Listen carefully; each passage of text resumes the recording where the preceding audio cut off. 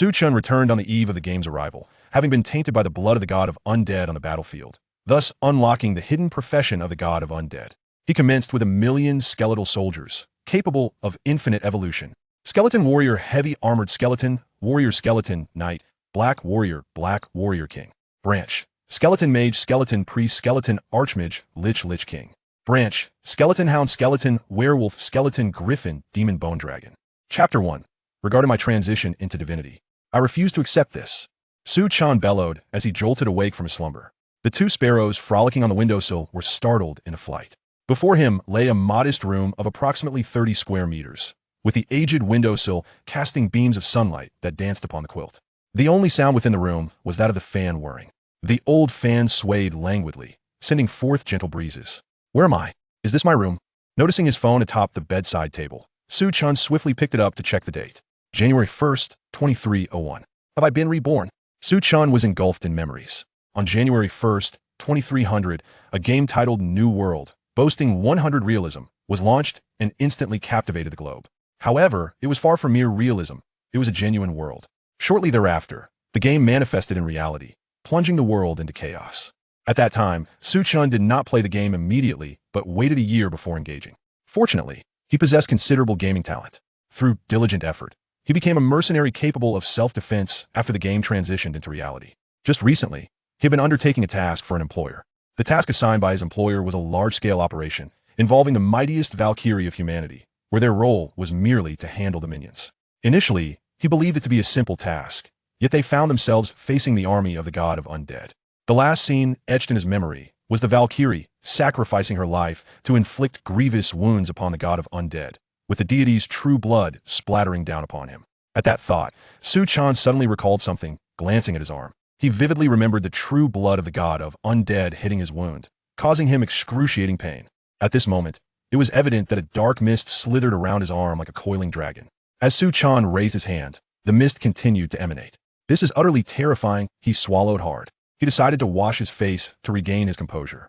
The reflection in the mirror revealed a youthful visage, with traces of boyishness adorning his face. He appeared as a delicate and tender-skinned young man, so different from the weathered and scarred mercenary he would later become due to relentless exposure to the elements. He felt somewhat unaccustomed to this youthful visage. The immediate priority is to enter the game, but why was I not reborn on the day the game launched, instead finding myself a year after its inception? Su Chen pondered, feeling a sense of resignation.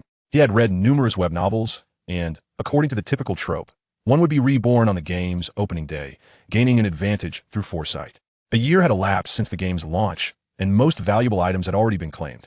Furthermore, he lagged behind others by a year in terms of level and equipment, creating a significant disparity in combat power. Even if he was aware of the emergence of valuable items, he felt powerless to compete. Perhaps it was because he had originally entered the game a year later in his past life. Thus, his rebirth did not occur on the eve of the game's launch, but rather at the time he first entered the game. Su Chen promptly ordered a gaming pod online.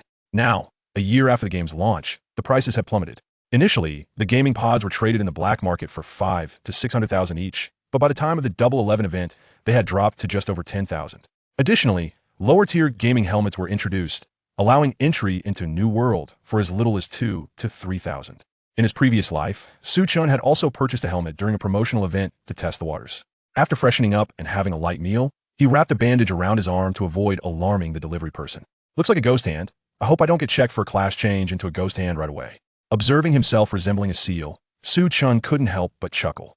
New World offered both standard and talent-based class changes. Individuals with exceptional swordsmanship could immediately transition to sword saints, while scientific prodigies became alchemists upon entering the game.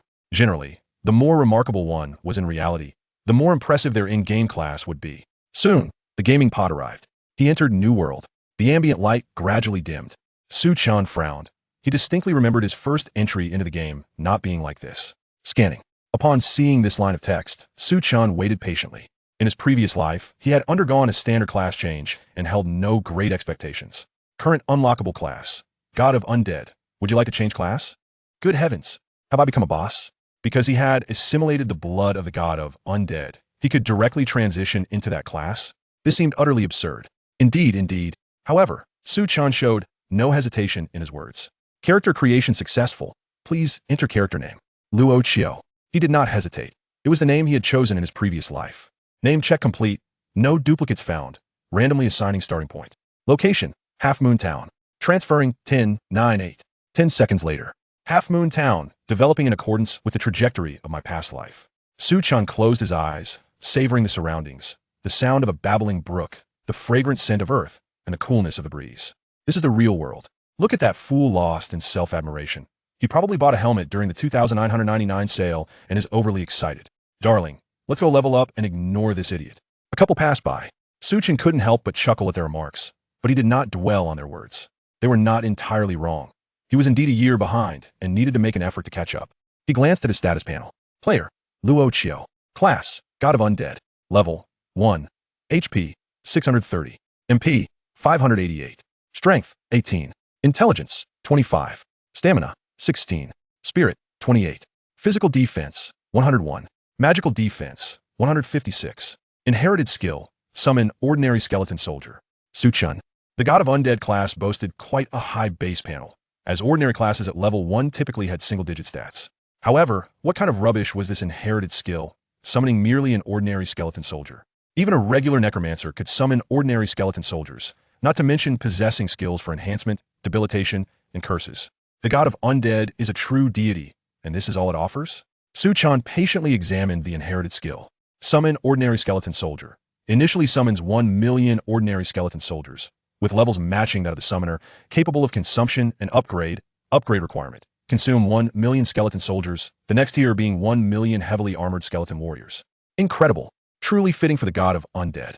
Su-chan's expression shifted, and he couldn't help but praise the God of Undead profession. Who dares to call this skill garbage? Chapter 2. I, who can summon 1 million skeleton soldiers, am unable to level up. However, the conditions for skill advancement left Su-chan feeling rather incredulous. It was required that he expend 1 million skeleton soldiers in order to upgrade his skills. What does 1 million even signify? With 10,000, it stretches infinitely. With 100,000, it reaches the heavens. In short, it was somewhat absurd. Without lingering in town, he set off to encounter monsters and test his abilities. The wilderness outside the town was not overly crowded, as this game had been around for over a year. There were indeed newcomers. But the vastness of the world meant that the player base had thinned out, preventing the chaotic masses typical of a game's launch. The outermost monsters consisted of small wild chickens and rabbits, and Su-chan did not tarry. He made his way directly toward a higher-level monster area. That person was also a novice. He had considered inviting him to join the party for monster hunting. Perhaps he was merely an admirer of the scenery. Indeed. Let us first reach level 10 and transition into a life profession. The atmosphere in the novice zone remained harmonious, with the truly aggressive players being those dedicated to combat. Having long since entered the game, the majority of new players were either aesthetic enthusiasts or had heard that the new profession was quite lucrative, opting for a lifestyle player as a secondary career. There were combat enthusiasts as well, typically students who had just gained the ability to play or newly employed workers. The outskirts of Half Moon Town were vast, and gradually, human presence dwindled. Once he confirmed that the area was deserted, Su-chan finally halted his steps. Ahead lay a resting brown bear, which became his first target. Fallen creature, heed my command, he intoned. Su-chan opened his skill bar and activated his ability. The summoning was instantaneous, and the dramatic line was a flourish of his own making. Instantly, a swirling mass of dark energy emanated from him, gradually sinking and forming a circle. A seemingly bottomless passage opened from the ground. He could freely set the number of summons, so he decided to start with 100.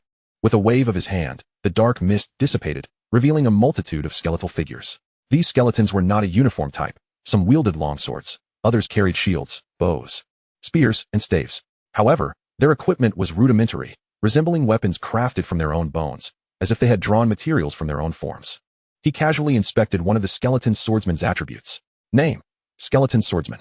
Level: 1. Health cap: 500. Energy cap: 80. Strength: 13. Agility: 2. Mentality: 1. Endurance: 20. Movement speed: 10. Attack speed: 10. Skills: Heavy Strike, Parry Counterattack. Heavy Strike: a charged attack that deals double damage. Parry Counterattack: after a successful block, automatically counterattacks. Aside from the swordsman, he also glanced at the archer. Their attributes were quite similar. Speed was their glaring weakness. After all, they were skeletons.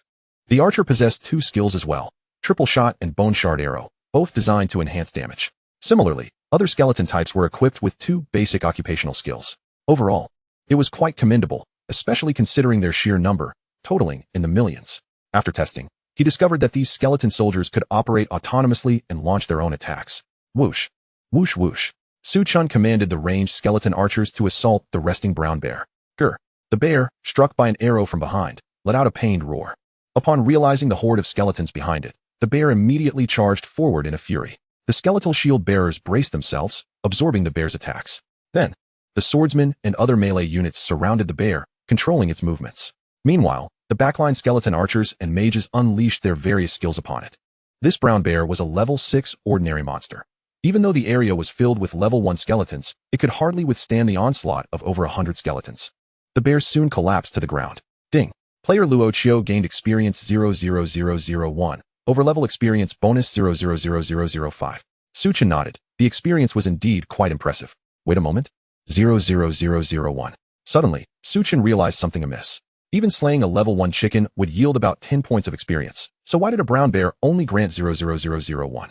Logically, defeating a level 6 bear should yield at least 100 points of experience. What calculation led to 00001?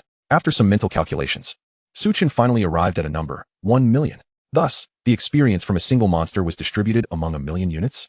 Chen was left dumbfounded. Initially, he had thought that the consumption of skeleton soldiers could be eased, considering that depleting 1,000,000 at once would create quite a commotion. He could also leverage the 1,000,000 skeleton soldiers to level up. However, plans rarely survive contact with reality. Unless he exhausts this 1,000,000 skeletons, he would likely spend months merely reaching level 2. Oh no, I've become a tool. He had once believed it was advantageous for the summoned skeletons to share his level, but now it seemed more of a curse. This meant their levels would parallel his own progression. Without reaching level 10, he couldn't use the teleportation array. And the carriages in Half Moon Town were solely reliant on chance encounters with merchants. Walking to the next area would take at least half a month. Chen sighed. What on earth could he do to deplete 1,000,000 skeletons in this novice zone of Half Moon Town? Damaged bear pelt, bear claw. He had yet to learn monster disassembly. But with a few skeletal swordsmen, he quickly managed the task. No equipment dropped. The drop rate in New World was relatively low, which was quite normal. He casually collected the skeletons. This skill was a legacy ability, with no cooldown or mana cost, simply consuming 1 skeleton per 1,000,000 summoned. Thus, Chen gradually developed the habit of retrieving them seamlessly, akin to closing a door without thought. At this moment, he had lost the inclination to hunt monsters. Who could endure gaining only 00001 experience from a bear? It was like slaughtering 10,000 bears for the equivalent of a single chicken. Just go and aggro the monsters for me. I'll finish them off with a single skill. As he walked, he suddenly heard a gruff voice. What is this? We paid you, and now you want us to aggro monsters. Exactly. I'm not taking the carriage anymore. Refund my money. Chen looked over to see a high-level character with several novices. Some individuals who hadn't fared well often sought to profit from newcomers. This phenomenon was quite common. The key issue was that some of these individuals, despite being hired hands, lacked the awareness of their role. There were often foul-mouthed rookie bosses who would collect money from newcomers, only to ghost them, blocking them, and vanishing. Chapter 3. I, who turned red, did not accumulate sin points. No carriage means no refund. If you're dissatisfied, come at me for a PK. The high-level player chuckled with a mischievous grin. Forget the money. I shall report you on the forum. One of the newcomers, not one to back down easily, retorted, It's your choice to report me. But let me remind you that I have ample free time. Once your novice protection wears off, I may very well keep an eye on you. The high-level player, unbothered, replied dismissively. You. The newcomer could only concede defeat and walk away. Those who could afford to pay for transportation were typically from a decent socioeconomic background, making such behavior blatantly unscrupulous. Having also trained in Half Moon Town in a past life, Chen recognized the individual before him. He recalled the name Windchaser.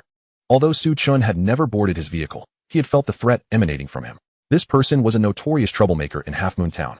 Dear friends, I have not deceived him out of his money. He simply stated he no longer wished to ride. Windchaser laughed. The other newcomers, who had already paid, dared not voice their fury. At that moment, Windchaser caught sight of Chen observing from a distance and approached him directly. Upon realizing that Chen had not activated his recording, Windchaser chose not to pursue the matter further. You dare to speak of this? You know the consequences. Now be gone. Windchaser admonished Chen before returning to his previous activities. Instead of feeling angered by Windchaser's scorn, Chen merely smiled. He was grappling with how to exhaust the over 100,000 skeleton warriors at his disposal, and this situation felt like a timely opportunity presenting itself. Half Moon Town harbored numerous high-level players who preyed on newcomers for profit, and the reputation of such players was often tarnished. Despite Windchaser's abrasive demeanor, he was comparatively more tolerable than many others who engaged in deceitful practices. After all, those who frequented this area were typically players who had been discarded by the larger factions. Seasoned players were generally occupied with leveling up elsewhere. Chen noted the coordinates of his encounter with Windchaser and pretended to flee in fear, much to Windchaser's inexplicable satisfaction. Though he considered himself an experienced player, he had fallen behind, and peers of the same level could easily overpower him. Witnessing the newcomer's trepidation restored a semblance of his lost pride. After a brief interval, the owners who had paid Windchaser found themselves scurrying about, drawing monsters as laborers. Windchaser lounged like a lord, reclining in a decked chair, waiting for the monsters to arrive so he could dispatch them with ease. "Haven't you eaten? Why are you luring the monsters so slowly?" he chided, deliberately trying to drive the newcomers away, ensuring they left of their own volition rather than being swindled. Slowly, a few skeletons sauntered into view. Windchaser frowned and swiftly dispatched one with a single strike. Although he had yet to undergo his second-class transition at level 60, his level 65 status allowed him to annihilate level 1 skeletons effortlessly. In no time, the number of skeletons swelled to 20 or 30. Windchaser stood and delivered a sweeping attack, obliterating them all. "Who the hell keeps bringing skeletons here?" Windchaser finally lost his patience and shouted. The surrounding newcomers exchanged glances, bewildered. Before Windchaser could pinpoint the culprit, a relentless horde of skeletons began to encircle him, with a flurry of arrows. The farthest-reaching archers decimated the bewildered newcomers. "What is happening? I've been in Half Moon Town for so long and have never encountered such an overwhelming number of skeletons." Windchaser quickly realized something was amiss. It was improbable for just one player to draw such a massive crowd of monsters. He raised his sword and launched an attack at the densest cluster of skeletons. Sweep. Blade Storm. The level 1 skeletons fell instantly to his assault, with over 100 collapsing to the ground. However, despite his 2 successive skills draining some of his mana, the gap left by the fallen skeletons was quickly filled by more emerging from the shadows. As the relentless onslaught continued, Windchaser felt the sting of several attacks, causing him to lose a small amount of health despite the level disparity offering some mitigation. Observing from a distance, Chen noted the absence of a forced health deduction mechanism in New World, as it mirrored reality. If such a mechanism existed, any player could easily exploit it. The skeletons, however, seemed to inflict a guaranteed minimum damage, likely linked to the god of the undead, whose summoned skeletons differed markedly from those conjured by mere necromancers. Windchaser continued his assault, obliterating another 100 skeletons, yet his foray into the throng led to him losing even more health. His lack of skill left him unable to dodge effectively, relying solely on his level and attributes to fight back. "How can I possibly kill them all?" Windchaser lamented, noticing the inexhaustible tide of skeletons replenishing their ranks. Survey. This reconnaissance skill was inferior to the more advanced Eagle Eye, which Windchaser lacked. The sight that greeted him was shocking. An ominous sea of skeletons was advancing towards him. Had he unwittingly disturbed a nest of skeletons? Although he boasted over 30,000 health points, he knew that if he continued to engage, defeat was inevitable. A single death would cost him 50% of his total experience for the level, along with the chance of losing non-soulbound equipment. Windchaser could not afford such losses, as earning back 50 experience points would take days of grinding in higher level areas. Run. Windchaser made his decision in haste. Just as he prepared to flee, the previously docile skeletons suddenly became aggressive, converging towards his escape route. Brutal charge. Frenzy. Activating his skills, Windchaser dashed towards the town, reasoning that the presence of guards would deter the skeletons from following. His tally of dispatched skeletons surged. 300, 500, 1,000, 2,000, 3,000. Yet, his health plummeted alarmingly. 30,000, 10,000, 5,000, 3,000, 1,000, 500, 300. After slaughtering over 5,000 skeletons, Windchaser's health hit rock bottom. Chen, watching the spectacle unfold, felt exasperated. He had unleashed 30,000 skeletons, hoping Windchaser would eradicate them all. The outcome was disappointing. Checking his own panel, Chen assessed whether his malevolence had increased. Not only had it remained unchanged, but he also garnered a minuscule amount of experience. It appeared that this profession operated under a different system of judgment. The god of the undead did not seem to account for player factions, or even humanity itself. In determining outcomes, Chen fell into contemplation. After all, acquiring experience from player kills was not something typical players could achieve. Chapter 4. The Dungeon, so effortlessly simple. As he approached, Chen noticed a sword lying on the ground. This fellow had actually dropped his weapon. Chen chuckled softly, picking it up to inspect. Wolf-S Gift Longsword, Silver. Type, Longsword. Level requirement, 50. Strength, 280. Effect, increases attack speed with each strike, stacking up to a maximum of 20 layers. Equipment is categorized into ordinary, bronze, silver, gold, dark gold, epic, legendary, mythical, artifact, and sacred. It is no wonder that they seek to exploit newcomers, even at level 60. Some still wield a level 50 silver weapon, and considering the game has been running for a year, such low-tier silver weapons are virtually worthless. Nonetheless, despite their lack of value, Chen still tucked it away in his backpack. With a wave of his hand, he summoned all his skeleton soldiers back. Since these skeletons are considered separate units, not only do they share experience, but their kills also count as their own, making it seem quite simple to expend them. An idea struck Chen. Monster Siege. The game frequently hosts Monster Siege events. All he needed to do was disguise his army of skeletons as monsters to easily consume them. What a clever thought. Chen applauded his own intellect. After depleting his skeletons, he could retain one to ensure that the next wave of 1,000,000 skeletons wouldn't spawn. Essentially, by leveling up just one skeleton, it would be akin to leveling up 1,000,000 skeletons simultaneously. To expedite the leveling process, there was no need to rush into a siege. First, he would gather a set of equipment. Chen quickly devised a plan. At the resurrection point of Half Moon Town, Sway Foam emerged in a daze. He found the situation utterly absurd. Apart from a distant mine, there were no skeletons to be found in Half Moon Town. Even the skeletons in the mine were not of this caliber. Although they were skeletons, they seemed larger and more substantial. Damn it, my weapon has been dropped. How am I supposed to lead others now? Subsequently, Sway Foam discovered that his weapon had been lost. Never mind. He decided to post about the incident on the forum, hoping to garner some clicks and earn a little money. Before he had died, he had captured a few screenshots. Soon, he posted about the incident. Ridiculous. It amused him. A level 65 player was taken down by a level 1 skeleton, yet he claimed something was amiss. This person was merely a newcomer bait in Half Moon Town, likely trying to exploit others. Although there were a few replies to the post, they were mostly mockeries, and the thread quickly faded into obscurity. Chen directly sought out the most challenging dungeon in Half Moon Town. Ruined Dungeon. Level restriction, 110. Please select difficulty, normal, warrior, king, hell.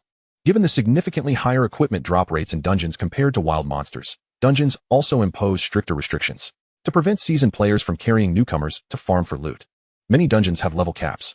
Without hesitation, Chen selected hell difficulty. The hell level boasts the highest drop rates, and in addition to the equipment itself, there are rare materials. However, the difficulty is exceedingly high. Even a level 10 player, fully equipped and skilled, would find it extremely challenging to clear a hell dungeon. Upon selecting hell difficulty, a name appeared. Record holder, Cold Tone, 8 minutes and 51 seconds. Chen recognized this name. Cold Tone was among the top 3 archers. A formidable player since the game's inception. Chen hesitated momentarily, contemplating whether to break this record. A dungeon record holder receives certain attribute bonuses. However, achieving this would mean his ID would be announced in the world. Furthermore, the game system of New World is inherently malicious.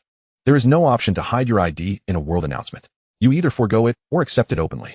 The identity of the creator of this game remains a mystery even in later years. Many experts have analyzed it, but arrived at no conclusions. In summary, the creator's various actions indicate a significant malice in allowing humanity to enter the game. Chen's plan was to first acquire a set of excellent equipment, enabling him to level up swiftly even without skeletons. If he slowed his pace to avoid breaking the record, it would squander a great deal of time. Besides, even if he evaded this time, what about the next dungeon? A troublesome situation must eventually be confronted. Never mind. Chen entered the dungeon directly, surrounded by desolation.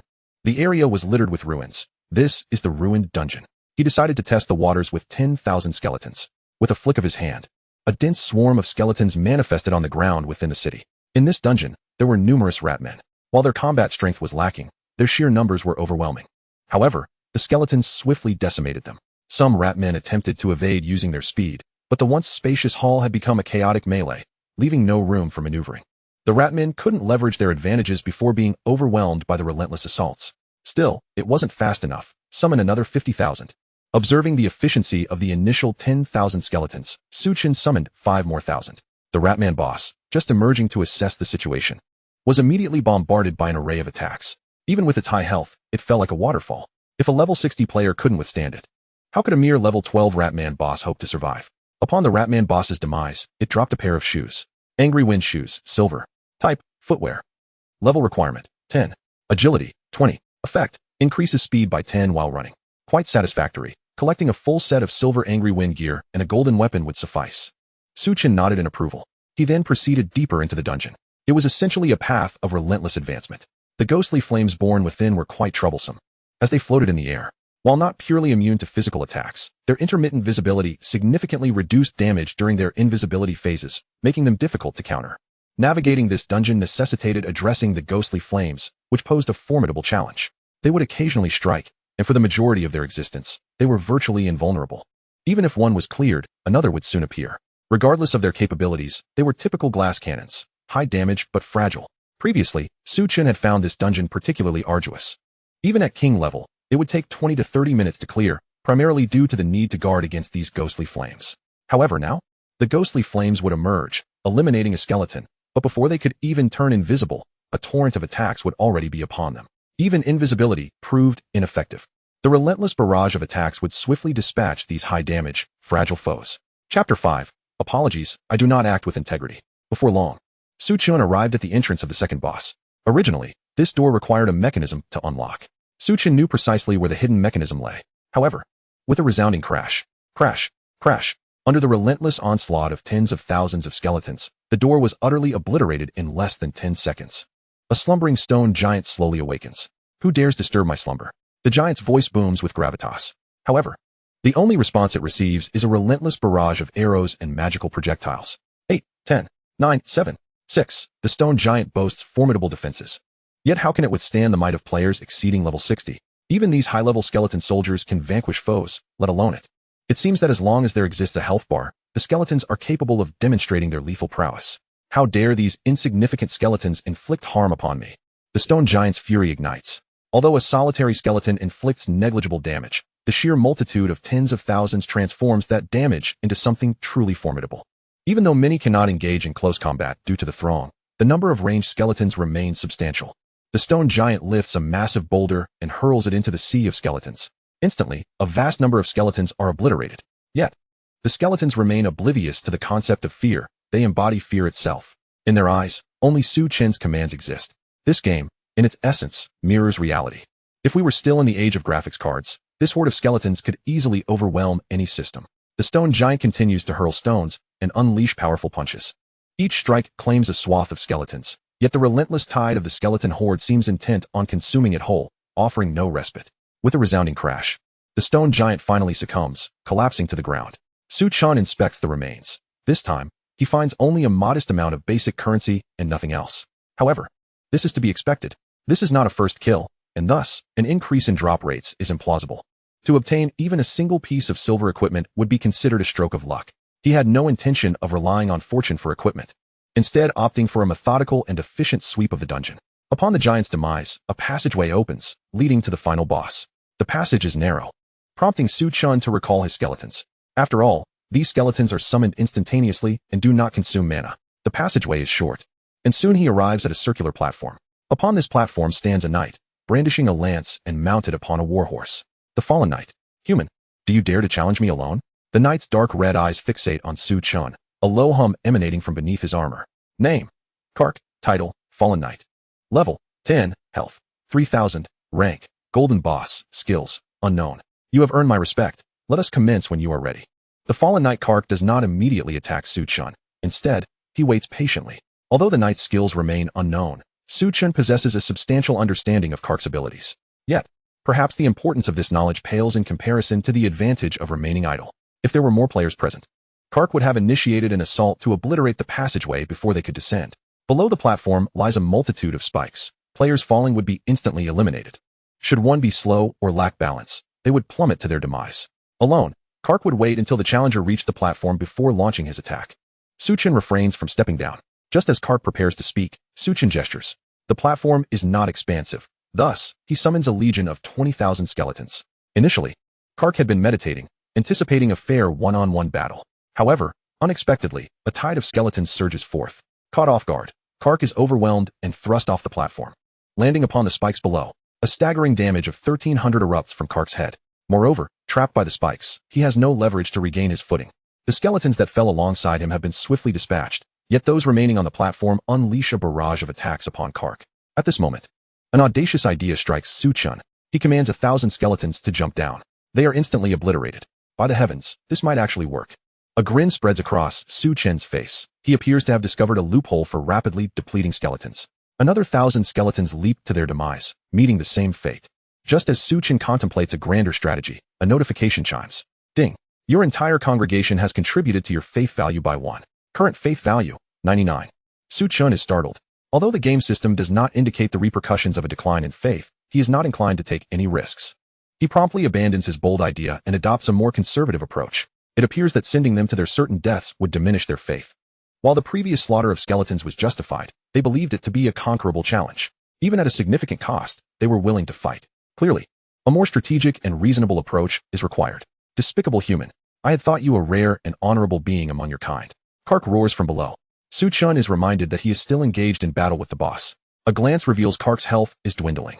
Be compliant. Under Su Chen's command, The skeleton army intensifies their assault. The boss's health diminishes even further. Ah, treacherous. With Kark's anguished cry, he falls silent upon the spikes. Suchin reflects on the fact that he should not have pushed this boss off the platform. Fortunately, no equipment has dropped, otherwise, he would have to leap down and retrieve it. At that moment, a notification echoes through the air.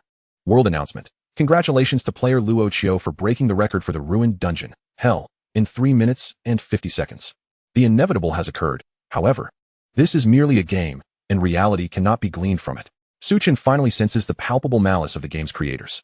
Previously, he had never graced any leaderboard. Thus he remained oblivious to such matters, assuming they were reserved for the elite. This design effectively discourages players from hiding their progress, as the developers relish in the spectacle of player competition. Ding! You have received the BUFFF, Dungeon Record Holder, Magical Attack increased by 1. A percentage-based buff that occupies no inventory space. While it is merely a low-level dungeon buff, it is nonetheless quite advantageous. Chapter 6. I, Suchun, do not cheat. The world chat explodes with this news. This record had been dormant for nearly a year. Who could be so exceptional? Could it be that a renowned player deleted their account and created a new one, intending to reclaim those records? The Cold Tone player must have undergone a reset. Otherwise, with his skill, he would not be relegated to merely the top 3 among archers. He undoubtedly possesses the capability to secure the top position, if not for the level disparity, following his reset. It seems improbable that a seasoned player would undertake such a monumental endeavor after a year. Could it be a newcomer, a monster? It is utterly inconceivable. The record was surpassed by a staggering 5 minutes compared to the cool-toned player's time, leaving me in awe of how such a feat could be achieved. I implore the esteemed expert to share a video, so we might learn from their mastery. I too am curious about the profession of this enigmatic individual. Speculations abound among the crowd, each attempting to unveil the identity of this mysterious figure. Breaking records is not the frightening aspect. What truly terrifies is surpassing the opponent by 5 full minutes. This scenario is akin to 2 individuals engaged in a game of table tennis. One is a world champion. Yet the other first defeats the champion with their right hand, then proceeds to do so again with their left. The only thing left would be to employ their feet. Of course, the previous record held by the cool tone player may not necessarily represent the pinnacle of achievement, for there are numerous true masters who, engrossed in reaching level 10, have not devoted themselves to perfecting their strategies for record-breaking feats. Regardless of the circumstances, the cool-toned player undoubtedly ranks among the elite. The Sunset Guild elite team has just conquered a dungeon, and at this moment, the members are busily dividing the spoils and bestowing accolades. Recently, the skills of Brother Lung have become increasingly refined. Had it not been for his rapid succession of arrows that rendered the BOSS sluggish, we would have faced annihilation. Before the strategy for the ruined ruins was unveiled, we can consider this a successful venture. Haha, should we not find a tavern to celebrate this victory? The elite team engages in cheerful banter, though there is little to rejoice about, as we did not achieve the first clear. The cool-tone player, basking in the praise of the crowd, humbly responds. Enough, old Long, do not be so modest. Had you not deleted your character to restart? I doubt even the current top archer would be your match, remarks Feng Yu, the guild leader, with a smile. To Feng Yu, the cool-tone player is the foremost expert within the guild. Had he not chosen to start anew, he might not have been able to rival the cool-tone player. However, the position of guild leader is not merely awarded to the most skilled. Individuals like the cool-tone player, who relentlessly pursue perfection, might not even desire the role of leader. In his quest for optimal attributes, the cool-tone player deleted his account upon discovering that the holder of the dungeon record could enhance their stats. This is not a decision every expert could make. During dungeon runs, all members muted world chat to avoid distractions, but now the chat is open once more. World announcement. Congratulations to player Luo Chio for setting a new record in the ruined dungeon, Hell, with a time of 3 minutes and 50 seconds. A thunderous revelation. Old Long, if I recall correctly, this time surpasses yours by 5 minutes, does it not? Feng Yu muses, momentarily silenced after boasting about the cool-tone player. To be precise, it is 5 minutes and 1 second, the cool-tone player replies, his eyes narrowing, fully aware that every second counts immensely. Feng Yu nods in agreement. I shall have someone investigate whether any top-tier players have deleted their accounts recently, he states, furrowing his brow. The cool-tone player has recently set numerous records. And if the opponent is indeed targeting those achievements, it could spell disaster for him. There is no need to search among the elite. Only a handful of the top players could surpass me by 5 minutes and 1 second, indicating that this is merely their first attempt at record breaking. The cool-tone player remarks nonchalantly, in my estimation, they still have the potential to improve by at least 30 seconds. This presents quite a dilemma. Feng Yu shakes his head, a touch of exasperation in his demeanor. What do you intend to do? The cool-tone player regards Feng Yu with an impassive expression. If it were not for those elite guild members, I would not allow him to undermine the record you have worked so hard to establish. Feng Yu suddenly flashes an innocuous smile and says, to put it selfishly, You are our guild's strongest asset. If we permit him to continue, your strength will diminish considerably. Although Feng Yu's smile appears harmless, the cool-toned player recognizes that he is quite capable of carrying out such actions. That is unacceptable. The cool-toned player states softly, yet with unwavering conviction. Unacceptable, you say? Feng Yu's smile fades, his gaze sharpening. Yet the next moment, he dons his benign smile once more. Since you disagree, there is little to be done. Considering the strength of the opponent, it seems they may grow beyond our reach. The cool-toned player casts a glance at Feng Yu. If you wish to strengthen the guild, you might consider attempting to recruit him. I suspect those top-tier individuals would not resort to deleting their accounts to restart. He should be a remarkably gifted free agent. The cool-toned player articulates his assessment. However, as he speaks, he notices Feng Yu already engaged in some action. What you say is reasonable, yet he has not activated friend verification. It appears that while the cool-toned player was speaking, Feng Yu had already attempted to add him as a friend. In that case, let a few individuals venture to Half Moon Town to see if we can initiate a conversation. Feng Yu concludes cheerfully. This same scene unfolds within several other prominent guilds, each expressing interest in this extraordinary newcomer. However, the prospect of waiting for the individual to mature seems a distant endeavor. After all, they have invested a year in leveling up and pouring resources into their development to reach their current status, to catch up to the pinnacle of achievement. Even the most talented individuals would require 2 to 3 years, at the very least. Thus, while the major guilds remain attentive, their aspirations are tempered. They merely send a few members to make contact. World announcement. Congratulations to player Luo Chio for setting a new record in the ruined dungeon, Hell, with a time of 3 minutes and 38 seconds. World announcement. Congratulations to player Luo Chio for setting a new record in the ruined dungeon, Hell, with a time of 3 minutes and 30 seconds. World announcement. Congratulations to player Luo Chio for setting a new record in the ruined dungeon, Hell, with a time of 3 minutes and 13 seconds. Su Chun continues to break records in the dungeon, increasingly frustrated by the slow pace, and thus summons more skeleton warriors. As a result, the world announcements are dominated by Su Chen's dungeon completion times. Players are left in disbelief. Isn't it true that one cannot enter dungeons after reaching level 10? How is he still grinding away without reaching level 10? Absurd. He is on the verge of completing it in under 3 minutes. If it were not for the game's anti-cheat measures, one might suspect he was utilizing a hack. How can a player be so astonishingly proficient? It simply should not be possible. Chapter 7. As the god of the undead, is it not normal to siege a castle? World announcement. Congratulations to player Luo Chio for setting a new record in the ruined dungeon, Hell, with a time of 2 minutes and 59 seconds. World announcement. Congratulations to player Luo Chio for setting a new record in the ruined dungeon, Hell, with a time of 2 minutes and 50 seconds. As Su Chun relentlessly breaks records, pushing his time below 3 minutes without pausing, even the guilds can no longer contain themselves. Big Hammer. This time you will personally seek him out and promise him our guild's top-tier training resources. Feng Yu promptly instructs. Previously, he had considered eliminating that player named Luo Chio because he was encroaching upon the cool-toned player's attributes, and he would continue to do so in the future. However, with the cool-toned player opposing his actions, Feng Yu, despite being the guild leader, understood the principles that guided the cool-toned player. To force the issue would risk having the cool-toned player abandon the guild entirely. Recruiting him seemed a mere formality. Yet, it has become evident that this matter demands serious attention. Possessing such extraordinary abilities, he could, should he choose to sign a contract with the guild, rapidly ascend to the ranks of elite masters within less than a year, thanks to the guild's resources being preferentially allocated for his development. Naturally, requisite assessments would be necessary. After all, one could only base judgments on his records thus far. What if they were merely the result of clever shortcuts? Regardless, he stood to lose nothing. If he were a fraud, he simply would not sign the contract, and all parties would remain unscathed. Promises are but words, and boasting incurs no taxation. In the desolate dungeon, the fallen knight Kark was ensnared by skeleton soldiers, his entire body covered in them. Despite his every swing cleaving through a multitude, the relentless tide of skeletons showed no signs of abating, and his health visibly dwindled. After this bout, he would have dispatched nearly 100,000 skeletons.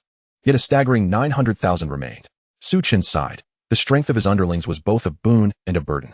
As chosen skeletal warriors, they possessed a mandatory health deduction ability, else Kark could have vanquished even more of their kind. Angerwind Longsword, Silver. Type, Weapon. Level requirement, 10. Strength, 15. Agility, 15. Effect, grants a chance to increase movement speed upon attack. Angerwind, set effect can be activated, providing 15 movement speed, 15 attack speed, and 15 agility. Thus, the Angerwind set was complete. As he picked up the weapon from the ground, Su Chun noticed a ring beside the longsword. Ring of Valor, Dark Gold. Type, Jewelry. Level requirement, none. Critical hit, 30. Effect, increases critical hit damage by 15. With this item in hand, there was no need to continue farming this dungeon. Su Chun promptly adorned the Ring of Valor, which held considerable value. as it was exclusive to this level 10 dungeon and could not be acquired elsewhere. Many affluent players sought to purchase this critical damage ring at exorbitant prices, especially those specializing in extreme critical hits. Such low-level, unique jewelry often commanded a market price even higher than that of high-tier ornaments, as its practical value, despite being somewhat lesser, was offset by its rarity. Exiting the dungeon, Chen reflected on the spoils of his endeavor. In addition to the Anger Wind set, he had also acquired 2 commendable skill books. Wither, cast time 1 second. Temporarily reduces target's movement speed by 90 and defense by 50. Blade Surge adds a sword energy attack to slashes, lasting for 10 seconds. According to the norms of the game, mages could not wield swords or knives, nor could warriors learn magic. Yet, Chen discovered he faced no such restrictions. He could equip anything and learn any skill. This was only fitting, as his class was that of a deity. Had anyone ever heard of a god being unable to utilize martial techniques or magic? Thus, to be precise, he was neither classified as a magic user nor a physical combatant. He was simply an unremarkable god. I must hasten to level up, without reaching level 10. I cannot utilize the teleportation array or access higher-level dungeons. Chen gazed toward Half Moon Town. Monster Siege. No, it should be termed a Skeleton Siege. There should be ample opportunity to summon. Chen sought a vast expanse of flatland. This time, he summoned all at once, and black mist enveloped the plain. The grazing cattle sensed the imminent peril within the darkness, bolting in terror as if they had sprouted extra legs. As the black fog gradually dispersed, it revealed a legion of skeletons, armed with an assortment of weaponry. The sight was nothing short of magnificent, an endless sea of skeletons, yet their formation remained impeccably disciplined. In the forefront stood shield-bearing skeletons, behind them were spearmen, while swordsmen flanked the sides, ready to engage. Various archers and magic-wielding skeletons occupied the rear. This was clearly a well-disciplined army, targeting Half Moon Town, in the name of the glory of the undead. At Chen's command, countless skeletons raised their weapons in response. Simultaneously, he monitored the notification messages, finding no indication of a decline in faith points. Thus, it seemed that as long as the skeletons were not sent forth on futile missions, there would be no adverse effects. With 90,000 skeletons amassed, their presence became overwhelming, and the aura of the undead thickened, coalescing into dark clouds overhead. From afar, it appeared as though a great terror was advancing toward Half Moon Town. I am on the verge of level 6. With a bit more effort, I shall soon reach level 10 and transition into a life profession. It was fortunate that I had discovered this monster hunting ground, and that I had refrained from bringing that novice into our group. Indeed, who could have known that we would stumble upon such a lucrative hunting ground? Losing one player would have diluted our experience gains. 2 players chuckled as they conversed. Hey, what is that vast expanse of dark clouds? Perhaps it is about to rain? As they stood there, momentarily transfixed, they gradually came to the unsettling realization. Skeletal soldiers. My heavens, an endless horde of skeletons. Quick, let us return to the town. There are guards. The 2 fled in haste at the sight. A similar scene unfolded continuously around Half Moon Town, to ensure the swift exhaustion of his skeletal army. Chen had already deployed them in formation as they neared the town, surrounding it entirely. Whoosh, whoosh, whoosh. The townsfolk of Half Moon had yet to comprehend the situation when the skeletal army initiated their assault. World announcement. Half Moon Town is under attack by the army of the god of the undead, triggering a special event to defend Half Moon Town. The town is now in combat status. Players cannot log out. Logged-in characters remain in the game, nor can they leave via the teleportation array. Strive to defend Half Moon Town. Failure will result in the debuff, Gaze of the God of the Undead. Chapter 8. The Army at the Gates. What kind of divine battle is this? A man wielding a massive hammer appeared in Half Moon Town. His finely crafted armor indicated that he was a high-level player, unlike others clad in tattered gear. This individual's equipment radiated a faint glow, unmistakably of superior quality. Really, do I have nothing better to do? They send me to recruit a new player, he grumbled. His ID was Big Hammer, a name he adopted due to his fondness for heavy hammers. At that moment, he had been dispatched by the president of the Falling Wind Guild to recruit the newcomer who had shattered the cold color record. Indeed, it was highly likely that he was merely a novice. Before his arrival, the president had already sent inquiries, and those adept enough to surpass the cold color record were all preoccupied with their own affairs, leaving no one missing. Yet, he was indeed impressive. Having surpassed the record of that cold color player's releveling, he was chosen for this task because he held a position within the guild's management. Should the newcomer demand specific conditions during contract negotiations, he possessed the authority to make decisions. As Big Hammer emerged from the teleportation array, he immediately sensed the disarray around him. The guards of Half Moon Town were forming ranks in the streets, seemingly preparing for battle. Players were not leveling outside. Instead, they had all retreated within the town. Big Hammer frowned, just as he was about to inquire a player about the situation when the world announcement rang out. World announcement. Half Moon Town is under attack by the army of the god of the undead, triggering a special event to defend Half Moon Town. The town has entered a combat state, and players cannot log off. Characters remain in-game if logged off, or leave through the teleportation array. Please strive to protect Half Moon Town. Failure will result in the debuff gaze of the god of the undead. What is happening? Are we under siege by a deity? Upon hearing this, Hammer was left utterly bewildered. How could a novice town like Half Moon Town possibly be worthy of such divine attention? Damn it, there's no way to return now. Hammer rushed back to the teleportation array only to discover it was inoperable. The debuff was visible. Gaze of the god of the undead. Your damage to undead creatures is reduced by 30. While undead creatures deal 30 more damage to you, duration, until you defeat the god of the undead. What the hell did I do to deserve this? In a fit of rage, Hammer slammed his hammer into the ground, leaving a crater in the town's floor. The surrounding soldiers cast a glance at him. Under normal circumstances, he would have faced a fine. However, with the endless horde of skeletal soldiers surrounding Half Moon Town, they had no time to deal with him. Nor did they wish to provoke him further. Nearby players were equally startled by Hammer's outburst. He scanned the area and noticed a fair number of players, including several high-level ones. He was aware that novice towns attracted seasoned players seeking to exploit new players. Among them was a heavy warrior who had previously ranked within the top 20. Hammer was surprised to find him trapped here as well. Hammer had some notoriety and had attracted the attention of several experienced players. Why are you all staring at me? This debuff is practically permanent. If you don't want to face punishment, follow me out, Hammer retorted, annoyed that others were discussing him when the situation was dire. To lift the debuff, one must defeat the god of the undead, a deity. Was he capable of such a feat? Little did he know, this siege might involve divine intervention. Meanwhile, the outside world was in an uproar. What is going on? Isn't Half Moon Town just a novice village? Why is the god of the undead attacking it? Damn it, Half Moon Town is my birthplace. If it weren't for that punishment, I would have teleported back to defend it. I've already tried. And the teleportation array is closed. No mention of rewards, only penalties. I don't even want to approach Half Moon Town. Is anyone in Half Moon Town? Start a live stream. 1. This is a divine battle. Half Moon Town might be destroyed before I can even start broadcasting. There was no mention of the god of the undead participating, only that his army was involved.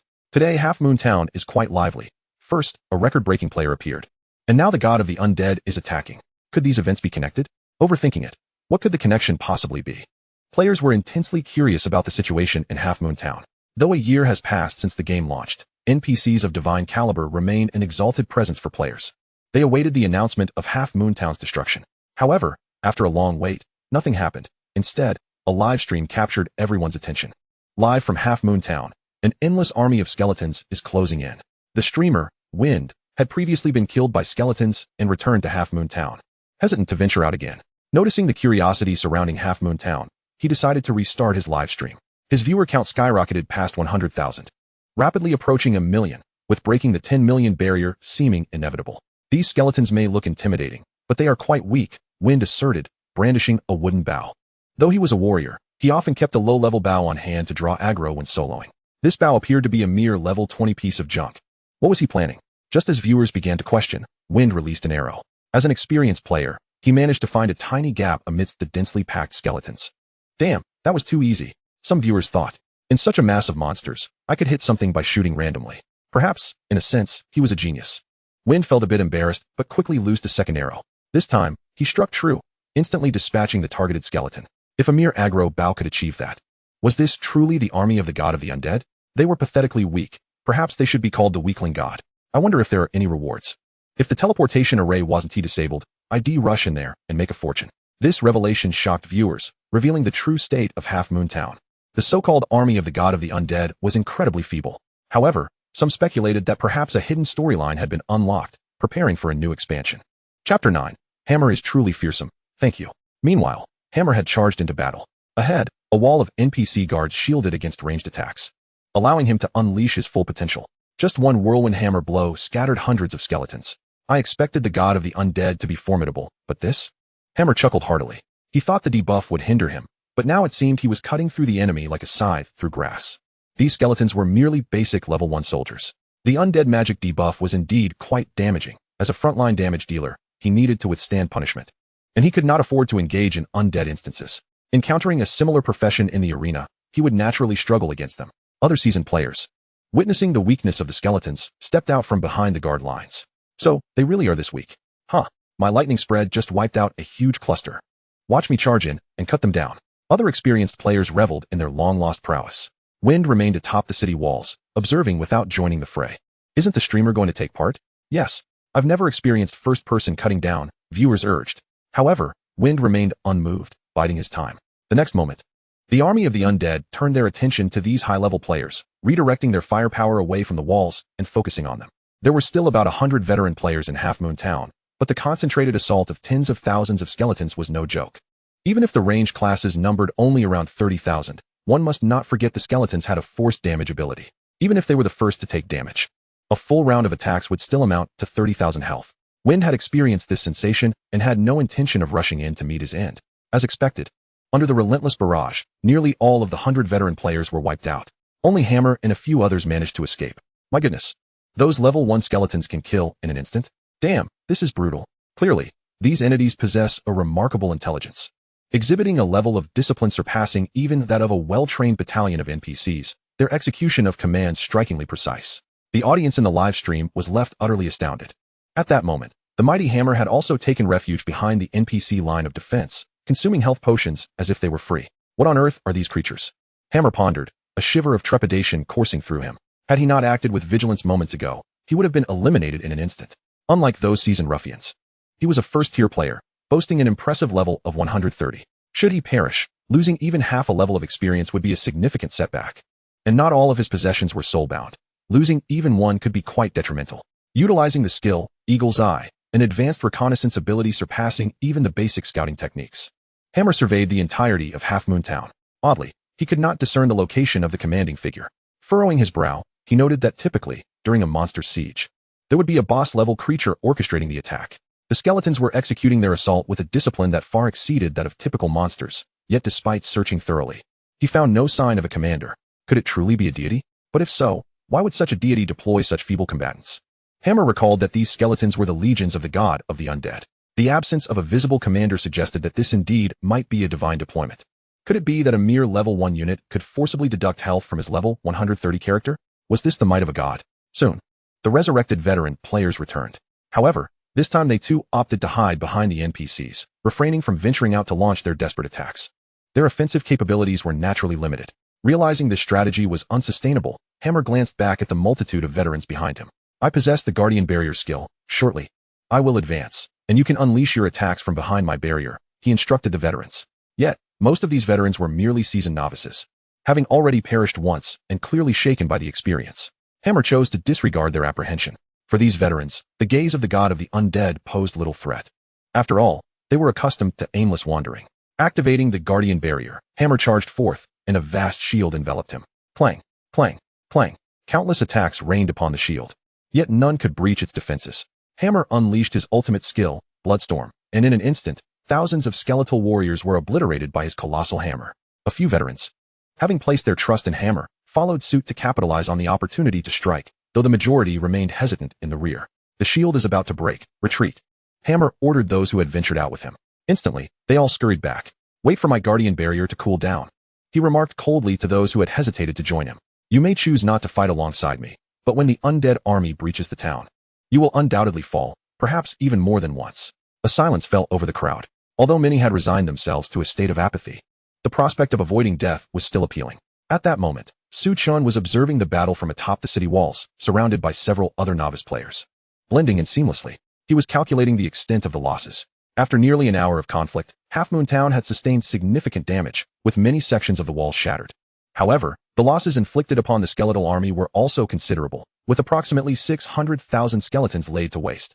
Su Chun continuously monitored the faith value, relieved to see no decline. This battle was one of mutual attrition, rather than a mere surrender, and thus the skeletons had yet to exhibit any drop in faith value. That hammer is truly formidable, Su Chun thought, recalling that he seemed to be affiliated with the Dawn Guild. Watching Hammer, who was now waiting for the cooldown of his Guardian Barrier, Su Chun couldn't help but smile. Hammer had performed exceptionally in this battle, single-handedly annihilating tens of thousands of skeletons. Moreover, thanks to the protection he provided, the veteran players had also safely dealt with a substantial number of skeletons. The operational efficiency of the skeletons was relentless, aiming to maximize damage. Having already lost 1 point of faith value, Su Chun dared not gamble further, even without intentional manipulation. The combat instincts of the skeletons were formidable. They were, after all, a divine selected force. It seemed the conclusion of this battle was imminent. As the cooldown of Hammer's Guardian Barrier concluded, he led the charge once more. Su Chun estimated that the battle was nearing its end. Chapter 10, Successful Defense? Perhaps only temporarily. After all, they were merely level 1 skeletons. Even their ferocity had its limits. The NPC guards and players, having paid a certain price, began their counteroffensive. Gradually, the skeletal army faltered. 20,000, 10,000, 5,000. The skeletal ranks dwindled, and a smile crept across Su Chen's face. These troublesome experience-hogging foes were finally being dealt with. As the formidable mass of skeletons was systematically eradicated, cheers erupted from the lower-level novice players observing the battle. Many among them had attempted to join the fray, only to be dispatched in an instant, finding no utility in their efforts. "Hooray, we won!" exclaimed an exuberant girl nearby, jumping with excitement. Seeing Su Chen beside her, she could not help but shake him in her enthusiasm. "Indeed, it was quite a challenge," Su Chen replied with a smile. It certainly was no small feat. The million skeletons had finally been exhausted, allowing for some much-needed level progression. Casually, Su Chen glanced at his skills. Summon ordinary skeletons, upgradable upon upgrade, can summon 1 million heavily armored skeletons, with branching evolution into skeletal priests and skeletal werewolves. Would you like to upgrade? Su Chen chose to disregard this for the moment. He still aimed to level up, planning to activate it when preparing for large-scale dungeons to obtain gear. World announcement. Half Moon Town has successfully repelled the invasion of the god of the undead. The defense of Half Moon Town has succeeded, granting all participating players a level increase. To successfully fend off the god of the undead, this event only rewarded a single level? What a miserly reward. Did you watch the live stream? The so-called god of the undead is merely a multitude of level 1 skeletons, albeit in large numbers. Stop being a naysayer. Clearly, you didn't pay attention to the stream. Those skeletons possess forced penetration abilities. You would have been eliminated just as swiftly. Leveling up is no small feat. That hammer from the Dawn Guild doesn't seem to have any clear reason to be in Half Moon Town, but he certainly is enjoying himself. The experience required to level from 130 to 131 is absurdly high. How I wish I had gone to Half Moon Town back then. The world announcement once again sparked reactions among players, maintaining a high level of engagement, with many discussions erupting on the forums. A renowned player known as Big P also published an analytical post titled, "Is Half Moon Town a farce?" It could very well be the prologue to the god of the undead. It is well known that the game has yet to update to the true divine level expansion. Currently, even top-tier players cannot contend with true deities. This invasion by the god of the undead is likely a prologue, and this expansion will undoubtedly be exceedingly challenging. Reason 1. These skeletal warriors are merely level 1, yet they possess the terrifying ability to inflict a mandatory loss of 1 health point. In this new realm, such an extreme mechanism is unparalleled. The god of the undead has deployed it as the sole entity endowed with this capacity. To comprehend the dreadfulness of this mechanism, one need only refer to past games. Reason 2. I connected with the renowned expert player, Big Hammer, who was present at the time. Even with the meticulous examination through his spectral eye, he failed to detect the god of the undead. Reason 3. The disciplined skeleton army exhibits signs of controlled manipulation, indicating the god of the undead's attention. However, their absence suggests a mere test. Thankfully, Big Hammer's valiant efforts have thwarted their advance. Otherwise, this lowest-tier army might have laid siege to Half Moon Town, possibly prompting the god of the undead to grant rewards prematurely. P's analysis holds merit. Indeed, one can sense the distinctiveness of the ordinary skeleton soldiers of the god of the undead compared to others. The mandatory loss of 1 health point is exceedingly vexing. Be confident. Perhaps when the true army of the god of the undead arrives, they may eliminate you instantly, thereby rendering the mandatory health deduction irrelevant. If a new expansion featuring the god of the undead is imminent, I fear that the gaze buff bestowed by the god of the undead may prove to be quite detrimental, especially as one prepares to battle a multitude of undead foes. Caution is warranted. Should one notice a surge in undead presence, it would be wise to retreat swiftly. Given the disparity between this batch of skeletal warriors and the typical ones, combined with the earnest analyses from players, rumors of the god of the undead's expansion are now widespread. Everyone is striving to enhance their abilities in anticipation of its arrival. Large-scale expansions invariably herald a significant reshuffling. Consequently, items that counter the undead have seen a spike in prices. After enduring a calamity, people often feel a sense of relief. Although for players, this is merely a game event, the realistic portrayal has induced an emotional response among the populace. Players atop the city walls are celebrating together.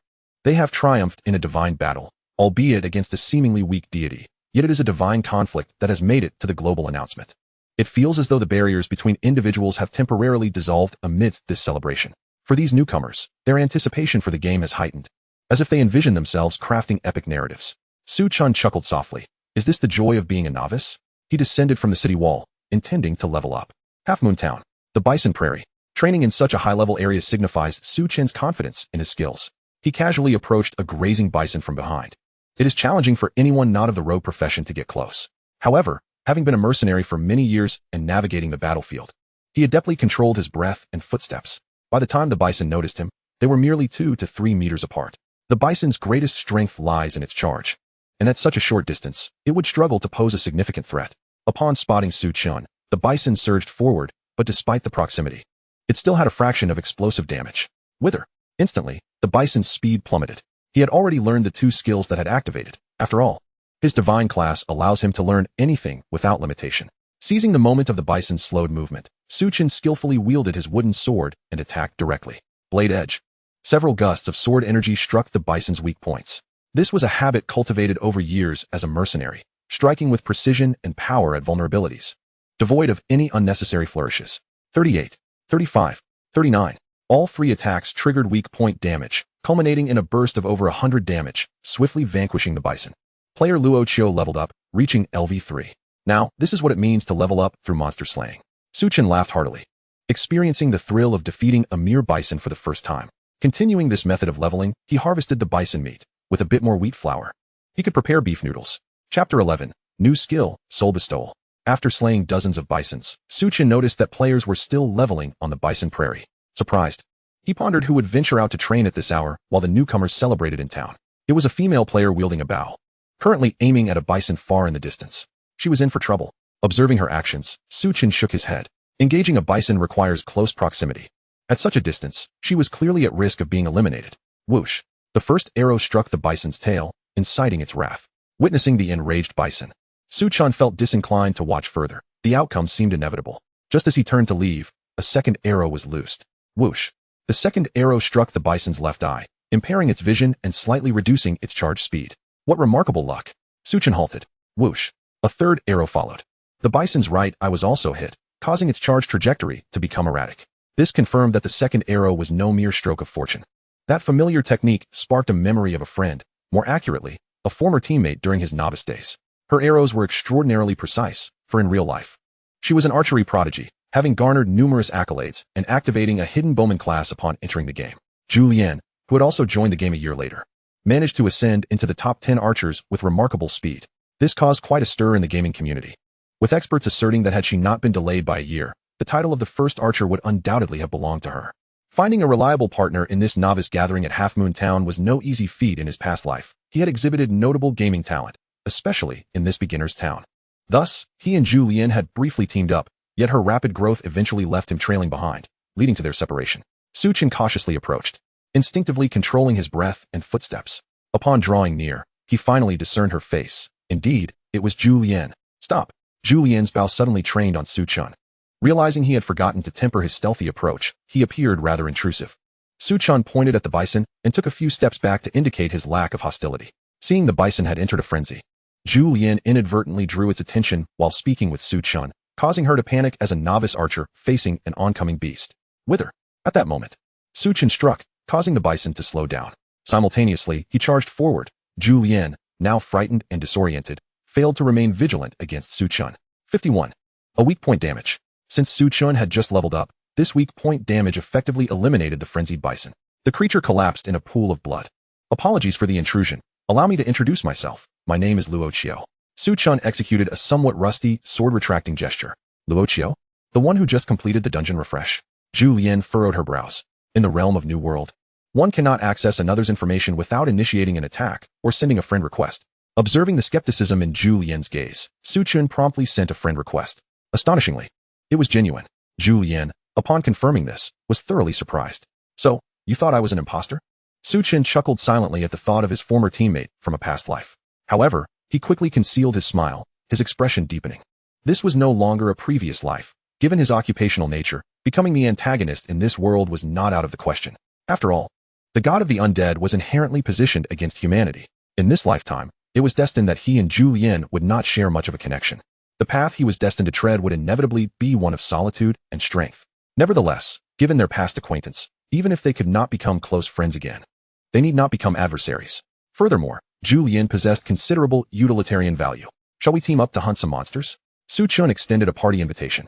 After a moment of hesitation, Julianne accepted his invitation.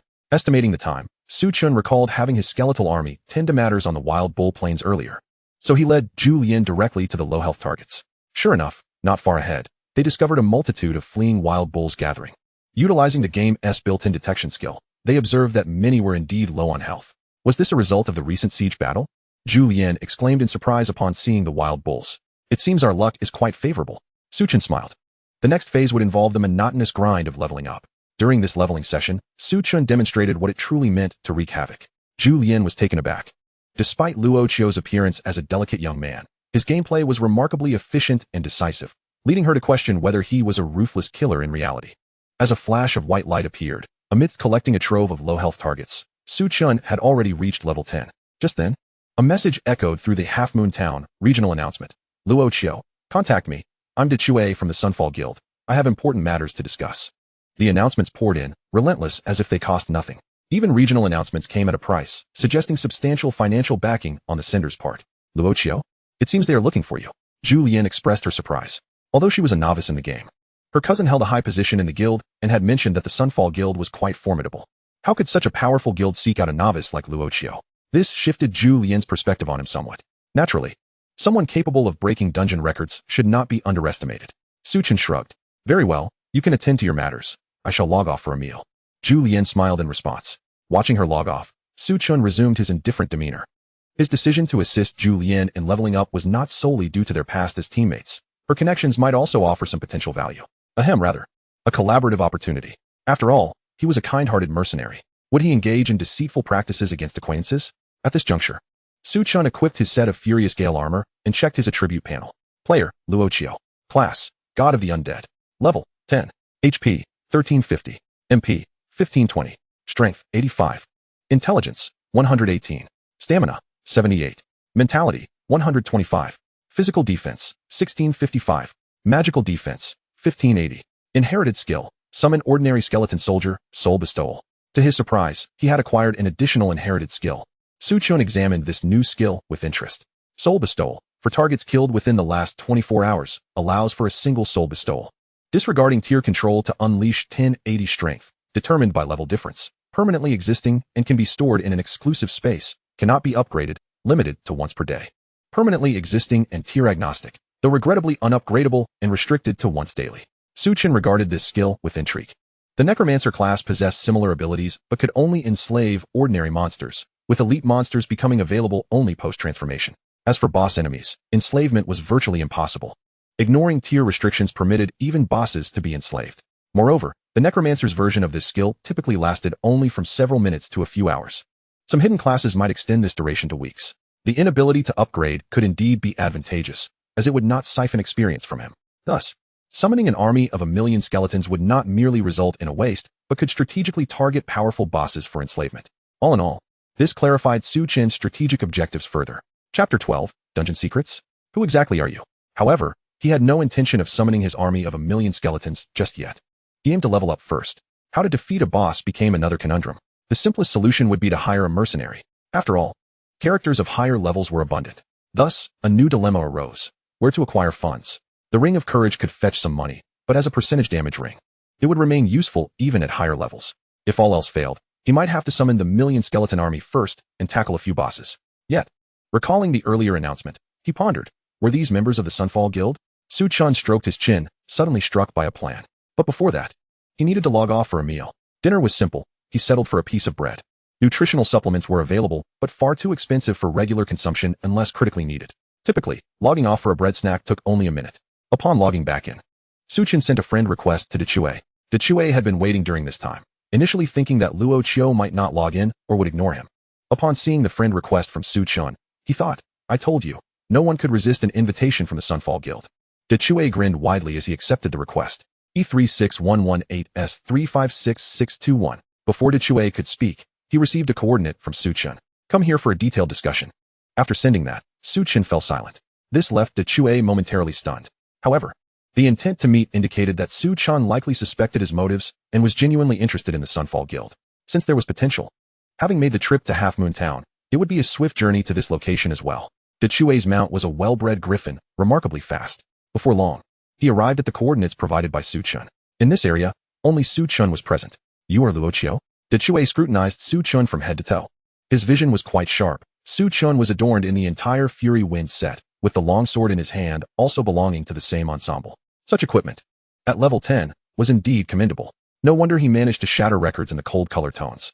However, to acquire an entire set of this caliber at level 10, one must not be an ordinary individual. In New World, with its abysmal drop rates, even the most skilled player would find it impossible to obtain a complete set on their own, even though the drop rates in hellish dungeons are relatively higher. Securing a full Fury Wind set would require dozens, if not hundreds, of hell-level dungeon runs. After such an endeavor, one would have long surpassed the level 10 cap. The fact that this individual had managed to assemble a complete Fury Wind set likely indicated that significant sums of money were involved. It was not that low-tier equipment held value, but rather that such rudimentary gear was seldom farmed. Furthermore, the Fury Wind set, being a product of dungeons, was not something players typically sought to grind for. It was plausible that he was a wealthy heir from a major corporation, indulging in the luxury of hiring others to farm for him. Greetings, I have long admired your reputation. Su-chan extended his hand with a slight smile. Hello. I am the Hammer of the Sunset Guild. Upon contemplating these thoughts, Hammer's demeanor shifted subtly. The Sunset Guild held immense allure for independent experts.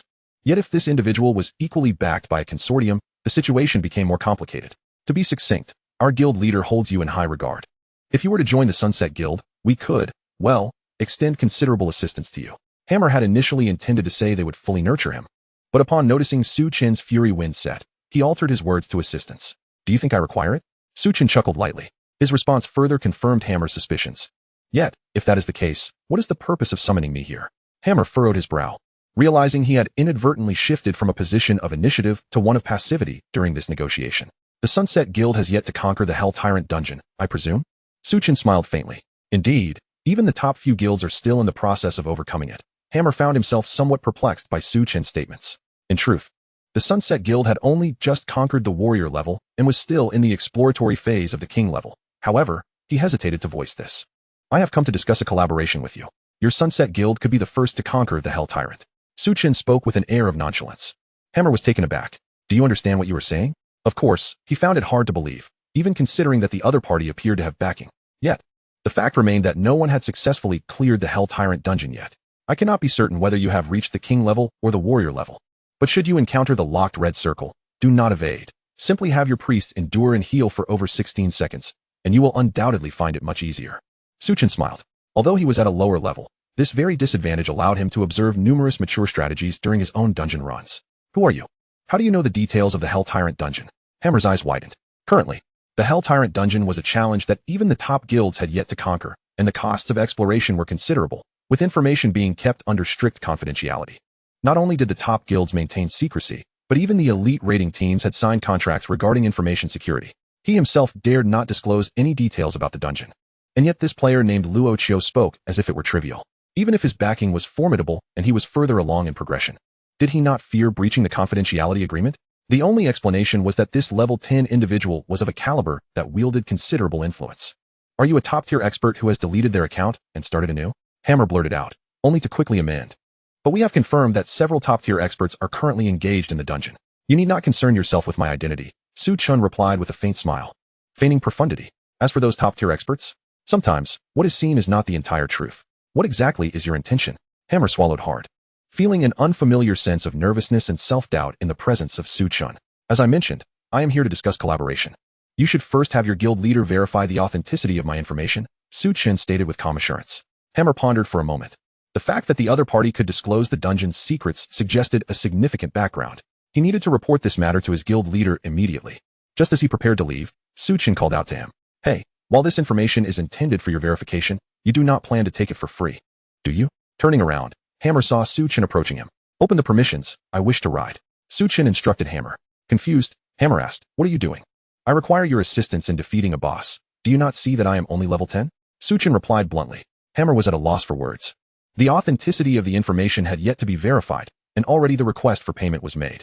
However, after some reflection, he decided to grant the permissions. Given the capabilities of his backing, it was not impossible to fulfill such a request. Perhaps Su-chen was testing their guild strength? Hammer thought to himself.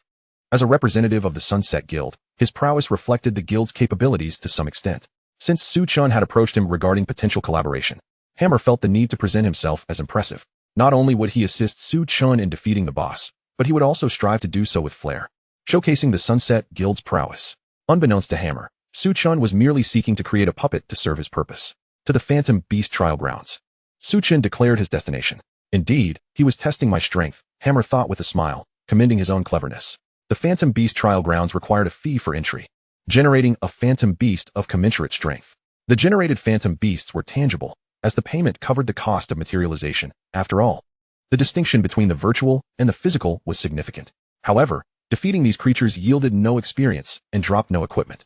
They were purely for experts to test their own mettle. Su Chen's request for assistance in battling a boss at the Phantom Beast Trial Grounds, which offered no experience, was inherently contradictory. It was evident he sought merely to assess Hammer's abilities and thereby evaluate the strength of the Sunset Guild.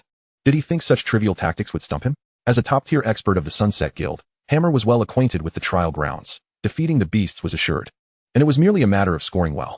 This time, he would undoubtedly achieve an outstanding score, providing Su Chen with a significant impression. The Phantom Beast Trial Grounds were quite distant, and after returning to the town, Hammer used the teleportation array to reach their destination. As for the teleportation fee, Su Chen saved a sum, while Hammer waved his hand nonchalantly, covering the cost. The Phantom Beast Trial Grounds awaited them. Su Chen felt a surge of anticipation as he wondered what kind of boss would be matched with the mighty Hammer. The Soul Bestowal offered a minimum guarantee of 10, which Su Chen considered to be its most formidable aspect. If he could slay a dragon, then even with his current abilities, he could summon one that retained at least 10% of its power. This would essentially eliminate any obstacles to his progression. Having the Hammer face a boss that matched his own prowess was something that typically required a substantial monetary investment, unless one was willing to pay a hefty sum. The Hammer, however, would bear the cost of summoning the solidified entity himself, a trivial expense for him. Before long, the Hammer's opponent was revealed. Name: Swift Rooster King. Species: Semi-Avian. Level: 115. Health: unknown. Tier: Dark Gold Boss. Skills: unknown. The high-level data was largely obscured. Su Chen realized he might have overestimated the Hammer, as he was only matched against a Dark Gold boss. However, boss encounters typically required a group to tackle, and higher-level bosses were increasingly formidable. A Dark Gold boss of such a high level would undoubtedly prove challenging even in single combat. The Swift Rooster King unsheathed a sword from its back the moment it spotted the Hammer. This particular rooster was obsessed with swordsmanship and had attained a certain understanding of the art, boasting numerous sword-based attack skills. Galeblade. The Rooster King suddenly accelerated, swinging its sword with astonishing speed. The Hammer hastily raised his guard, knowing well that he could not match the Rooster King's swiftness. After blocking the attack, the Hammer retaliated with a mighty swing of his hammer. Backward slash. The Rooster King deftly leapt back to evade the Hammer's strike, simultaneously landing a blow on him with its sword. Phantom Sword Chi. The Rooster King, relentless in its aggression, unleashed a barrage of sword chi aimed directly at the Hammer, leaving him in a precarious situation. Yet the Rooster King was not finished, following up with a series of relentless sword strikes that pursued the Hammer. Initially, the Hammer aimed for a high score to elevate the reputation of the Setting Sun Guild, but he found himself being overwhelmed by the Swift Rooster King's relentless assault, causing him to feel a loss of face. Warrior's first style, Bloodthirsty Strike. The Hammer, unable to afford any further missteps, unleashed his ultimate move in a show of respect.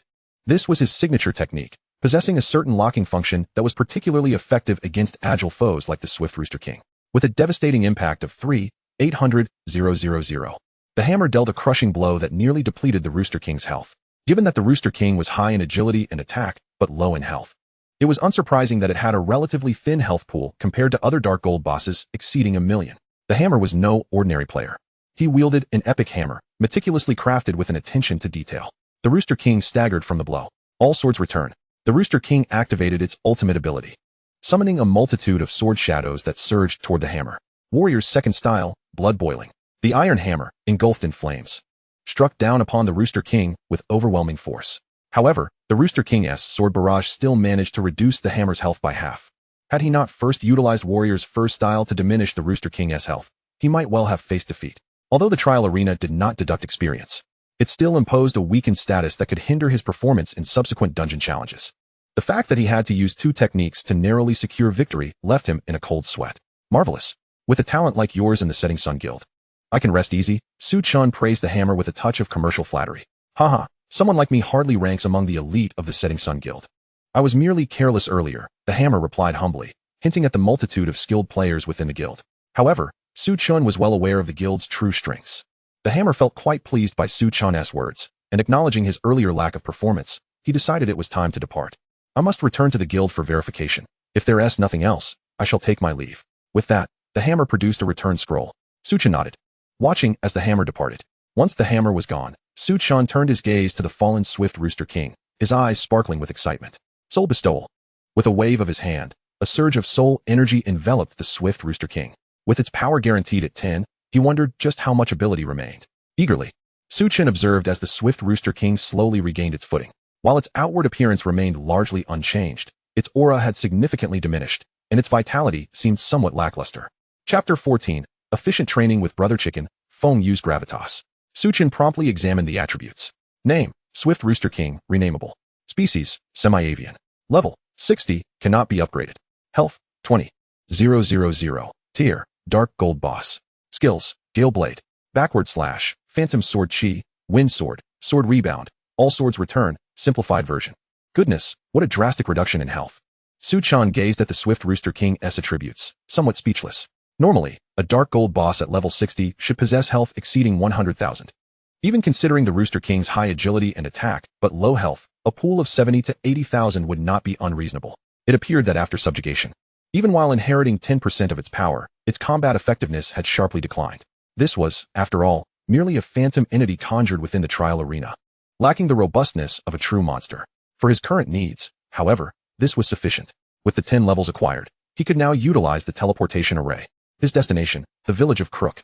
This so-called village was devoid of residents, having been ravaged by monsters, transforming it into a territory rife with various creatures. The outer perimeter was home to the ward camp, with levels ranging from 20 to 30. Venturing further inward would reveal even more formidable foes, densely clustered and easily found. Additionally, the core area contained the Demon Soldier Camp, recognized as the optimal training ground, where, despite the inherent dangers, the experience gained was unparalleled. However, this danger was indeed real. The Demon Soldier Camp was frequented by high-tier demons, exceeding level 100, and even seasoned players were wary of bringing others here. High risk equated to high reward. Those who ventured here to train, especially in groups, were typically confident in their abilities. Soon, Chen encountered 2 patrolling soldiers. Name, Ward Warrior. Species, Semi-Orc. Level, 23. Ordinary foot soldiers, they were a hassle to deal with personally, but as the god of the undead, it was beneath him to engage directly.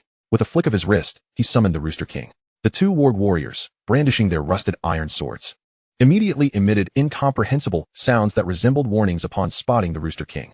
However, the Rooster King remained still, awaiting Chen's command. Only when Chen issued the attack order did the Rooster King spring into action. Gale Blade. The Rooster King swiftly dispatched one warrior with a single strike. After the kill, it struck a pose, exuding confidence.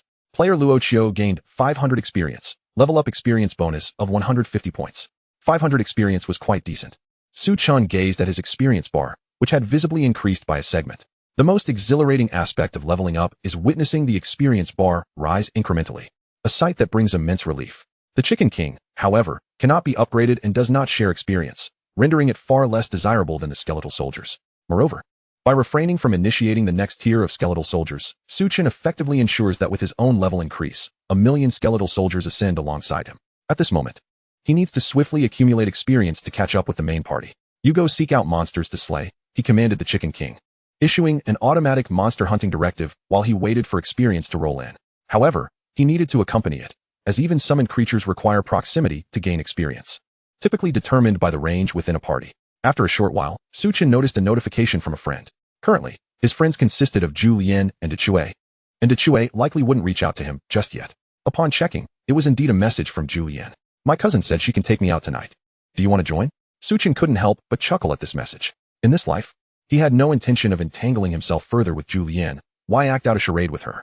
Julianne's cousin happens to be the vice president of the prestigious guild, Guanlan. Julianne's rise as a newcomer is not solely due to her talent. Her favorable family circumstances, coupled with her cousin's assistance, provide her with abundant resources. Although he hadn't yet conceived of how to exploit this for mutual benefit, he replied, I had a friend reach out to me as well. And I have someone to lead me. Let's save it for next time. All right, perhaps we can seize another opportunity, he responded casually before resuming his monster-slaying endeavors, embarking once more on his leveling journey. Meanwhile, on the other side, Julianne turned to the woman beside her. Sister, he said he has friends to guide him. So he won't be joining. Oh, is that so? What a pity, Cha Ming replied with a smile, not overly concerned. Earlier, she had heard from Julianne that she had just met a formidable player, the one who had set a new record, Chio, and she had hoped to meet him. If he indeed possessed great skill, she intended to recruit him into the Guanlan Guild. However, it seemed the Setting Sun Guild had already gotten a head start. There was no way to compel him, so she cheerfully said, Come, I'll take you leveling. Chen's matters were merely a minor interlude. They too ventured forth to level up. Hell Tyrant Dungeon, Warrior level. The Sunset Guild's assault team. Boss, are we really going to give it a try? Chue inquired, looking at Feng Yu. The intel you gathered warrants a test. Feng Yu replied with a narrowed gaze and a smile. Seeing Chue's despondent demeanor, Lung Seijiao joined in. Rest assured, we have previously tackled the warrior level. Our priests will focus their healing on you, so you won't perish. Fine, but I still find that guy inexplicably credible, Chue conceded reluctantly. Both Feng Yu and Lung Seijiao shared a similar belief in the reliability of the information Chue had brought back. Currently, only top-tier guilds possess the strength to raid the Hell Tyrant dungeon. Second-tier guilds have yet to qualify for entry. For one to possess detailed knowledge of the Hell Tyrant dungeon, they must hail from a first-rate guild, at the very least. I still can't comprehend who could possibly outdo my record of 5 minutes and 1 second, aside from those few top-tier experts who have restarted their characters. Lung Seijiao mused, looking at Feng Yu. Boss, are there really unknown masters out there? Who knows? Let's hurry and test the intel, Feng Yu replied with a smile. His eyes narrowing. As the assault team advanced, Feng Yu's smile vanished. Sometimes, what is seen is not the truth. His eyes narrowed as he savored the original words relayed by Chue. It appears you know more than I initially presumed. Feng Yu opened his eyes. A sharp glint within them. Boss, why are you lagging behind? Chue's voice echoed from ahead. I'm waiting for your cover, boss. Without you, I truly lack confidence. Don't fret. I'm on my way, Feng Yu replied, restoring his affable smile as he approached the group. Chapter 15. Luo Chio classified as confidential. The battle chickens are fierce. Before long, they arrived at the Hell Monarch dungeon, specifically in an area designated for the infernal fire demon boss. This boss, while not particularly powerful, presented numerous traps. The surrounding landscape was primarily engulfed in hellfire, leaving scant ground for the group to stand upon. The most troublesome aspect was the demon's skill that generated a red circle beneath each player's feet, which would continuously deplete health while inflicting a healing reduction debuff. The red circles did not move swiftly, allowing players to evade them through constant movement. However, this transformed the already cramped space into an even more congested battleground, necessitating countless practice runs to defeat this boss. This time, they approached with a mindset of verification, to avoid a total wipeout. Only Chue would withstand the damage while the others relied on their previous positioning. Chue, don't block the path. Retreat to a corner, Lung Seijiao advised, nearly tripping over Chue while maneuvering. Chue felt utterly wronged, having to bear the brunt of the damage and still receiving complaints. 16 seconds swiftly elapsed. Though afflicted by the healing reduction debuff, all priests focused their attention on him, ensuring his safety. Is there any change? Lung Seijiao urged, noticing Chue's silence. Feng Yu too turned his gaze, intrigued. I believe I'm immune to the red circle. I'm experiencing neither damage nor the healing reduction debuff. Chue responded with surprise. Feng Yu pondered thoughtfully. The mages should cast magic shields and consume red potions to withstand the circles, positioning themselves at the back while the priests monitor their health, disregarding others. He then directed, report status in 16 seconds.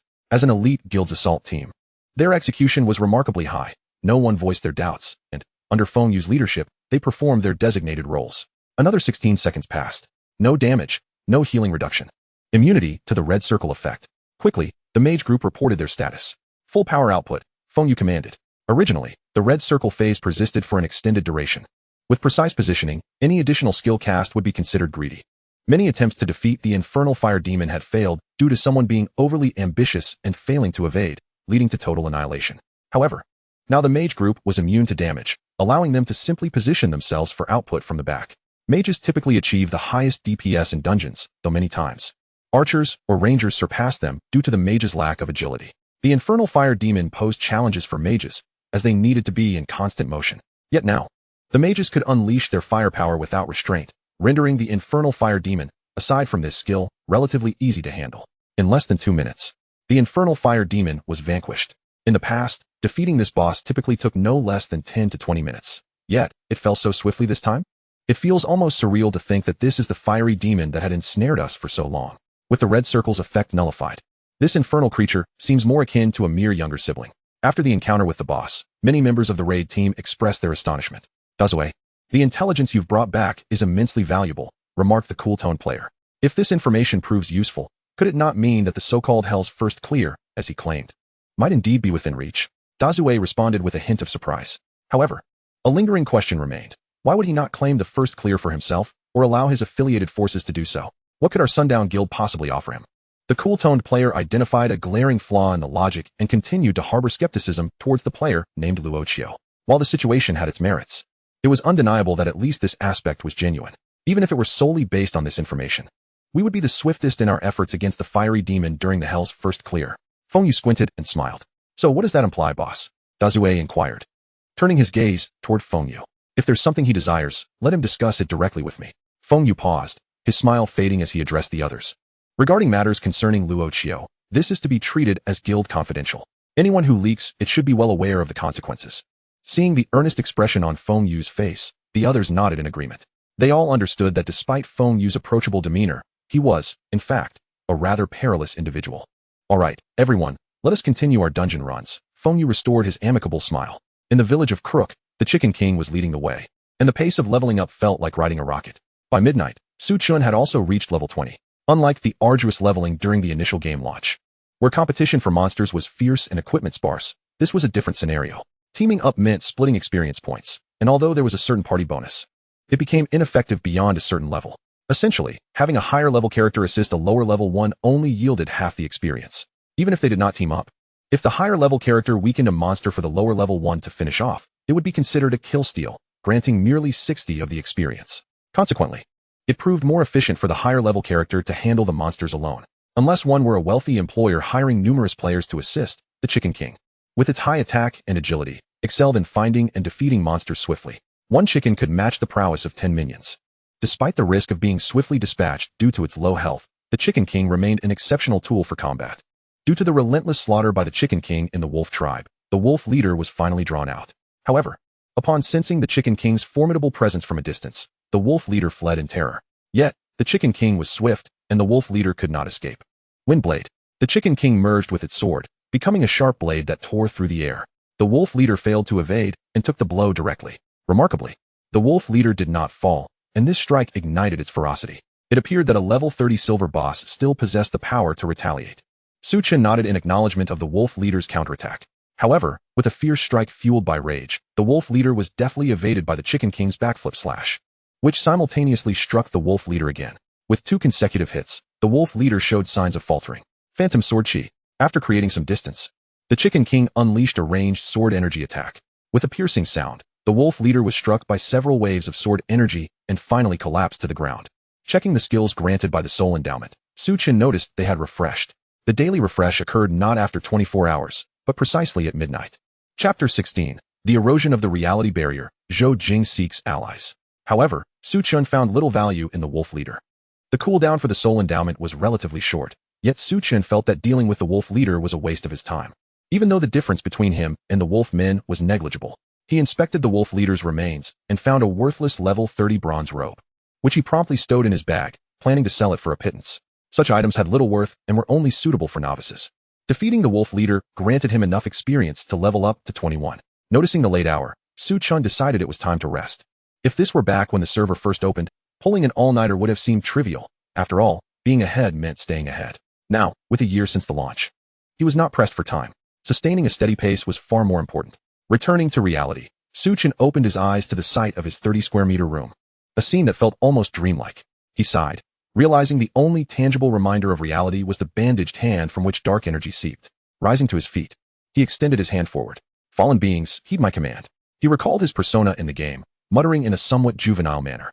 Yet, this was merely a manifestation of his youthful exuberance. With some time remaining before the game's full arrival and the barrier still unbroken, how could he possibly acquire abilities from the game? Su Chen chuckled and shook his head. Turning around, he contemplated whether any instant noodles remained. Having settled for a mere piece of bread for dinner, a pang of hunger struck him. Suddenly, a creaking sound caught his attention, and he froze. Slowly turning his head, he swallowed hard. What the hell, a skeleton? Startled, Su Chen felt a wave of fear wash over him. Before him stood a skeleton wielding a bone sword, gazing at him with a perplexed expression. Looking at the skeleton, Su Chen finally recalled that it resembled the skeletons he summoned in the game. Turning away, he attempted to issue a command to the skeleton, which promptly obeyed. He raised his hand, lowered it, lifted his foot, and set it down. As Su Chen continued to give more commands, the skeleton complied flawlessly. Was it the barrier eroding, or was the blood of the true gods simply too potent? Su Chen found himself lost in speculation. Nevertheless, he felt certain that the barrier had indeed weakened. Otherwise, those divine beings would have already descended upon them. To his astonishment, the barrier had begun to erode just a year later. Continuing to experiment, Su Chen tried to summon a second skeleton, but failed this time. It seemed that only a slight fissure had opened, perhaps unlocking more abilities in reality as he grew stronger. Furrowing his brow, Su Chen pondered the implications of the barrier's loosening. It might suggest that even the top players could potentially bring their powers into reality. However, as a mere minor character in his past life, he had never encountered such information. It was evident that the higher-ups of those grand guilds and corporations were privy to certain knowledge, yet had chosen to keep it under wraps. No wonder those dominant forces in the game maintained their status from the very start. In that moment, Su-chan comprehended much more than before. However, at present, he had no intention of overthinking things. He merely sought something to eat. He opened the refrigerator, only to find it utterly barren. Suddenly, his phone rang. Caller ID, Zhou Jing. Upon seeing this name, Su-chan was engulfed by a wave of nostalgia. Zhou Jing was his childhood friend. One of the first players to enter the game, though his talent was rather mediocre, placing him at the level of an ordinary player. During Su-chan's most trying times, Zhou Jing had lent him a considerable amount of money, even at the cost of straining his own marriage, leading to numerous quarrels that nearly culminated in divorce. Su-chan had initially been drawn to the game New World because Zhou Jing incessantly encouraged him, insisting that engaging in the game was far superior to working a mundane job. After entering the game, Zhou Jing frequently guided him. Following the game's onset, both he and Zhou Jing had become mercenaries. During one mission, Zhou Jing sustained a grievous injury, losing a leg while providing cover for Su-chan's retreat. This incident plunged Zhou Jing into a state of despair, rendering him unable to undertake missions or engage in combat, forcing him to take on logistical roles instead. At that time, Zhou Jing was still unaware that he had entered the game.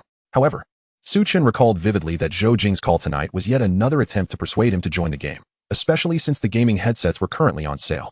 This opportunity ultimately led him to immerse himself in the game.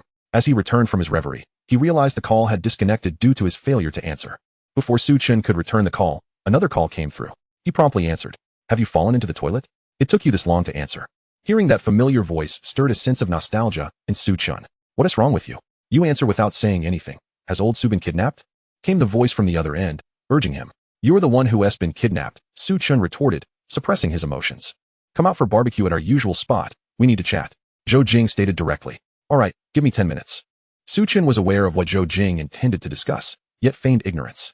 After hanging up, he noticed the skeletal soldier holding a bone sword still standing before him. The matter of how to handle his relationship with Zhou Jing brought him back to reality. With a thought, he dismissed the skeletal soldier. Just like in the game, summoning and retracting were instantaneous, rendering any dramatic phrases unnecessary. At the familiar barbecue restaurant, Zhou Jing had already ordered. Both he and Zhou Jing were aficionados of electric barbecue, and the sweet and sour electric barbecue from this establishment was unparalleled. They frequented this place often. The owners were an elderly couple. Ever since the game's arrival, the restaurant had never reopened. While the game's players possessed a certain degree of self-defense capabilities, ordinary people were left with no choice but to flee until order was restored. For them, this was nothing short of a catastrophe. You took so long.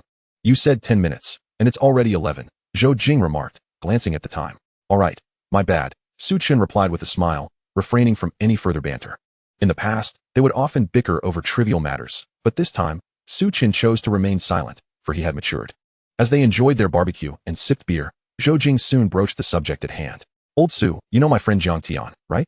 He.s. transitioned to a high-level blacksmith in New World, and after months of hard work, he.s. bought a house this year. Zhou Jing began by mentioning someone he knew. To convince Su-chen to play New World, he aimed to lay the groundwork with examples of success from those around him. Finally, I won't have to listen to Jiang Tian's incessant complaints anymore, Su-chen chuckled in response. With a crisp pop, Zhou Jing opened a bottle of beer, pouring himself a glass and filling Su-chen's as well. They fell into a comfortable silence. Zhou Jing often organized his thoughts into lengthy speeches, perhaps contemplating how best to articulate his points. Throughout life, one encounters many individuals. Strangely, some people feel like old friends upon first meeting, while others, despite being in proximity for decades, fail to develop any meaningful connection. Su-chen vividly recalled his first encounter with Zhou Jing during their preschool days in a small town. While he struggled to connect with anyone in class, Zhou Jing was quite popular among his peers. They found themselves walking home together one day, and Zhou Jing asked if he wanted an ice pop on a particularly sweltering day. Su-chen, just a child, eagerly nodded without a second thought. Zhou Jing led him to the front of a kindergarten, where they mischievously dragged a trash can away. Upon arriving at the recycling center, the attendant offered them 70 cents. But Zhou Jing insisted on selling it for 60 cents instead, much to the amusement of the attendant. Although Su-chen was only a child, he understood the concept of value and questioned Zhou Jing's intelligence. 70 cents isn't hard to split. We can just divide it evenly, 3 dimes each. Su-chen was momentarily taken aback. The next day, after indulging in their ice pops, their kindergarten teacher summoned both sets of parents. The town was small, and it took considerable effort for the two children to drag the heavy can, drawing the attention of many onlookers. After their parents paid over $10 to replace the can, both boys returned home to face a reprimanding session. Huh? Su-chen chuckled at the memory. What are you laughing at, old Su? Zhou Jing inquired, puzzled by Su-chen's mirth. Oh, just thinking you were quite the rascal back then. Chen replied with a grin. Naturally, when the three major guilds were out to get me, I managed to snatch treasure right from under their noses and escape. It's been 3 days since I last shared this story with you. Upon hearing Zhou Jing being called a rascal, he eagerly recounted his past glories. As he spoke, Zhou Jing painted a vivid picture, portraying himself as a legendary warrior who had bested the 3 great guilds. However, in reality, these guilds were merely second-tier ones. And Zhou Jing was not even a core member, just an ordinary player. At that time, the 3 guilds' peripheral members serendipitously encountered a wild boss. Engaging in a 3-way battle proved to be the most exhausting endeavor. Otherwise, why did the 3 kingdoms war stagnate for so long? Zhou Jing had been napping in a tree, completely unnoticed. When the boss was nearly defeated, he lucked out and managed to land the final blow. As he made his escape, the members of the 3 guilds mistakenly assumed that it was another guild that had seized the kill and erupted into chaos, providing Zhou Jing with the perfect opportunity to slip away. The 3 major guilds could only watch from a distance, too afraid to pursue. You see how formidable I am, Zhou Jing boasted, sipping his beer and neglecting the peanuts. In his narrative, he transformed into a deity of war, having vanquished the greatest guilds of the realm. Chen nearly dozed off. This guy, regardless of the number of participants, reveled in embellishing his tales, particularly after a few drinks, becoming especially animated. The irony was that while his stories were exaggerated, they were not entirely fabricated. The essence of the events held truth. If Zhou Jing had indeed defeated a formidable opponent, he would likely recount that tale daily. So what do you say? Come play New World with me, with someone as skilled as I am guiding you. You needn't fear losing money. Emboldened by the effects of alcohol, Zhou Jing effortlessly articulated the matters weighing on his mind. However, he harbored little hope, for he had broached the subject of inviting Chen to play New World numerous times before. All right, Chen replied succinctly. Old Su, why are you so obstinate? The prospects for New World are exceedingly promising, Zhou Jing continued, only to suddenly realize something was amiss. What did you just say, Old Su? I said all right. Chen responded with a hint of exasperation. Huh, why aren't you arguing with me as you usually do? I had prepared quite the persuasive speech to convince you tonight. Zhou Jing blurted out, revealing his true feelings. Why don't you ask again? Chen suggested, rubbing his forehead. Old Su, come play New World. Zhou Jing, slightly intoxicated. Indeed, asked again. Not playing, go away. Chen shot back decisively. No. What do you mean by asking again? You just said to play New World together. Zhou Jing protested, quickly backtracking. Chen chuckled and raised his glass to clink with Zhou Jing's. His earlier refusal was, of course, a jest. After a moment, Zhou Jing inquired, Hey, Old Su, what caused this sudden change of heart? Didn't you used to think that making money through gaming was rather unreliable? Curiosity piqued. Zhou Jing pressed on. I feel that New World is extraordinary. Perhaps it could eventually replace modern industrial and commercial enterprises, Chen remarked with a slight smile. Oh, when I used to boast about New World, I wouldn't have dared to make such bold claims, yet now you outshine me in that regard.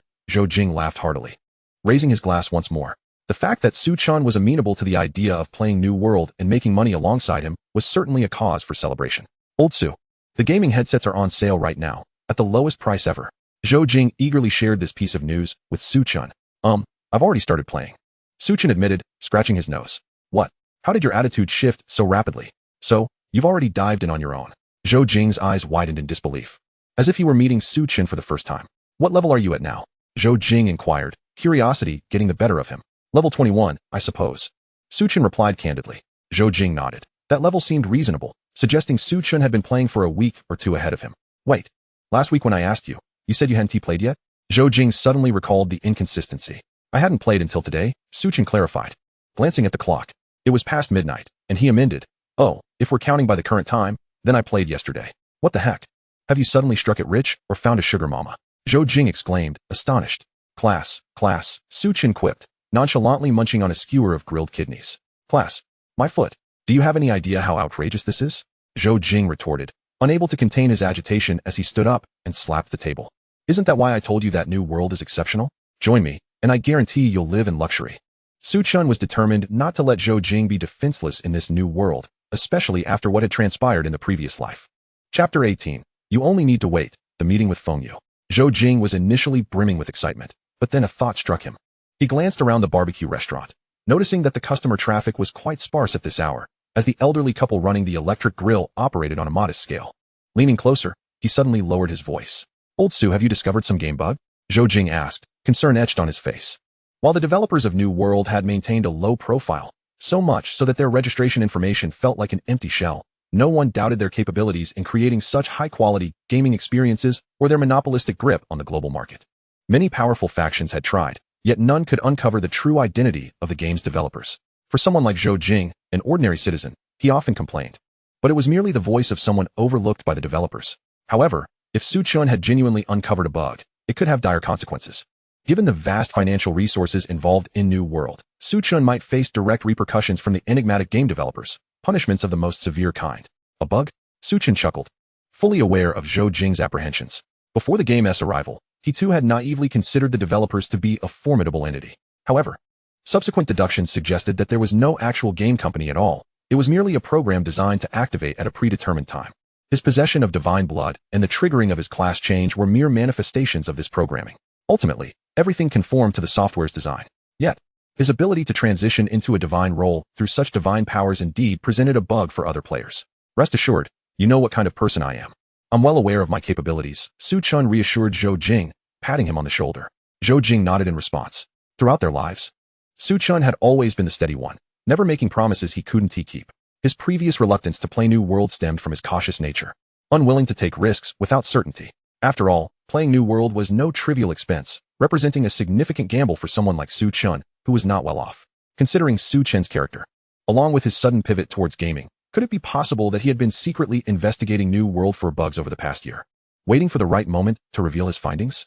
Contemplating Su Chen's nature, such a scenario didn't seem far-fetched. Is there anything you need my help with? Zhou Jing asked after a moment of thought.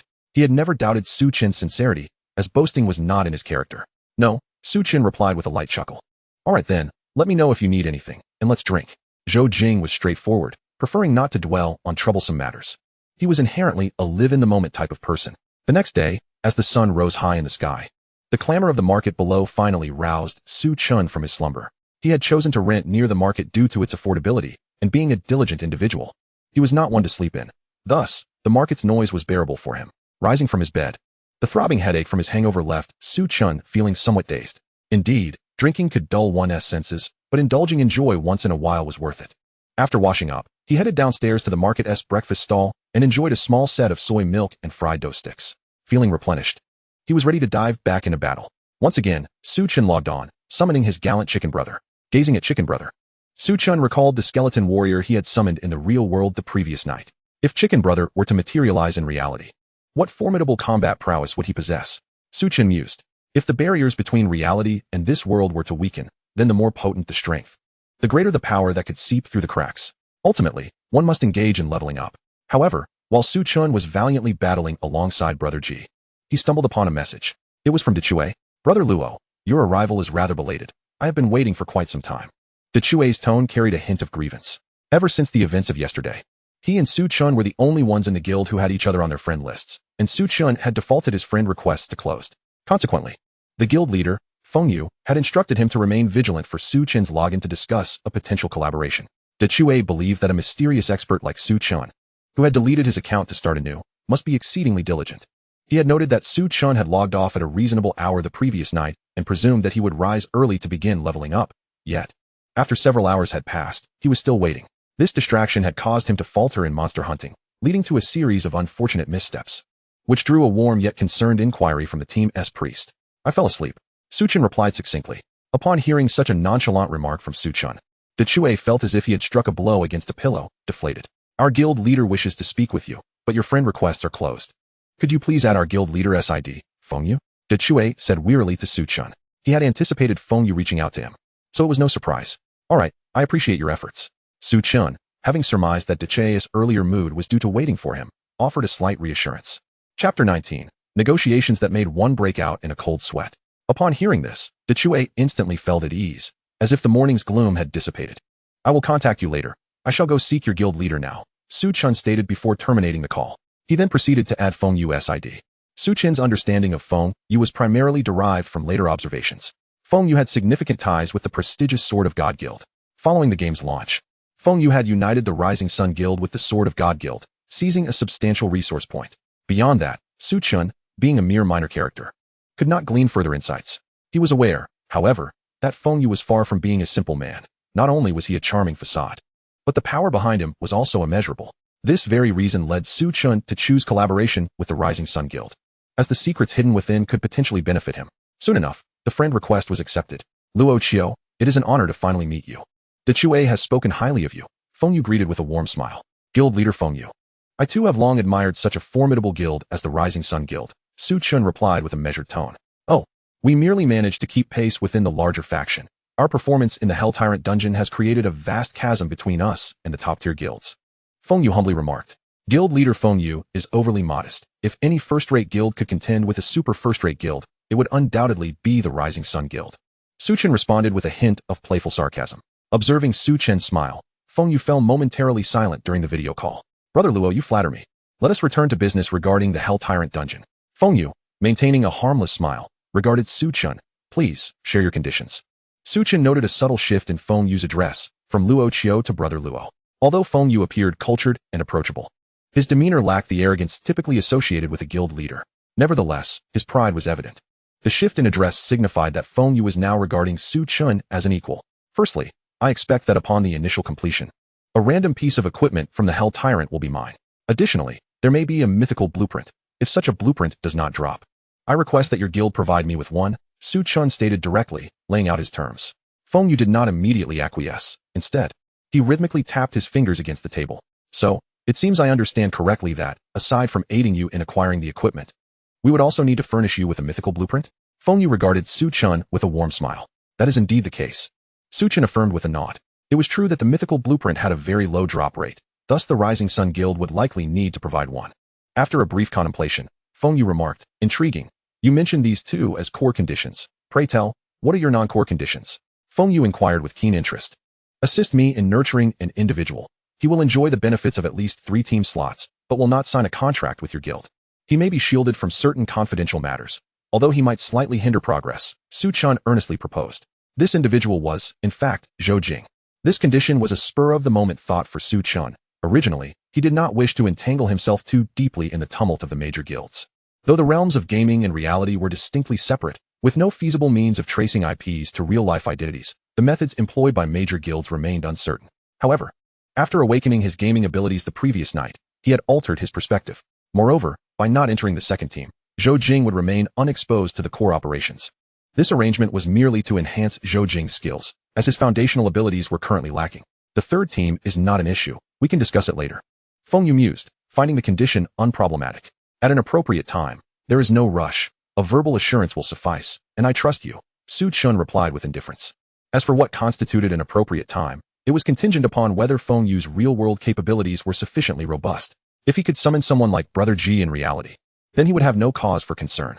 Very well, your demands, while somewhat high, are worth it for a first completion, Feng Yu conceded at last. He was indeed a man of his word. Su Chen smiled as he proceeded to share the strategy for the Hell Tyrant. The most challenging aspect of battling the Hell Tyrant was the influence of the Hellfire, necessitating the collection of Hell Soil, in conjunction with 5 types of advanced herbs. To locate an NPC named Wang Er, who would assist in concocting a salve to neutralize the Hellfire. The remainder involved discussing the positioning and formations for engaging the Hell Tyrant. With the neutralizing salve, the difficulty level was significantly reduced, and the strategy was straightforward. Throughout, Feng Yu listened intently, even retrieving a pre-prepared notebook to meticulously document everything. So that is how it is. No wonder even super first-rate guilds have yet to conquer it. Feng Yu remarked after reviewing Su Chen's strategy. The remaining issues are trivial. With the capabilities of your Rising Sun Guild, a few attempts will surely lead to conquest. Su Chen concluded. Feng Yu put away his notes. Are you not concerned that I may not honor my word? Feng Yu asked with an intrigued smile. Firstly, I have recorded this conversation. Your Rising Sun Guild's reputation will be tarnished. Secondly, you may provoke a force that you cannot contend with, potentially hindering the Rising Sun Guild from ever ascending to the first tier again, Su Chen stated impassively. His tone was devoid of negotiation, instead resembling a declaration of fact. In truth, once he reaches level 100, Su Chen will be able to command 1,000,000 skeleton warriors to besiege the Setting Sun Guild. Furthermore, he is acutely aware that Feng Yu is a man rife with suspicion, and he would never dare to take such a risk. By initially revealing the true strength of the Setting Sun Guild, he sought to cultivate an aura of mystery that would deter Feng Yu from provoking them.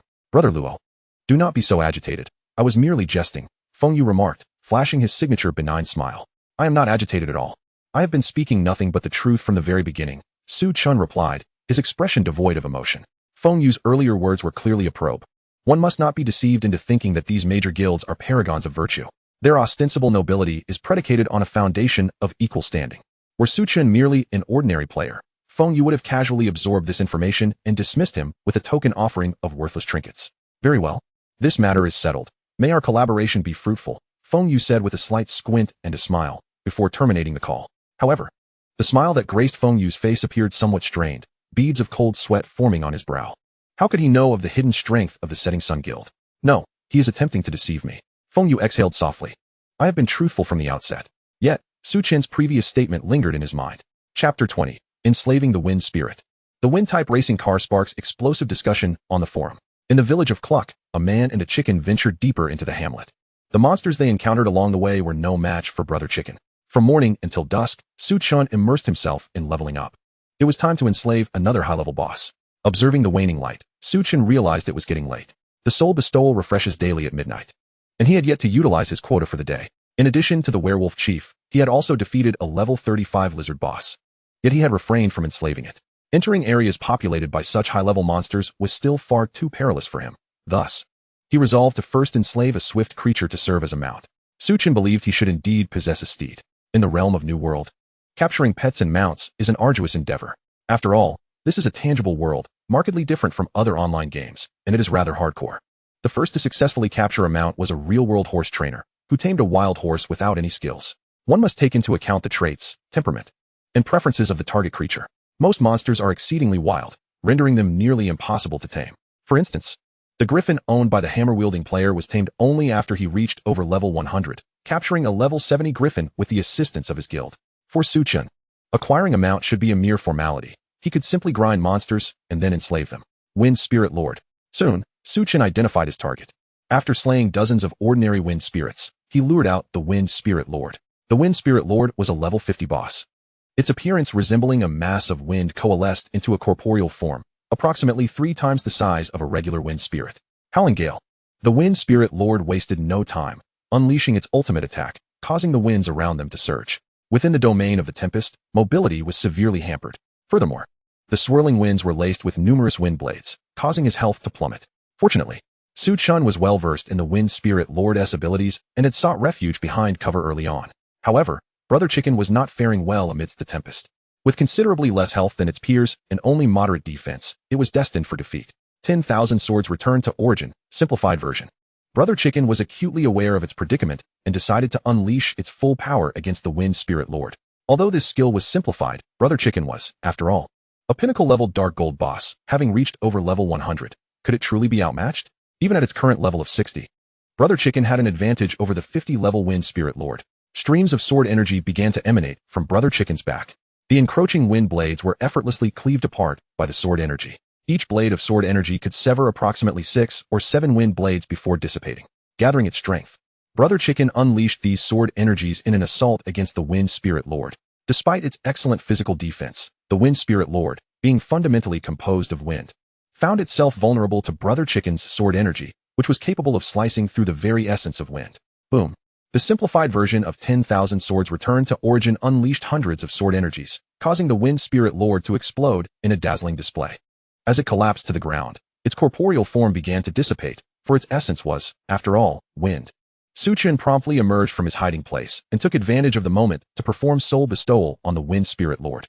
The creature's body ceased its dissolution and began to reconstitute itself. When the Wind Spirit Lord rose, it regarded Su Chen with utmost reverence. Name: Wind Spirit Lord Renamable. Type: Wind Spirit. Level: 38, non-upgradable. Health: 10,000. Rank: Gold Boss. Skills: Wind Blade, Wind Wall, Sigh of the Wind, Dominion of the Wind, Tornado, Howling Gale. Indeed, its health was exceedingly fragile, yet in comparison to the drastic reduction experienced by Brother Chicken, it seemed the simulated entity had been less affected. Clearly, the degree of decline in the Wind Spirit Lord was significantly less than that of Brother Chicken. Your name is rather cumbersome. Henceforth, you shall be called Feng Feng. Su Chen bestowed a new name upon the creature. However, Feng Feng appeared somewhat dazed, lacking the playful demeanor of Brother Chicken. Now at level 25, there was no further leveling to be done. It was time to embark on a dungeon with a level cap of 25 and establish a record. Following his victory over the Wind Spirit Lord, Su Chen ascended to level 25. The ruined dungeon offered him a commendable increase of 1 in magic attack. Thus he had no intention of overlooking those significant dungeons with records. As for the smaller dungeons lacking bonuses, Su Chen simply bypassed them. Without hesitation, he mounted Feng Feng, who possessed a tangible form, providing a remarkably soft and comfortable ride. He also allowed Brother Chicken to remain on Feng Feng's back. After all, Navigating out of Cluck Village would entail encountering numerous high-level monsters. With Fong Fong currently at level 38, it might not be able to hold its own. However, with Brother Chicken by his side, they were assured of a formidable fighting force. This unusual sight caught the attention of several players grinding in Cluck Village. What is that? A person and a chicken flying in the sky. It appears to be a wind spirit carrying both a chicken and a human. Can one still capture a wind spirit? How come I haven't managed to tame a single horse? The outer regions of Cluck Village, while still a haven for novices, also attracted some seasoned players or those struggling to find success, guiding newcomers. Some observant individuals captured this extraordinary scene in screenshots and shared it on the forum. Rare mount, wind spirit, accompanied by a pet chicken.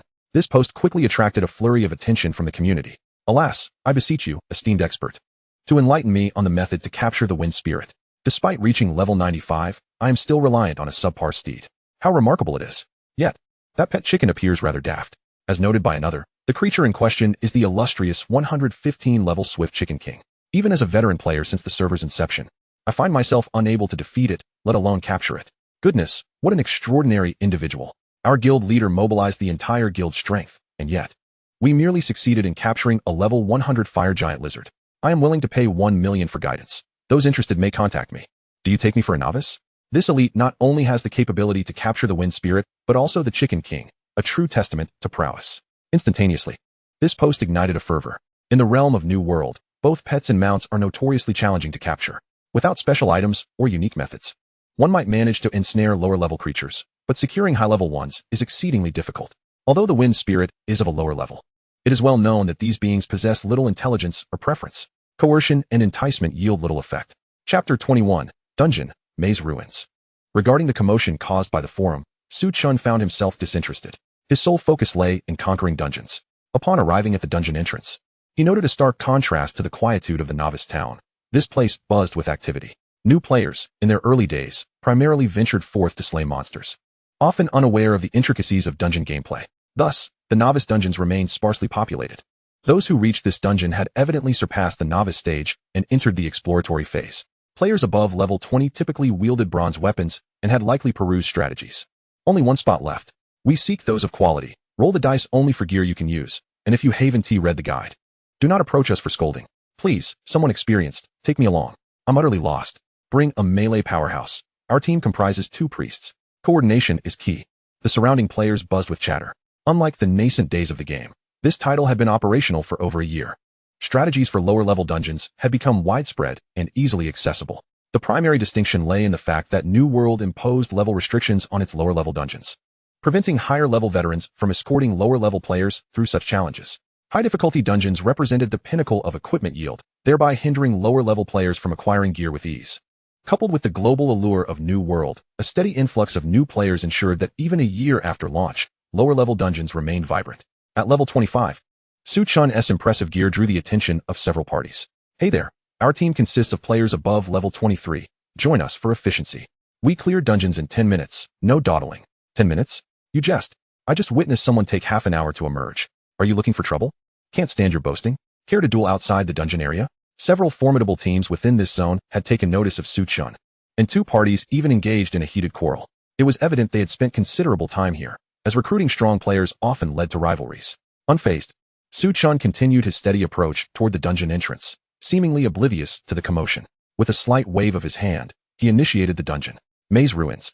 Level restriction, 18 to 25. Please select difficulty, normal, warrior, king, hell. Without a moment's hesitation, he opted for hell difficulty. Seamlessly transitioning from entering the dungeon area to selecting and entering the dungeon, Su Chun proceeded without pause, even as the 2 bickering players remained oblivious. Captain, that individual has already entered. One team member alerted. What?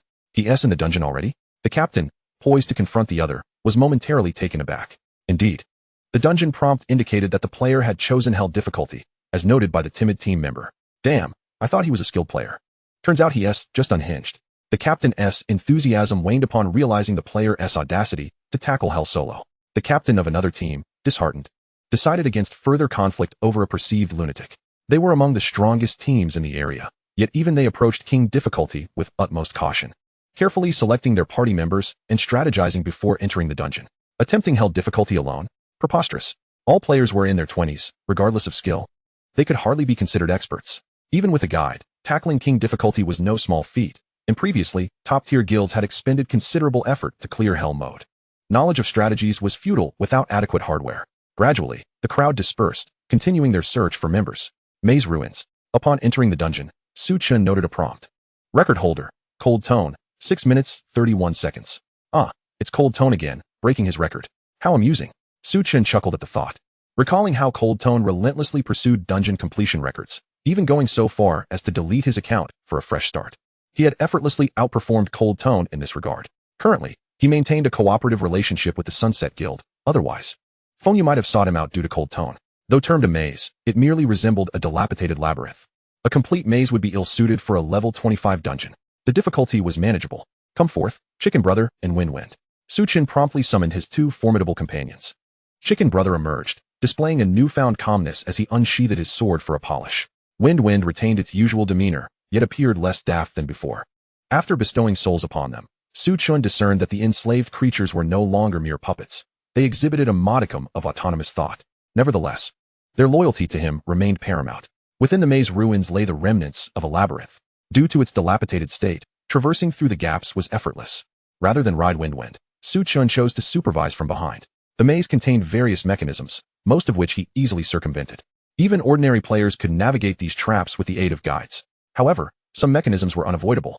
As he entered a corridor, secret compartments along the walls opened, revealing several creatures. Name, Mechanized Demon Soldier. Race, Puppet. Level, 28. Tier, Elite. Skills, Unknown. Hell difficulty typically commenced with elite monsters, explaining its notorious difficulty. Furthermore, these creatures exceeded the maximum level threshold for players within the dungeon. Upon spotting Chen, the Mechanized Demon Soldiers charged forth. Yet, Chicken Brother's sword gleamed with a chilling light, effortlessly cleaving several of the puppets to pieces. Certainly, Feng exerted considerable effort to seize 2 monsters. His wind blade effortlessly dispatched the 2 puppet demonic soldiers. I had yet to make a move before I was felled. Chen also felt a peculiar sense of solitude that often accompanies the skilled. However, this realization ignited within him the need to enhance his own abilities. While he did not consider himself a top-tier expert, as a mercenary, he had emerged from countless battlefields. His practical experience and dexterity were likely not inferior to those of the current elite players in the game. On this front, Chen remained confident. Chapter 22, a record re-established, his mystery deepens. Moreover, those formidable individuals merely possess a distribution of 5 points in equipment, 2 points in skills, and 3 points in technique. Perhaps his understanding was flawed, given that he had never truly engaged with a master, and with each step ahead, he had no opportunity to catch up. In the allocation of technical prowess, equipment, and skills, it might be that technique holds greater significance. Yet, once he acquires luxurious equipment and skills, would he not also ascend to the ranks of the elite? After traversing the passage and circumventing various areas, he faced some obstacles he could not evade and thus forced his way through. He opened a door and entered a grand hall. Suddenly, the scattered stones on the ground began to coalesce. They assembled into a stone giant. Upon closer inspection, one could discern that the stones bore intricate mechanical patterns. Name, Mechanized Stone Giant. Type, Puppet. Level, 30. Tier, Silver Boss. Skills, Unknown. Ahead, passage was forbidden. Behind, it was sealed. The stone giant emitted a mechanical voice. Boom. Simultaneously, the door that Chen had pushed open slammed shut, sending up a cloud of dust. However, a true man never looks back. Chen pointed his index fingers forward, and Feng and Jige charged ahead like rabid dogs. Dominion of the Wind. As Feng arrived, he unleashed a summoning skill, and immediately, 2 ordinary wind spirits materialized. Swift Wind Blade. Backstep Slash. Phantom Sword Chi. Jige executed a series of fluid combo strikes, directly engaging the stone giant. When Jige's first sword struck the stone giant, its retaliatory attack coincided with the backstep slash, while Jige simultaneously unleashed a ranged sword attack. Subsequently, Jige used the wind sword with the sword return technique, darting back and forth around the stone giant. Before Jige's agile boss maneuvers, the stone giant resembled a clumsy fool. After failing to land a hit on Jige, the stone giant turned its ire towards Feng. However, in terms of speed, Feng outpaced even the higher-tiered Jige. Under the playful torment of Feng and Jige, the stone giant became increasingly agitated, ultimately shattering into a pile of rubble. With the stone giant's defeat, the passage door swung open. A cursory examination yielded only a worthless bronze gauntlet, which Chen dismissed. After all, he was rapidly discarding equipment, and items of this level were merely transitional and of little use. Why had he been grinding for the silver set? It was because Chen found leveling up exceedingly challenging. To utilize 1,000,000 skeletal soldiers, he had to distribute experience among them. Depleting the 1,000,000 skeletal soldiers rendered him devoid of combat power. However, After acquiring the second inheritance skill, the soul gift, Su Chen's strategy could now undergo transformation. At least now, he no longer needed to rely on 1,000,000 skeletal soldiers to level up through dungeons. Thus, his leveling speed increased significantly, alleviating the urgency to gather equipment. Ultimately, when Jige could no longer hold the line, it would still necessitate the 1,000,000 skeletal soldiers. After passing through the hall, the passage transformed into a narrow corridor. After Su Chen dealt with some minor foes, he was finally poised to confront the labyrinth's major boss. The corridor led to another door, and akin to the stone giant, he entered yet another grand hall. This hall was desolate, save for a colossal statue before him, a knight clad in full armor with twin ponytails. Indeed, the labyrinth's master had not assigned a gender to the statue. Its essence was merely the armor itself. Crack, crack. The stone layers of the statue began to peel away gradually. Boom. As the statue leaped down, its entire stone facade shattered. Name: Twin Ponytail Knight. Race: Puppet. Level: 30. Tier: Gold Boss. Skills: Unknown. Though not his first encounter with this boss, Su Chen always found it peculiar. Particularly, the knight, though towering and formidable, had a helmet featuring twin ponytails that seemed utterly incongruous. One could only wonder at the peculiar tastes of the labyrinth's master. Su Chen had little to articulate regarding this boss. He merely pointed his index finger at the twin ponytail knight, and the two rabid dogs charged once more. 10,000 swords returned to the origin, simplified version. Whirling winds. When battling the stone giant previously, Su Chen had refrained from unleashing their ultimate abilities, conserving them for the twin ponytail knight. The stone giant was merely a high defense, high health target, but it was essentially a stationary target that fell swiftly under level suppression. Engaging the twin ponytail knight proved to be more vexing due to the special environment and numerous mechanisms that afforded it protection, allowing it to evade significant damage. Su Chen had not forgotten that he was there to set a record, not to entertain the whims of the twin ponytail knight. With two ultimate abilities unleashed, the surrounding winds howled, restricting the knight's movements. Subsequently, countless wind blades and sword chi began to coalesce in the air. At Su Chen's command, they did not strike immediately, but instead gathered for a devastating release. The twin ponytail knight, having sustained no damage, did not leap to the mechanisms for cover. When Su Chen sensed the moment was right, he issued a decisive command. Whoosh, whoosh, whoosh. The amassed wind blades and sword chi surged forth, puncturing the twin ponytail knight like a porcupine. Its armor was reduced to scrap metal. It fell in an instant. At that moment, a world announcement resounded. World announcement. Congratulations to player Luo Chio for breaking the record for the Labyrinth Ruins. Hell, with a time of 3 minutes and 26 seconds. What? He had only bested the previous record by over 2 minutes. It seemed Cold Tone was quite formidable. Su Chen regarded the announcement with a wry amusement. You are currently the record holder for the Labyrinth Ruins, receiving a buff. Defense increased by 2. A defense increase of 2 was decent, if not spectacular. Su Chen felt relatively satisfied with this reward.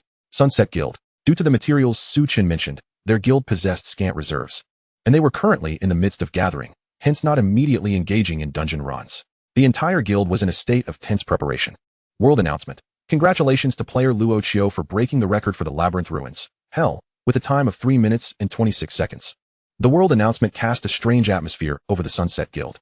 That individual truly possessed remarkable skills, having outpaced them by more than 2 minutes. De Chue remarked incredulously. It was 185 seconds. Cold Tone replied matter-of-factly.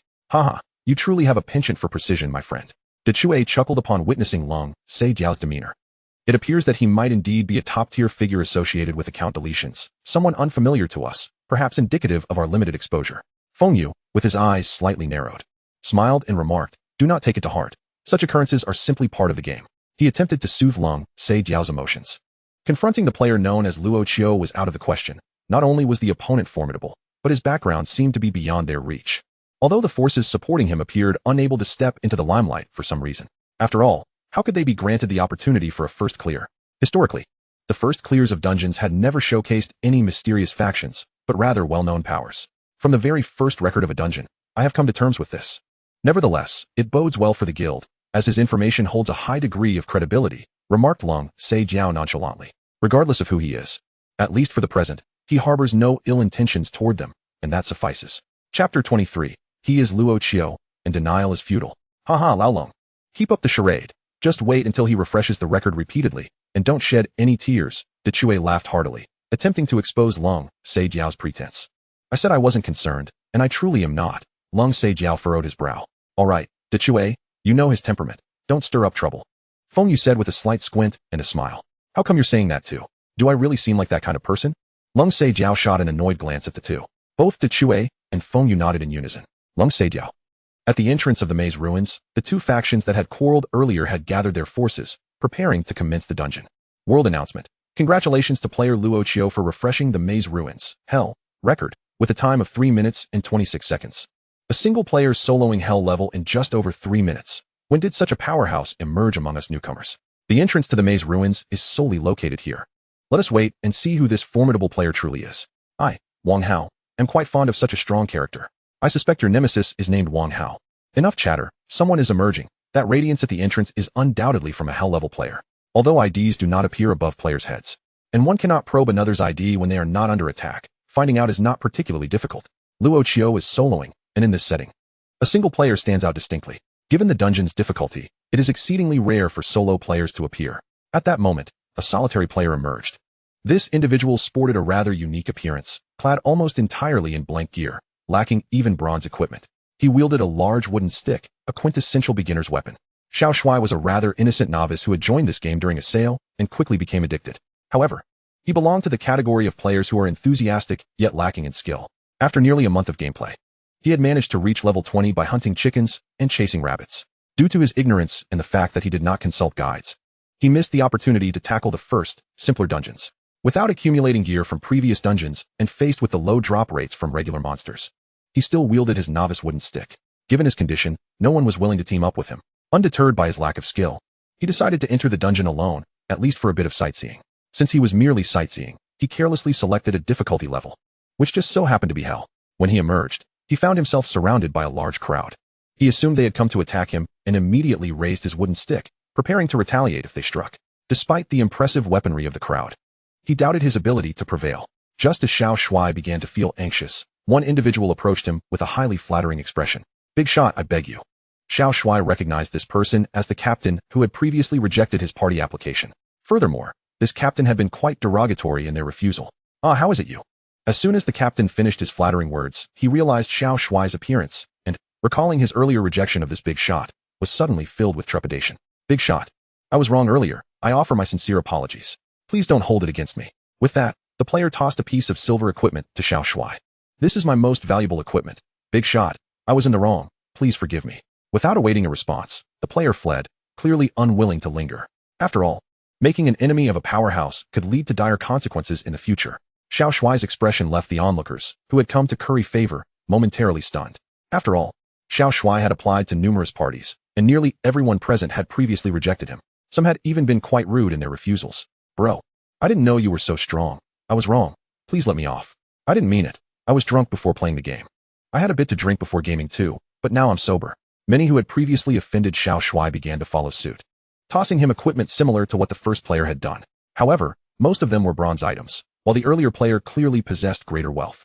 Although others had not insulted Xiao Shuai, they had still turned him down. In an instant, those individuals began to regret their decisions and hesitated to approach him for favor. Additionally, several who wished to please Chio also began presenting equipment to Xiao Shuai. Xiao Shuai was left dumbfounded. After a while, he began to comprehend the situation. It turned out these individuals regarded him as a great player associated with a record-breaking accomplishment. "I'm not. Please don't treat me this way," Xiao Shuai declined. "I don't believe it. The large chicken leg in your hand has betrayed you. You must be a colossal player from a soul-based game. Big shot. Please take me along. I can shout 666 like a pro.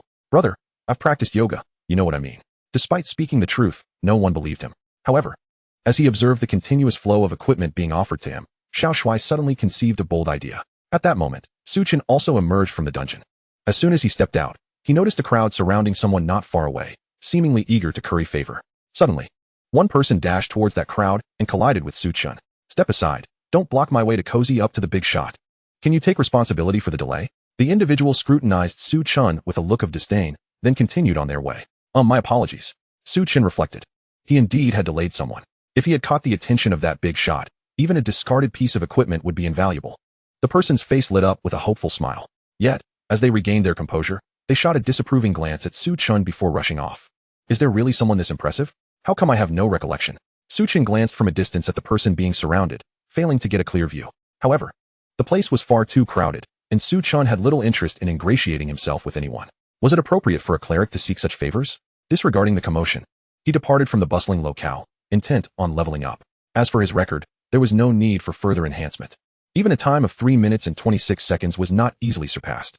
Even the most elite players starting from scratch would find it exceedingly difficult to break this record, unless a cleric even more formidable than he emerged. If such a cleric were to appear, even a 1 or 2 minute improvement on his part would be futile. Thus, he resolved to leave matters as they were. Chapter 24. The commotion caused by Fo Luo Chio, with Feng Yu keeping it confidential. Meanwhile, on the forum, a post was gaining significant traction. The mysterious big shot Luo Chio's true identity revealed. 3 minutes and 26 seconds declares war on the new record king. Up until now, Luo Chio had only appeared in public consciousness by name, remaining shrouded in mystery. Apart from the formidable hammer of the Setting Sun Guild and the passionate love story surrounding him, no one had laid eyes on Luo Chio. In New World, one could not view others' IDs unless disclosed voluntarily. The poster had forgotten to record a video, presenting only a few screenshots. Nevertheless, it was evident from the images that the individual was indeed Luo Chio. After all, following the world announcement, a player had immediately emerged from the dungeon. What novice could solo a dungeon? The individual in the screenshots was naturally the handsome youth. His visage had drawn considerable attention. Previously, some had claimed that Luo Chio had exploited an opportunity to line up against him. What about his weapon? Alas, it was a familiar novice weapon, the Great Drumstick. Adorned in white gear, shattering records, the Cold Tone player must have been left dumbfounded. What kind of monster had he been bested by? It turned out to be a disciple of the Great Drumstick, effortlessly setting a record. I would gladly dub Luo Chio the Grandmaster of the Drumstick sect. Could it be that another deity from a Soul Series game had transitioned into New World? There was no need to speculate. Just moments ago, the great deity had watched this post during a live stream, then revisited the video released by the Cold Tone player, stating he had no confidence in surpassing the dungeon record with the Great Drumstick. Was that breaking a record? No, that was crushing a record. I hereby unilaterally declare that Luo Chio is the god of records. The poster noted that the great Luo Chio had logged off shortly after, likely exhausted from smashing the record and seeking rest. The Setting Sun Guild, upon seeing the post, the Cold Tone player immediately sought out the hammer. Feng Yu was also present. They had nearly completed their preparations and were convening to strategize. He is Luo Chio? He truly broke my record using a novice weapon?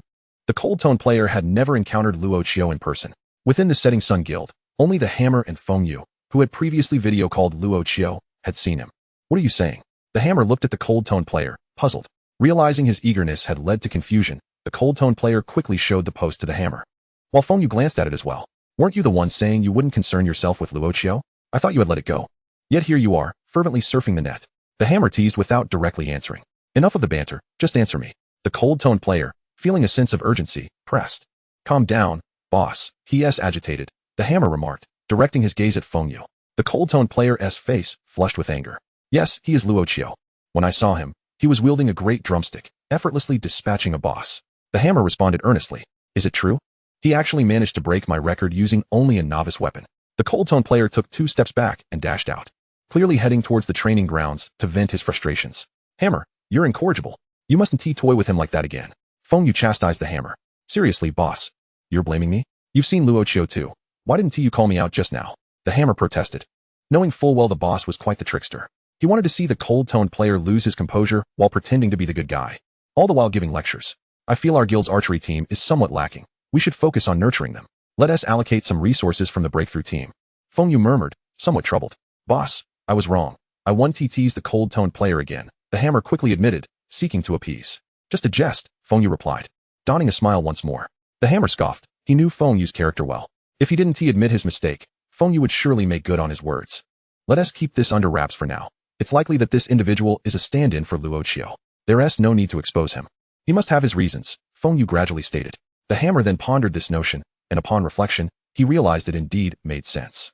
This person was likely arranged by Luo Chio. Evidently, Luo Chio wished to remain out of the public eye. If he were to foolishly disclose this, he would truly offend Luo Chio. Boss, I'm really impressed. I nearly let something slip just now. Simultaneously, the hammer's admiration for Feng Yu grew deeper. It was no wonder Feng Yu was the president. He could only serve as a team leader in the main force. The thoughts running through Feng Yu's mind were undoubtedly more profound than others. The enigma of Luo Chio remained. Perhaps only the members of the Divine Sword would truly know his background. Feng Yu mused internally, yet his respect for Luo Chio's strategy intensified. Perhaps the Setting Sun Guild was merely a pawn in Luo Chio's grand scheme, but in the game of power, the greatest fear was being unworthy of even being a pawn. Why the forces behind Luo Chio chose not to pursue first accomplishments was no longer a question for him to ponder. His focus should shift to how to expedite the completion of this first achievement, showcasing the value of the Setting Sun Guild to Luo Chio, in hopes of being sought after again in the future. Yet, the Cold Tone player was bound to suffer, if even he kept this matter confidential. It was likely the Cold Tone player would remain troubled by the Great Drumstick breaking his record. He was well aware that the Cold Tone player's claims of having moved on were merely bravado. Otherwise, he would not have been so quick to scour the internet for information the moment the world announcement regarding Luochio surfaced. Crook Village. After returning from the dungeon, Chen continued his leveling efforts, not logging off until after 11 p.m. He had reached level 29. If he rose early the next day, he would surely attain level 30. Exiting the gaming pod, he felt a pang of hunger. He had been so engrossed in monster grinding that he had forgotten to eat dinner. He promptly called Zhou Jing. "Hey, I didn't have dinner. Are you coming for a late-night snack, treating it as dinner?" Chen stated directly upon the call's connection. "All right. I just finished as well and am feeling a bit hungry," Zhou Jing replied. Although he had eaten dinner, gaming had left him famished. "Let us meet at the usual spot." After hanging up, Chen recalled that he had leveled up today and wondered if his real-world abilities had improved as well. Black mist emanated from his hands, and this time, he refrained from uttering any melodramatic phrases. A skeletal warrior materialized before him. After a brief pause, a second skeletal warrior emerged, followed closely by a third. Chapter 25. The new inherited skill, Dark Mark. However, after that, there was no further activity. The limit was indeed 3 skeletal warriors. It seemed my conjecture was correct. As my gaming prowess increased, the energy seeping through the cracks of the barrier also intensified. This corroborated Chen's hypothesis from yesterday. In my past life, I had never encountered any news of a similar nature, nor did I sense anything. It stands to reason that the energy capable of penetrating through the barrier must possess unique properties. Whether he was the sole individual to experience this remained unclear. It was also possible that others had similarly acquired the ability to allow energy to transcend reality, though such individuals would surely be exceedingly rare. With only a handful able to keep such secrets, creaking sounds echoed as the 3 skeletal warriors stood ready in the living room. These skeletal warriors were of the same ilk that he had summoned previously, wielding weapons fashioned from bone. This must also be attributed to his lack of upgrades for the skeletal warriors within the game. Remembering his appointment with Zhou Jing, he willed the skeletal warriors to vanish. At the elderly couple's electric grill restaurant, Zhou Jing eagerly initiated the conversation. "Did you hear the big news today? That Luochio shattered the Cold Tone record with a giant drumstick." "A giant drumstick?" Chen paused, bewildered. When did I conquer a challenge with a giant drumstick? In truth, he would eventually have to reveal Luochio's identity to Zhou Jing, so he chose not to conceal anything. "You mean to say you're Luochio?" "I must admit, I didn't realize you had such a sense of humor." Zhou Jing chuckled, retrieving his phone to show Chen the post. "Take a look. Does this person in the screenshot bear any resemblance to you?" Zhou Jing grinned, clearly relishing the opportunity to expose Chen's pretenses.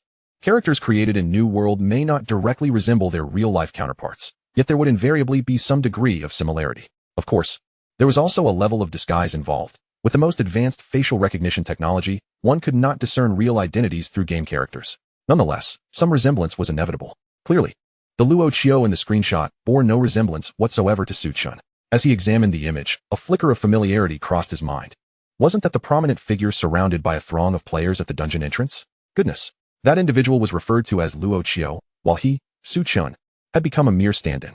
"Old Su, I never imagined you could boast so audaciously without so much as a blush," Zhou Jing teased, reclaiming his phone and grinning at Chen. Certainly, Chen could persist in claiming he was indeed Luochio, even logging into the game to take a screenshot of his ID as proof for the forum. While such actions were feasible, they were unnecessary. In fact, having someone serve as a decoy was rather advantageous.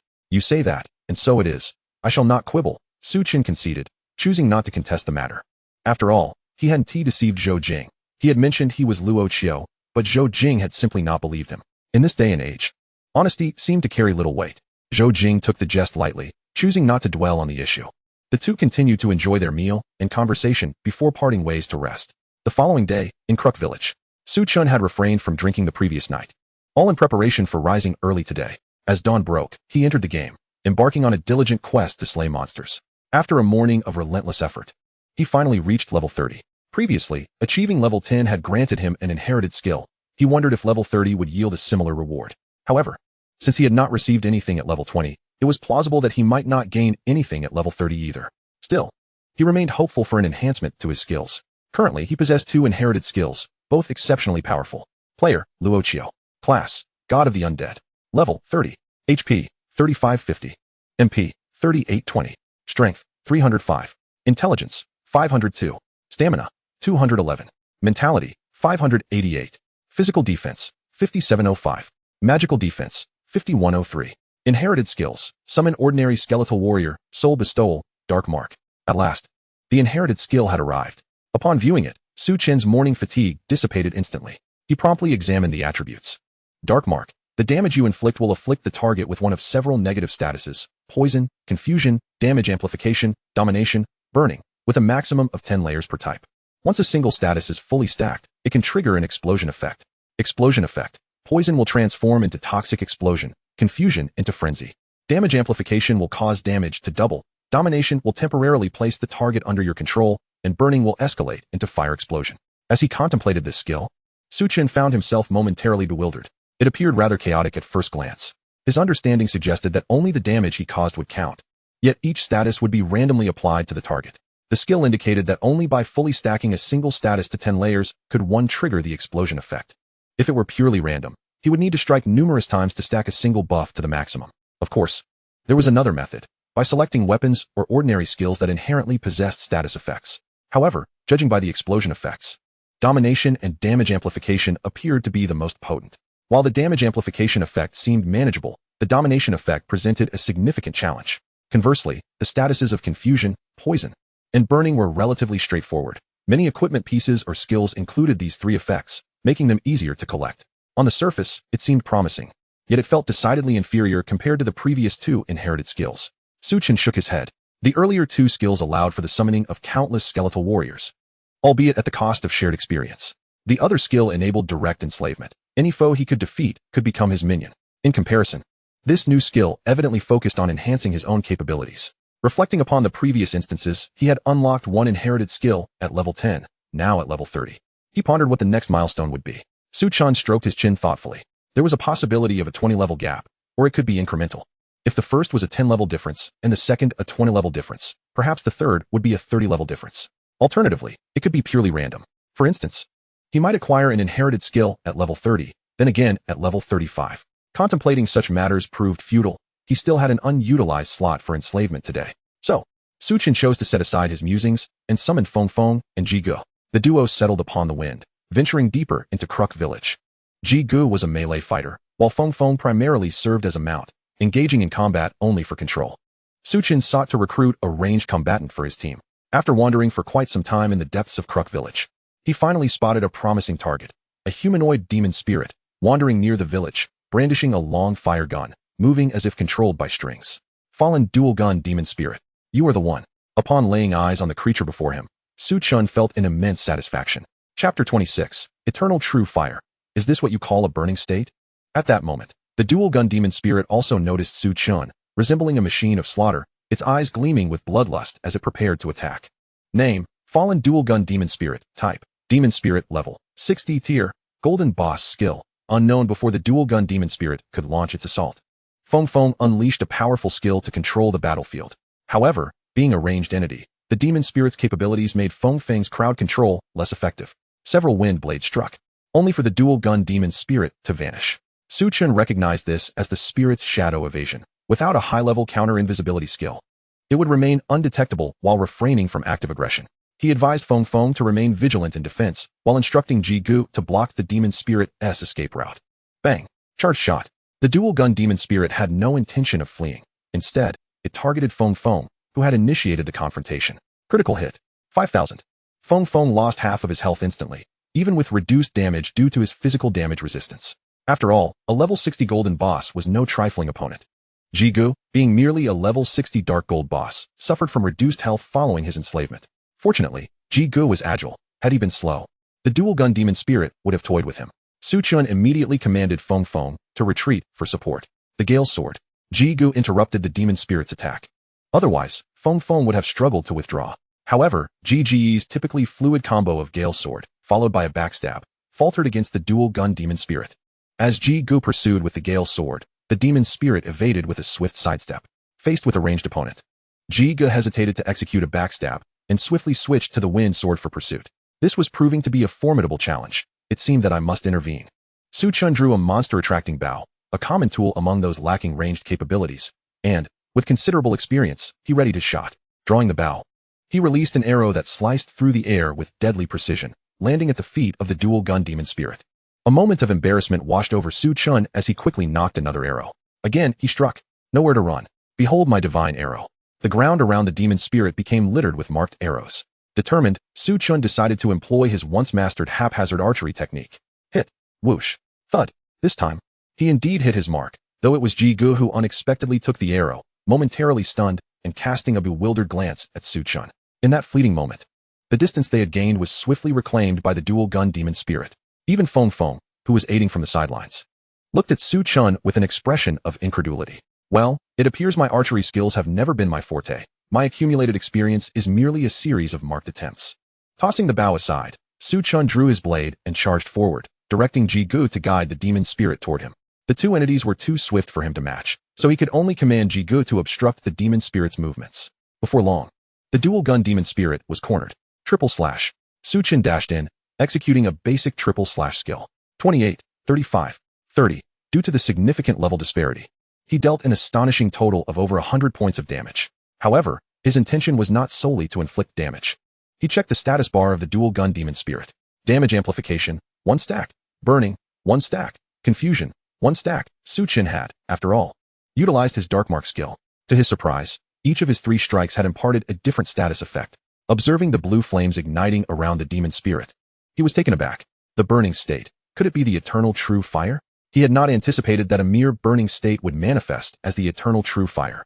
As the name suggests, the eternal true fire is an unquenchable flame. Yet upon closer inspection, the flickering flame appeared to be gradually diminishing, albeit for the moment.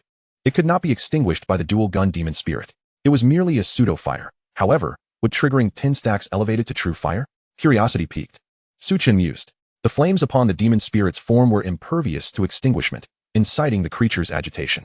As the demon spirit grew increasingly frenzied, the seeds of confusion began to take root within its mind. The dual-gun demon spirit became somewhat disoriented, providing Ji Gu with an opportunity to land a heavy strike. Simultaneously, due to the damage amplification, Ji Ji's attack received a significant boost. What would ordinarily inflict around 1,000 damage now struck for 1,500. By the heavens! How exaggerated is this effect? I assumed it was merely a simple status. The burning state, which Su Chun had once deemed weak, now proved to be a substantial hindrance to the dual-gun demon spirit. Astonished, Su Chun reflected on what he had perceived as the weakest of his inherited skills, which had unexpectedly yielded remarkable results. He had initially assumed that only upon reaching 10 stacks would the effects become noticeable. 1 or 2 stacks seemed trivial. Yet, even with just 1 or 2 stacks, the results were remarkable. Should he manage to accumulate 10 stacks to trigger an explosive effect, the implications would be astounding. However, attaining 10 stacks with random status effects would require approximately 50 successful hits, barring any strokes of extraordinary luck. Previously, Su Chun had contemplated utilizing other weapons or skills imbued with elemental attributes. Now, it seemed that a common burning state was merely a step away from true fire, a pseudo-true fire at best. Ordinary burning would likely prove ineffective. Having caused considerable distress to the dual-gun demon spirit, it finally shifted its attention to Su Chun. I have drawn its gaze. Su Chun felt a sense of helplessness as the demon spirit focused its wrath on him, perceiving him, a mere level 30 human, as a greater threat than the level 60 dark gold Ji Gu. Frenzied shot.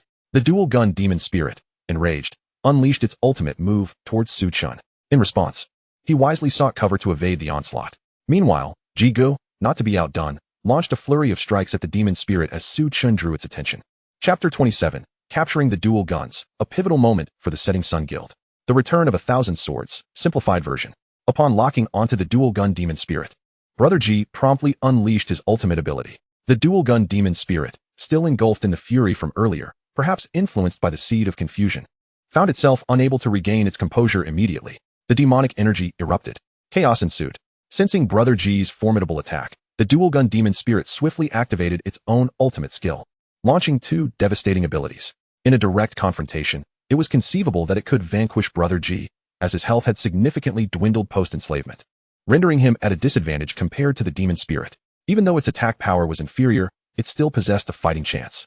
However, its miscalculation lay in its lack of vigilance. While the dual-gun demon spirit was relentlessly assaulting Su Chun, Brother Ji had already preemptively targeted it. The demon spirit was a step behind.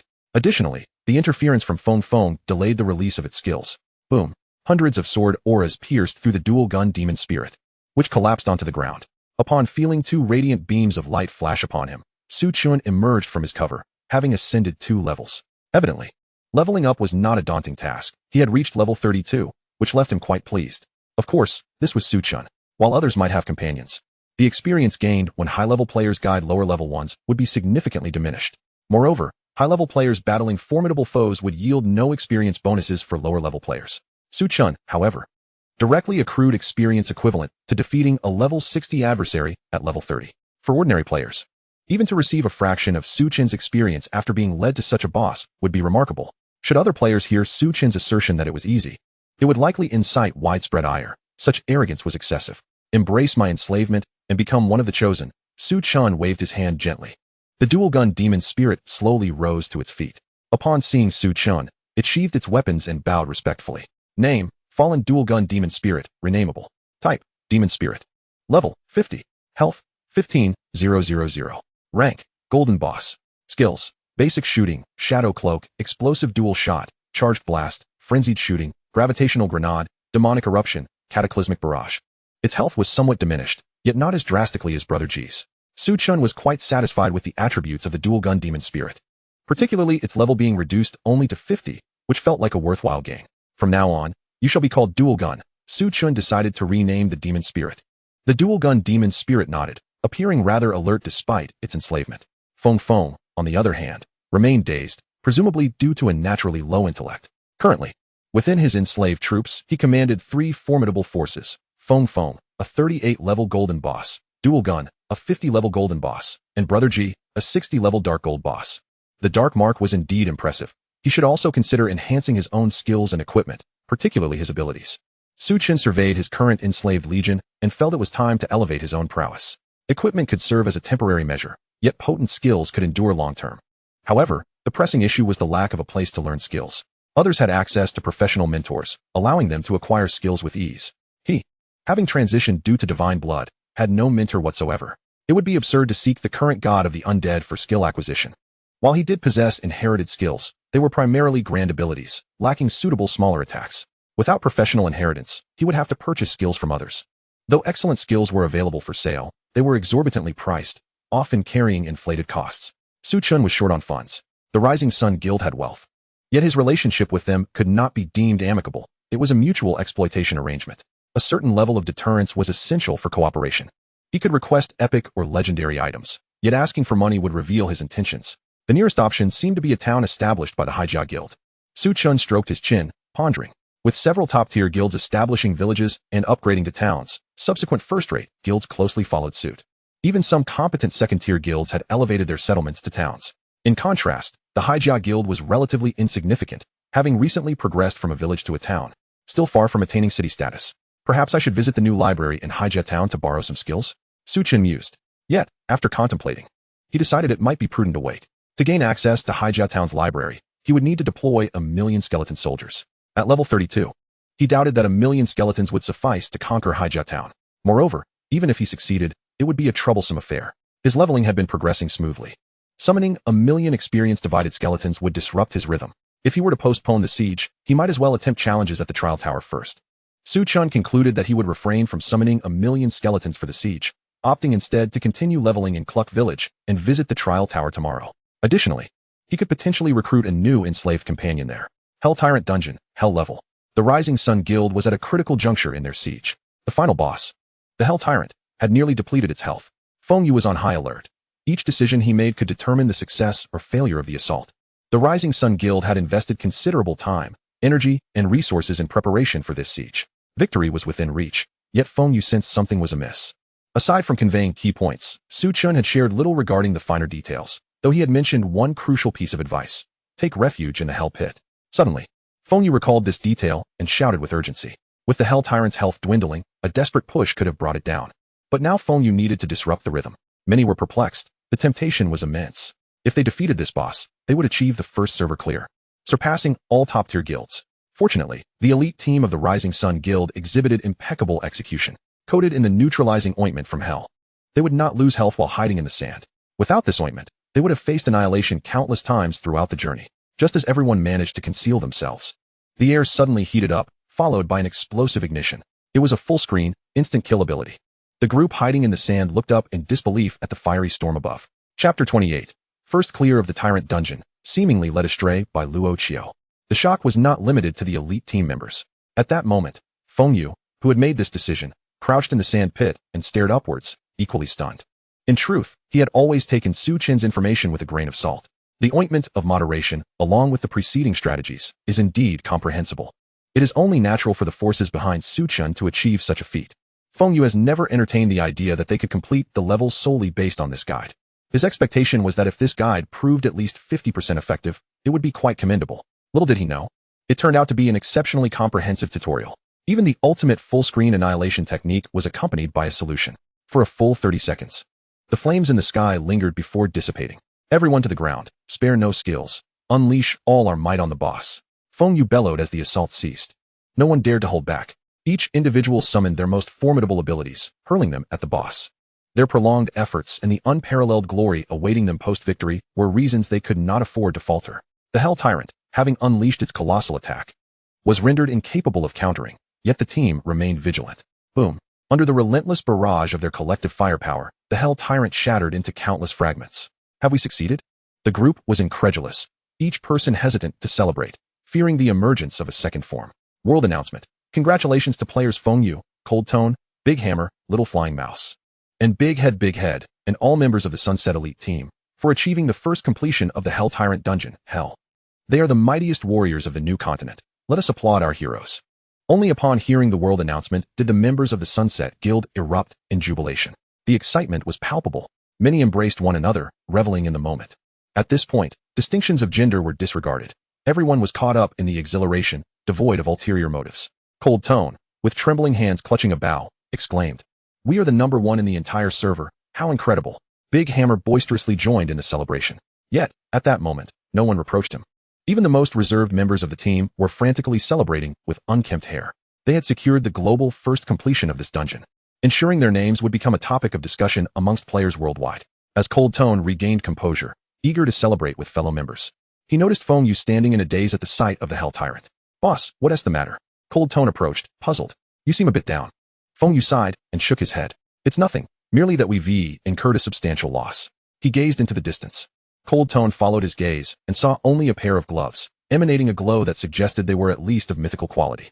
Aside from that solitary pair of gloves, there was nothing else. "Mythical gloves, aren't they splendid?" Cold Tone queried, oblivious to the details of the prior negotiation. "According to the agreement with Luo Chio, those gloves belong to him," Feng Yu replied, shaking his head. "Oh, I see." Cold Tone was taken aback, though he was aware that this strategy had been provided by Luo Chio. "President, try to see it positively. Without Luo Chio's guide, we wouldn't have conquered this dungeon. Learning from the experience and assisting him once doesn't seem wrong." Cold Tone attempted to console Feng Yu. "No, in addition to these gloves, our guild still owes him a mythical blueprint." Feng Yu rubbed his forehead in exasperation. Cold Tone opened his mouth to speak, but the words faltered before escaping. Mythical equipment was inherently rare. Just as Cold Tone had mentioned, without Luo Chio's guidance, they would not have been able to conquer the dungeon so swiftly. Thus, it seemed reasonable for Luo Chio to receive the equipment. However, the fact that the Sunset Guild also had to pay Luo Chio a mythical blueprint was somewhat difficult to accept. Luo Chio likely did not know that the Hell Tyrant would only drop a single piece of equipment. He must have believed that exchanging other items for a mythical blueprint would not be a loss for them. Cold Tone pondered for a moment before speaking. Ever since he learned that Luo Chio had shattered his record with a giant chicken leg, he had developed a deep respect for Luo Chio. He believed that someone with such integrity would not deceive the Sunset Guild. Does he truly not know? Feng Yu squinted slightly, speaking more to himself than to Cold Tone. Luo Chio was aware of the boss's final attack, and even proposed a solution. Having reached this point, how could the forces behind Luo Chio not have secured the first completion? Just moments ago, he witnessed the Hell Tyrant cease its resistance after executing that skill. To suggest that Luo Chio was unaware that the Hell Tyrant only drops one piece of Lord-level equipment, Feng Yu himself found that hard to believe. Yet, they had already made a promise. Setting aside the fact that Luo Chio likely had recorded evidence to substantiate his claims, the sheer magnitude of Luo Chio and his backing made Feng Yu hesitant to offend him over a mythical blueprint. Nevertheless, now that the Sunset Guild had achieved the first completion, they could take the opportunity to farm the dungeon more frequently. The sooner a dungeon is cleared, the higher the drop rate. It is entirely normal for the first completion to yield guaranteed drops. This could serve to mitigate some losses. The guild currently lacks stock of mythical blueprints. They would have to make every effort to acquire them. If all else fails, they might have to trade some of the guild's most treasured reserves. Feng Yu waved his hand dismissively. It is certainly not feasible to deny this debt. We must accept it.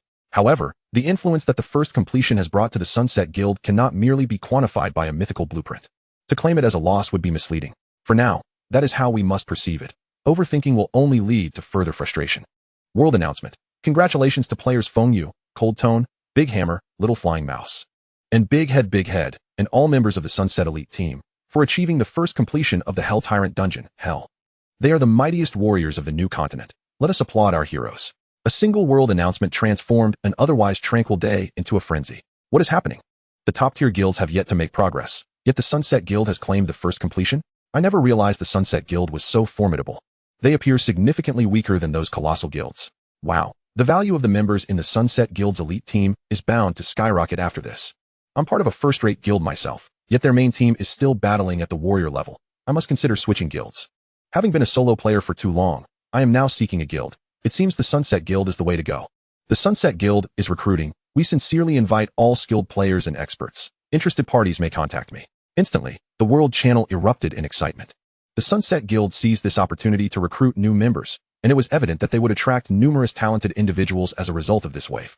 Chapter 29. The Sunset Guild has backing. They must have someone influential aiding them. The entire realm of New World was astonished by the maneuvers of the Sunset Guild. The forums buzzed with either admiration or astonishment at the accomplishments of the Sunset Guild. However, dissenting views also emerged. Among the various threads, the one with the most responses was titled Dark Horse. The Sunset Guild may have noble support. Due to a confidentiality agreement, the identity of the individual cannot be disclosed. However, based on my understanding of the Sunset Guild, it is improbable that they could have defeated the Hell Tyrant, at least. They should not have been the ones to achieve the first completion, according to the meticulous calculations of our data experts. The configuration of the Sunfall Guild precisely meets the minimum requirement threshold. What does this signify? It implies that they possess no margin for error and must be thoroughly acquainted with every strategy within the Hell Tyrant dungeon. The analysis presented in this post is grounded in reason and substantiated evidence, rather than mere conjecture as some skeptics might claim. This perspective has garnered considerable agreement from many. Naturally, there are dissenters who express skepticism, cloaked in an air of mystery, yet they hesitate to confront the matter directly. Furthermore, the global announcements could not possibly be fabricated. In the New World, there are no cheats, nor can any bugs be found. If anyone were capable of exploiting cheats or discovering bugs in the New World, it would be more impressive than achieving a first clear of the Hell dungeon. Those who understand will grasp the implications, while those who do not will find it futile to elaborate, akin to riddles. Wouldn't you agree? I believe the post's author has a valid point. How could the Sunfall Guild bridge such a significant gap to achieve a first clear? Surely, you wouldn't suggest they are cheating. If you could cheat in the New World, I would gladly rally my friends to support your claims of a first clear. What is done is done. Further discussion only breeds bitterness. It seems likely that members of a top-tier guild, perhaps envious of the Sunfall Guild's speed, have been dispatched to undermine them. High-level disparagement. Perhaps. It's no wonder they dare not reveal their identities. With such skill and subterfuge, they would be better off contemplating strategies for the dungeon. This thread, harboring divergent opinions, has become quite lively, devolving into a debate that has even escalated into a verbal confrontation. The Guanlon Guild, akin to the Sunfall Guild, also occupies a tier among elite guilds. It appears the Sunfall Guild is poised to outpace us, remarked Luo with a hint of disappointment. Yet, Sister Luo, doesn't this situation seem rather peculiar? Meng Lu furrowed her brows thoughtfully. Their overall strength does not significantly differ from that of the Sunfall Guild. Yet they struggle even against the warrior level, and face a brutal defeat at the king level, utterly unable to progress, as if crushed underfoot. I am aware of the uproar on the forums, but the fact remains that they indeed achieved the first clear. Luo clearly comprehended this. It must be that someone is assisting the Sunfall Guild, although they would never disclose such assistance to us. Luo appeared somewhat resigned. If there is indeed an individual aiding their guild, given the minor disparity in strength between them and the Sunfall Guild, anything the Sunfall Guild can accomplish, they should be capable of as well. Sister Luo, I have a hypothesis. Perhaps it is that mysterious benefactor who is assisting the Sunfall Guild. Meng hesitated momentarily before voicing her thoughts. What? Why are you only mentioning this now? Please elaborate, Luo urged with an inquisitive tone. It goes like this. Subsequently, Meng recounted how her cousin had recently met someone named Luo Chio. That formidable hammer wielder from the Sunfall Guild had sought out Luo Chio in Half Moon Town. Initially, Meng paid little heed to this event. However, she later learned that Luo Chio had managed to surpass the lengthy record time set by the Cold Tone player using a giant chicken leg, prompting her to perceive Luo Chio as somewhat extraordinary. She, too, could be considered among the ranks of skilled players. Yet the thought of starting anew and attempting to break the Cold Tone player's record filled her with doubt. Not to mention, achieving such a feat with a new player weapon was utterly absurd. In light of this, it certainly cast suspicion on Luo Chio. Luo nodded solemnly after hearing this. To inflict such a defeat on a first-rate expert like the Cold Tone player using a novice weapon indicates that one's skills must surpass even the most formidable elites of the current era. They are all professionals. How much further can one push their limits? Thus, There remains a possibility that he is a prodigy adept in various dungeons, transcending the conventional strategies. His understanding of the dungeons likely exists on an entirely different level compared to others. Furthermore, since the Sunfall Guild enlisted Luo Chio, their behavior has become increasingly peculiar. They have ceased their aggressive dungeon raids in favor of gathering materials and engaging in a more leisurely lifestyle. It now appears that the Sunfall Guild has ulterior motives. Meng, regardless of what he desires, we must ensure he joins our guild, Luo asserted, recognizing the significance of this insight.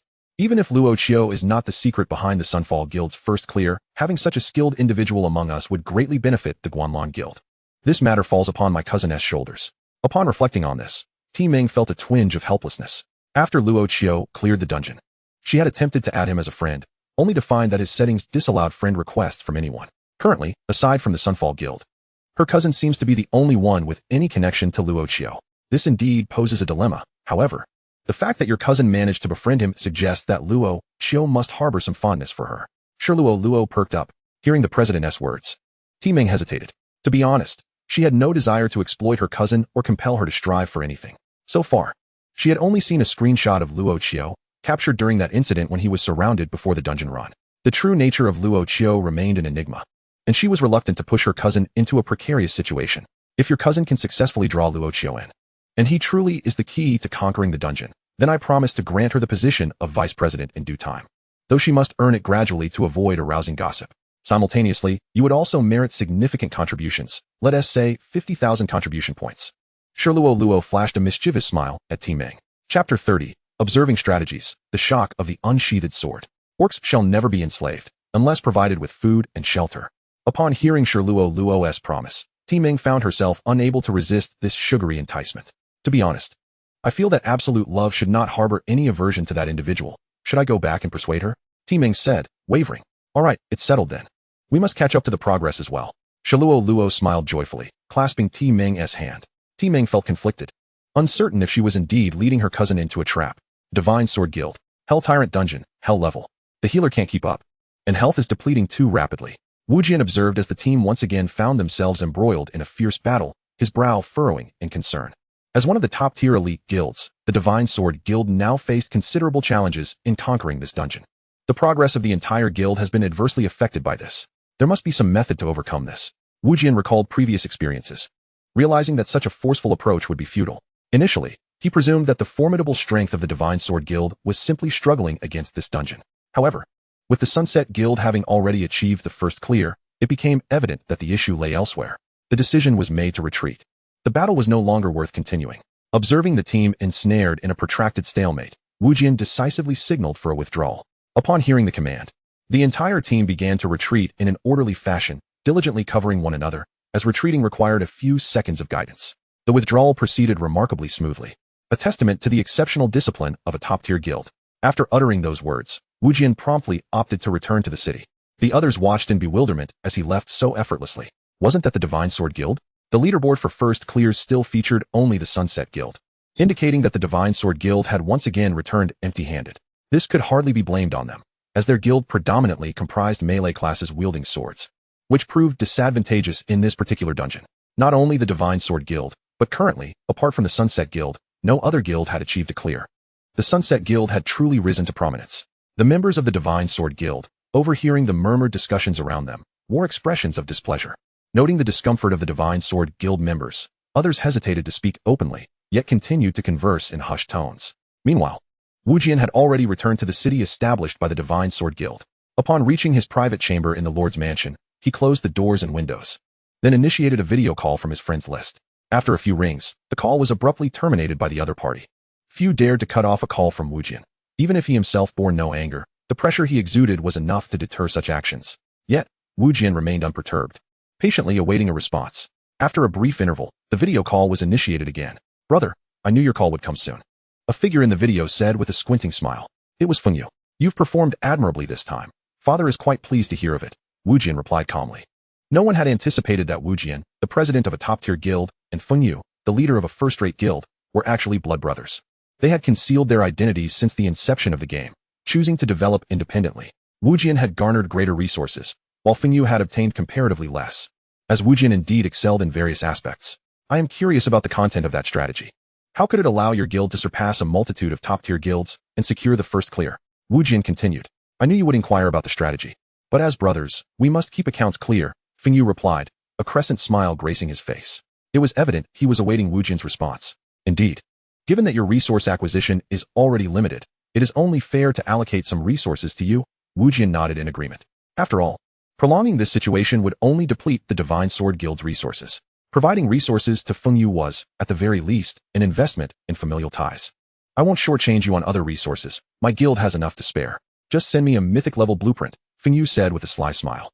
A moment of silence ensued as Feng Yu, unhurried, awaited Wu Jin's reply. I do happen to possess a mythic-level blueprint, but do you not think your request is rather excessive?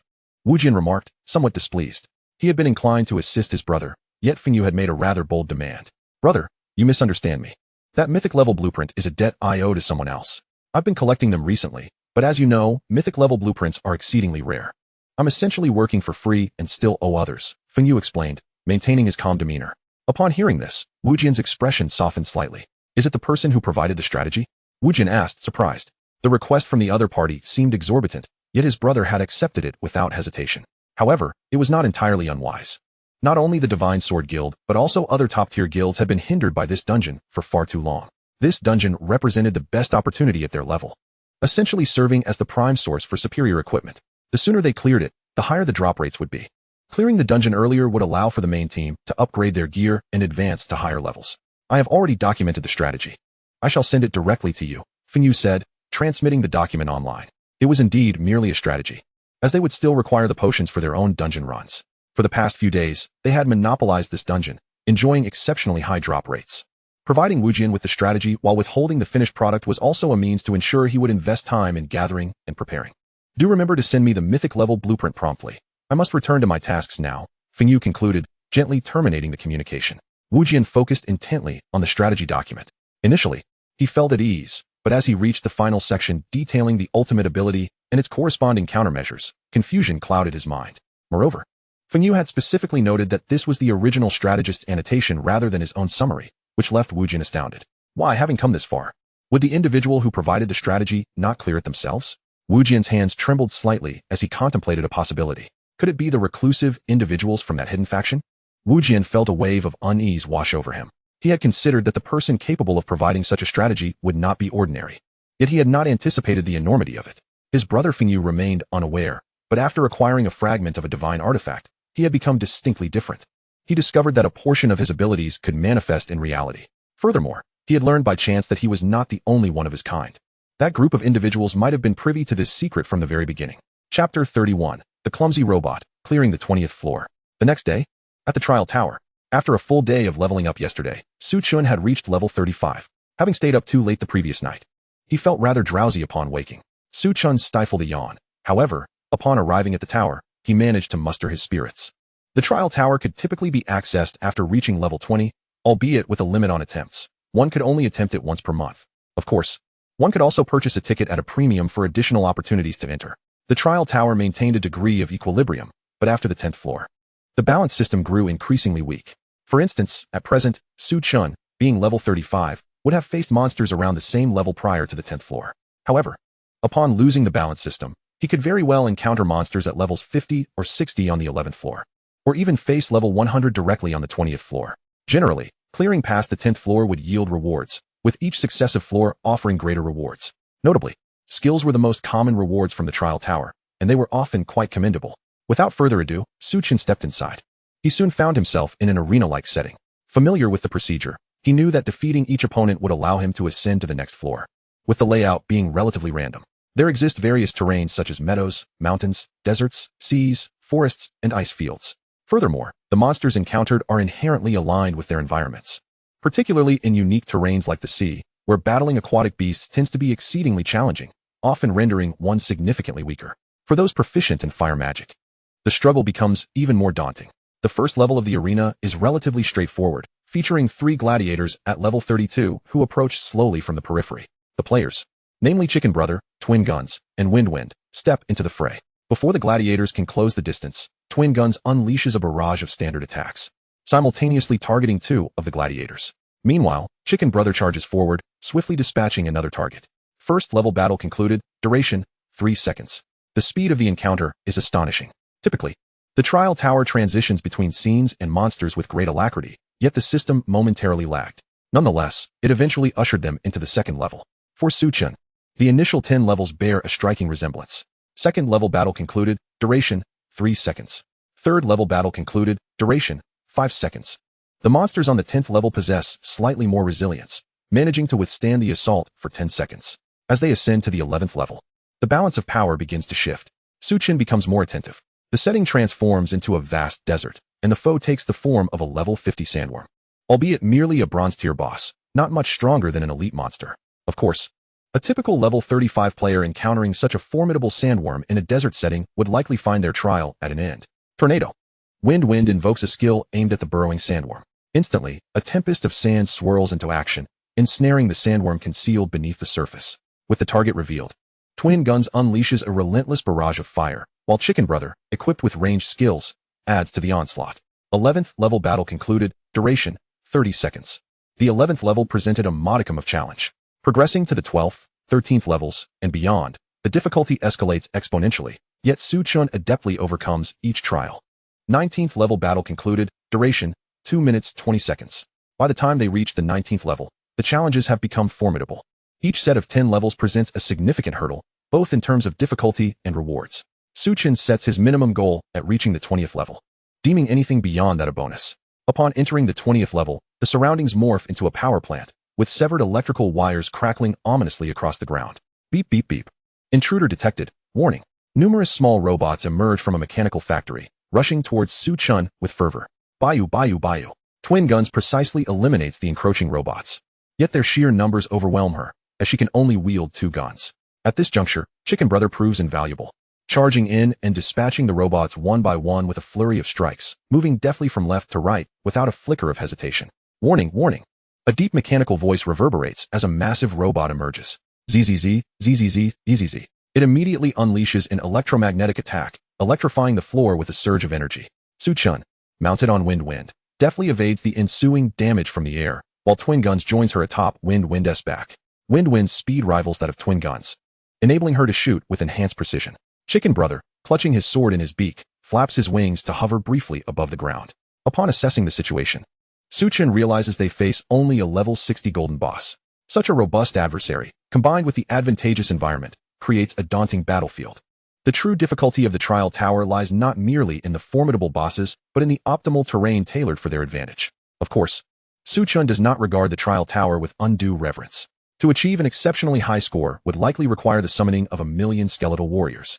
But that seems unnecessary. The trial tower can be attempted monthly, with a ticket price that is quite steep for ordinary players. For Chen, it is still a considerable expense. Despite Wind's level being merely 38, her speed proves remarkable. The bulky level 60 robot struggles to keep pace. Twin Guns maneuvers atop Wind, firing with precision, while Chicken Brother leaps onto the robot, delivering a series of relentless strikes with his sword. Suddenly, the robot alters its attack pattern, ceasing its electrical assault in favor of fire breathing. Had Chicken Brother not been exceptionally agile, a swift backflip would have left him singed. Demonic Fury. Cataclysmic Barrage. At this moment, Twin Guns activates her ultimate, a buffing skill paired with a high-output attack. Both are unleashed simultaneously against the robot. The cumbersome machine ultimately succumbs, collapsing to the ground.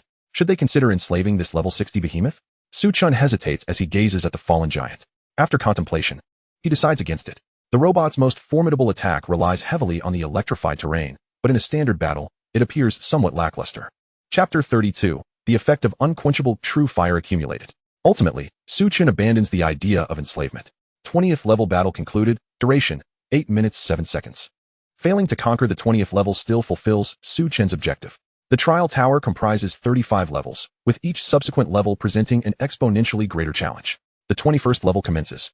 The environment transforms into a rocky cavern. With a thunderous boom, a colossal creature composed of boulders materializes within the cave. Name, Dolan Rock Lord. Species, Stone Golem. Level, 70. Tier, Golden Boss. Skills, unknown. This marks the first encounter with a creature of greater level than Chicken Brother.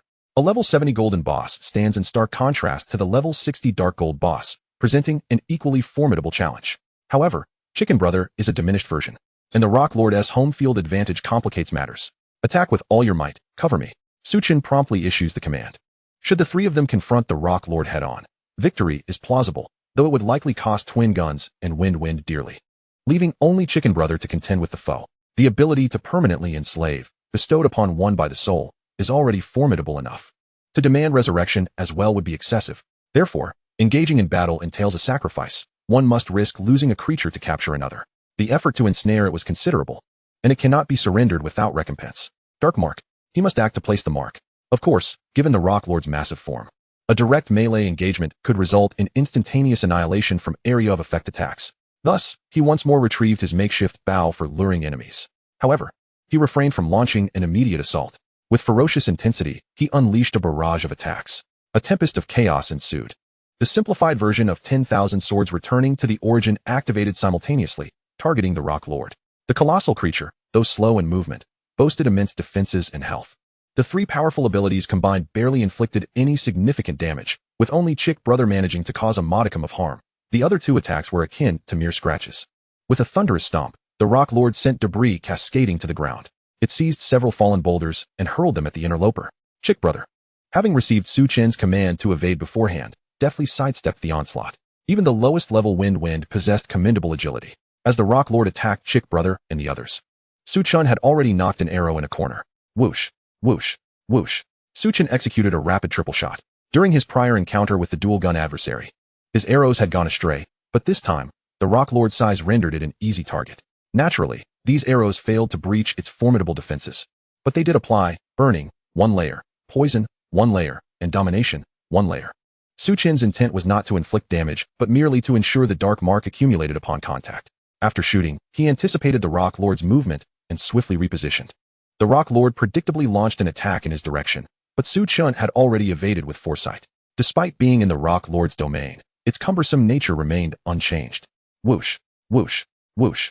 Burning, 2 layers. Confusion, 1 layer. Damage amplification, 1 layer.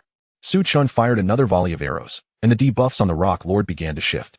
In a fit of rage, the Rock Lord slammed the ground, causing tremors to ripple through the earth. Wind, Su Chen called out, and the creature immediately surged toward him. He commanded Wind to cease its attacks, opting instead to focus on evasion while shooting arrows. After a duration, the Rock Lord was adorned with a multitude of shimmering debuffs. Burning, 7 layers. Poison, 5 layers. Domination, 3 layers. Damage amplification, 3 layers. Confusion, 2 layers. Perhaps due to an inherent higher probability, many of Su Chen's attacks had also triggered the burning effect. Initially believing that fire would yield minimal damage against stone, he was surprised to witness the Rock Lord's transformation, its form beginning to resemble that of a Flame Lord. The Rock Lord, now fearful, summoned stone golems, manifesting several boulders that morphed into figures towering over 3 meters in height. The sheer number of these golems complicated matters for Chick Brother and the dual-gun wielder, who were compelled to eliminate them. Yet, these golems, too, were fortified with high defenses and substantial health, making them formidable foes. Whoosh, whoosh, whoosh. Su Chen continued to unleash arrows, fixated on maximizing the highest debuff tier, burning, 9 layers. Just 1 more layer was needed for a qualitative leap. However, that elusive layer remained absent. The Rock Lord grew increasingly agitated, its form coiling in preparation for a grand attack. Stop, Su Chen bellowed. The 3 layers of domination finally took effect, rendering the Rock Lord temporarily obedient. The creature stood momentarily stunned. However, Su Chen hesitated to issue further commands. Observing the domination buff rapidly diminishing. Domination, 2 layers. Domination, 1 layer. As it neared expiration, Su Chen persisted in firing arrows. At long last, burning, 10 layers, was achieved. Triggering the explosion effect, burning transformed into Inferno Blast. Boom. The flames enveloping the Rock Lord erupted into a series of blue explosive bursts. The creature was engulfed in a conflagration of unquenchable fire. Such an expansive area of eternal flame could not be withstood, regardless of its formidable defenses. Su Chen was astonished. This was his first experience triggering the effects beyond 10 layers, and he had not anticipated such a remarkable transformation. The true fire not only scorched the surface, but also assaulted the very soul. No matter how powerful the Rock Lord's external defenses, Su Chen understood that the soul defenses of the Stone Clan were notoriously weak. At this juncture, the domination effect expired. Return, Su Chen commanded, summoning Chick Brother and the dual-gun wielder back to him, while he mounted Wind to evade. Explosive roll. This was the Rock Lord's ultimate skill, generating eruptions of earth around it as it rolled. Yet, the Inferno Blast continued to rage, creating a spectacle akin to a dual explosion of earth and fire. The agony of the soul's burning rendered the Rock Lord irrational, its attacks becoming erratic. Ironically, due to Su Chen's swift maneuvers atop Wind, the summoned stone golems became its primary targets. Chapter 33, Lord's gloves, limited skill, meteoric descent. The Rock Lord's frantic rolling was an attempt to extinguish the flames. Yet how could the unquenchable fire be so easily subdued? Of course, the eternal flame was not utterly tyrannical. It could be extinguished under certain conditions.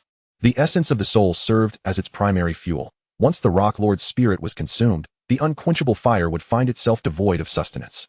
Thus, Chen merely needed to wait. No further assaults were necessary. After several frantic minutes of the Rock Lord's attacks, it gradually ceased its chaotic rolling. Battle at level 21 concluded, duration, 23 minutes and 19 seconds. To have engaged for over 20 minutes was no small feat, truly reflective of level 21's challenges. Chen reflected on the matter. Even if a player exceeding level 100 were to attempt this, conquering 20 levels would prove extraordinarily arduous. The balance of power at over 100 levels diminished significantly, often pitted against monsters nearing level 200 at higher tiers. Chen refrained from immediately advancing to level 22, instead approaching the Rock Lord directly to initiate enslavement. Name, Dolan Rock Lord, renaming possible. Race, Stone Clan. Level, 55. Health points, 30,000. Rank, Golden Boss. Skills, Rock Attack, Heavy Punch, Shockwave, Sweep, Throw Stone Man, Tremor Impact, Explosive Roll. The health seems somewhat insufficient. Chen furrowed his brow. However, there were burn marks on the rocky body, indicating it had sustained some damage from true fire attacks. The Rock Lord's characteristics inherently include high health and formidable defense. Yet now, it had suffered a dual debilitation, leaving it with so little. The reason for Chicken Brother's low level was that he was under-leveled at the time. The Rock Lord remained at level 55 even after its reduction. Never mind. From now on you shall be called Rock. Go take a rest. With a thought, Chen renamed it and stored it away. The 22nd layer was about to open. However, just a few seconds after it commenced, Chen opted to exit the trial tower. He had spotted a monster over level 100. And the environment was still oceanic. There was hardly any chance of victory. The 22nd layer sufficed. Calculating. Your rating is A. Extracting corresponding rewards. Congratulations. You have obtained the skill Ice Spikes Around. Ice magic has arrived. Chen was somewhat speechless, glancing at the details. Ice Spikes Around generates several ice spikes that orbit around you, capable of active offense or passive defense, automatically launching when enemies approach. Overall, it seems satisfactory. Qualifying as a multi-strike attack skill. This was considered an advanced skill within the ice category. Without a skill tree, he could only learn through such skill books. This ice magic had prerequisites, requiring ice attributes to meet a certain standard before learning. However, as a deity, Chen easily disregarded the learning requirements and forcibly succeeded in acquiring it. Just as he exited the trial tower, he discovered a letter in his mailbox. Simultaneously, there was a message from Feng Yu among his friends. The Lord equipment dropped was gloves, and he also sent you a mythic design blueprint. But you'll have to see for yourself what it is. Additionally, your friend wishes to join the third team. Just contact the Chio for arrangements when the time comes. Merely reading Feng Yu's message, Chen could envision that fellow's smug expression. Mythic level blueprints indeed had the potential to drop, but it would require considerable luck. He surmised that this mythic design was likely one of those mediocre types Feng Yu had stumbled upon. Although mythic blueprints were labeled as such, many designs were peculiar or demanded materials that were exceedingly difficult to gather, beyond the means of ordinary individuals. Usually, the actual value of mythic blueprints equated to that of legendary equipment. If some blueprints fell into the previously mentioned category, their value would be further diminished. This was also why when Chen proposed mythic blueprints, the Sunset Guild deemed them excessively pricey, yet still accepted the offer. Should Chen demand additional mythic equipment, the Sunset Guild would likely refuse, as any piece of mythic equipment was immensely significant to them. Losing even one would be a heavy blow to the guild. Chen did not rush to examine the blueprint, but rather took a look at the mythic gloves sent to him. Hell Tyrant Gloves, Mythic. Type, Gloves. Level requirement, 150. No attributes. Can designate any target and launch any item. The target cannot evade. Cooldown, 10 hours. All your fire skills gain enhanced damage effects. Attached skill, Fire Source Purification. Limited skill, Meteoric Descent. Fire Source Purification concentrates and purifies your fire source. Limited skill, Meteoric Descent. Summons a miniature meteor from the heavens. Can designate a target. Usage count, 0-1. So, it was this glove skill that annihilated a monster wave. Chen only knew that the Hell Tyrant's Lord set was formidable. However, he was still unaware of its specific attributes. Advanced mythic equipment was indeed powerful. Aside from the limited skill, its other functionalities were also exceptionally robust, whether forcefully launching a guaranteed hit item or refining fire, as well as enhancing damage. All proved to be incredibly practical. Unfortunately, it required level 150 to equip, but it certainly looked impressive on his hand. Chen gazed at the gloves adorning his hands, marveling. Chen, what on earth is happening? How did I manage to wear these gloves? Chen felt somewhat bewildered. With his insufficient level, he should not be able to equip them at all. It couldn't be that equipping them would yield no effect. If that were the case, they should not be able to be equipped in the first place. Just as Chen pondered, he noticed the previously contained dark energy around his hand surging unexpectedly. In truth, he had not executed any action to don the gloves. It was the dark energy that enveloped and absorbed the gloves. This dark energy stemmed from the true blood power of the god of the undead. The Hell Tyrant was considerably weaker than a true deity. Hence the gloves naturally bore the essence of the Hell Tyrant. In the next moment, the essence of the Hell Tyrant was violently obliterated by the dark energy. After eradicating the Hell Tyrant's essence from the gloves, the dark energy returned to his arm, tranquil as if nothing had transpired. Chen realized that he had indeed equipped the gloves. Speaking of which, this was a real world. The level requirements were fundamentally due to the laws of this realm. Just as the gloves necessitated a level 150 requirement to suppress the essence of the Hell Tyrant, Chen contemplated the possibility of bypassing level restrictions. Chapter 34, The Precious Heart of War. Chen recalled that within his backpack lay some equipment over level 50 that he had acquired while mingling in Crook village. He decided to attempt equipping those items. However, the experiment proved futile. It simply did not work. What could be the reason? Why were the Tyrant gloves an exception while the ordinary high-level gear was not? Chen was engulfed in confusion. Soon, through a comparative analysis of the attributes of the two pieces of equipment, he discerned the details. Ordinary equipment added base attributes, such as strength 100, intelligence 150, and so forth. The Hell Tyrant gloves, although mythic, were devoid of attributes. In the New World, certain special equipment lacked attribute enhancements, yet correspondingly, their other stats were extraordinarily impressive. The Hell Tyrant gloves were precisely such equipment. It appeared to be an issue of base attributes. Chen deduced the reason. The New World was a tangible realm, where base attributes represented the most fundamental energies impacting the body. How could a level 30 body withstand level 50 energy? Ordinary players could not equip unattribute equipment exceeding their own level, as remnants of a monster's essence lingered, and without the requisite level, one could not suppress that essence. The dark energy had obliterated the original owner's essence, thereby nullifying the equipment requirements. Chen could not equip higher-level attribute-laden gear purely because his current physique could not endure the energy of such high levels. Regardless, the fact that he could utilize this equipment was indeed fortunate. Chen resolved not to dwell on it further and turned his attention to the mythic design blueprint. Blueprint, Heart of War, mythic. Heart of War. As long as one continuously engages in battle, self-experience will perpetually increase without the necessity of killing. Even skills may upgrade during combat. Required materials: Ancient Soldier Talisman X1, Dragon Heart X1, Eyes from the Divine Realm X1. To his astonishment, it was the Heart of War. Upon gazing at the blueprint, Chen felt his hands tremble. Even when he had previously acquired the genuine mythic-grade Hell Tyrant gloves, he had not experienced such exhilaration. Is the Heart of War useful? While it is not without merit, it holds little significance for the average individual. For ordinary players, it essentially serves as an experience card. Is an experience card useful? Certainly, it holds value. However, when considering the required materials, it stands apart from other blueprints that demand 7 or 8 types of materials in substantial quantities. This blueprint requires only 3 materials, each in singularity. Yet, none of these materials is easily obtainable. Setting aside the quest for the Ancient Soldier Talisman, the Dragon Heart signifies a need to slay a dragon. While the first two may be somewhat manageable, the Eyes from the Divine Realm is exceedingly challenging, as the Divine Realm remains inaccessible and shrouded in mystery. Even if he were to obtain all 3 materials, one must ponder their potential applications. Surely, they could serve greater purposes than merely crafting an experience card. Although the prospect of skill upgrades appears enticing, it pales in comparison to the intrinsic value of the materials themselves, rendering it a negligible enhancement. This exemplifies how blueprints, even at the mythic level, may yield items of lesser worth than the materials utilized. Such is the nature of blueprints. Many precious materials result in creations that fail to match their inherent value. Yet, this perspective applies chiefly to ordinary players. For Chen, it is akin to a divine artifact. Enhancing self-experience, in the context of the real world, equates to personal growth independent of external influences. Why is it that when he summons a million skeleton soldiers, the experience is distributed among them? This occurs because that experience originates externally and follows a distribution process, naturally being shared among the million skeletons. However, self-enhancement signifies a form of evolution. This newfound strength cannot be siphoned away by the skeleton soldiers. The Ancient Soldier Talisman and Dragon Heart may not pose significant challenges, yet the Eyes from the Divine Realm is indeed troublesome. Nevertheless, Chen furrowed his brow as he considered the materials. Both the Ancient Soldier Talisman and Dragon Heart can be acquired through sheer force, but the Eyes from the Divine Realm necessitates infiltration into the Divine Realm itself. The mere act of opening a passage to the Divine Realm is fraught with difficulties, and to venture into that realm is an exceedingly perilous endeavor.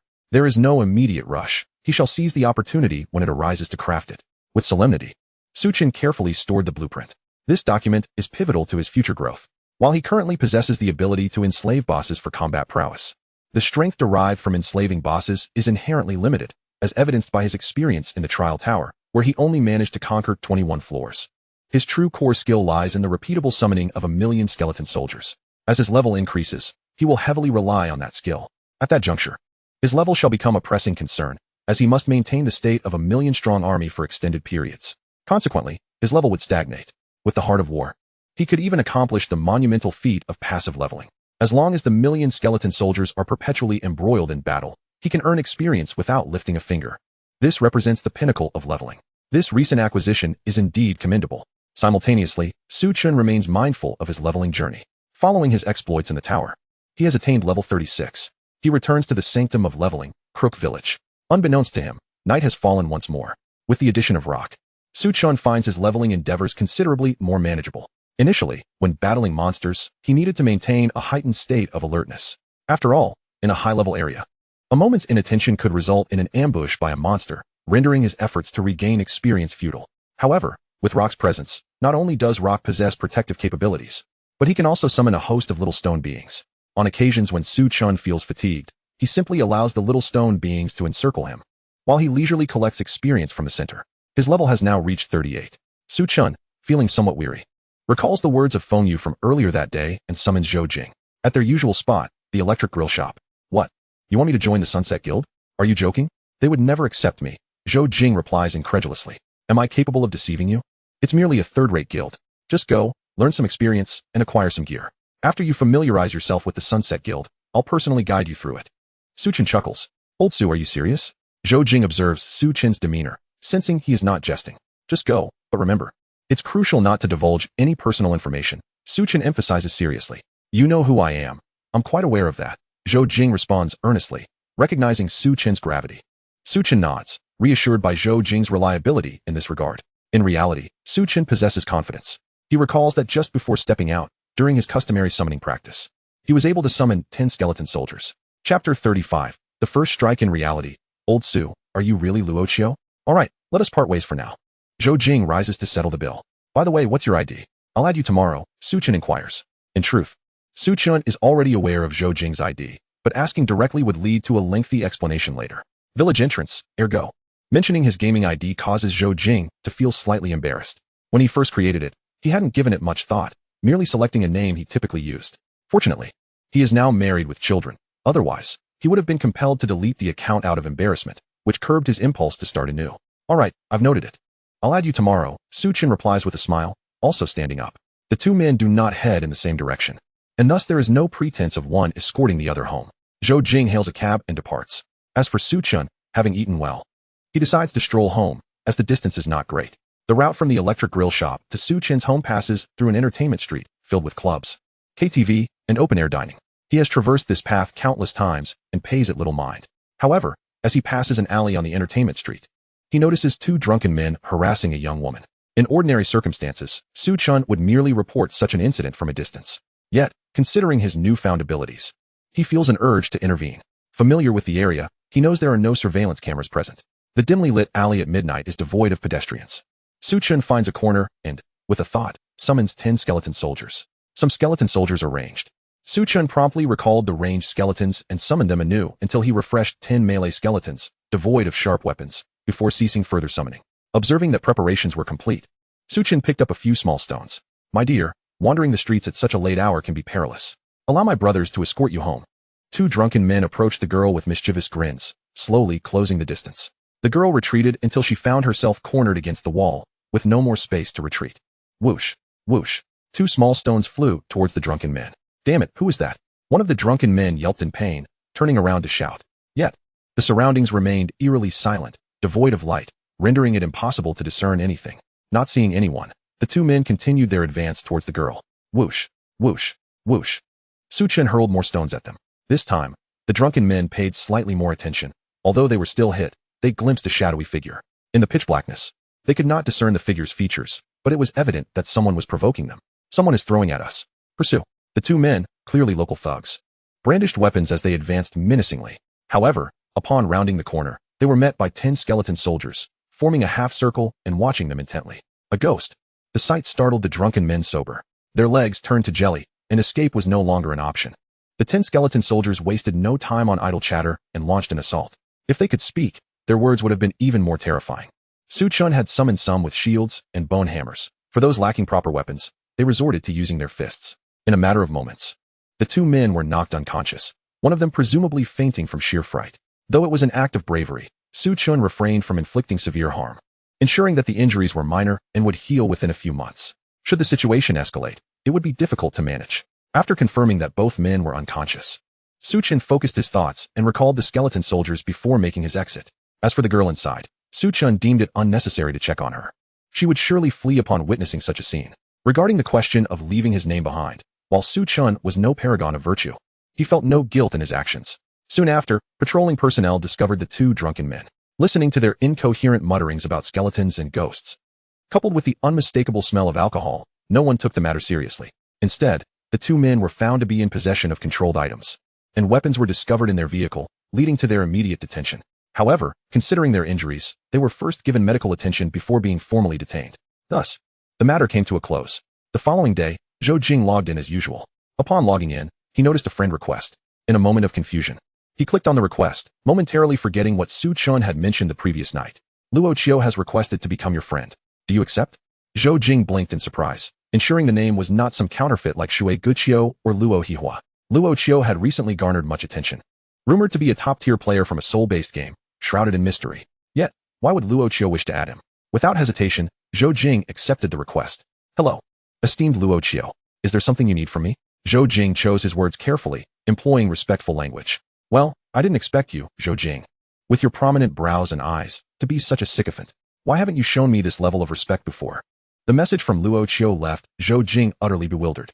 He fell into contemplation, finally recalling Su Chen's words from the previous night. Oh my, you really are Luo Chio. Zhou Jing felt dazed. He suddenly remembered that Su Chun had previously mentioned he was indeed Luo Chio, but he had not believed it at the time. Now, reflecting on it, it became clear that Su Chun had already informed him. Was the rumored Luo Chio merely a fabrication? Zhou Jing remained in a state of confusion. It was a misunderstanding. However, it was best not to expose him. Allowing Su Chun to remain in the limelight was quite agreeable.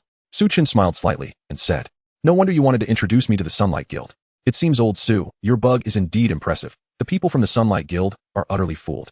Zhou Jing laughed heartily. Since you already know that the Sunlight Guild has been deceived by me, you should know what to say and what not to say, right? Zhou Jing had firmly accepted the notion of the bug, and Su Chun had no intention of disputing it. Instead, this connection would encourage Zhou Jing to be more prudent in his words and actions, making such misunderstandings quite beneficial. Chapter 36. The Threat of Ba Dao, Treasure Island Tickets.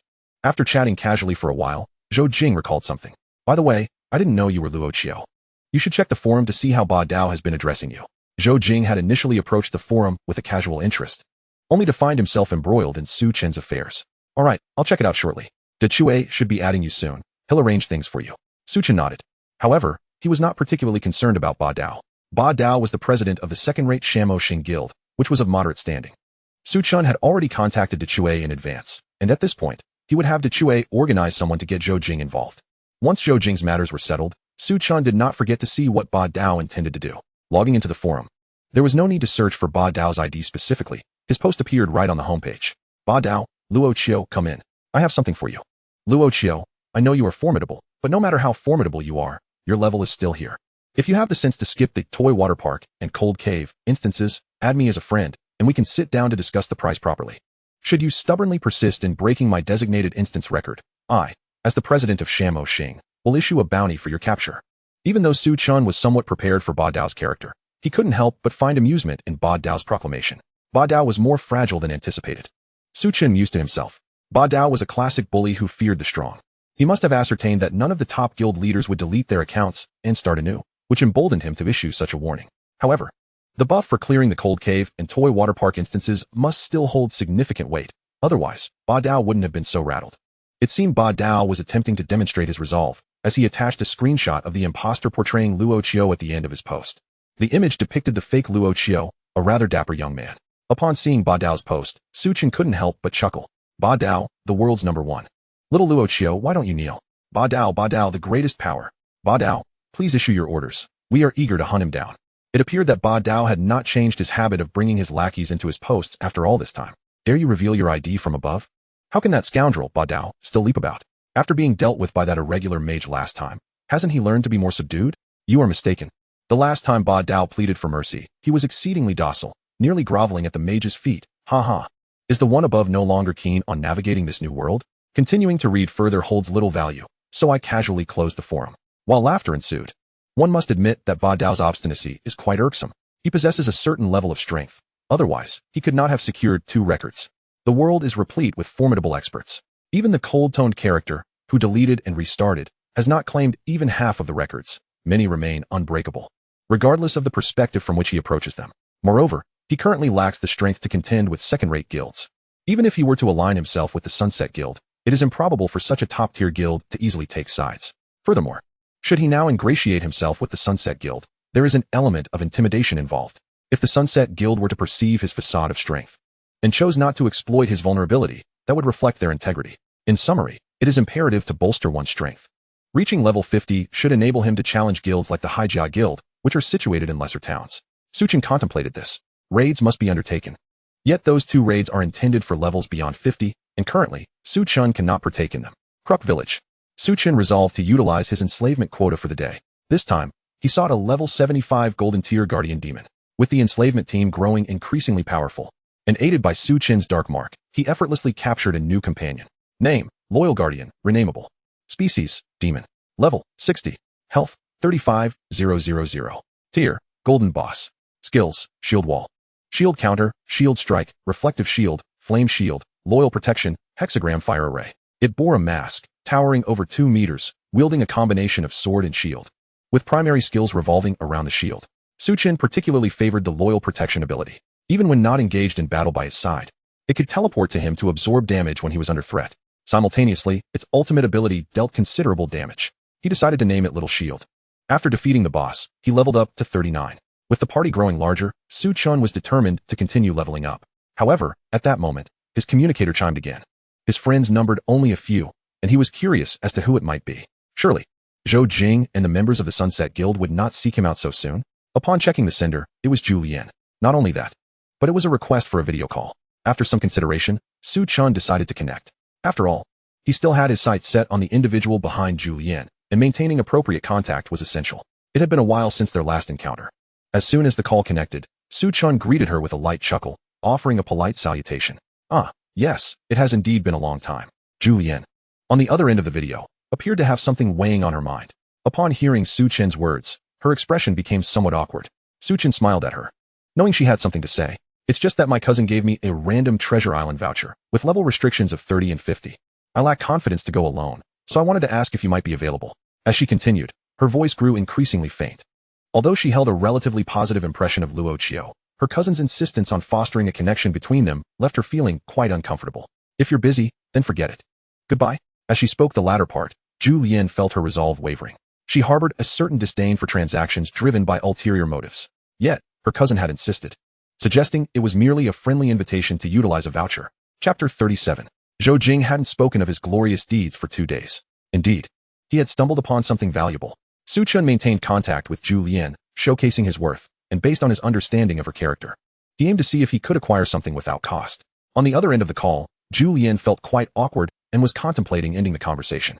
Though I've been a bit busy lately, since you mentioned it, I suppose I can make time, Su Chen casually remarked, revealing his seasoned charm. Just as Julianne was about to hang up, she heard his voice on the other end. Julianne lifted her gaze, only to be met with Su Chen's handsome visage, accompanied by a warm smile. Aye.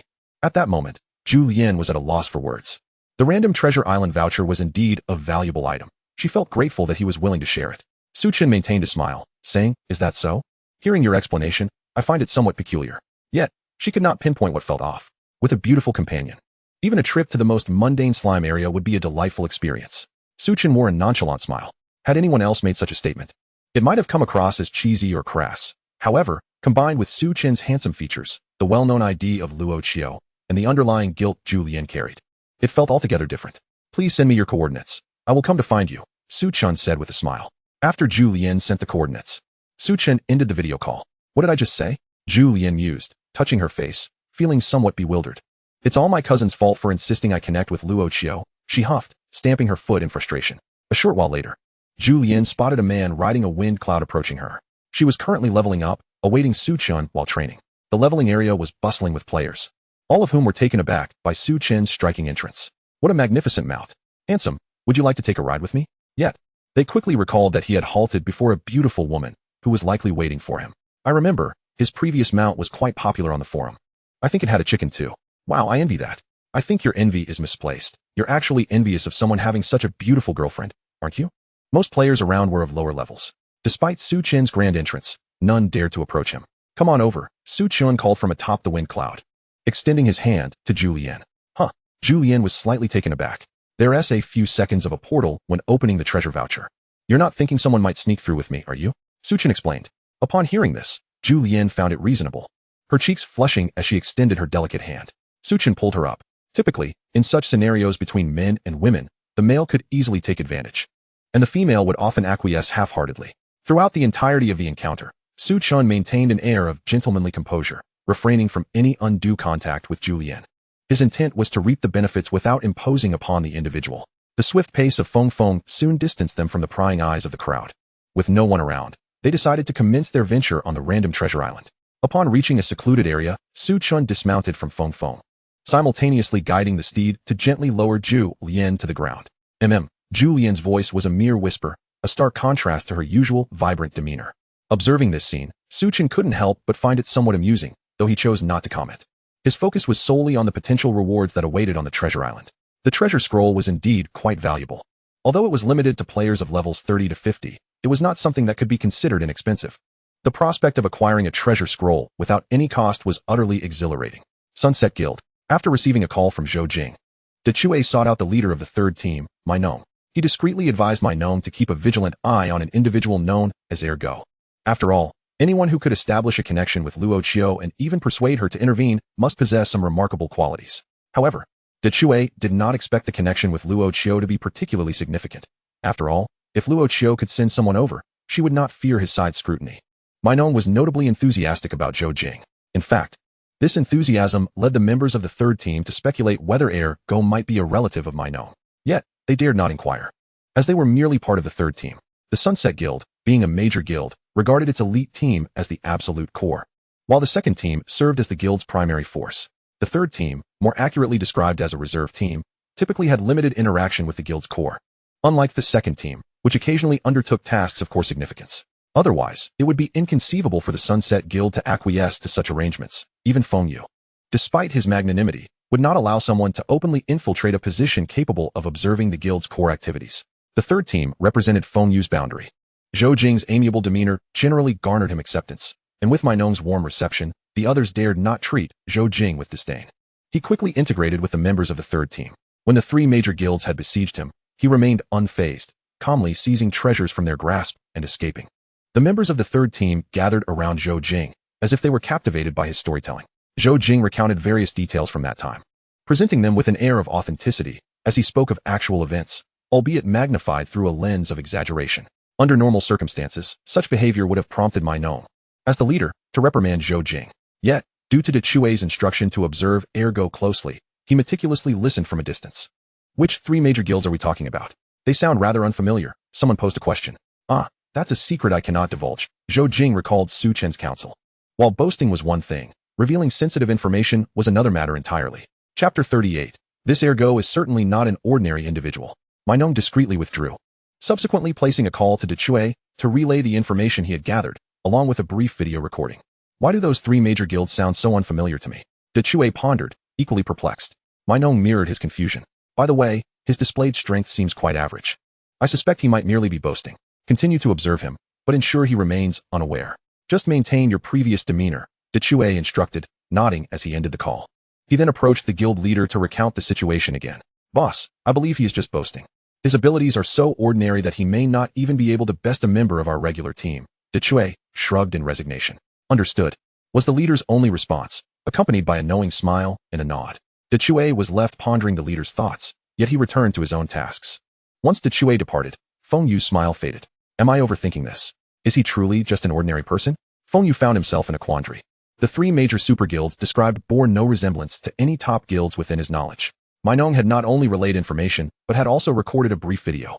Feng Yu meticulously reviewed the clip, having studied micro-expressions and conducted tests indicating that micro-expressions in the game New World could reflect thoughts from the real world. In his detailed frame-by-frame analysis, he discerned no signs of deception from the player known as Ergo. This left him bewildered. He could not find any corresponding entity among the current elite guilds, yet Ergo appeared truthful.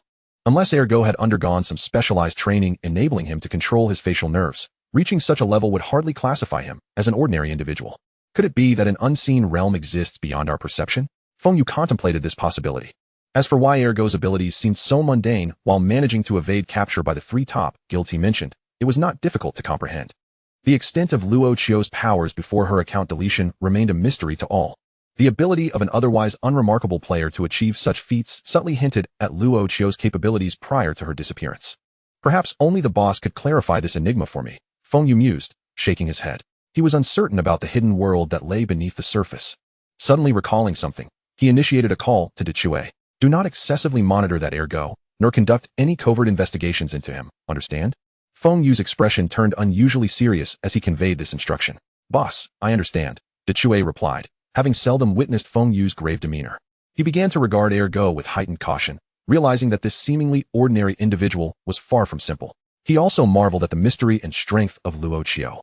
Recognizing that even someone appearing as inconspicuous as a passerby had a significant backstory.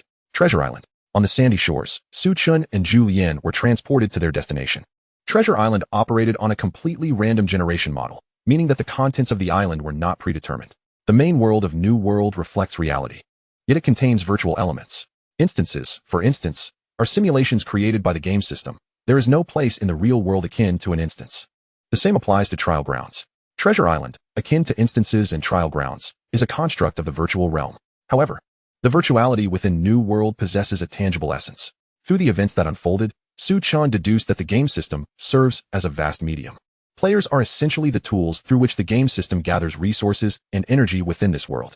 The resurrection of players, their engagement in instances, and trial grounds are all mechanisms employed by the game system to harness the energy collected from players. In reality, the energy stored within the game system is likely far greater. Players of New World have persistently lamented the arduousness of leveling up.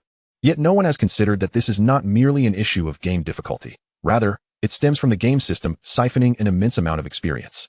Coupled with the subsequent arrival of new game elements, it is evident that the game system has amassed sufficient value to directly instigate chaos between the two realms, thereby establishing a new world.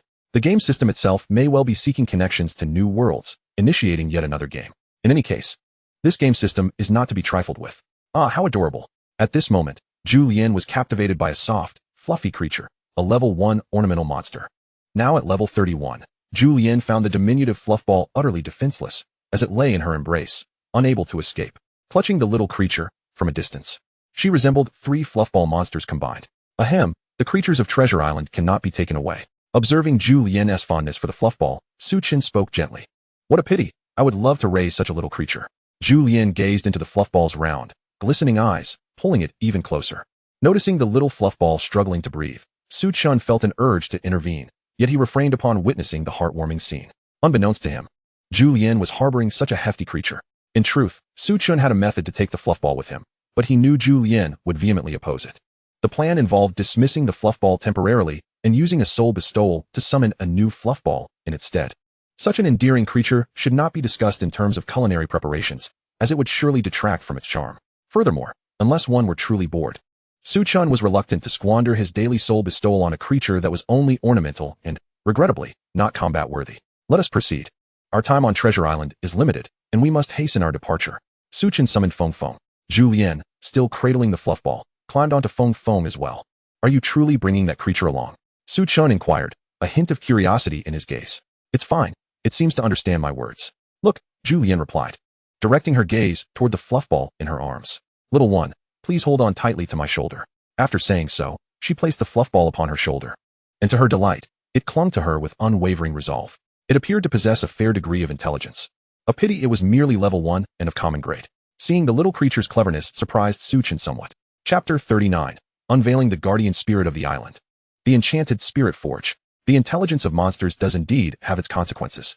Some highly intelligent monsters might even undergo transformation or possess hidden bloodlines. Yet, observing the level 1 fluffball with its utterly adorable demeanor, it hardly seemed like a candidate for transformation. Though Julianne was enamored, Chen could not voice any objections as he began to ride Feng in search of adventure. The island appeared quite expansive. After several minutes of rapid progress on Feng, they still found themselves amidst a vast grassland. There were some cows and sheep, but they were merely ornamental and all level 1. Observing the island, Chen found it peculiar. Typically, on treasure islands, one must defeat formidable monsters to earn the guardian's treasure. What a beautiful island this is. Julianne seemed to revel in the scenic beauty, appearing quite pleased. Chen, instead of urging Feng to speed up, slowed down. Julianne cast a puzzled glance at him. Do you not find this island rather strange? Chen inquired slowly. Strange? Julianne looked around in confusion. While the scenery was indeed captivating, the overwhelming tranquility felt excessive. Her cousin had warned her when providing this ticket that Treasure Island was perilous and that she should exercise caution. Yet, the scene before them exhibited no signs of danger whatsoever. Now that you mention it, it does seem a bit odd. Julianne finally acknowledged the unsettling atmosphere. With a thought, Chen summoned his dual-gun spirit, commanding it to fire towards the horizon. The dual-gun spirit complied, firing 2 shots that sank into the ground as if stones cast into the sea, stirring not a single ripple. Indeed, something was amiss. Swiftly, Chen waved his hand, summoning all his minions. Julianne watched in awe as Chen conjured monsters one after another, marveling at his prowess. Attack! Chen commanded. Boom. Suddenly, it was as if the sky had been rent asunder. The surrounding green grass began to wither, and the cows and sheep transformed into stone. Chen noticed the fluffball on Julianne's shoulder beginning to morph as well, revealing its true nature, a malevolent creature with a small devilish tail and horns. Its form remained unchanged, yet it brandished claws and lunged at Julianne. Julianne was struck with terror at the sight of the demonic visage, her complexion paling. Even if she could maintain her composure, as an archer, she was ill-equipped to handle such close proximity. Little Shield, loyal guardian. Chen, unfazed, issued the command as if he had anticipated this moment. Instantly, the protector demon, now dubbed Little Shield, teleported to Julianne's side, raising its great shield to deflect the demonic assault. Simultaneously, Gu seized his sword, launching an offensive against the malevolent creature. At this moment, the specific details of the demon were revealed. Name, Evil Guardian Spirit of Treasure Island. Type, Evil Spirit. Level, 50. Health, unknown. Grade, Dark Gold Boss. Skills, unknown. To encounter a Guardian Spirit of the island so readily was surprising to Chen. The Guardian Spirit is the ultimate boss of every treasure island. Yet encounters with it are rare. When it appears, valuable items are sure to follow. Under the combined onslaught of Little Shield and Gu, Julianne found herself secure. Exercise caution. Chen moved to Julianne's side, guiding her behind him. It was only then that Julianne regained her composure. Had it not been for Chen's timely intervention, she would have surely perished. The sight of the demonic creature made her feel queasy, as a spirit of malevolence. The guardian spirit was far from adorable. Its visage was grotesque and terrifying. The thought that she had once held it made her want to weep. You seemed unfazed by the situation. Did you foresee this? Julianne recalled Chen's demeanor and calm directives, posing the question to him. Given its apparent intelligence, it was puzzling that it was merely a level 1 ornamental creature of low grade. It should not have exhibited such cleverness. Chen merely smiled, responding as if it were a trivial matter. Meanwhile, the battle had intensified. Although the guardian spirit was only level 50, it could harness the resources of the entire island. Many monsters from the island have been summoned here.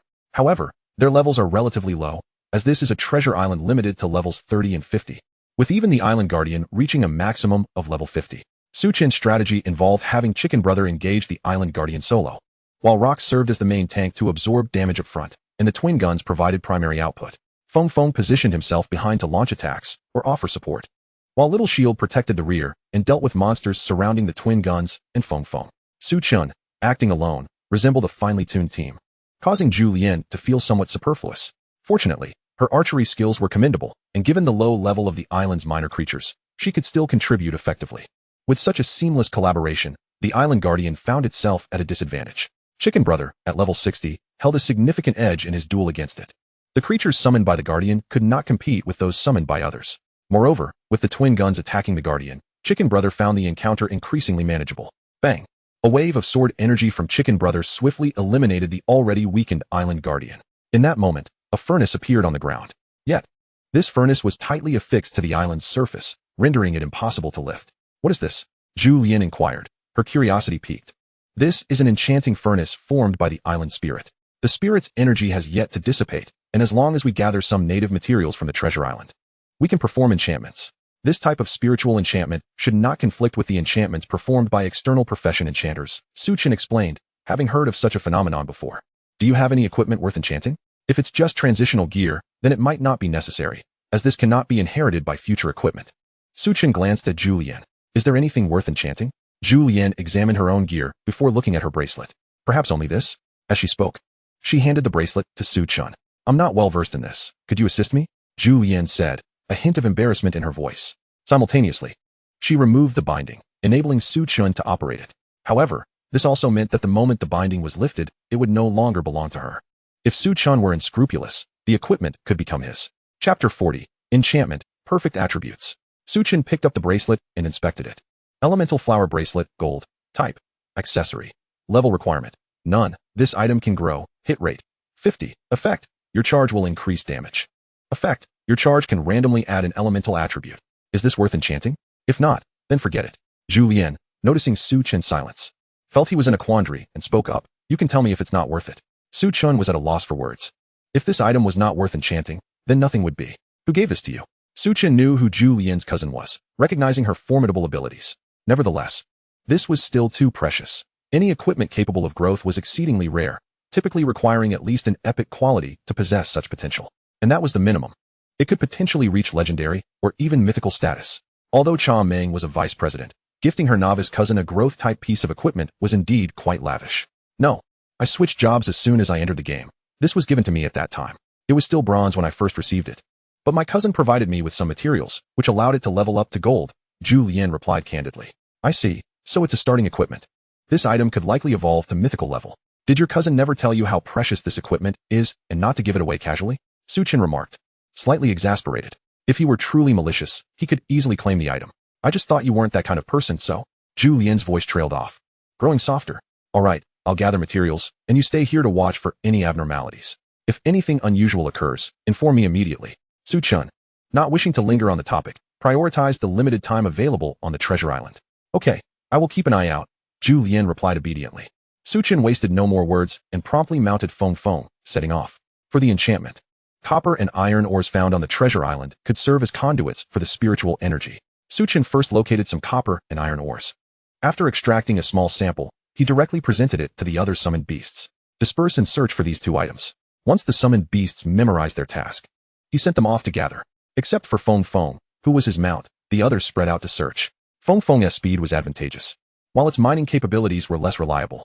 Chicken Brother could smash with his sword, and the twin guns could blast through rocks, while Rock, despite being slower, was formidable in battle. The treasure island's resources were not difficult to find, and soon the summoned beasts returned with a significant haul. After the earlier encounter with the island guardian, most of the monsters on the island had been cleared, allowing unimpeded mining. Chen alone had gathered a substantial amount, and with the contributions from the others, they had gathered enough resources. Time was of the essence. After collecting the ores, Chen wasted no time and returned immediately. The summoning space could not store external items, so he had to wait for their return. Otherwise, he could have recalled them into the summoning space and released them again, facilitating rapid transport. As it stood, they had to traverse the distance on foot, with only Chicken Brother having a quicker pace. However, Chen recalled Little Shield's skill. Loyal Guardian. In an instant, Little Shield appeared, using his shield to carry a significant amount of ore and teleporting directly to Chen. Chen had two pieces of equipment needing enchantment, the Hell Tyrant gloves and the Ring of Courage. Uncertain of the remaining time, he dared not be complacent and prioritized enchanting the Hell Tyrant gloves based on their value. He had also gathered some silver ore, which he included in the process. Ding! With the successful sound of enchantment, Chen hurriedly picked up the Hell Tyrant gloves. The overall attributes remained unchanged, but a new attribute appeared. Enchantment, Scorching Heat, increases character attack power by 30 points. This attribute was unsatisfactory. Chen promptly chose to reroll. Enchantment, Scorching Heat, increases character attack power by 50 points. Enchantment, Scorching Heat, increases character attack power by 1. Enchantment, Scorching Heat, increases character fire attribute by 30 points. Is this the extent of the enchantments on the treasure island? If not, let us reroll again. This equipment could only yield the Scorching Heat attribute, but even that had various levels of effectiveness. Enchantment, Scorching Heat, increases character attack power by 5. 5 was decent. Upon seeing this attribute, Chen promptly decided to keep it without further rerolls. Next, according to the value, it was time to enchant the Elemental Flower Bracelet. After all, it was a ticket given by Julianne, and Chen felt it was only fair. At that moment, the twin guns and others returned, bringing back the ores, which Chen immediately tossed into the enchanting furnace. Simultaneously, he placed the elementalized bracelet into the mix. Ding! Enchantment Crimson increases character stamina by 30 points. Su Chen, not one to show favoritism, recognized the lackluster attributes and continued to grind. Enchantment Crimson increases character endurance by 50 points. Enchantment Crimson increases character stamina by 100 points. Enchantment Crimson increases character endurance by 1. Enchantment Crimson increases character stamina by 2. Enchantment Crimson increases character endurance by 100 points. The Crimson attributes were unimpressive, and after considerable effort, Su Chen had yet to yield any beneficial traits. The best result was an increase of 2 in stamina, which was of little use to a bowman, as such attributes were more suited to a warrior. Perhaps he should settle for any attributes just to keep things moving, especially since he still had one piece of equipment left to enchant. Noticing Su Chen's frustration with the attributes, Julianne chimed in. Yet, a hint of disappointment lingered in her eyes. After all, obtaining superior attributes was always the ideal outcome. Enchantment Extremely Crimson increases character endurance by 10. Finally, a commendable outcome was achieved. Su Chen sighed in relief and handed the elemental flower to Julianne. Upon seeing the attribute, Julianne joyfully clasped the bracelet to her chest. Su Chen then proceeded to place his courage ring onto the enchanting pedestal. Ding! Enchantment Danger. Critical hit 50 points. Defense 30 points. What a troublesome attribute. Su Chen felt a wave of irritation wash over him as he regarded the result. Enchantment Danger. Critical hit 10. Defense 5. Enchantment Danger. Critical hit 15. Defense 10. Enchantment Danger. Critical hit 100 points. Defense 100 points. The absurdity of these attributes was rising to ridiculous levels, and Su Chen found himself disinterested in this enchantment altogether. Enchantment Light Danger. Critical hit 10. Defense 20 points. Upon seeing this attribute, Su Chen finally breathed a sigh of relief. As long as it didn't involve a percentage reduction in defense, he could accept it. Though the increase in critical hit was modest, at least the defense reduction was minimal. What a close call. He was fortunate that such an attribute existed. Julianne had been observing closely as well. She could discern that Su Chen resembled a summoner-type class, and for such a class, a percentage reduction in defense would be quite detrimental. Indeed, I nearly rendered this piece of equipment useless with that enchantment. Su Chen felt somewhat exasperated. At that moment, mist began to envelop Treasure Island. Su Chen recognized this as a signal that they were about to be teleported away. Chapter 41. Expanding Business, Hoarding Goods. As the mist dissipated, the two returned to their original location. Thank you so much for today, Julianne said, holding the bracelet with a radiant smile. Let us not dwell on that. Without your scroll, I wouldn't have been able to enter, Su Chen replied with a playful grin. The words seemed accurate, yet they carried an odd undertone. I suppose I shall take my leave now. Julianne had initially hoped Su Chen would join her in monster hunting, as having someone to guide her would expedite her leveling. However, upon noticing Su Chen's significantly higher level, she refrained from extending the invitation. All right, perhaps we can team up another time, Su Chen said with a smile. As he turned to depart, Julianne hesitated before speaking up. She appeared somewhat uncertain. Just say whatever you wish to, Su Chen said, squinting his eyes and smiling. My cousin is part of the Guilin Guild. I'm not entirely clear on the details, but she mentioned that you could look it up online. Her guild is quite formidable. Hearing this, Su Chen finally felt a sense of relief. I know Guilin is a powerful guild, he nodded. He was certainly aware of this. Otherwise, he wouldn't have invested such effort. The day your ID, Luo Chio, set a record. I was quite astonished and casually mentioned that my cousin was interested in you and wanted you to join the Guilin Guild. Even she herself was unsure why she had acquiesced to her cousin's request, but that was her nature. Once she committed to something, she followed through, albeit somewhat bashfully. While Su Chen comprehended the implications, he still found it somewhat disconcerting to hear that her cousin had an interest in him. You can inform your cousin that I am not interested in joining a guild, Su Chen said, smiling at Julianne. She sighed, realizing she had anticipated this response. She felt that Su Chen was not the type to willingly subordinate himself. He seemed to be the guiding force in any endeavor. Just as she was reconciling with this outcome, Su Chen suddenly shifted the conversation. However, I am interested in collaborating with her guild, Su Chen remarked with keen interest. After all, it was time to leverage the situation for mutual benefit. Collaborate? Julianne appeared bewildered. Although Su Chen indeed seemed powerful, he was still only in his 30s in terms of levels. How could he negotiate collaboration with a high-level guild? Suddenly, Su Chen leaned in closer. Just tell her that I possess something her guild urgently needs, and if she is open to an equitable collaboration, she should contact me, he whispered softly in her ear. Without waiting for Julianne's response, he crushed a teleportation scroll and vanished in an instant. What a vexatious fellow, Julianne muttered, touching her cheek. Upon returning to Crook village, Su Chen noticed that the surrounding low-level monsters fled at the sight of him. Rarely did such formidable foes grace Crook village anymore. He was a lone figure, wreaking havoc among the ranks of the weak. Su Chen had little interest in pursuing these feeble creatures. It was evident that the Rising Sun Guild and the Divine Sword Guild were in cahoots. After the game's inception, these two guilds had merged. Yet the relationships among their higher-ups remained nebulous. Su Chen had certainly observed the Divine Sword Guild on the leaderboard. Collaborating with the Guolan Guild would naturally involve selling strategies. Initially, he had not prohibited the Rising Sun Guild from reselling their strategies, primarily because this dungeon was not considered a super difficult one, but rather a moderately challenging transitional dungeon. The lack of a prohibition on resale also served as an implicit bargaining chip to persuade Feng Yu to agree to his terms. If the Rising Sun Guild could resell, then he could certainly do so as well. Of course, maintaining a lead in guild progression was crucial for those top-tier guilds. In the absence of necessity, no one would willingly sell strategies to their competitors. Each time a dungeon was successfully cleared, the guild that achieved the first clear would keep the details of the dungeon under wraps. Even if someone offered to pay, they would refuse to sell. Thus, it was evident that the relationship between the Rising Sun Guild and the Divine Sword Guild was indeed extraordinary. Additionally, casual players typically lag behind those first-tier guilds by 1 or 2 dungeons. To acquire strategies, they either needed to form strong teams to explore on their own or wait for streamers and various content creators to reveal the information.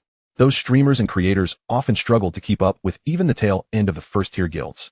There was once a streamer revered by casual players as a god, as his team could barely keep pace with the leading guilds. However, he eventually ceased streaming, and the reasons remain unknown. Su Chen speculated that it was merely a matter of having encroached upon the interests of the major guilds.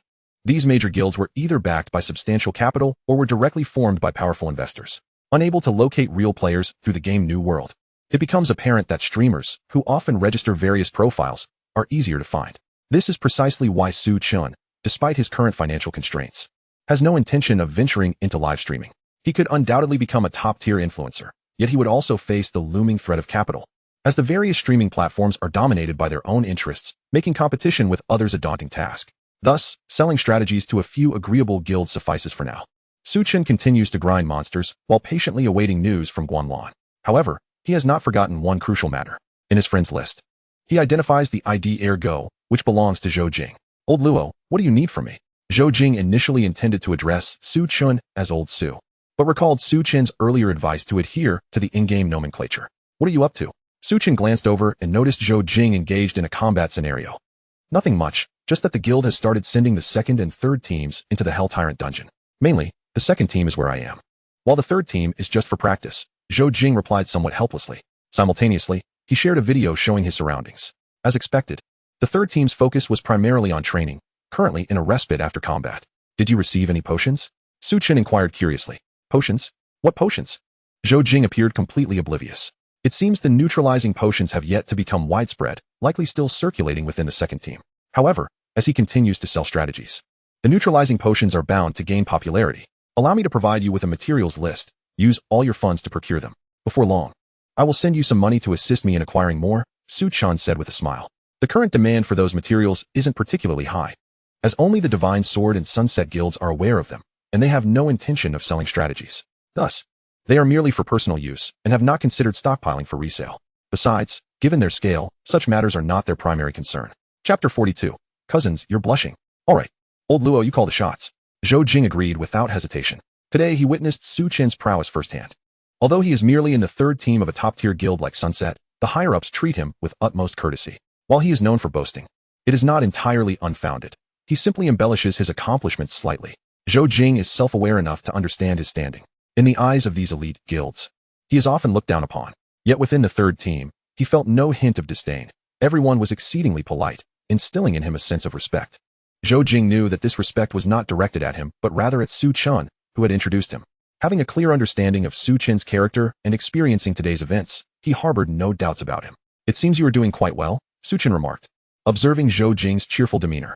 Haha, indeed. When we have some downtime, I shall regale you with tales of my exploits. Zhou Jing laughed heartily.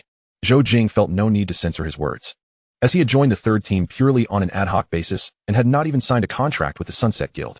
All right, once the dungeon concludes, you can swiftly gather those materials, Su Chen nodded. No need to wait for the dungeon's end. The manager, my gnome, said we could take leave if needed. Zhou Jing stated directly. This revelation surprised Su Chen. It was akin to granting Zhou Jing a privilege, indicating the Sunset Guild's respect for him. Do not become too arrogant. Your primary focus should be honing your skills alongside the third team, Su Chen added, wishing to ensure that Zhou Jing could learn something valuable. After all, he wasn't merely providing him with a stable job. Rest assured, you know what kind of person I am, Zhou Jing responded with an okay gesture. Seeing Zhou Jing's demeanor, Su Chen felt reassured and resumed his intense grinding in Crook village. In the real world, at a certain villa, Zhao Mengyu, barefoot, lounged on the sofa, indulging in ice cream while watching television.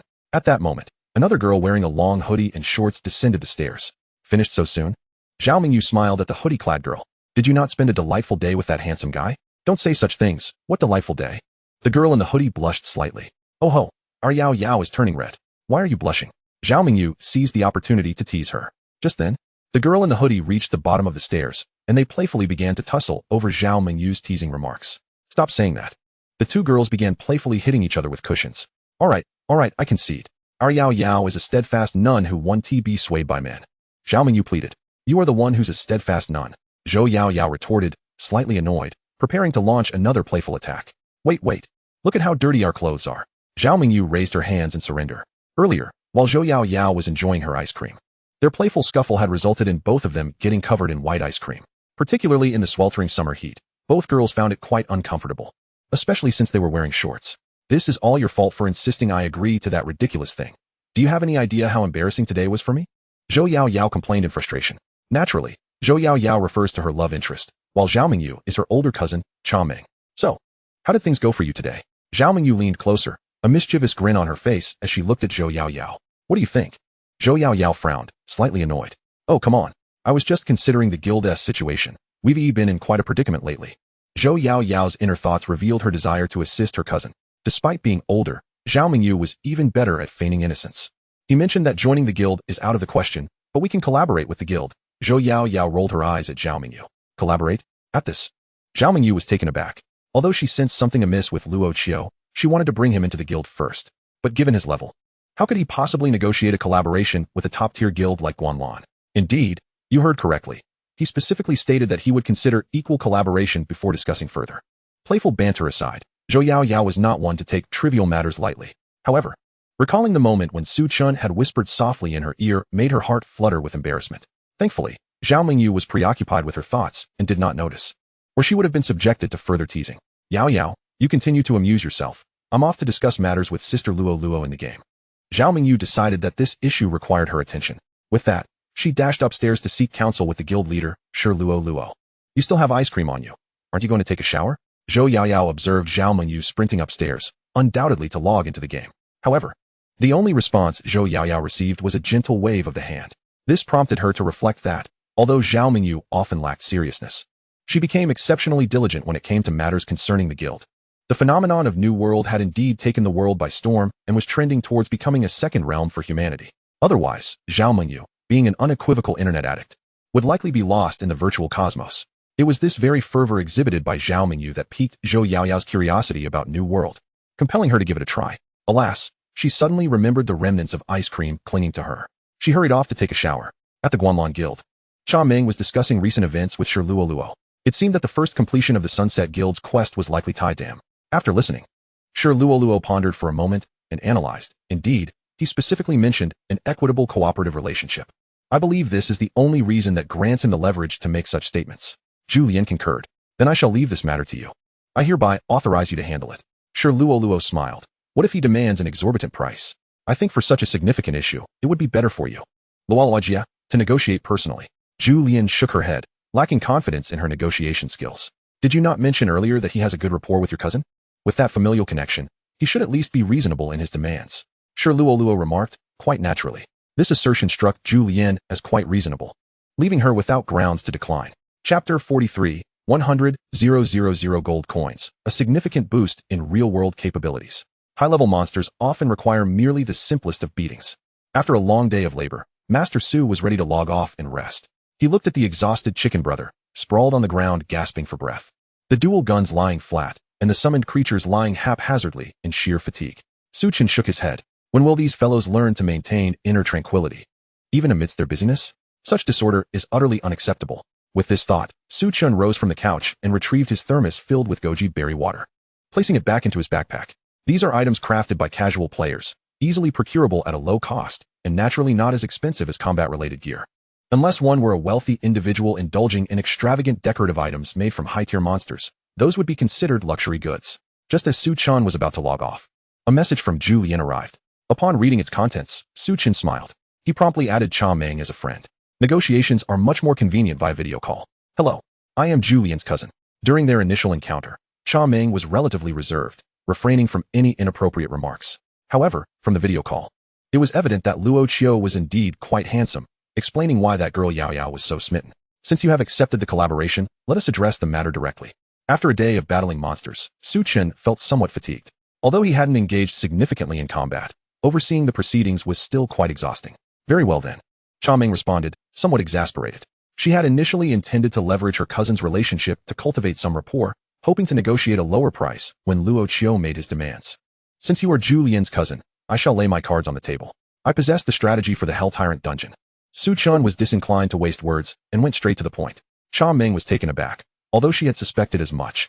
Hearing Luo Chio articulate, it was still somewhat shocking. Naturally, she did not foolishly inquire why someone of Luo Chio's level would possess knowledge of such an advanced dungeon strategy. Everyone has their own secrets. Provoking someone's displeasure could jeopardize the collaboration. What do you desire? If I am not mistaken, your strategy is likely secondhand at best. Perhaps even more than that. Having contemplated this matter previously, Ming voiced her prepared statements aimed at bargaining. What I can offer you is a third-hand strategy. Chen did not conceal anything and spoke plainly. And the price? Ming inquired. 100,000 gold coins, Chen stated directly. While 100,000 gold coins is not an insignificant sum, it is by no means exorbitant, especially for a first-rate guild. Ming furrowed her brow, seemingly deep in thought. Do you have any doubts? Chen asked nonchalantly. None. I was merely contemplating why you specifically require gold coins, particularly in this situation. Ming momentarily blurted out her inner thoughts, feeling rather foolish. Would you prefer to barter with resources instead? That's fine. Chen's tone remained flat. No, that's not what I meant. Let's stick to gold coins. Ming hastily shook her head, also realizing how silly her previous suggestion had been. The transaction was soon finalized. Chen promptly transferred the previously sent strategy for the Sunset Guild to Ming. Seeing Chen's straightforwardness, Ming wasted no time in sending the gold coins from her mailbox without any verification. A smooth transaction. Let us collaborate again in the future.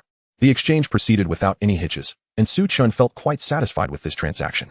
I look forward to our next collaboration. Ming replied with a gentle smile before ending the call. After receiving the 100,000 gold coins, Chen did not retain a single coin and transferred the entire amount to Zhou Jing. Noticing Zhou Jing was online, Chen refrained from initiating a call. Guessing that Zhou Jing was still engaged in team activities, I have sent the material list. Focus on acquiring the statue flower. Chen highlighted the materials that had increased the most in value before logging off. Once offline, Chen recalled the enchantments he had obtained today, which should not be insignificant. Thus, he decided to test his current summoning capabilities. Initially, Chen thought that the enhancement might only allow him to summon a few more creatures, but upon waving his hand, he sensed something was amiss. The amount of smoke was overwhelming. As the smoke dissipated, a throng of skeleton soldiers nearly filled the room. Currently, Chen rented a small studio, and upon counting, he estimated there were approximately 50 skeleton soldiers, a 5-fold increase from last time. He quickly retracted them. He had forgotten that since his last summoning, not only had he gained enchantments, but also equipped a mythical-grade glove. It was only then that Chen recalled the gloves. However, what frustrated him was that due to the room's limited space, he could not ascertain the extent of his power increase. As for going outside, he dismissed the idea, fearing he would become a spectacle for passers-by. Perhaps I should invest in a larger residence. No. I could simply build a villa in the countryside and even secure a mountain. Chen contemplated this notion. Moreover, he found this idea increasingly plausible. With the advent of the game, resource locations would emerge. If he were to identify a resource site in advance, he could acquire it and construct a fortress there, allowing him to possess resources and navigate the initial upheavals with greater composure. In the game, acquiring a city-building decree of mythical rank or above can significantly enhance basic defenses. And with sufficient resources, defensive structures can be upgraded. Since he cannot opt to remain a wandering mercenary, it would be prudent for him to establish his own territory. Following the game's onset, a brief period of chaos will ensue, during which having a solid foothold will prove invaluable. The cities created by guilds in New World will not be transferred. Only by bringing a city-building decree into the real world can one construct a city. However, Chen suspects that some individuals possess prior knowledge of this information. Similar to the Divine Sword Guild and the Setting Sun Guild, they had prepared high-grade city-building decrees from the very beginning of the game's arrival. There are a few other guilds like them. Yet, the majority of guilds were disbanded during the initial wave of the game's arrival. Even those that managed to endure are developing with decrees of very low quality. While there are numerous channels to acquire city-building decrees in New World, nearly all avenues became ineffective following the game's arrival, leaving it purely to luck. Nevertheless, acquiring a mountain stronghold necessitates a considerable sum of money. The thought of finances leaves Chen feeling somewhat constrained. Although he has recently acquired 100,000 gold coins, The value of gold has gradually stabilized, no longer holding the same worth it did at the game's inception. Securing a mountain is not a simple financial transaction. Establishing facilities and creating inconspicuous projects also require funds. The cost of acquiring a mountain has risen significantly compared to centuries past, and since it is a resource-rich area, it encompasses more than just land. It is a vast expanse. For now, he plans to wait for this wave of speculation to settle before exploring other avenues for generating wealth. Su Chun has devised a strategy. Chapter 44, Level 50, Dark Evolution. Time swiftly passed, and 3 days had elapsed. Dragon Court Guild. As a top-tier guild alongside the Divine Sword Guild, it has faced immense pressure from public opinion for lagging behind by several days. We should be able to conquer it today, remarked a silver-haired youth to the middle-aged man seated in the hall. Fu Hailong, puffing on a cigar, wore a stern expression. Why do you appear so displeased, President Fu? The young man inquired with a smile. What do you think? Fu Hailong retorted sharply.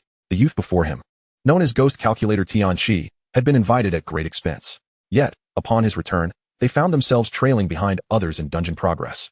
Had it been one of Fu Hailong's other subordinates, he would have unleashed a torrent of scathing rebuke by this point. Do you believe that you are falling behind? Tianqi responded, unfazed, with a smile. I tolerated the early success of Setting Sun, and I endured the swift advancement of Divine Sword. But even the Guanlan Guild has surpassed us. Fu Hailong's dissatisfaction finally erupted. In the past few days, another guild had joined the completion leaderboard, the Guanlan Guild. This marked the first instance of a non-top-tier guild surpassing others in the top 3 records. If I were to claim that we were the first to complete it, would that ease your mind, President? Tianqi continued to maintain his casual demeanor. What do you mean by that? Fu Hailong furrowed his brows at Tianqi's words. He was well aware of Tianqi's capabilities, which was why he had offered such a lucrative contract to attract him. Moreover, he had promised Tianqi a position beneath only himself within the guild. If it had been anyone else, Fu Hailong would not have had the patience for such dialogue. They have not achieved their progress solely through their own abilities, including the Divine Sword Guild. Tianqi smirked, clearly having deduced something. So, you mean to suggest that someone from their guild is assisting them? Fu Hailong was no fool. He quickly grasped the implication behind Tianqi's statement. Indeed, it was peculiar that a first-rate guild would surpass them due to some fortunate opportunity or discovery, but for a second first-rate guild to achieve the same was suspicious. At that moment, Tianqi produced a document. President, take a look at this, he said with a smile. Fu Hailong, puzzled, accepted the document and examined its contents. This is, upon seeing what was written, Fu Hailong was momentarily speechless. Indeed, this is the strategy for the Hell Tyrant. I have verified its authenticity. Tianqi chuckled. However, I did not utilize this strategy, for according to my original plan, we would have completed this dungeon today regardless. Fu Hailong furrowed his brows, realizing why Tianqi asserted that they were the true first completion. Had it not been for this strategy, they would indeed have been the first. You should have investigated who created it. Fu Hailong spoke in a low tone. He understood that since Tianqi was able to present a strategy, he undoubtedly had information about the individual behind it. The person took measures to conceal their identity, but I managed to trace the source. It is a player named Luo Chio, who has been peddling strategies everywhere. Tianqi replied with a light laugh. Luo Chio? I have not heard of this individual. Fu Hailong frowned. He was exceedingly busy and found no interest in tracking low-level dungeon records. Recently, he had broken 2 records for low-level dungeons, allegedly using beginner weapons. But those rumors proved to be false, mere coincidences that were misinterpreted. Tianqi had indeed conducted a thorough investigation, but his level is too low. I suspect he is backing, though the force behind him remains shrouded in mystery, and I have yet to uncover it. After sharing this information, Tianqi also offered his perspective. In that case, we should refrain from taking action against him for now and focus on uncovering the nature of his backing. Fu Hailong felt a wave of irritation, uncertain of the origins of yet another mysterious force. Presidents need not worry excessively. I suspect that his backing is rather peculiar and not particularly formidable, Tianqi reassured him with a smile.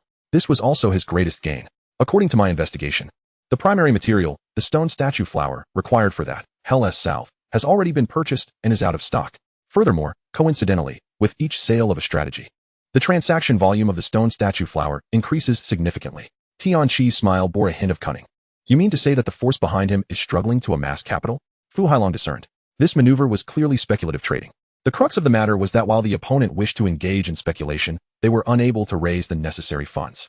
They required gold earned from selling strategies to facilitate their operations. This matter is entrusted to you. Do your utmost to win them over. Fu Hailong paused, his tone shifting. If they cannot serve my interests, then they must be eradicated. After saying this, Fu Hailong departed, leaving Tianqi alone. Tianqi revealed a sly smile. That is precisely my intention. With narrowed eyes, he began to devise his plans. He was inclined to support Fu Hailong, recognizing in him a formidable character that would allow him to operate freely. Compared to allying with Luo Chio, Tioni favored the former. The brain of the Dragon Court Guild only required him. Even if Luo Chio possessed some talent, he would ultimately be subordinate to Tioni Crook village. In the depths of the besieged village of Crook, a deck chair stood beneath an umbrella, where Su Chun reclined in repose. Surrounding him were several small stones, offering protection and providing fruit, as well as a gentle breeze wafting from nearby. A flash of white light illuminated the scene. At last, he had reached level 50. Su Chun expelled a seed, rising to stretch his limbs. In addition to the previously enslaved monsters, 3 more had appeared over the past 3 days. Name, Wandering Hunter, renameable. Type, Demon. Level, 60. Health points, 25,000. Tier, Golden Boss. Name, Fallen Demon Bear, renameable. Type, Demon. Level, 58. Health points, 28,000. Tier, Golden Boss. Name, Frenzied Fire Demon, renameable. Type, Demon. Level, 55. Health points, 20,000. Tier, Golden Boss. The skills possessed by these creatures were rather mundane, and thus Su Chun paid them little mind. He had not encountered any particularly special demons recently, and, preferring not to wander aimlessly, had decided to quietly level up in Crook Village. Each day's soul grants were not to be squandered, so he had casually captured some ordinary bosses. Of course, if other players were to discover this, they would likely be infuriated enough to delete their accounts. Having reached level 50, he wondered whether new inheritance skills awaited him. At the same time, he glanced at his status panel. Player, Luo Chio. Class, God of the Undead. Level, 50. HP, 6, 388. MP, 6, 700. Strength, 509. Intelligence, 875. Stamina, 398. Mentality, 905. Physical defense, 8, 605. Magical defense, 7, 903. Inheritance skills, Summon Ordinary Skeleton Soldier, Soul Grant, Dark Mark, Dark Evolution. Dark Evolution. Your Skeleton Legion can record the templates of enemies of the same type after defeating them multiple times. Upon the next evolution of the Skeleton Legion, you may choose a template for functional evolution. Chapter 45, A Million Skeleton Soldiers, descend upon Haijia Town. To his astonishment, a new inheritance skill had indeed materialized. Su Chun scrutinized the skill description, pondering its implications. If he understood correctly, the template could only be acquired from skeleton soldiers that had vanquished foes. Furthermore, the evolution of skeleton soldiers presumably referred to the consumption of light required to unlock the next stage. However, he currently possessed neither skeleton soldiers nor templates. Thus, he would have to forego experiencing dark evolution during the summoning. He would simply have to wait for the next opportunity. Observing the desolate state of Crook Village and the throngs of summoned beasts, Su Chun couldn't help but reflect. We truly are formidable. Despite having spent the last 3 days idly accumulating experience, he acknowledged the effort it took to reach this point. Initiating the evolution, Su Chun gently waved his hand, activating the second stage of the skeleton soldiers. The skill previously labeled Summon Ordinary Skeleton Soldier transformed into Summon Heavy Armored Skeleton Soldier. Upon successful evolution, he first examined the new skill. Summon Heavy Armored Skeleton Soldier. Initially summon 1 million Heavy Armored Skeleton Soldiers, their level matching that of the summoner. Capable of being consumed and upgraded. The upgrade condition requires the consumption of 1 million skeleton soldiers. The next tier will consist of 2 million heavy armored skeleton soldiers. Does the next tier merely increase numbers? I wonder if it counts as dark evolution? Su Chun pondered. Though he decided to focus on the new attributes of the heavy armored skeleton soldiers, he summoned only a few hundred, eager to inspect the precise attributes of this new unit. Name, Heavy Armored Skeleton Blade Master. Level, 50. Max Health, 5080. Max Energy, 100. Strength, 380. Agility, 100. Mentality, 100. Endurance, 300. Movement Speed, 100. Attack Speed, 150.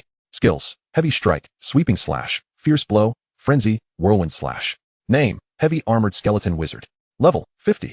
Max Health, 3. 700. Max Energy, 100. Strength, 100. Agility, 100. Intelligence, 360. Endurance, 200. Movement Speed, 80. Attack Speed, 100. Skills, Dark Curse, Soul Strike, Eruption Mark, Dark Gun, Charged Magic Arrow. Name, Heavy Armored Skeleton Gunner. Level, 50. Max Health, 3, 600. Max Energy, 100. Strength, 298. Agility, 260. Intelligence, 233. Endurance, 260. Movement Speed, 230. Attack Speed, 300. Skills, Shooting. Fire Rate, Hunter's Mark, Sprint, Firepower Boost. After a cursory glance, Su Chun found himself quite impressed with the current heavy armored skeleton soldiers. Each possessed a standard set of 5 skills, and notably, they were not all basic. Many boasted intermediate skills. Su Chun even spotted a skeleton wielding a sniper rifle, equipped with advanced skills. Yet, it possessed only 2 skills. One increased precision, while the other, a high-level skill called Burning Shot, significantly amplified damage. If not for the fact that allied units would lose faith when battling one another, Su Chun would have relished witnessing a duel between the gunners and dual wielders. Such units could be considered rare. Having summoned several hundred skeleton soldiers, he had only come across one with a sniper rifle. However, with 1 million in total, even the rarest should suffice to form a small squad. The notion of skeleton soldiers wielding firearms seemed absurd, yet given their designation as heavy armored skeletons, it was not entirely unreasonable. Su Chun chuckled. The New World is a realm where magic, martial arts, and technology coalesce, and many indigenous beings, such as the dual-gun spirits, still exist. At that moment, Zhou Jing called him via video. Old Luo Wve struck gold. The statue flowers have tripled in value, and other materials have roughly doubled. Should we sell? Zhou Jing's excitement was palpable. Only tripled? That's just the beginning. Let us talk again when they've tripled once more, Su Chun replied nonchalantly. Haha, I suppose I'm just inexperienced. I couldn't help but get carried away. Zhou Jing chuckled. He had placed all his assets in Su Chun's hands, opting for an all-in approach. Naturally, the lioness share of the profits belonged to Su Chun, who had recently reaped around 500,000 gold coins from selling strategies. Do what you need to do, and then simply wait. Su Chun waved his hand dismissively. All right, I'll get back to work, Zhou Jing replied before ending the call. Watching Zhou Jing's exuberance, Su Chun couldn't help but smile. It was high time to depart from this place. The deepest parts of Crook village housed only level 70 monsters, and now that he had reached level 50, it was time to shift his focus. The million-strong army is parched and desperate. Haijia Town, a settlement established by the Haijia Guild, bears its name in honor of its creators. This guild did not come into existence during the initial launch phase, thereby missing the optimal opportunity for growth. The guild leader, Shang Yun, is a seasoned operator of commercial guilds. However, his late entry into the realm of New World hindered his chances of seizing success. A commercial guild, in essence, is akin to a scalping guild. They comprise a core group of members who flit between various games, particularly those that frequently launch new servers. Once the guild is operational, they pursue official rewards, and in the absence of such incentives, they resort to advertising sales or even reselling the guild itself.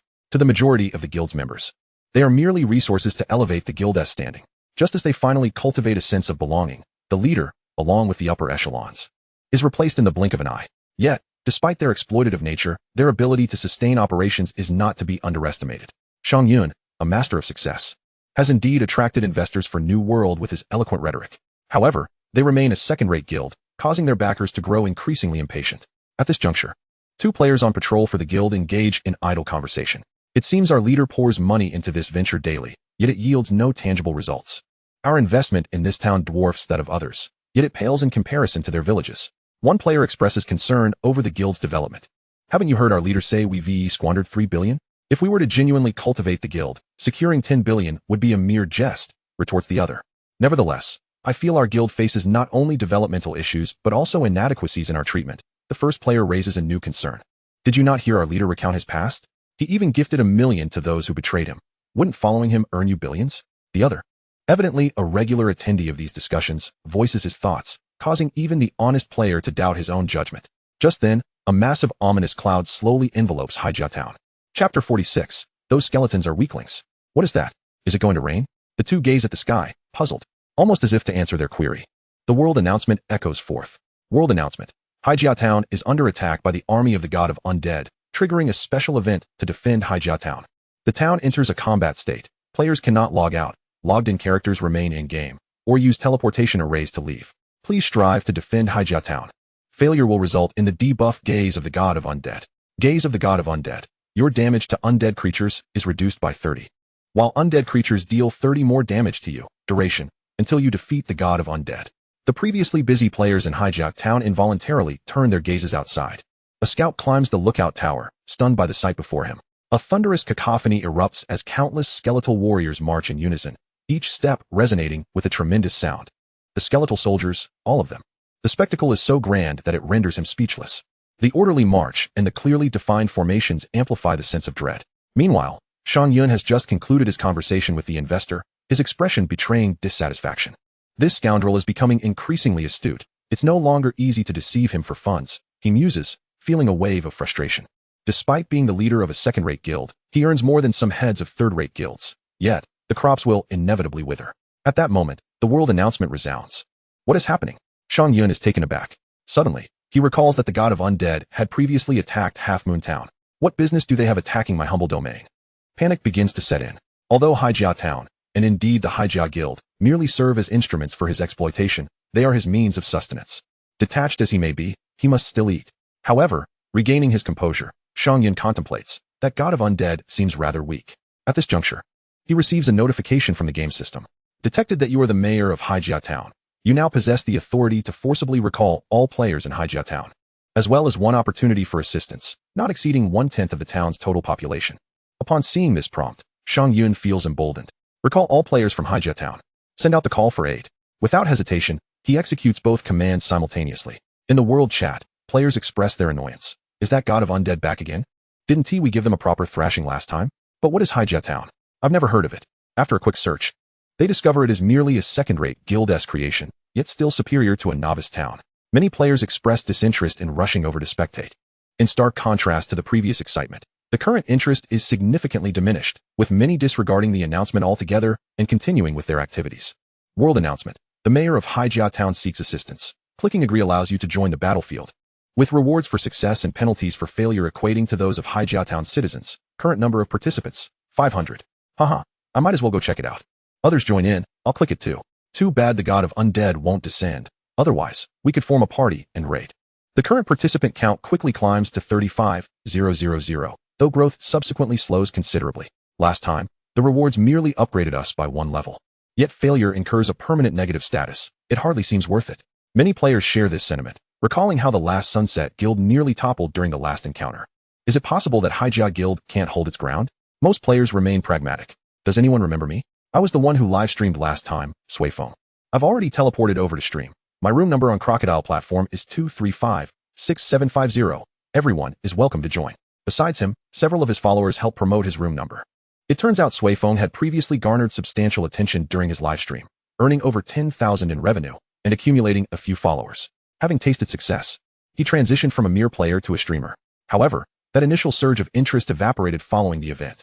This time, he seizes the opportunity without hesitation. Clicking agree and teleporting to Haijia Town. Haijia Town live. Witness how various experts slay the weakling skeletal soldiers. Swayfeng's title this time is quite audacious.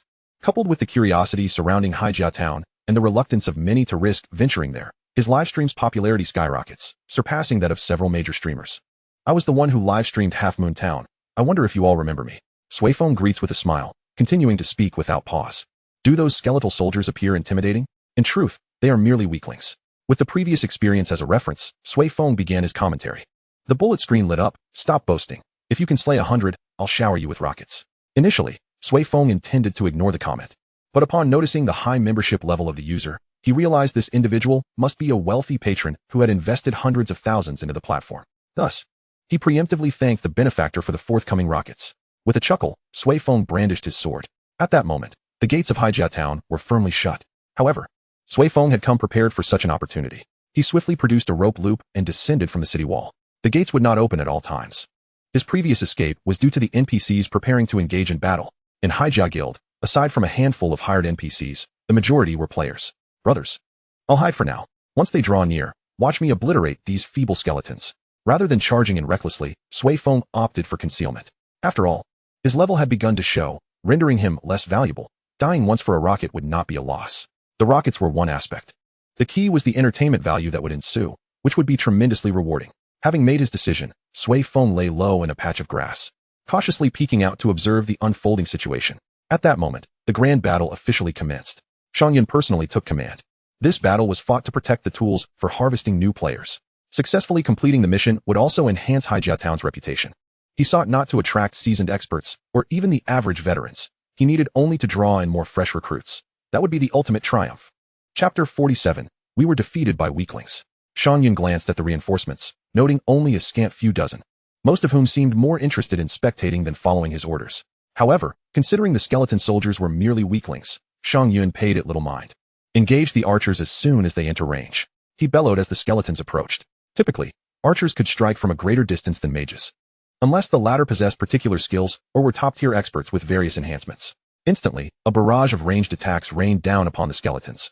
Xiangyun had assumed that, based on previous encounters, this round of assaults would surely eradicate several thousand skeletons. Yet, as they neared, the front line of skeletons raised their shields. Moreover, they possessed a skill that caused their shields to emit a faint white glow, reinforcing their defenses. Among the Haijia Guild members, fewer than 20 boasted levels above 100, with the majority below that threshold. After all, their guild had a rocky start, clearly a guild without prospects. The few players over level 100 were merely hired by Shang Yun at high salaries to lend the guild some semblance of credibility. Even someone like Zhou Jing, if willing to join the Haijia Guild as a slacker, could secure a substantial paycheck. This was the market value of the first batch of players. However, receiving a high salary came with strings attached. They were bound by contracts that required them to assist the guild frequently, leaving little time for personal advancement. Thus, unless utterly incapable of progressing, any veteran player with even a modicum of ambition would refrain from joining such a guild. Like Zhou Jing, despite his financial struggles, he had never entertained the thought of joining such a dismal guild for a paycheck. Once those skeletons raised their shields, they effectively absorbed the majority of the incoming attacks. After a full round, the skeletons suffered minimal losses, perhaps only 2,000 or 3,000, which was merely a drop in the bucket for an army of over 1 million skeletons. This scene was broadcast live. What the hell? Who claimed these skeletons were weaklings? Initially, the distance had obscured the view, but now it was evident that the skeletons appeared to be better equipped than before. Upon reflection, they indeed seemed stronger than during their last encounter. As the volley of arrows concluded, the magic casters finally took their turn. Colorful spells were hurled at the skeleton horde. Compared to arrows, magic spells dealt greater damage, albeit still limited.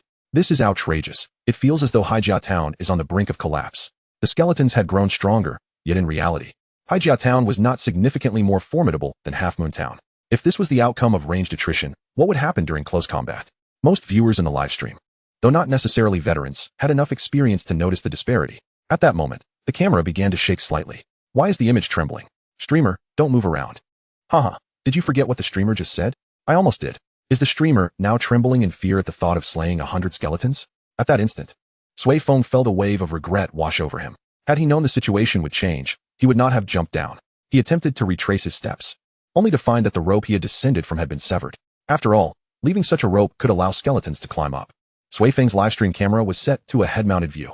At this moment, it was clear that the viewers in the livestream had noticed his predicament. Haha. The streamer got cold feet and wanted to retreat, only to discover the rope had been cut. It seems Haijia Town is destined to fall. Well, if it's going down, let us hope the streamer goes down fighting. The bullet screen was buzzing with activity. Yet, Sui Feng found no humor in the situation.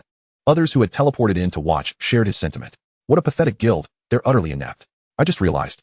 We'll have to face a penalty with these guild members, and won't we be unable to engage with undead monsters in the future?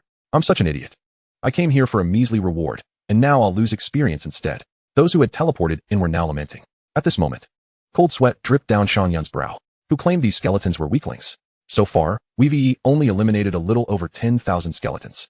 If this endless sea of skeletons reaches the city gates, they obliterated in no time? Just as Shang Yun pondered, he suddenly sensed a dangerous presence. Instinctively, he dodged. Upon closer inspection, he realized it was arrows. The skeleton archers had now entered range and were launching a counterattack. A few skeleton archers were not frightening. What was terrifying was the simultaneous assault from tens of thousands of them. Even if they only dealt a fraction of damage, that could wipe out a substantial amount of health. Moreover, these were now level 50 skeleton heavy infantry archers, with potent archery skills augmenting their attacks. It was not just a trivial amount of damage. Many players found their defenses barely holding. Once their defenses were breached, the true terror of the skeletons was unveiled. In just one round of attacks, dozens of players on the city walls fell. This was already alarming, but soon after, the skeleton mages and warlocks also entered range. Another round of bombardment ensued. This time, the Haijia Guild lost over 200 players in a single volley. While players could respawn, they would still lose experience, and the time to run back to the battlefield was significant. Some players, after respawning twice, began to slack off. Even some individuals have taken refuge behind the city walls, refusing to emerge. They would rather engage in an action than risk making a mistake. Everyone rise. The revived must hasten to our side. We must protect our city, exclaimed Shang Yun passionately. However, his enthusiasm fell flat compared to his usual speeches. It was evident to all that Haijia Town was exceedingly difficult to defend. Perhaps hiding would be a more prudent choice, as losing a bit of experience could be deemed acceptable. Especially for those high-level players, their experience was far more invaluable. And they were seasoned veterans. To put it bluntly, they were merely mercenaries for the Haijia Guild. Contracts are contracts. They have not fled. But the opposing force is overwhelmingly powerful. The contract did not stipulate that they must fight without compensation, did it? If these high-level players were willing to give their all for the guild, they might have been able to inflict significant losses on the skeletal army, perhaps even by tens of thousands. Yet now, they merely floated through the situation, completely devoid of suspense. Only those relatively new players, easily swayed by Shang Yun, were still fighting for the guild. The veterans were all too aware of the guild's true nature. There was no sense of belonging. They would mingle as long as they could, but if things turned dire, they would make their escape. Chapter 48, A Twist? The inferior cannon exploded. In the World Channel, Shang Yun grew anxious as the skeletal army drew ever closer. To all who come to assist Haijia Town, I offer a fee of 2,000 gold coins for those above level 100. Might you skilled individuals help me to fend off the forces of the god of the undead? This may very well be the key to unlocking the expansion pack. Amidst his frantic efforts, Shang Yun shouted in the World Channel, 2,000 gold coins as a fee, with a permanent debuff and a loss of experience? Are you jesting? I just watched the live stream. This guild is essentially finished. It's already the year 2301. How can there still be a guild with so many inexperienced newcomers? Shang Yun recalled encountering this individual during his time playing Myth. He was merely a businessman, likely bringing his commercial guild tactics into this game. He had duped others to the point of being duped himself. Upon observing the World Channel situation, Shang Yun promptly closed it. I still have a crystal cannon. He suddenly remembered. Typically, such cannons are reserved for major cities. There were guild members who felt the guild was perpetually squandering money. This was one of those instances of waste. In a small, peripheral town with poor infrastructure, how could they even consider acquiring a crystal cannon? Not to mention, the cannonballs alone cost tens of thousands of gold coins. Shang Yun had no intention of fortifying the city. He was merely trying to extract more funds from his backers. He had emphasized the importance of city defenses repeatedly, using various sleight-of-hand tactics, making it seem as though without this cannon, the guild would be on the brink of collapse. However, upon purchasing the cannon, he had executed a switcheroo with the merchant, producing a genuine crystal cannon at the time of inspection. Once his backers had verified it, he secretly replaced it with a substandard crystal cannon that bore a striking resemblance. He also ensured that the attributes could only be accessed by the guild leader. Shang Yun swiftly retrieved the crystal cannon, which included 20 cannonballs, albeit of inferior quality, though they appeared indistinguishable outwardly. Boom. A tremendous explosion resonated amidst the skeletal army. Upon detonation, countless crystal shards erupted outward with lethal force. This single shot inflicted approximately 50,000 in damage to the skeletal forces. Initially, the live stream's viewership had begun to dwindle, as many believed the outcome was already determined. However, this shot reignited interest in the broadcast. How could a small, peripheral town possess such a formidable weapon as a crystal cannon? This is astonishing. Our guild has upgraded to a small city, yet we lack a crystal cannon. A turning point had arrived. With the crystal cannon in defense, the skeletal soldiers might not breach the town after all. This shot also bolstered Shang Yun's confidence. One shot after another, 3 consecutive shots inflicted significant losses upon the skeletal army. As before, Chen was also in the town. In such a scenario, hiding in a corner might lead to discovery. It was far safer to remain in plain sight within the town. After all, there were still many outsiders present, not all of whom belonged to the Haijia Guild, so Chen's presence did not raise any suspicions. Hey, your guild leader is quite impressive. Chen remarked to a nearby member of the Haijia Guild. It seems we misjudged the leader. We previously accused him of squandering funds. Yet now he proves to be of great utility. Clearly, even that member of the Haijia Guild was taken aback by this display. Shang Yun had demonstrated his prowess and charisma. The number of skeletal soldiers was visibly diminishing. Misunderstandings had been resolved. Those guild members who had previously doubted Shang Yun now felt they had misjudged their leader.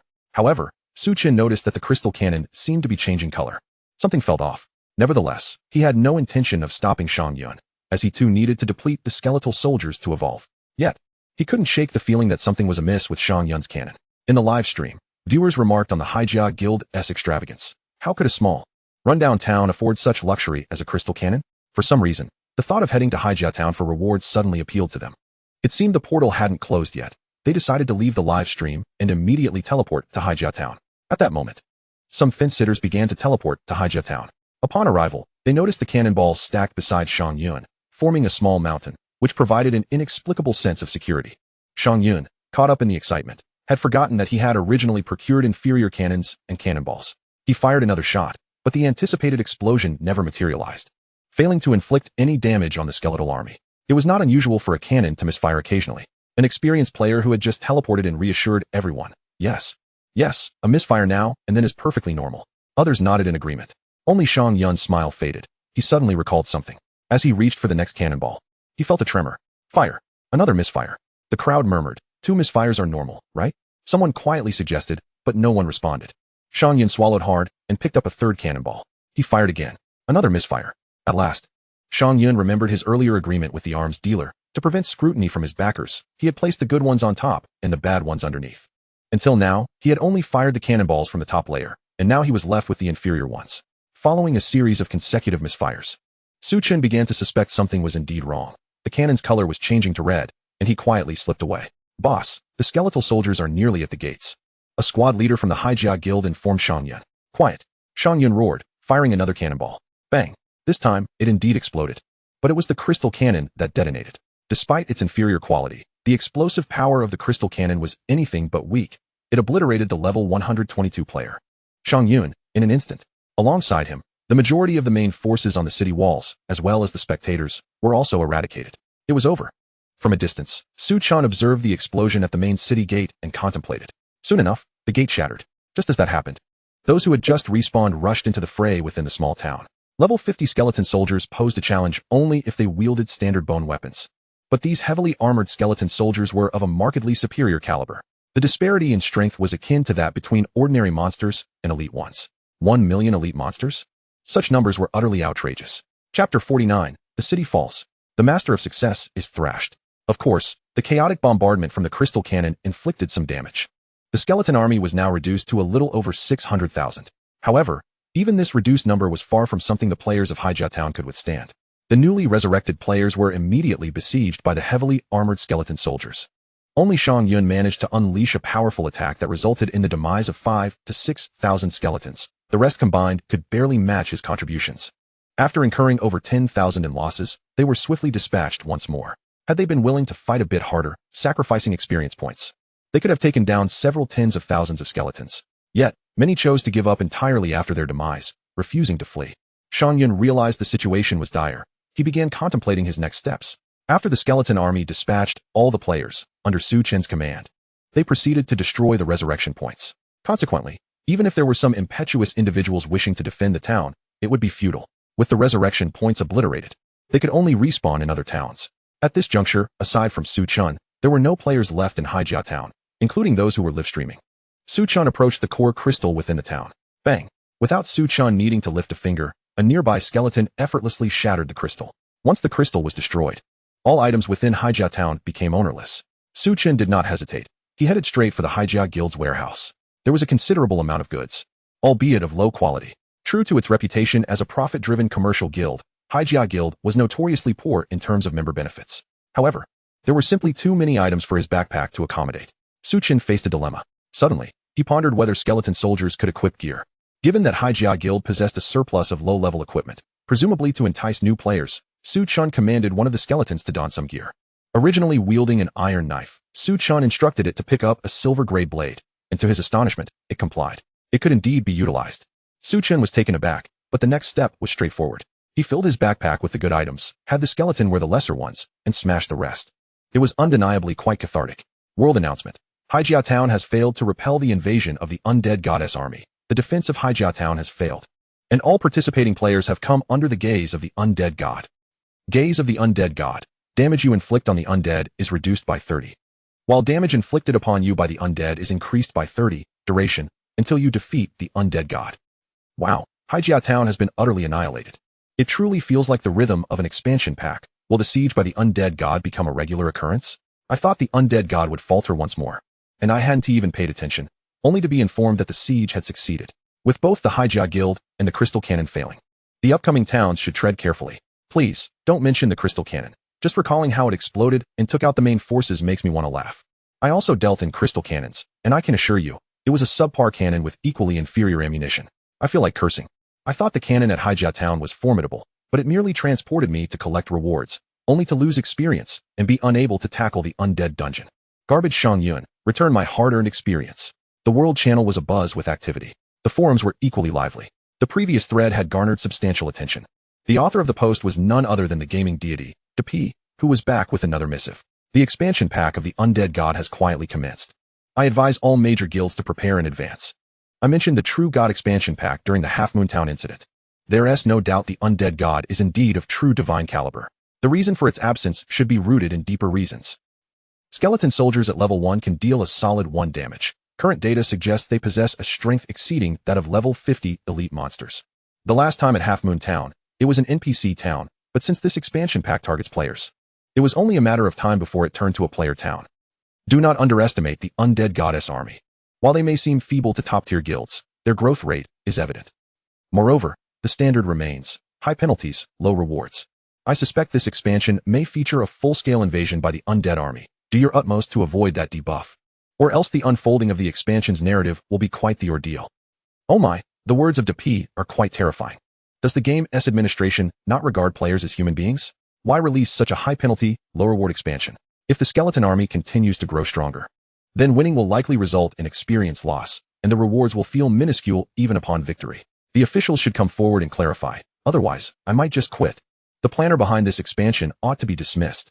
Meanwhile, Xiangyun logged out of the game, as the gaming pod indicated someone was looking for him outside.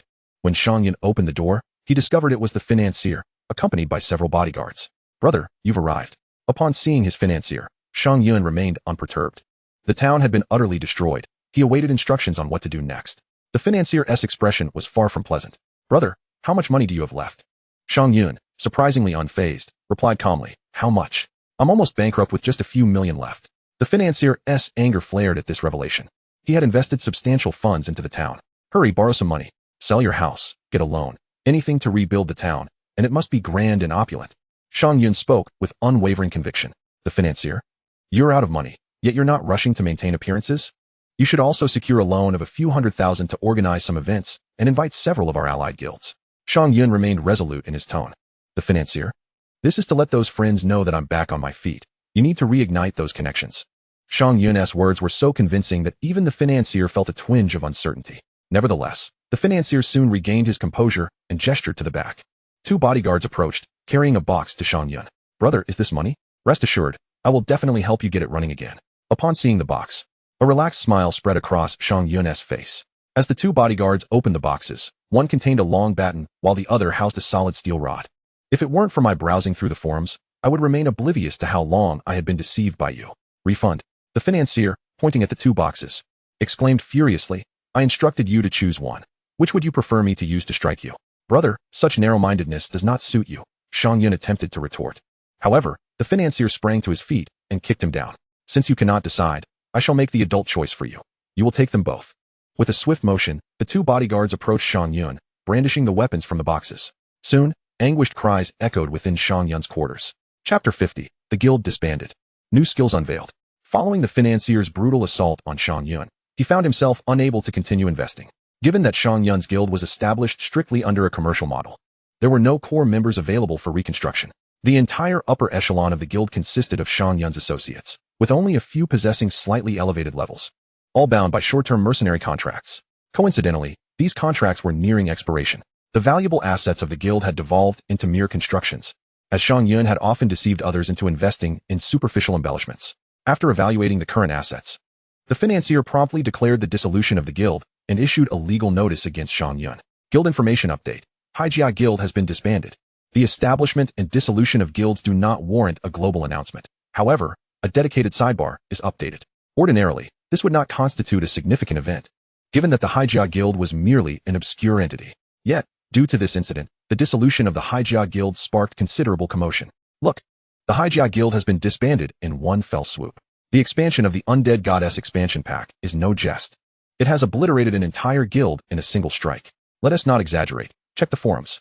Xiangyun had been duping the financier, who, as luck would have it, is also experiencing a financial crisis. I've seen it. That Xiangyun truly possesses the gift of persuasion, having previously convinced me to sign a mercenary contract with their guild. Although the underlying issues stem from the Haijia Guild itself, the growing might of the Undead God's army necessitates vigilance. The crucial point is that the Undead God's army, while besieging cities, renders teleportation arrays inoperative, making it impossible to call for reinforcements. However, in the world of New World, countless guilds rise and fall daily, and the Undead God does not appear frequently. Moreover, it has been revealed that the skeletal warriors are merely equivalent to elite monsters, with levels only reaching 50. The major guilds are preoccupied, who would prepare in advance for a horde of 50-level skeletal soldiers. The fervor surrounding this matter gradually subsided. Flame Barrier. This location lies within the Crimson Flame region, a battleground rife with conflict, far removed from human habitation. The area is strewn with volcanic rock, and the air is thick with embers. Su Chen teleported here alone, as the level of Crook village no longer sufficed for him. Additionally, frequent siege activities could expose him, as his strength remains insufficient. Indeed, as the Undead God flourishes amidst turmoil, he grows ever stronger. However, a level 50 Undead God, even with the ability to summon millions, cannot alter the fact that it is still level 50.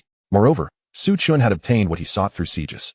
Within the guild's facilities, there existed a skill tree, which Su Chen forcefully appropriated, allowing him to select skills to learn directly. Evil Flame Technique. Fire-type attacks inflict base damage, augmenting attack power, with a chance to apply burning to the target, causing continuous damage. Additionally, using this skill may trigger Blood Demon status, ensuring that the target enters a burning state. Windwalk. Increases character movement speed. Blade Storm. Inflicts a certain amount of damage per second to enemies within a 180-degree cone in front of the caster, reducing the caster's movement speed during the release. Tactical Steps. Upon activation, increases evasion and enhances movement speed. Holy Light Strike. A light-based attack. This fundamental skill deals multiple segments of holy damage while adding a certain amount of attack power. Due to the forceful appropriation, the skills on the tree were somewhat compromised. Furthermore, given the mediocre quality of this skill tree, Su Chen opted to learn only the 5 best skills, disregarding the inferior ones. The skills he selected were not solely for inflicting damage but aimed to trigger the Dark Mark. At level 50, relying solely on himself to deal damage would be excessively slow. He could always learn better high-damage skills as his level and equipment improved. Without hesitation, Su Chen swiftly learned the 3 multi-hit damage skills. The other 2 acceleration skills would enhance his speed, which was also advantageous. One aspect Su Chen found somewhat absurd was the absence of class restrictions on skill acquisition for the Undead God. This was logical. However, the ability to learn even holy light skills was utterly preposterous.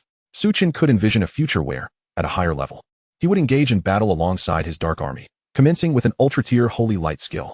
Is this reasonable? Quite so. Su Chen felt that perhaps he should gain a deeper understanding of true divinity. At the level of a true god, the distinction between attributes becomes increasingly blurred. With this thought, Su Chen ceased to dwell on the matter, remembering his purpose for arriving at the flame barrier. Here, players were sparse. Those exceeding level 100 had long ventured to other continents, while the flame barrier teemed with monsters ranging from levels 80 to 99, with the region's top bosses reaching level 100. Moreover, the environment posed a challenge. Insufficient fire resistance would result in continuous damage every moment. Su Chen had just raided a guild warehouse. Although it was not particularly affluent, accumulating fire resistance gear was not difficult. These fire-resistant items would occupy slots in the original gear, unless the primary equipment inherently possessed fire resistance. Otherwise, replacing main gear with fire-resistant items would hinder monster farming. Su Chen, lacking substantial equipment, found no need for gear to combat monsters, so accumulating fire resistance gear was acceptable. He had no inclination to meticulously organize transitional equipment. Raiding guild warehouses occasionally sufficed. Before long, Su Chen encountered a solitary minor creature. Name: Flame Legion Burner. Type: Demon. Level 80. Health: Unknown. Tier: Elite Monster. Skills: Unknown. The Crimson Flame region is a battleground dominated by various factions, with the Flame Legion being the most widespread. This one was merely a lone entity. Su Chen still commanded over 600,000 skeletal soldiers. Thus, there was no need to act stealthily. He casually summoned 10,000 skeletal soldiers. Although the burner was level 80, 30 levels above the skeletal soldiers, the overwhelming numbers dispatched it swiftly. Once the skeletal soldiers reached elite status, their ability to bypass defenses significantly improved. Initially, Su Chen thought the skeletal soldiers might only manage to inflict 1 point of damage, yet many inflicted double-digit damage instead. Even the specialized unit, the Skeleton Sniper, can inflict over 100 points of damage with a single skill. The patrolling Firebringer, before it could even assume a combat stance, was swiftly eliminated. Instantly, tens of thousands of skeleton soldiers filled the area. Chapter 51, The Flame Legion vs. The Sea of Skeletons. As the Firebringer collapsed to the ground, experience notifications emerged. The player, Luo Chio, gained experience points, 00012, with a level-up bonus of 00006. Su Chen smacked his lips, recognizing the familiar routine once more. The experience was to be shared among the 60,000 skeleton soldiers gathered here. However, Su Chen had not come merely to level up. He was acutely aware of one crucial aspect: his new skill, Dark Evolution. Dark Evolution. Your Skeleton Legion can record the template of a slain adversary of the same type after multiple kills. In the next evolution of the Skeleton Army, you may select a template for functional advancement. The purpose of summoning over 60,000 skeleton soldiers was to farm this template. Yet, after dispatching the Firebringer, no progress bar appeared. Perhaps the more enemies he defeated, the higher the chance of recording a template? Su Chen speculated. Regardless, he decided to continue farming monsters in this location. Simultaneously farming templates while consuming skeleton soldiers was the perfect solution. After vanquishing the Firebringer, Su Chen recalled his skeleton troops. Remaining in this spot was detrimental, as the skeleton army lacked sufficient fire resistance, suffering health loss every few seconds. He remembered how he once sent skeletons to jump onto spikes, resulting in a loss of their faith value. Presently, their faith in him stood at 99, not yet restored to 100. He understood that while skeletons could perish in battle, they should not be sacrificed needlessly. Engaging in siege or farming monsters was acceptable, but deliberately leading them into traps or forcing them to confront deities of a higher tier would likely diminish their faith. However, he prided himself on being a benevolent commander, unwilling to let them fall in vain. Chen nodded, affirming his noble character. Along the way, he encountered scattered monsters, both from the Flame Legion and volcanic lizards, which he swiftly annihilated. Yet, after approximately an hour of this, he realized a pressing issue. The pace was far too slow. Both the rate of farming templates and the consumption of skeleton soldiers lagged significantly due to the scattered nature of the encounters. Why not directly assault the Flame Legion's barracks? Chen slapped his forehead, surprised he had overlooked this. Flame Legion barracks. Soon enough, Chen discovered a campsite that appeared decently sized. However, it seemed to house only 3,000 demonic soldiers, which was rather meager. He stroked his chin, somewhat dissatisfied. Nevertheless, it would suffice for farming purposes. With a simple gesture, a cloud of dark energy enveloped the area.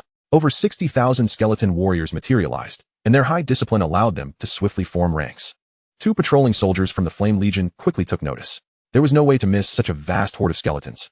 The arrival of this legion was not for idle chatter. Alert! Enemy attack. The 2 Flame Legion soldiers immediately sounded the alarm, rallying the 3,000 troops. At that moment, a leader riding a fiery steed emerged. Name: Flame Legion Lich King. Species: Demon. Level: 95. Health: Unknown.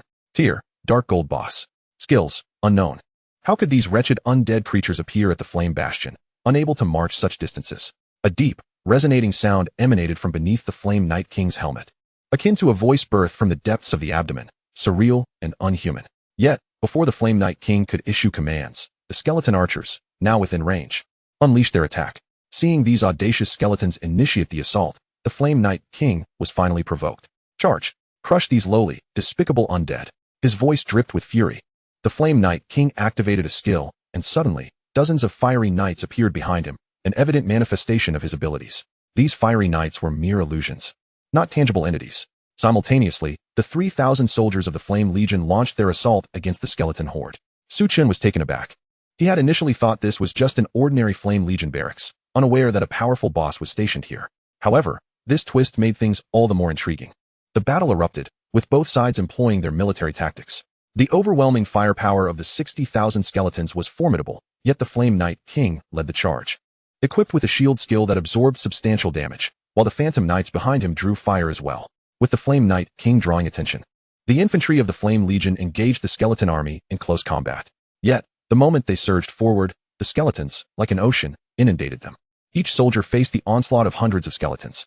The skeleton army employed a strategy of mutual destruction. For every few Flame Legion soldiers that felled a dozen skeletons, they themselves were met with a torrent of skeletal attacks. Their larger size made them conspicuous targets among the skeletons, and some ranged attackers managed to bring them down. After they eliminated a few dozen skeletons, they were swiftly overwhelmed by the relentless assault, either falling instantly or reaching critically low health. Skeletons, devoid of the concept of fear, were the most terrifying of all. As the frontline skeletons fell, those behind surged forward with fervor.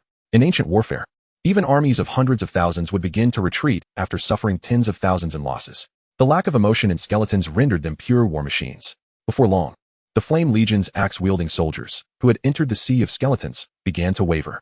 Ironically, once they entertained thoughts of retreat, they found themselves ensnared, surrounded by the skeletons, who capitalized on the opportunity to eliminate them with ease.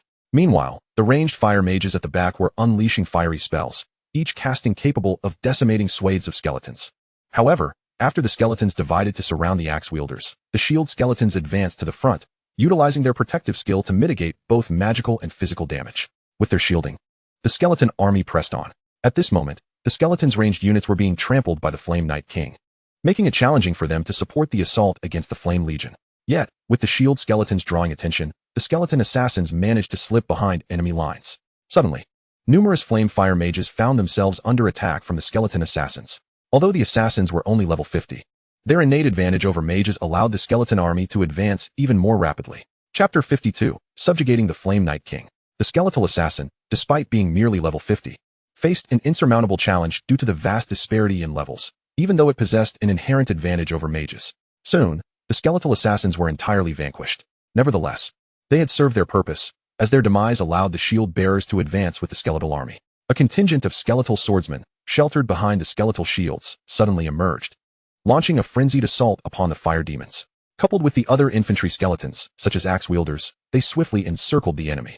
Even the relatively weak skeletal shields resorted to slamming their shields against the faces of the fire demons, preventing them from uttering their incantations. The fire demons, akin to passengers on a crowded bus, found themselves bereft of any space to perform their casting motions. Although the fire demons suffered from level suppression, their defensive capabilities were inherently lacking, leading to their swifter demise at the hands of the melee skeletons compared to the previous fire melee combatants. In the blink of an eye, the Fire Legion was nearly annihilated, leaving only the Fire Night King. This formidable foe showcased remarkable endurance. From a distance, Su Chen observed the Fire Night King trampling through the sea of skeletons. Beside him, his companion, Chicken Brother, clutched a bucket of popcorn, his dual pistols set aside in favor of a large bottle of beverage. Su Chen snatched a handful of popcorn from Chicken Brother's grasp and took a sip through the straw. The Fire Night King's health was depleting slowly, prompting Su Chen to feel somewhat bored. Hey, Chicken, aren't you feeling a surge of battle spirit against such a powerful opponent? Su Chen glanced at Chicken Brother. The latter merely regarded the Fire Night King's level of 95 with indifference, inching the popcorn bucket closer to Su Chen. What a coward, Su Chen thought, sensing Chicken Brother's reluctance. At that moment, the Fire Night King, enraged, raised its long spear above its head, spinning it like a helicopter. It unleashed a fiery tornado, creating a wave of energy that obliterated all nearby skeletons, including the shields. This AoE attack inflicted nearly 30,000 damage upon the skeletons. The Fire Legion had consumed approximately 150,000 skeletons, with the Fire Night King alone responsible for the destruction of nearly 100,000. From an army of over 600,000, only around 300,000 remained. Witnessing this, Chicken Brother steadied his drink, placing it closer to Su Chen. These two are utterly useless, Su Chen thought, exasperated by their cowardice. With such feeble companions, the Fire Night King appeared all the more imposing. How magnificent! I must capture it, Su Chen thought, nearly drooling at the sight of the Fire Night King. Initially, he had captured Chicken Brother due to his lower level, as the Soul Grant's level reduction was based on his own. Now, at level 50, capturing a level 95 Fire Night King should entail minimal reduction. With this in mind, Su Chen no longer relied on the Fire Night King to continue depleting skeletons, but instead began to operate more strategically. The skeleton warriors possessed a degree of combat instinct, and being chosen as skeleton soldiers, their instincts were commendable. However, with a more adept operator, their combat capabilities could be further enhanced. Su Chen ordered the skeleton snipers to seek higher ground, while the wizard archers and other ranged classes consolidated their positions. Suddenly, Su Chen made a decisive call. Indeed, the previously scattered ranged units, now converging, successfully drew the attention of the Fire Night King. It had been preoccupied with eliminating those pesky ranged attackers, but their sudden unification was undeniably captivating. Strangely, the skeletons, once fervently attacking, seemed to lose their zeal, as if gripped by fear. The Fire Night King, undeterred, resolved to first eliminate the annoying ranged foes before addressing the remaining skeletons, as its health had already dipped below half due to their relentless assaults. However, at that moment, a battalion of 30,000 long spear and pike skeletons emerged from the flanks. Pike charge. These two types of units possessed this skill. Although the skeletons had previously attempted to fight autonomously, the Fire Night King had ignored them entirely. The level gap rendered their sporadic pike charges ineffective against it. Yet, the combined force of 30,000 long spear and pike skeletons executing the pike charge yielded a different outcome. Boom. The Fire Night King was unseated from its mount, rolling across the ground. Before it could rise, thousands of skeletons descended upon it in a frenzy of attacks. Stripped of its fiery steed, the Knight's power was considerably diminished. Though it managed to eliminate several thousand skeletons, its health was nearly depleted. At this juncture, thoughts of retreat began to form. Facing the skeletal horde, fleeing was absolutely inconceivable, especially in a state of encirclement. The Fire Night King sought its fiery steed, yet after cleaving through a cluster of skeletons, it became the target for the ranged skeletons. Particularly, the skeleton snipers had found advantageous positions and commenced precise assaults against the Fire Night King. Mounted, the Fire Night King had posed a threat to the ranged attackers, but without its steed, that menace evaporated instantly. Was it to chase down the distant ranged skeletons on foot? Boom. Under concentrated fire, the Fire Night King collapsed to the ground. At that moment, Su Chen descended from his mount. In this battle, the skeletal army had suffered over half its numbers, leaving approximately 300,000. However, gazing at the fallen Fire Night King, Su Chen immediately activated his skill, Soul Grant. Name, Fire Night King, renameable. Species, Demon level, 75, health 68. 000 tier, Dark Gold boss skills, Charge, Enhanced Heavy Strike, Sweep, Bloodthirst, Commander S Roar, Phantom Night Charge, Bloodlust. Su Chen looked upon the towering and formidable figure of the Night King, feeling a wave of satisfaction.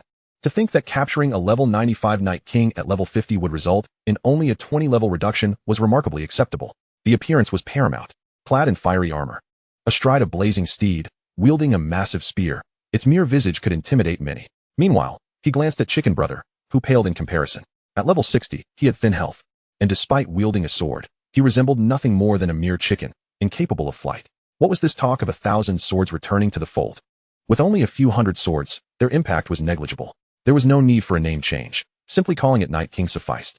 Regarding the strongest force under his command, Su Chen exhibited a broad-minded approach. Chapter 53, Template of the Fire Legion, Quintuple Gains. At that moment, Su Chen heard a prompt. Template recording successful, please check. Su Chen raised an eyebrow, realizing that indeed, the more one slays, the greater the chances of rewards. Upon obtaining the template, a new option appeared on his interface. Template. Su Chen clicked on it and discovered a solitary entry for the Flame Legion. Flame Legion, blue upon utilizing this template. The skeleton warriors gain enhanced fire resistance, with a certain probability of inflicting fire damage upon attack. Note, template levels are categorized as follows. From inferior to superior: white, blue, silver, gold, dark gold, orange, red, multicolored. Is it merely of blue quality? Su Chen stroked his chin, pondering. The Flame Legion is indeed not a rare type. They are ubiquitous monsters around the flame barrier. However, it is worth noting that Su Chen had single-handedly slain 3,000 Flame Legionnaires, achieving this under conditions of defeating higher-level foes with drop bonuses, which ultimately led to the emergence of the Flame Legion template. While he was aware of the existence of rare types, rarity implies scarcity, does it not? Without vanquishing a sufficient number, it seems impossible to record a template, thus falling into a cyclical predicament. Preserve, though it is merely a blue-quality template. Su Chen did not express disdain, opting to record and save it for now. A maximum of 3 templates can be retained. Should a new template be obtained while already holding 3 and used templates, one must be forgotten. However, Su Chen was not inclined to hoard an abundance of templates for mere amusement.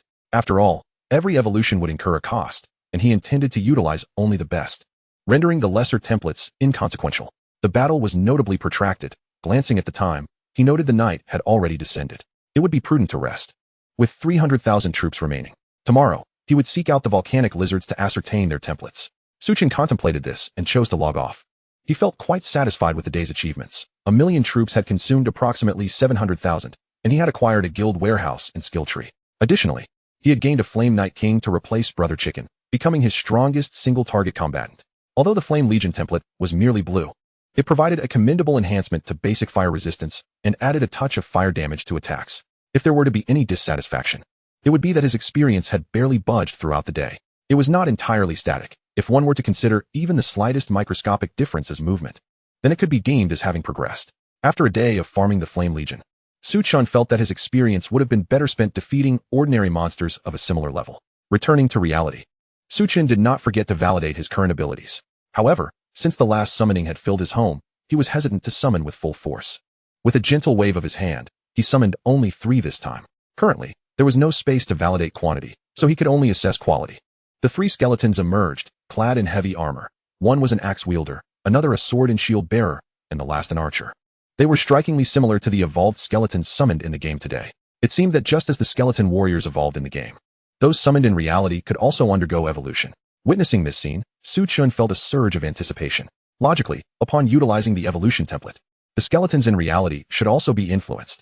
Thus, it appeared that the matter of upgrading templates warranted careful consideration. The following day, as Su Chen covertly sought guilds to sell strategies in the preceding days, these guilds had also recognized the strategies were circulating widely, each seeking new buyers, thus broadening the distribution of strategies. Now, most top-tier guilds possessed a copy of the strategy. Naturally, the initial recipient, the Sunset Guild, had reaped the benefits of exclusive dungeon runs while others had yet to delve into them. By this time, they had nearly recouped their investments and even gained a boost in reputation. Dungeons resembled immense veins of ore. The initial entrants could effortlessly extract valuable resources. But as more participants arrived, the prime resources would be depleted. Although this is a genuine world, the game system possesses a certain ability to recreate life forms. And dungeons are creations of the game system. Each dungeon is stocked with bountiful treasures by the game system, rewarding those who arrive first. This explains why, despite the exorbitant costs and experience consumption associated with initial explorations, countless top-tier guilds remained undeterred. Even though the earlier guilds had mined for several days, others still sought to stake their claim. However, a new dilemma arose. The most crucial components of the strategy were evidently the hellish and medicinal salves. The materials required for the hellish and medicinal salves were now largely in short supply, particularly the stone statue flower, which had become exceedingly rare. The price of a stone statue flower had surged from 50 gold coins to 200 gold coins during market procurement, and with the strategy's proliferation among top-tier guilds.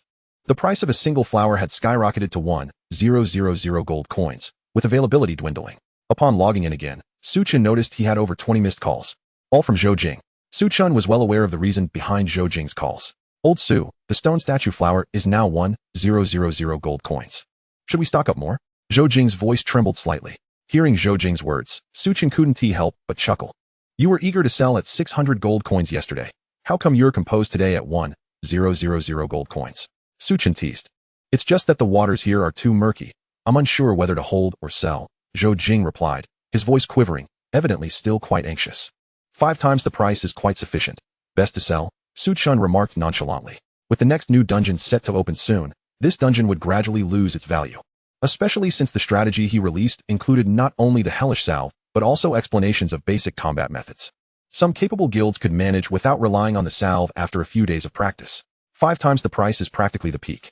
The stone statue flower, while scarce, is not entirely unproducible. Casual players, seeing its value, would simply pursue it. Even if the demand for stone statue flowers persists, production would gradually increase, leading to a decline in prices.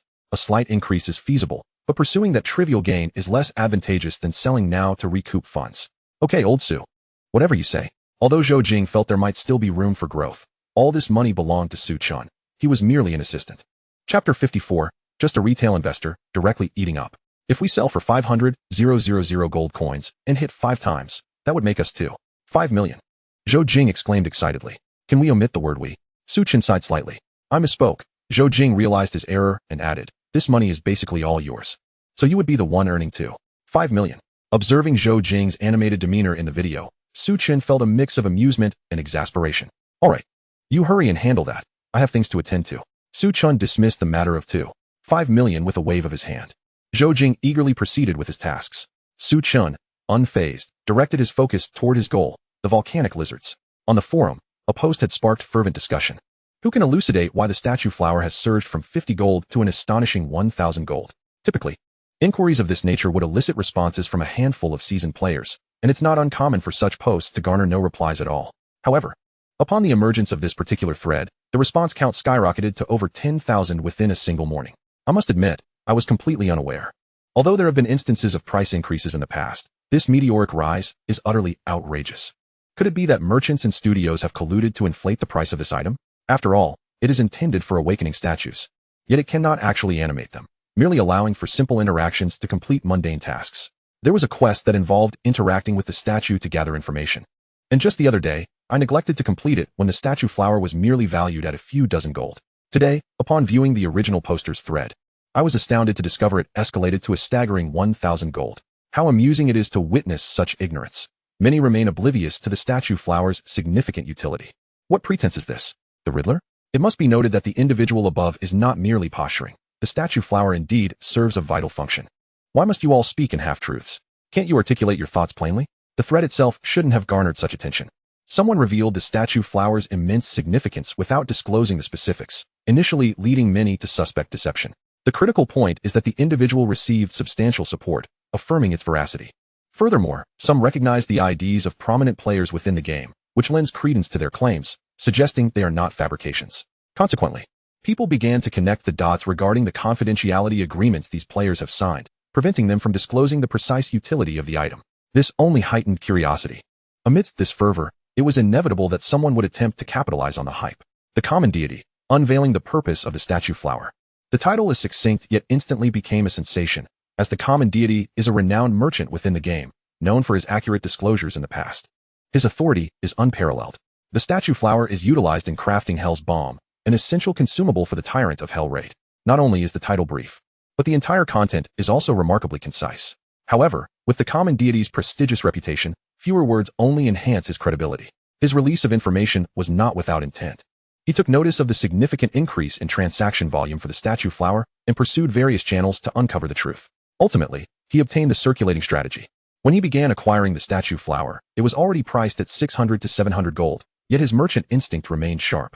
He recognized the potential for further escalation and continued purchasing even at the 900 gold mark, intending to inflate the price for profit. To bolster credibility, he also disclosed the crafting recipe for Hell's Bomb, though cleverly omitting some materials, only revealing 2 names associated with the statue flower. Indeed, Those two names were also on his list of stockpiled items, essential for the Tyrant of Hell. High-price strategies, high-price statue flowers, and related materials. Contact me if you're flush with cash. How generous of the common deity. Unlike those so-called gods who would share nothing. Is it truly out of benevolence? I suspect he has hoarded quite a bit. So what if he has? It's certainly better than the silence from those so-called deities. The conditions to acquire the statue flower seem quite stringent, with minimal yield and significant difficulty. I pondered why the Setting Sun Guild managed to be the first to complete it. Clearly, this strategy is formidable. Following the common deity's post, the remaining few statue flowers on the auction house were swiftly cleared out.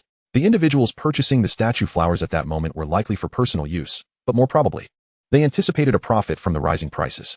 After those few high-priced statue flowers were snatched up, suddenly, another batch appeared, 10 or more, priced identically at exactly 1,000 gold. Those who had missed the initial opportunity rushed to acquire them. Coincidentally, after the previous batch was exhausted, another emerged, albeit at a slightly slower purchase rate. Yet it still sold out swiftly. It seemed as though they were inexhaustible. After one set, another would follow. This behavior undoubtedly captured the attention of many, including the common deity himself. At this juncture, the common deity had just posted and was preparing to take a break when his assistant reported that someone appeared to be dumping statue flowers. At this moment, who would be unloading stock? The common deity furrowed his brow. He had just published a post, and with player enthusiasm at a peak, it was an opportune time to raise prices. Even inexperienced players recognized that now was a prime moment for profit. The seller's ID remained hidden. The system of New World has always been unable to uncover such details. The assistant shook his head in confusion. The common deity contemplated and promptly made several calls. Old Chen, you aren't dumping your statue flowers, are you? Old Joe, how about your statue flowers? Just hold on. We agreed to maintain a united front. He contacted other major merchants he knew had also stockpiled. After a round of inquiries, no one was found to be offloading stock. This was peculiar, surely. The guild members wouldn't sell off their supplies when they barely had enough for themselves. This anomaly puzzled the common deity. Boss, during the time you were making those calls, dozens of statue flowers continued to be offloaded, reported the assistant, wiping the sweat from his brow. Could it be that a fortunate individual had stumbled upon a windfall? The common deity was skeptical. Boss, what should we do now? The assistant asked, uncertain of the next steps. It's merely a retail investor. They don't possess much stock. We can just absorb it. The common deity scoffed. After all the effort to cultivate a thriving market atmosphere, it would be unacceptable for him to exit now, having entered at a mid-level price. If he were to sell at this juncture, the statue flowers price would likely plummet. Chapter 55. New target, Lizardman Archmage. Earning a slight profit after so much effort was simply unacceptable. Following the common deity's decisive actions, the statue flowers began to be swept up en masse. The previously wavering retail investors, witnessing the aggressive acquisition of statue flowers, found their confidence bolstered. They lamented, I can't even get my hands on a statue flower. I clicked just as it appeared, but it was gone in an instant. Quick, quick. The guilds that have completed the Tyrant of Hell raid are few. They will undoubtedly pay handsomely for the statue flower. Is there hope for the price to reach 2,000 gold? It's not impossible. It could even surpass 2,000 gold. As this is the prime time for top-tier raids, and large guilds will certainly buy. This is the first time we're capitalizing on those major guilds. And the tension is palpable. Clearly, the statue flower's target audience is reliant on major guilds to take over. Meanwhile, Zhou Jing, who is managing the auction house, found the situation curious. To avoid inciting market panic, he opted to release small quantities patiently. Initially, the buying pace was decent, but it gradually began to stagnate. Zhou Jing suddenly realized that Su Chen's estimation was indeed accurate. The price was nearing the player's threshold of tolerance. Zhou Jing had been contemplating whether to slightly lower the price, eager to sell before the impending price collapse. However, an unexpected influx of buyers emerged. As soon as he released his goods, they were instantly snatched up. Zhou Jing quickly realized that someone was indeed hoarding the items, as the rapid pace of purchases far exceeded that of previous players. Unsure who this opportunist was, he hastily decided to sell more. Delight flooded him, yet to avoid arousing suspicion, he continued to release only a dozen items at a time, gradually depleting his stock. The Flame Barrier. The Volcano Lizard Camp. The construction of the Volcano Lizard Camp was peculiar. They preferred to establish their encampments atop barren, flat mountain peaks. Fortunately, Feng was quite swift, and the ascent posed little difficulty. Attacking the Volcano Lizard Camp proved to be more challenging than confronting the Flame Legion. This was primarily due to the Volcano Lizard's proficiency in mountainous warfare. Despite their prolonged encounters, the Flame Legion had found themselves unable to overcome their adversaries for this very reason.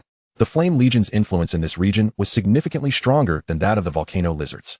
However, the territory of the Volcano Lizards was easily defensible yet difficult to assault, rendering the Flame Legion powerless against them. Nevertheless, Su Chen remained confident. Although the individual combat prowess of the Volcano Lizards surpassed that of the Flame Legion, their numbers paled in comparison. In fact, this camp, which was already among the larger ones, housed only 500 volcano lizards. From various directions, Su Chen summoned 10,000 skeleton soldiers, each from 30 different locations. Feng Feng swiftly carried out these commands, taking less than a minute to complete the task. Attack! With the preparations in place, Su Chen issued the command. A vast sea of skeletons, dark and foreboding, advanced toward the camp at the summit. Soon, they caught the attention of the volcano lizard sentries. A cacophony of shrieks erupted as the entire volcano lizard camp entered a state of alert. They were never intimidated by attackers descending from above. The Flame Legion had attempted such assaults before, but had been ruthlessly repelled, leading them to hesitate in further offensives. The leader of the volcano lizards, a lizard humanoid wielding a staff, was designated as the Great Archmage of the volcano lizards. Name: Great Archmage of the volcano lizards. Species: Demon. Level: 95. Health: Unknown. Rank: Dark Gold Boss. Skills: Unknown. What are these skeletons doing here? How can dark creatures exist within the flame barrier?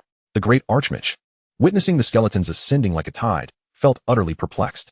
Great Fireball. Without hesitation, the Great Archmage decided to strike first. He did not believe these skeletons were merely sightseeing as they climbed the mountain. Boom.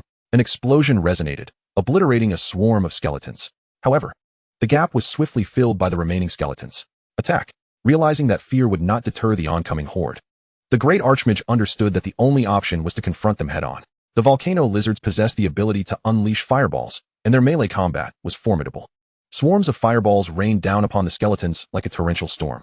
Despite suffering losses with each volley, the skeletons remained undeterred. As they entered the skeletons' attack range, the ranged skeletons began their own relentless assault. It was no easy feat for the volcano lizards to engage the skeletons. Every time they exposed themselves to attack, they faced a barrage in return. The skeletons drew ever closer to the camp. At this moment, the Great Archmage unleashed a powerful spell, Fire Spirit Erosion.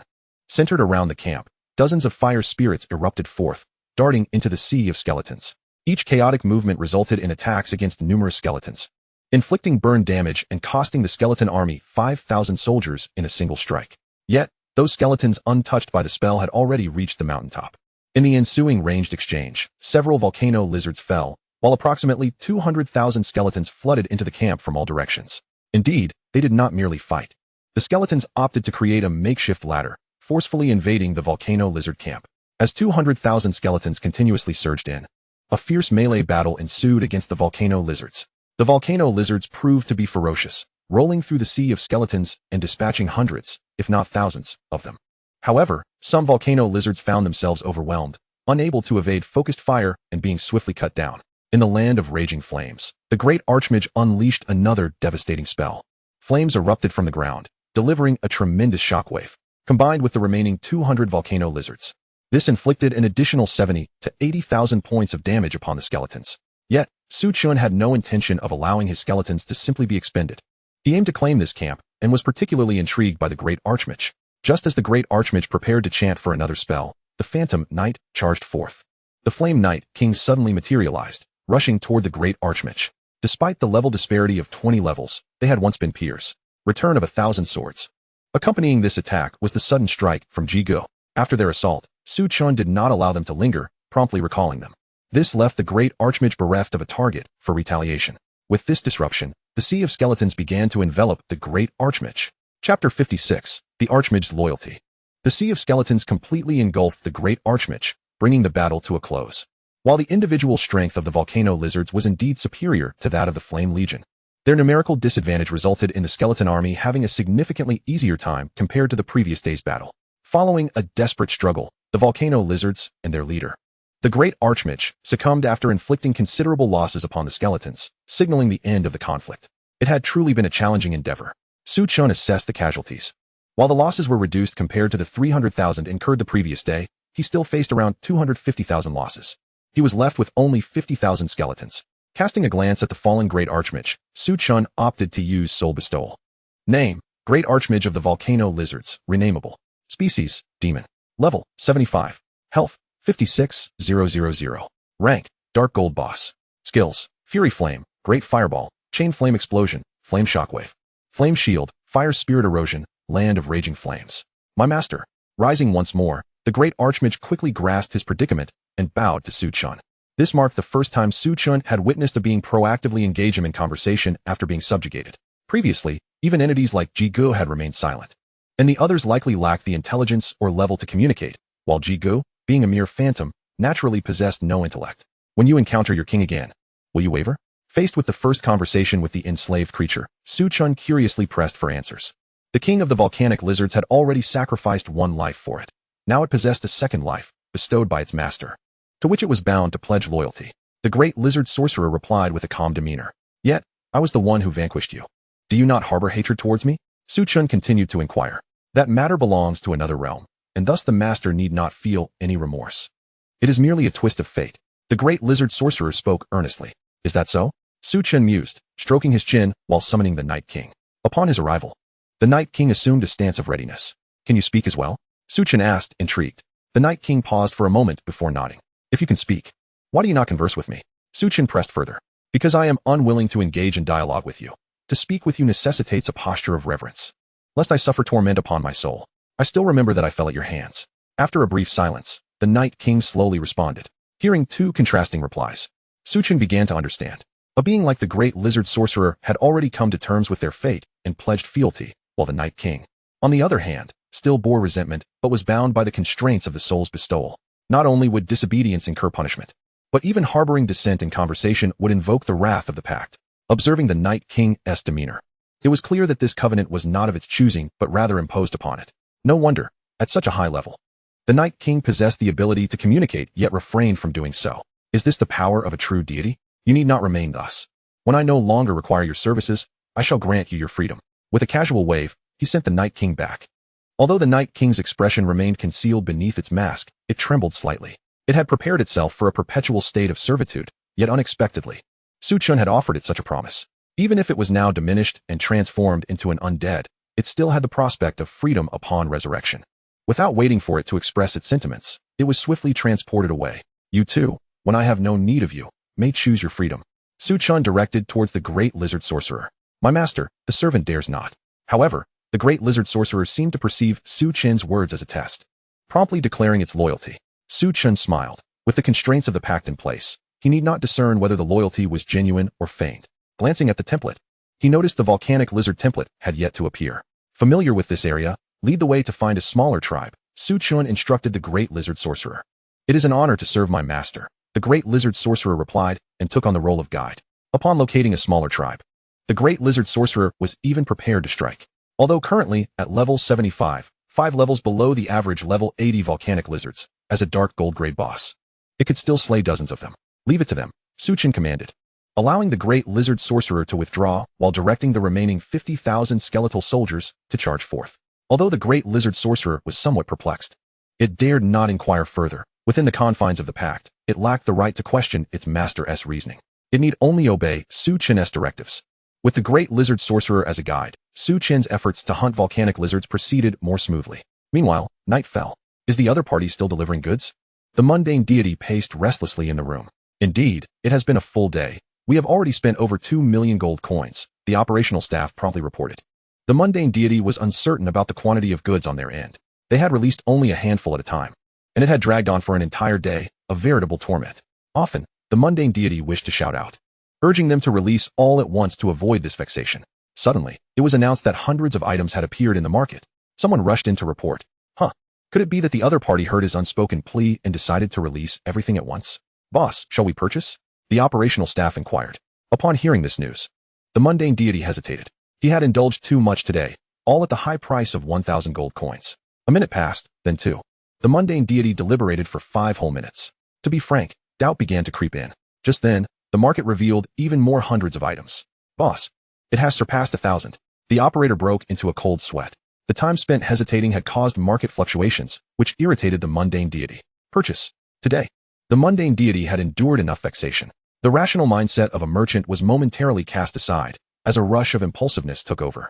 Having come this far, to pull back now would mean accepting the true burden of the previous investments. Chapter 57. Reaping 1,000,000 gold coins. The mundane deity's mental state crumbled. Flame barrier. With the assistance of the great lizard sorcerer as his guide, Su-Chun finally unlocked the volcanic lizard template. Volcanic lizard, silver upon using this template. The skeletal army gains the universal skill, fire attribute enchantment. Fire attribute enchantment imbues weapons with fire properties for 1 minute. No wonder it was so challenging to obtain. It was indeed a silver template. Upon witnessing this effect, Su-Chun realized it surpassed the Flame Legion significantly. At that moment, a notification appeared. The templates increased to 2, adding the functions of decomposition and enhancement. Thus, buttons for decompose and enhance appeared. Decompose allows the breakdown of excess evolution templates into evolution points. Enhance strengthens template capabilities with a chance to elevate the template level, consuming evolution points. So that is how it works. Chen nodded. He immediately decomposed the Flame Legion. Decomposition successful, received 10 evolution points. One blue template yielded 10 evolution points. Chen noted that the skeletal army was now down to just over 2,000. It was impossible to generate another template with such a small number. And the skeletal army was on the verge of evolution. Without a template, it would waste an opportunity. Therefore, Chen promptly chose to enhance the Volcanic Lizard template. Ding. Enhancement successful, please check.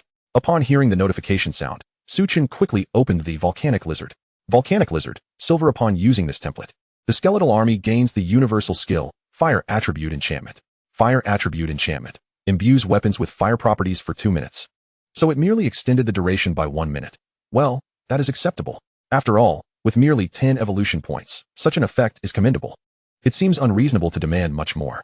The night sky is already adorned with countless twinkling stars. Chen casually commanded the disposal of over 2,000 skeletons, thus completing the task and earning a well-deserved respite. Ding. You have received an email. At that moment, a notification chimed. Glancing at the sender's name, it was Village Entrance Ergo. Indeed, it turned out to be precisely 2,500,000 gold coins. Chen felt somewhat speechless, uncertain whether Zhou Jing had acted with intent or simply lacked foresight. At this juncture, Zhou Jing also initiated a call.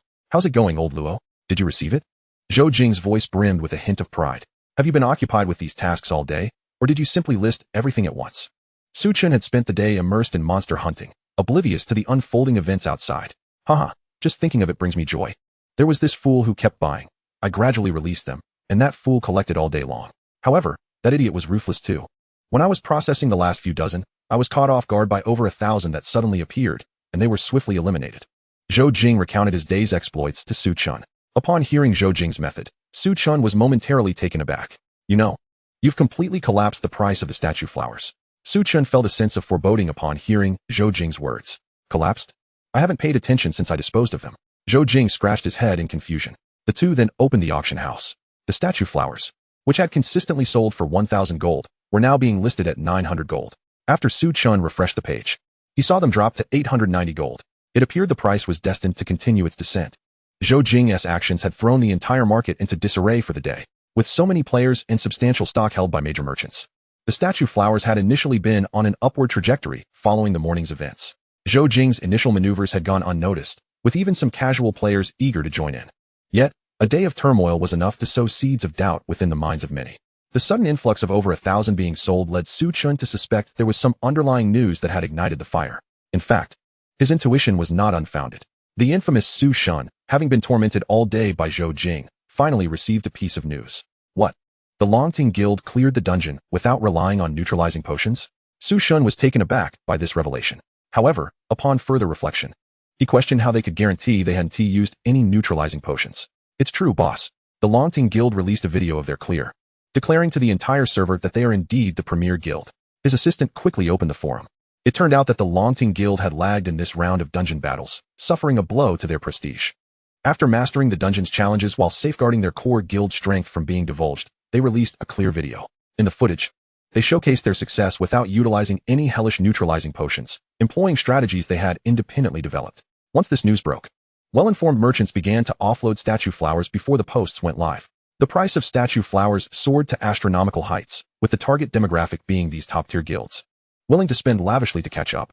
However, the Longting Guild directly informed everyone that they could clear the dungeon without the aid of the potions in question, insinuating that previous guilds had relied on the potions to gain an unfair advantage. They were the true pioneers of the first clear. Consequently, the pool of potential buyers dwindled. Naturally, some individuals grew restless. Initially, this news alone would have caused the price to plummet. After all, the might of the Longting Guild was not something every guild could emulate. Yet, Zhou Jing's relentless pressure throughout the day played a significant role in this collapse. With continuous sell-offs, doubts arose regarding what hidden information remained unknown to the public. Stop, cease all acquisitions. Chen shouted in exasperation. However, due to Chen's earlier impulsiveness, they had already acquired nearly several thousand flowers. Not only had they absorbed the day's sell-offs, but they had also taken on substantial stock from merchants and individual players. Bang! Who is setting me up? Su Shin smashed a cup off the coffee table in frustration. After the outburst, he slumped helplessly onto the sofa. This time I concede. But don't let me catch you. Su Shin clenched his fists, a shadow of malice flickering in his eyes. What is the current price? Su Shin inquired of the trader. 810, or rather, it's down to 800 again. Despite the room's temperature not being high, beads of sweat trickled down the trader's forehead. All sold within the 600 to 750 range. Su Shin was now contemplating cutting his losses. With the top-tier buyers exiting the market, the game seemed to be drawing to a close. Chapter 58, Toy Water Park, Ba Dao's Record. Forum.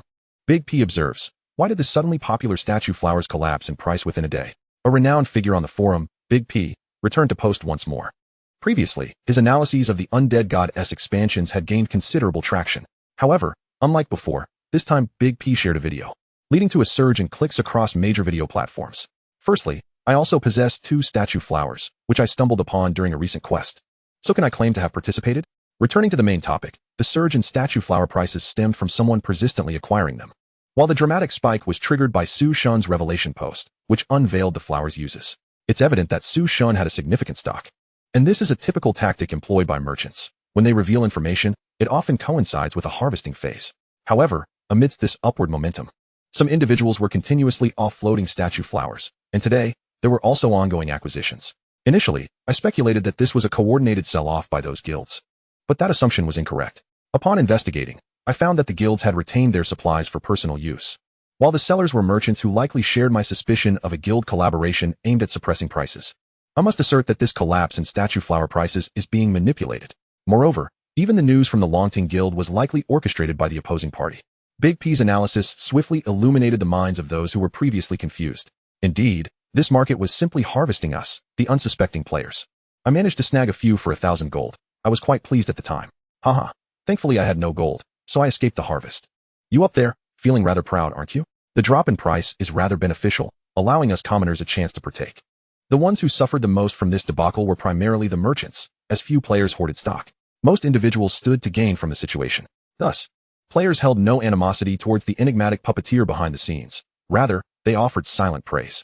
However, the mysterious figure remained elusive, rendering any inquiries futile. The following day, Su Shin had already teleported back from the blazing barrier. There exists a dungeon, the level cap of which is soon to be surpassed without any further effort on my part. At the entrance of this dungeon, Su Shin arrived early in the morning, where the number of players was still relatively sparse, busily calling for team formations. A group of early risers sought to engage in a normal difficulty run, hunting for some monsters. They were recruiting underlings, promising wages, and specified that only those with sufficient prowess should apply, emphasizing the necessity of presenting impressive gear and stats. With the morning crowd being thin, the team would commence once filled, as long as the participants were not too inept. Su Shin's presence inevitably drew some glances. However, it was not due to the allure of his superior equipment, but rather the peculiarity of his attire. Clad in a mask and draped in a cloak, he bore no recognizable insignia of his class. This hidden outfit was a special acquisition, costing him 200,000 gold coins. Following his prior experience in the dungeon, Su Shin had learned the value of discretion to avoid being recognized. His concern was not for fame, but rather for the fact that his current level was significantly lower than the first-tier players, who were already over 100 levels ahead. Should someone target him, even if they could assist in swiftly dispatching skeletons, a top-tier expert would still be capable of identifying him amidst the throng, thereby greatly hindering his progress in leveling up. With the impending arrival of the game's climax, Su Shin had no inclination to engage in prolonged encounters with others. Noticing Su Shin's unusual attire, no one approached him for team invitations, primarily due to their perception of him as odd. Ignoring the onlookers, Su Shin proceeded directly to the dungeon interface. Toy Water Park, level requirement, 47 to 53. Please select difficulty, normal, warrior, king, hell. As per his usual practice, there was no need for deliberation over difficulty. He opted for hell difficulty immediately. Toy Water Park, hell difficulty. Upon entering the dungeon, a message box appeared. Record holder, Ba Dao, 9 minutes 50 seconds. This ID seemed somewhat familiar to Su Shin. Recalling the name, he remembered that this individual had been pointed out to him by Zhou Jing during a previous encounter, having made threats against him on the forum. The leader of the second-tier guild, Shamo Star. To be frank, this guild was among the less formidable within the second tier, and Su Shin had scarcely paid it any mind. Nonetheless, they comprised a group of players over 100 levels, possessing a modicum of skill. Fortunately, with his hidden outfit, he was unlikely to be recognized. A smile crept across Su Shin's face. However, keeping this guild around could pose complications. Once he leveled up sufficiently, he envisioned the evolution of his skeleton minions, intending to obliterate their guild's stronghold as a side endeavor. Su Shin silently mused. Yet, He was not in a rush to unlock the next tier of skeleton soldiers. He planned to focus on leveling up first. Thus, the minions he summoned were his enslaved creatures, primarily the Lizardman Archmage and the Flame Night King. These two had become the prominent figures within his cadre of enslaved monsters. Following them were the Ragtag group, led by Brother G. With such combat prowess, breaking a record should be within reach. Chen certainly would not be deterred from seizing the opportunity for record-breaking due to Ba Dao's threats. In pursuit of the record, Chen wasted no time. Signaling with a wave, the Flame Night King surged ahead, charging forth. Before him lay a large swimming pool, within which resided a colossal snail, half submerged in the water. Charge! The water's height was sufficient to nearly submerge the Knight's steed, yet under the Night King's gale-forged charge, the water parted as if sliced. Name: Guardian Toy Snail. Type: Puppet. Level: 50 health. Unknown. Tier: Silver. Boss. Skills: Unknown. This creature served merely as a gatekeeper, yet it had already attained the status of a silver boss. Crash! Under the overwhelming might of the Night King, the level 75 Dark Gold Night King pierced the snail, reducing its health by half in a single strike. The snail's own considerable health and defense, combined with the aquatic environment, mitigated the Night King's fiery assault. Otherwise, a level 50 creature would have been vanquished in an instant. Fiery Wrath. The Archmage did not remain idle, delivering a follow-up attack from the rear. Bang! This blow shattered the snail's shell. The Guardian Toy Snail had not a single opportunity to retaliate, succumbing to the combined might of two high-level Dark Gold bosses, each executing a skill that led to its swift demise. What are you waiting for? Move! Chen glanced back at the group, led by Brother G, who stood in astonishment and waved his hand, urging them onward. With the Guardian Toy Snail defeated, a stone bridge appeared behind it, leading over a mire below. Chen anticipated that from this muck, numerous attacking toy waterbugs would emerge to assault any who dared traverse the bridge. Chapter 59. Who is the Swordplay King? A rapid new record. In addition to evading the attacks from the mire below, players would also need to dodge the aerial assaults from toy guard birds overhead, as well as contend with the toy soldiers stationed on the bridge. This dungeon could be deemed simple or difficult, depending on perspective. It lacked the length and complexity of other dungeons, which typically featured 5 or 6 scenes and multiple bosses. The toy water park, in contrast, contained only 2 bosses and was relatively straightforward. Beyond the initial Guardian Toy Snail, crossing this bridge would lead directly to the final boss. To break the record, the key lay in maneuvering strategically on this bridge. While its length was considerable and the intermittent disturbances posed challenges, it favored melee classes over ranged ones like mages or archers. Ba Dao, being a berserker, could indeed create favorable conditions for record-breaking, provided he managed his health effectively. However, for Chen, the endeavor was comparatively simple. He mounted the Night King's steed, instructing his other minions to provide full cover. The Night King charged forward at breakneck speed across the stone bridge. Any toy bugs that dared to ambush were swiftly dispatched by the Night King's weapon. Not only the bugs, but also those airborne. Name: Toy Guard Bird. Type: Puppet. Level: 52. Tier: Elite. Skills: Unknown. Those on the ground. Name: Toy Guard Soldier. Type: Puppet. Level: 53. Tier: Elite. Skills: Unknown. Anything obstructing the Night King's path was met with the sharp edge of his war spear. Like the legendary warrior Lu Bu, he carved a path through the throng, leaving no obstacle unscathed. Experience was accruing at a remarkable rate, and it seemed feasible to surpass level 53 right here, given that this dungeon would no longer be accessible beyond that level. His experience bar visibly surged with each passing moment. While the Night King vanquished those ahead, the rear guard dealt with any foes attempting to pursue. The sheer number of adversaries was overwhelming. Chen reflected on how he had previously underestimated this aspect. Observing the hellish tide of monsters, he realized that as long as he was not intent on breaking records, slowly farming experience on this bridge was rather enjoyable. Perhaps the next run would yield better results. Chen shook his head, prioritizing the need to break the record first. Before long, Chio also made his way through. Upon passing through a toy gate, they arrived at a venue resembling an arena. The surrounding structures were constructed from Lego bricks, with the arena floor composed of toy puzzle pieces. A peculiar croaking sound echoed in the air. A shadow descended from the sky, an enormous ladybug, its size surpassing even that of the Night King. It possessed 10 limbs, each wielding a sword, specifically the rounded blades typically used in fencing competitions. Adorning its head was a crooked crown, signifying its status as the king of this whimsical paradise. Name: Nox, the fencing enthusiast. Species: mutated insect. Level: 55. Health: unknown. Tier: Dark Gold boss. Skills: unknown. Gazing at this boss, Chen couldn't help but glance at Chicken Brother. Chicken Brother wielded a single-handed sword, rarely using dual blades, while Nox brandished 10 swords. Who could truly claim the title of fencing champion? Were it not for the urgency to set a record, Chen would have relished the opportunity to have Chicken Brother face off against Nox. This dungeon presented considerable difficulty. Previously, the Hell level dungeons featured only golden bosses. Yet now they were confronted with Dark Gold bosses. Maintaining this record did not inherently signify that Ba Dao was the mightiest among berserkers. In fact, he did not even rank among the top 30 melee classes. Many elite players were busy leading teams to tackle various dungeons, unwilling to squander time perfecting solo completions of a single dungeon, as their fame sufficed without the need for such records. Ba Dao's guild at the time was rather average. He sought notoriety through this endeavor, investing great resources into the dungeon. This urgency became evident when he threatened others upon sensing that someone might break his record. Perhaps next time, you can compete with him for the title of fencing champion, Su Chun remarked with a smile at Chicken Brother. He then waved his hand gently. The Night King and the Archmage, both of formidable stature, joined forces to confront Nox. This scene was quite surreal. After years of battling against the Volcano Lizard and the Flame Legion, leaders from opposing factions were now cooperating. Fire Spirit Erosion. The Archmage summoned several fire spirits.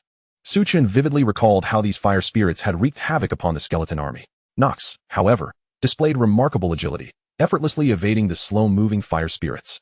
Just as it reveled in its swiftness, it soon realized that the fire spirits had turned around and were pursuing it once more. These fire spirits were relentless in their tracking. Phantom Knight Charge. At this moment, the Night King did not assume a spectatorship role. Several Phantom Knights, slightly smaller than him, charged towards Nox. Already entangled by the fire spirits, Nox now faced a formidable line of knights. With the pressure of a pincer attack, it had no choice but to confront one of the two threats. However, the Night King's charge far outpaced the fire spirits, compelling Nox to engage. Clang. 10 slender swords met the Night King's spear in a dazzling collision that sparked brightly. Boom. Finally, the Night King's thrust sent Nox flying. This forceful impact also allowed the pursuing fire spirits to strike true. Instantly, Nox's wings were scorched black as it lay on the ground. Both Nox and the Night King were of the dark gold tier, yet there was a 20-level disparity between them, leading to an inevitable outcome in this coordinated assault. Chain Flame Explosion. The Archmage held nothing back, seizing the opportunity to strike as Nox lay wounded. Boom. In its weakened state, Nox attempted to block with its sword, but to no avail. This blow decisively felled Nox. At that moment, a world announcement resounded. World announcement. Congratulations to player Luo Chio for breaking the record of the Toy Water Park, Hell, with a time of 2 minutes and 58 seconds. 3 minutes or less. Acceptable, Su Chen mused. This time was not excessively rapid, merely about 6 minutes faster than Ba Dao, with a bit of elimination of unnecessary delays. Perhaps they could have cut an additional 20 or 30 seconds. Nevertheless, it was of little consequence. You are now the record holder for the Toy Water Park, receiving the buff, melee damage 5. So that was the reason, Su Chun realized, finally comprehending Ba Dao's frenzied behavior. When one is at a lower level, the significance of such a buff may not be fully appreciated. However, at Ba Dao's current level, this enhancement could rival that of an item.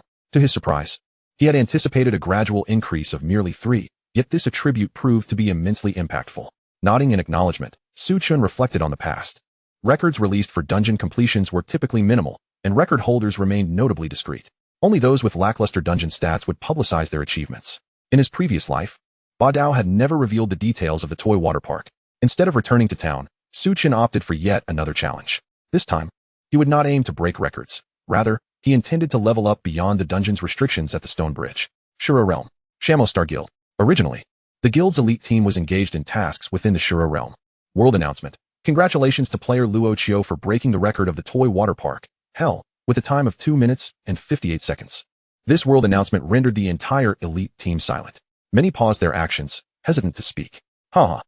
A disheveled man wielding a broad sword from the back of the team suddenly erupted into laughter. Yet, the sound of his mirth only deepened the unease among the others, who dared not meet his gaze. Good, very good. Ba Dao laughed heartily, though the fury in his eyes belied his smile.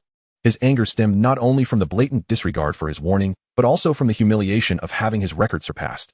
Each time he saw Luo Chio's time of 2 minutes and 58 seconds, it felt as though Luo Chio had slapped him across the face, mocking his gaming prowess. From this moment on, the Shamo Star Guild shall hunt Luo Chio down, Ba Dao declared, his smile vanishing as he fixed a fierce glare upon his audience. Boss, our main forces are still in the Shuro realm, the guild's vice president whispered at that moment. However, a level 50-something player? We need not return. Simply command our subordinate guilds on the mainland to hunt him down with all their might. Ba Dao commanded with a steely resolve. Upon hearing that they were not to abandon their current tasks to deal with that character, Luo Chio, the crowd collectively sighed in relief, fearing that their leader might recklessly charge ahead without consideration. Naturally, Ba Dao would not be so foolish as to allow a single Luo Chio to impede the guild's overall advancement. Their subordinate guilds on the main continent, while still distant from the leading tier, possessed a certain degree of strength. Soon enough, their warrant was issued. World announcement. The Shamo Star Guild is officially seeking the player Luo Chio. Players are encouraged to provide any information regarding Luo Chio, with substantial rewards promised. The content of this world announcement immediately ignited a flurry of discussions. Sunset Guild, what are your thoughts? Feng Yu remarked to Lung Se Jiao and De Chue upon hearing the Shamo Star's warrant for Luo Chio. Let us observe, De Chue replied with his usual sincerity. Feng Yu narrowed his eyes slightly, causing De Chue to shiver. However, at that moment, Lung Se Jiao was deep in thought. Noticing this, Feng Yu chose not to interrupt him. Since Luo Chio is of use to us, we might as well do him a favor and issue a warning to Ba Dao. De Chue suggested, shrugging. He believed that a second-tier guild like Shamo Star was merely subordinate to the Sunset Guild. There was no need for the entire force of the Sunset Guild to intervene. Even a small contingent led by him could easily bring Shamo Star to its knees. Feng Yu yawned, clearly uninterested in this proposal. President, I believe we should take a wait-and-see approach regarding Luo Chio. Let us not forget, Luo Chio possesses mysterious allies. Despite being a second-tier guild, Shamo Star could still pose certain challenges for us. Moreover, since Luo Chio has not joined our guild, any action against Shamo Star would lack justification. After some contemplation, Lung Se Jiao spoke slowly. De Chue and Lung Se Jiao's opinions were polar opposites, one aggressive, the other cautious. However, Feng Yu displayed little enthusiasm after hearing them. Never mind, you two go about your business. He waved his hand, dismissing them. The two exchanged puzzled glances but had no choice but to exit. After they left, Feng Yu pondered for a moment before making a call. As expected, the call was dropped, a scenario he had anticipated, so he patiently waited. After a while, the call came through. If it's not necessary, let us keep our contact to a minimum. On the other end of the video call was Wu Jian from the Swordless Guild. Brother, I wanted to discuss that Luo Chio. I have a feeling there might be some opportunity here. Feng Yu shared his thoughts, expressing a desire to connect with Luo Chio. Yet he feared it might be futile. Don't get involved with Ba Dao. He is under the protection of Lord Chen, Wu Jian stated flatly. Lord Chen? Is he the one I'm thinking of? Feng Yu asked incredulously. Wu Jian nodded. The gap between Ba Dao and Lord Chen is unfathomable. How could they possibly be compared? Feng Yu was filled with confusion. Lord Chen has a fondness for keeping dogs, when he has no use for them. They could easily pass for strays, Wu Jian remarked indifferently. Does that mean I truly cannot interfere? Upon hearing this, Feng Yu felt somewhat disheartened. Initially, he hoped to strengthen ties with Luo Chio through this matter, but he needed to find a respectable way to do so without appearing overly eager. However, upon learning of Ba Dao's connection to Lord Chen, he hesitated to intervene. Not necessarily. Just as Feng Yu began to feel despondent, Wu Jian shifted the conversation. But that's Lord Chen's matter. Feng Yu sighed in resignation. That person can provide initial strategies. The forces behind him must not be simple. He may not fear Lord Chen. Even if he cannot match Lord Chen, the latter wouldn't consider his dog a formidable enemy. This situation offers you considerable maneuverability. You can observe from the sidelines and see how things unfold before making a decision, Wu Jian said earnestly. Feng Yu, upon hearing this, found it to be quite reasonable. So what should I do? He inquired, eager for Wu Jian's advice. Proceed in this manner. Wu Jian elaborated on his strategy. Brilliant, Feng Yu exclaimed, clapping his hands. This approach would undoubtedly place the Sunset Guild in an unassailable position, ensuring no losses regardless of the outcome. Chapter 61, Xiao Shuai's Confusion. The pressure of Luo Chio's name. Su Chun was still comfortably grinding experience within the game, while the external world had turned upside down. Shamo Star not only issued a pursuit for Luo Chio on the main continent's secondary guilds, but also offered a substantial bounty. Many still remembered Luo Chio's appearance from his last exposure. Of course, that person was Xiao Shuai, who had been mistaken for Luo Chio. After enjoying the benefits of Luo Chio's identity, he initially denied being Luo Chio, but later, when others referred to him as such, he simply accepted it. At that moment, Xiao Shuai was resting in an inn within a small town. Ah Chio, I was so tired I accidentally fell asleep. Naturally, he had missed the recent happenings in the game. He seems to be Luo Chio, doesn't he? Shoo, keep your voice down. The Shamo Star Guild members are already on their way here. Luo Chio is truly impressive. He doesn't even regard the Shamo Star Guild members. Just look at how composed he is. Let us quietly watch. Neither side is someone we can afford to provoke. It's going to be thrilling. A major battle is about to unfold, but isn't Luo Chio only around level 50? If it were me, I'd hide until I leveled up before dealing with them. That's the difference between you and the great Luo Chio. He can set records using just a basic chicken leg. What is there to fear about someone over 100 levels? The surrounding crowd whispered cautiously, leaving Xiao Shuai feeling quite puzzled. Ever since he tacitly accepted being identified as Luo Chio, he had become a well-known figure in the game, frequently recognized by others. Though impersonating Luo Chio felt somewhat wrong, the vanity and occasional gifts from fans made him reluctant to relinquish this identity. He initially planned that if the real Luo Chio confronted him, he would simply apologize. After all, he never claimed to be Luo Chio. It was merely others who called him that, and he acquiesced. However, in recent days, it seemed that the real Luo Chio was entirely unaware of his impersonation, and everything was tranquil. He continued to enjoy the benefits that the name Luo Chio brought him, harboring a sense of luck. The murmurs around him were too quiet for Xiao Shuai to discern their content. Furthermore, since the opposing side was the Shamo Star Guild, no one dared approach him to speak. If they did, and the Shamo Star Guild members spotted them, they would be treated as accomplices and dealt with accordingly. There seemed to be more people today. Although there were always onlookers, today felt particularly crowded. Nonetheless, Xiao Shuai remained blissfully unaware and didn't think much of it. On the live streaming platform, a highly popular stream appeared. Live coverage, Luo Chio versus Shamo Star Guild. The individual in question is Suifeng. Ever since he rode the coattails of the God of Death on 2 occasions, he has transformed into a professional hype streamer. While he boasts a considerable following, his live streams often lack a significant audience. However, whenever an event transpires, his viewership surges as his followers flock to his channel. True to expectations, Suifeng promptly rushes to the scene of any commotion. The esteemed Luo Chio exhibits a remarkable composure akin to that of a seasoned warrior on the eve of battle. His slightly drowsy gaze is simply captivating. Notably, Luo Chio has forsaken the use of his giant chicken leg, opting instead for a golden weapon, indicating his serious intent to take on the members of the Shamo Star Guild. It's amusing to think that he previously utilized a mere chicken leg to break records, demonstrating a certain respect for the Shamo Star Guild. Currently, the Shamo Star Guild members find themselves in the Shuro realm, while only their secondary guild remains on the main continent, which may not suffice for the formidable Luo Chio.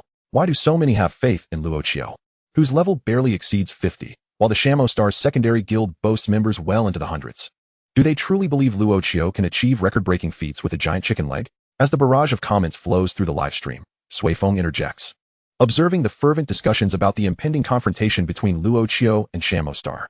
However, before he can complete his thought, a flood of comments interrupts him. Streamer, please refrain from speaking. Acknowledge your role as a mere camera operator.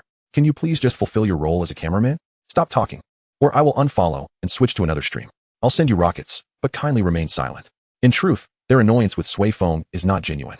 This has become a customary aspect of his live stream's comment culture. Initially, some viewers found this behavior excessive, but soon enough, they too conformed, feeling somewhat aggrieved. Suifeng resolves to embrace his role as a cameraman, realizing that resistance could lead to a loss of followers. At that moment, Xiao Shuai finds himself perturbed. How long must he endure these persistent followers? When he instructs them to disperse, they merely scatter briefly before regrouping. How can he level up under such circumstances? Perhaps he should consider relocating to another town. Contemplating this, he heads toward the teleportation array. As Xiao Shuai approaches, the array suddenly illuminates, and a throng of over 100 individuals emerges, a cadre of well-equipped members from the Shamo Star's secondary guild. Having seen images of Luo Chio, they instantly recognize him approaching. How audacious! He knew we were coming and chose to wait here? Does he intend to take us all down single-handedly? How can he possess such confidence at level 50? Yet, he stands undaunted, and an inexplicable sensation arises among them. Perhaps he truly can defeat them. The members of the Shamo Star's secondary guild observe Luo Chio's fearless advance, and the sheer force of his demeanor overwhelms them. Some even take a step back, their gazes flickering with uncertainty. Considering the increasingly absurd rumors surrounding Luo Chio, tales of him wielding a wooden stick to vanquish dragons, and showcasing legendary creatures with a giant chicken leg, each member knows all too well the arduous journey to their current levels, with the risk of losing equipment should they fall. Moreover, engaging in a prolonged battle with Luo Chio could prove torturous. What if he levels up further and dispatches them with ease? Despite having received guild benefits and salaries as key members of the secondary guild, they feel compelled to heed their leader's directives. Observers on the periphery witness Luo Chio's singular presence overshadowing the collective aura of the Shamo Star's 100-member team. Don't come any closer. At last, one member, overwhelmed by the pressure, addresses Luo Chio directly. Are you trying to pass through? Xiao Shuai finds the situation peculiar and inquires. However, upon hearing this, the Shamo Star member retreats 2 steps, interpreting the question as a threat. Chapter 62, The Clash Approaches. The Shamo Star retreats. Are you not leaving? Xiao Shuai remarks, astonished by the odd behavior before him. When he requests that they allow him passage, they remain stationary, only to further retreat. Such arrogance. In just 2 exchanges, Luo Chio has managed to intimidate the Shamo Star member. This is the essence of Luo Chio. His commanding presence speaks volumes. I admire Luo Chio even more now. They haven't even fought yet, and they've already been cowed. How will they proceed? Murmurs the onlookers. Xiao Shuai remains perplexed, unsure of the intentions of these individuals. Meanwhile, the spectators appear equally bewildered. He offers them a path, yet they refuse to budge, insisting he does not proceed. Had it not been for their formidable appearance, Xiao Shuai's patience would have waned. What do you want? He asks, his temper flaring. They wish to pass, yet he relents. Yet they remain unmoving. If they refuse to advance, he will simply continue his path, and they cannot prevent him. The leader of the group, momentarily taken aback by Luo Chio's audacity, finds himself at a loss for words. Does this Chio not realize he has provoked the Shamo Star Guild, which has placed a bounty on his head? Suddenly, he recalls that the news had been publicly announced. In that moment, Chio's inquiry about their intentions could be interpreted as a taunt, asking how they would like to meet their demise. How audacious! Yet, for reasons unknown, the leader hesitates to take the first strike. After all, they are merely wage earners, lacking the stature of core guild members. The individual before them, rumored to possess unparalleled power, might very well have influential forces backing him. They are merely mercenaries, and the leader, recognizing Chio's formidable presence, is reluctant to provoke such a formidable figure. Then proceed with your plans, Xiao Shui responds, bewildered. This leaves the Shamo Star's secondary guild in a precarious position. They desire to act, yet find themselves sandwiched between the imposing Chio and the uncertainty of their own strength. In disbelief, they ponder how a mere level 50 player could threaten a group of players well into the hundreds. The irony lies in the fact that these seasoned players have yet to make a move, while Chio remains composed throughout. However, the Shamo Star Guild found themselves in a predicament where they were compelled to take action despite their apprehension. Otherwise, word would spread, and the blade of domination would not spare them.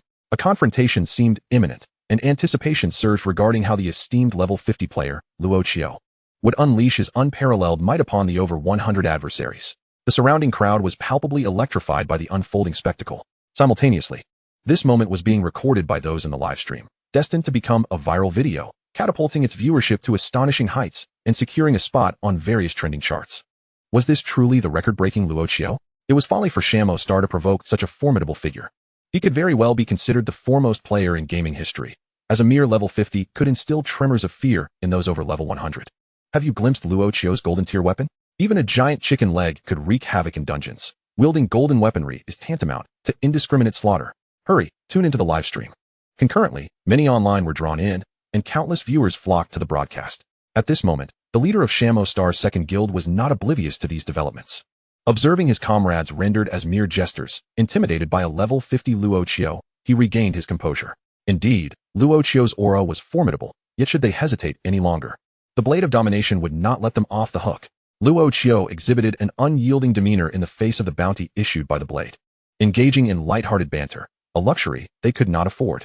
Once the current patrol guards passed, they would strike. The leader resolutely declared in the team channel, if they, with their 100+ levels, were to confront the guards of this small town, they would stand a fighting chance. However, it was preferable to avoid conflict with the guards, as engaging would lead to a significant increase in their notoriety. Excessive notoriety would result in an imperial manhunt, although the blade had promised compensation, allowing them to confront Chio even within the town. The overwhelming pressure exerted by Chio left him feeling uneasy. Faced with a level 50 player, he harbored no confidence in his ability to contend with Chio while also dealing with the guards. What are you doing? Xiao Shui questioned the actions of the group before him, his tone growing more forceful. Upon uttering these words, he felt a pang of regret for daring to speak so boldly to this assembly. The individuals before him gradually encroached upon his space. Under Chio's inquiry, many from Shamo Star began to waver in resolve. No retreat, or you'll face the wrath of the blade, the leader barked in the team channel. Thus, they held their ground, awaiting the moment the patrol guards departed before launching their assault. Was a battle truly about to ensue?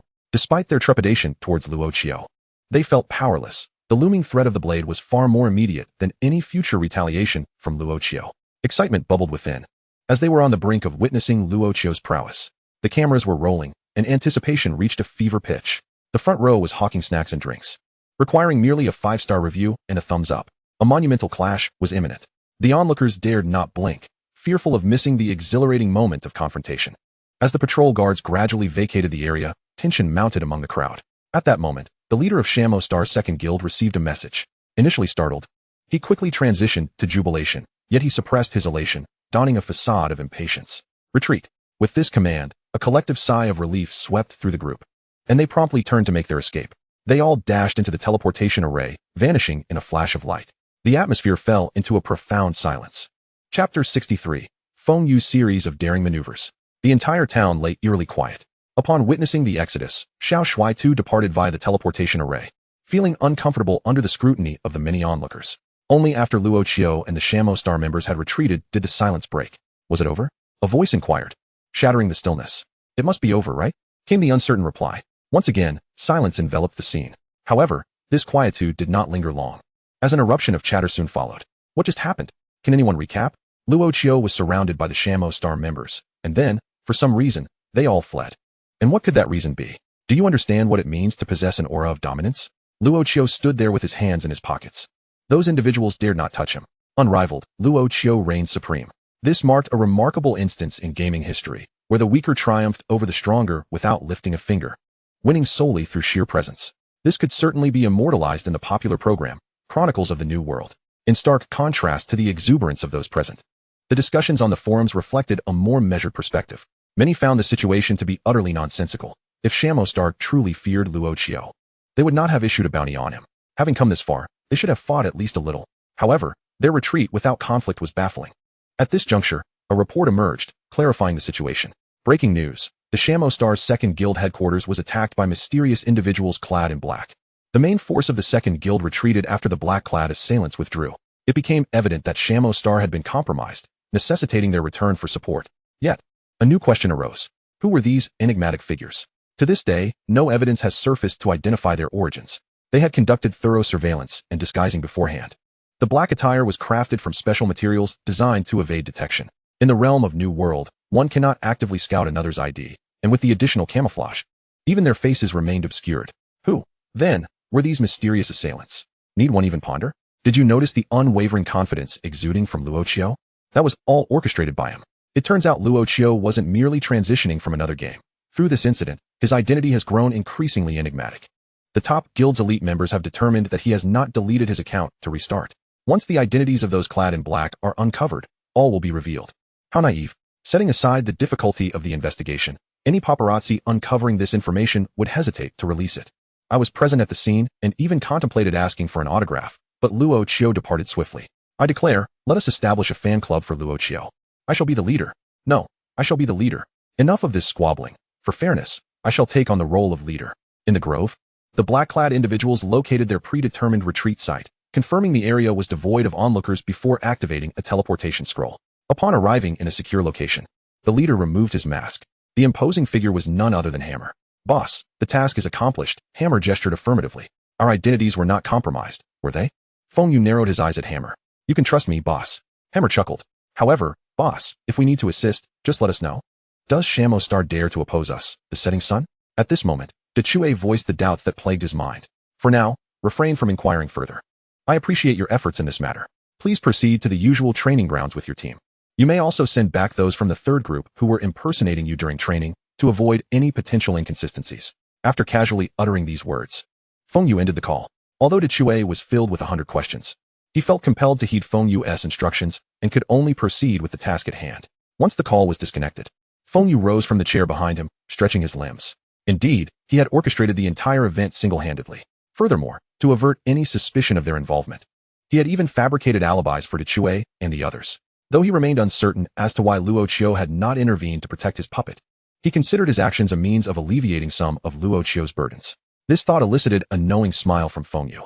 Thanks to the insights of his elder brother Wu Jian, he had come to realize that perhaps Luo Chio did not require his assistance at all. However, he could not adopt the detached stance suggested by the cool-toned remarks. Even if he could not offer timely help, he should refrain from being merely a superficial benefactor.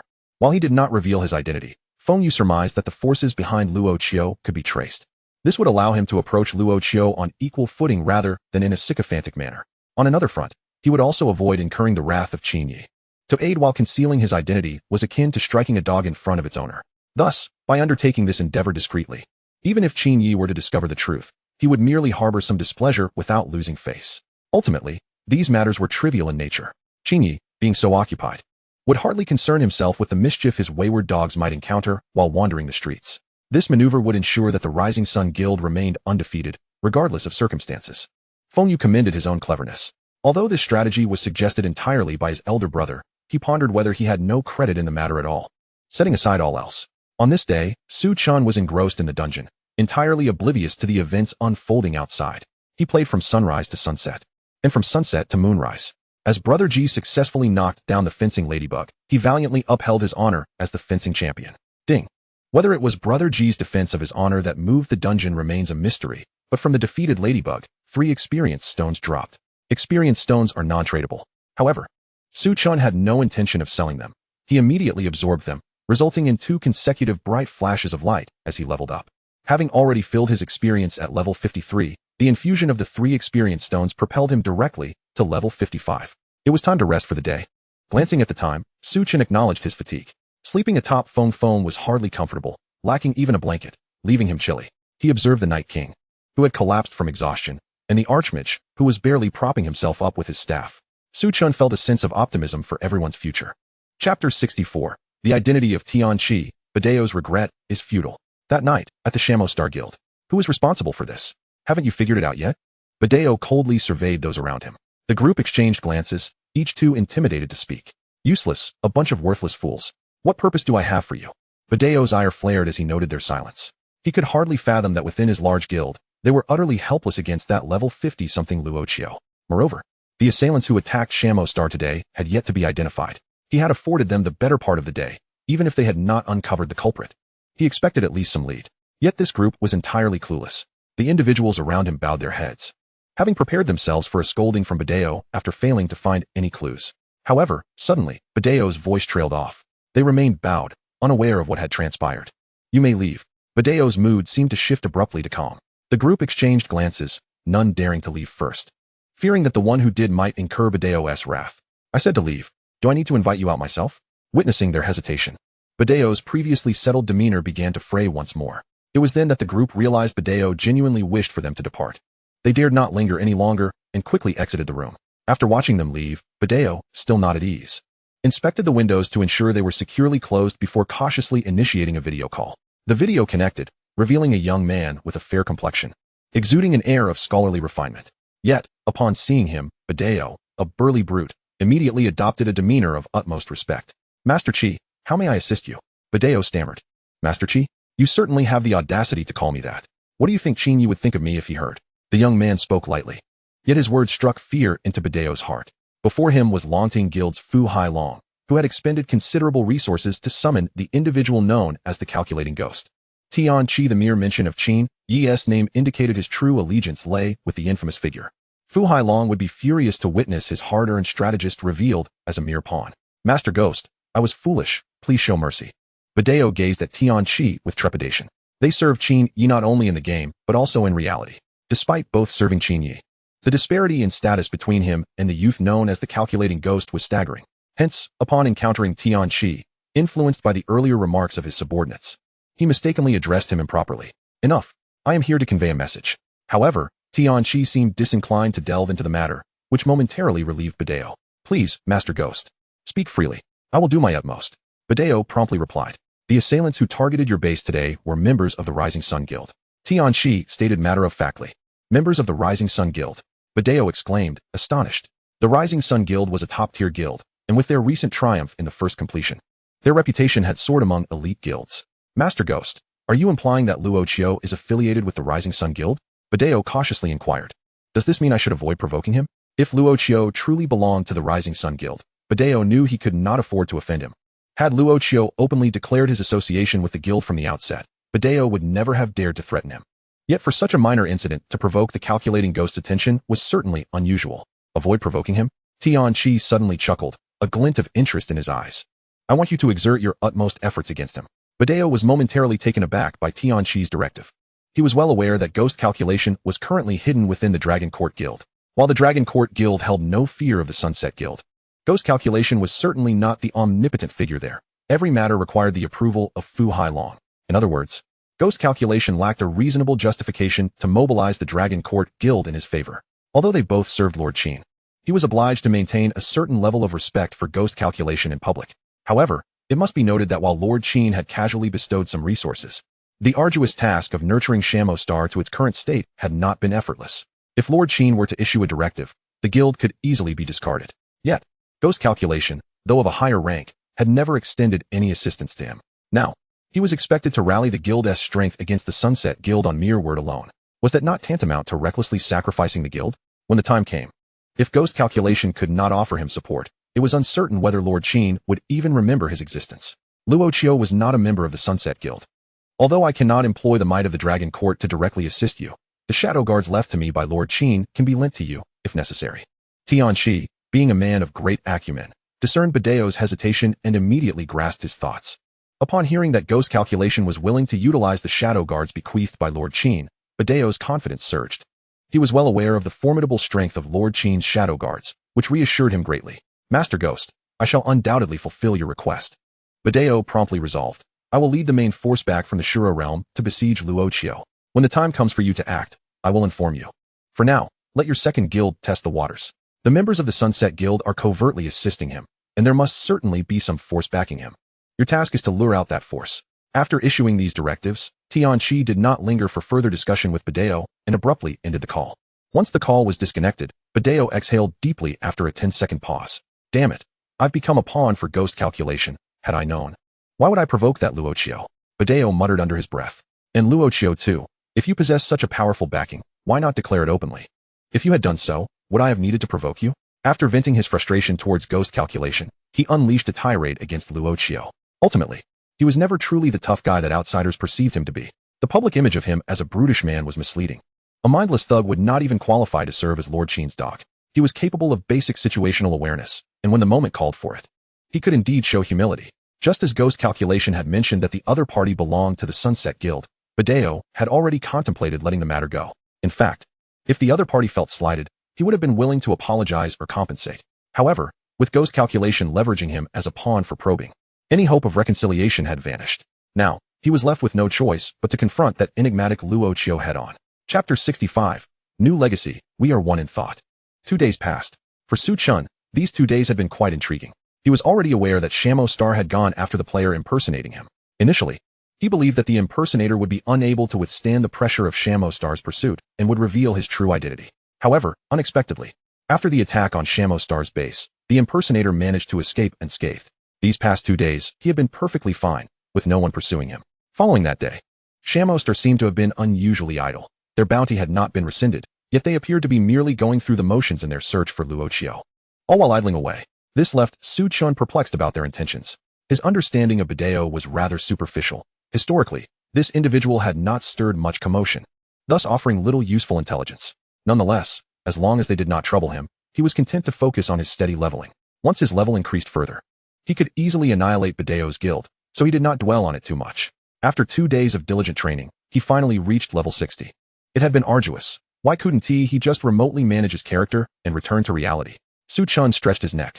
These past 2 days had been exhausting.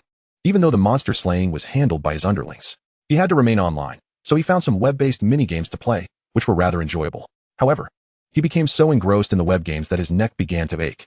Wasn't he that less strenuous than lying on the ground like Night King Jigo and the others? Come on, let me see if there are any new legacy skills at level 60. Su Chun was quite eager to discover whether new legacy skills had been added. Player, Luochio. Class, God of the Undead. Level, 60. HP, 8880. MP, 8350. Strength, 701. Intelligence, 1015. Stamina, 588. Mentality, 1083. Physical defense, 10900. Magical defense, 9800. Legacy skills, Summon Ordinary Skeleton Soldier, Soul Bestowal, Dark Mark, Dark Evolution, Unity of Thought. Unity of Thought. You and your contracted spirit, not a skeleton soldier, establish a new agreement through the Flower of Contract. This agreement must be signed with the genuine submission of the contracted spirit. Once signed, the spirit's level will rise alongside yours, and the evolution barriers will open to allow for devouring and evolving into higher tiers. Upon reaching epic quality, true unity of thought will be unlocked. True unity of thought. Merge with your contracted spirit, temporarily allowing the spirit to coalesce with you. All skills and equipment of the spirit become interchangeable with yours, and you can choose the body of either party, with full control remaining in your hands. Note, the Flower of Contract will only bloom under suitable circumstances. As long as the contracted spirit signed through the Flower of Contract remains alive, you may choose to resurrect from that spirit. What is this? Su Chun opened his palm and found a pale blue flower materializing from his hand. It seemed to be the Flower of Contract mentioned in the skill description. The Flower of Contract hovered in the air, emitting a gentle light that spread like soft ripples. The Night King, Mage, and Jigo, who had originally collapsed nearby to rest, were all drawn to the faint blue light. As the light cascaded over them, it appeared to unravel some form of binding upon them. Yet, it was all too subtle, merely a simple guiding force. Gazing at the Flower of Contract, Su Chun, who had never displayed such a lack of composure since entering the game, felt his hand tremble, even as he urged himself to remain calm. He could not master his emotions. After the merging of the two realms, players' infinite respawning had vanished, transforming into a true world. This Flower of Contract, representing a signed contracted spirit, equated to an additional life. It transcended the mere attributes of a game. At that moment, a sudden change occurred. The flower of contract began to rotate in midair, gradually fading. Like a night-blooming cereus, it blossomed swiftly but also withered just as quickly. Chen had initially thought that this flower of contract would seek a sufficiently powerful contracted spirit to gradually tame before utilizing the flower. However, he harbored no doubt that if he did not make a decision soon, the flower of contract would wither away. Do you truly wish to submit yourselves wholeheartedly to me? I am uncertain whether you have gleaned anything from the covenant flower, but allow me to impart a forewarning. After signing the covenant, there may come a day when you find yourself supplanted. I have previously pledged that should any of you harbor reluctance, I shall return your freedom when I have no further need of you. Chen gazed at the first-tier covenant spirit, speaking slowly. As the skills indicate, what is required is genuine submission. Subjugation born of tyranny holds no weight. Prior to the signing of the covenant flower will undoubtedly impart its contents to you. And concealing this truth will only diminish the likelihood of a successful agreement. Forcing them to partake in the covenant flower would be a futile endeavor, as it would render the covenant ineffective. Chen's gaze fell upon the lizard-man Archmage, who had once pledged loyalty to him. Yet, having just been informed of the covenant's details by the covenant flower, it hesitated to meet Chen's eyes. The covenant had disclosed that should the master perish, it would be revived through it. Thus, it became evident that Chen had not exerted any coercion. After all, coercion yields little, and the so-called loyalty was but a facade for self-preservation. In the midst of this silence, a figure stepped forth. Cluck! To Chen's surprise, it was the chicken brother. Originally a mere projection generated within the trial grounds, it bore no true connection to the swift Chicken King, existing solely as a manifestation of energy.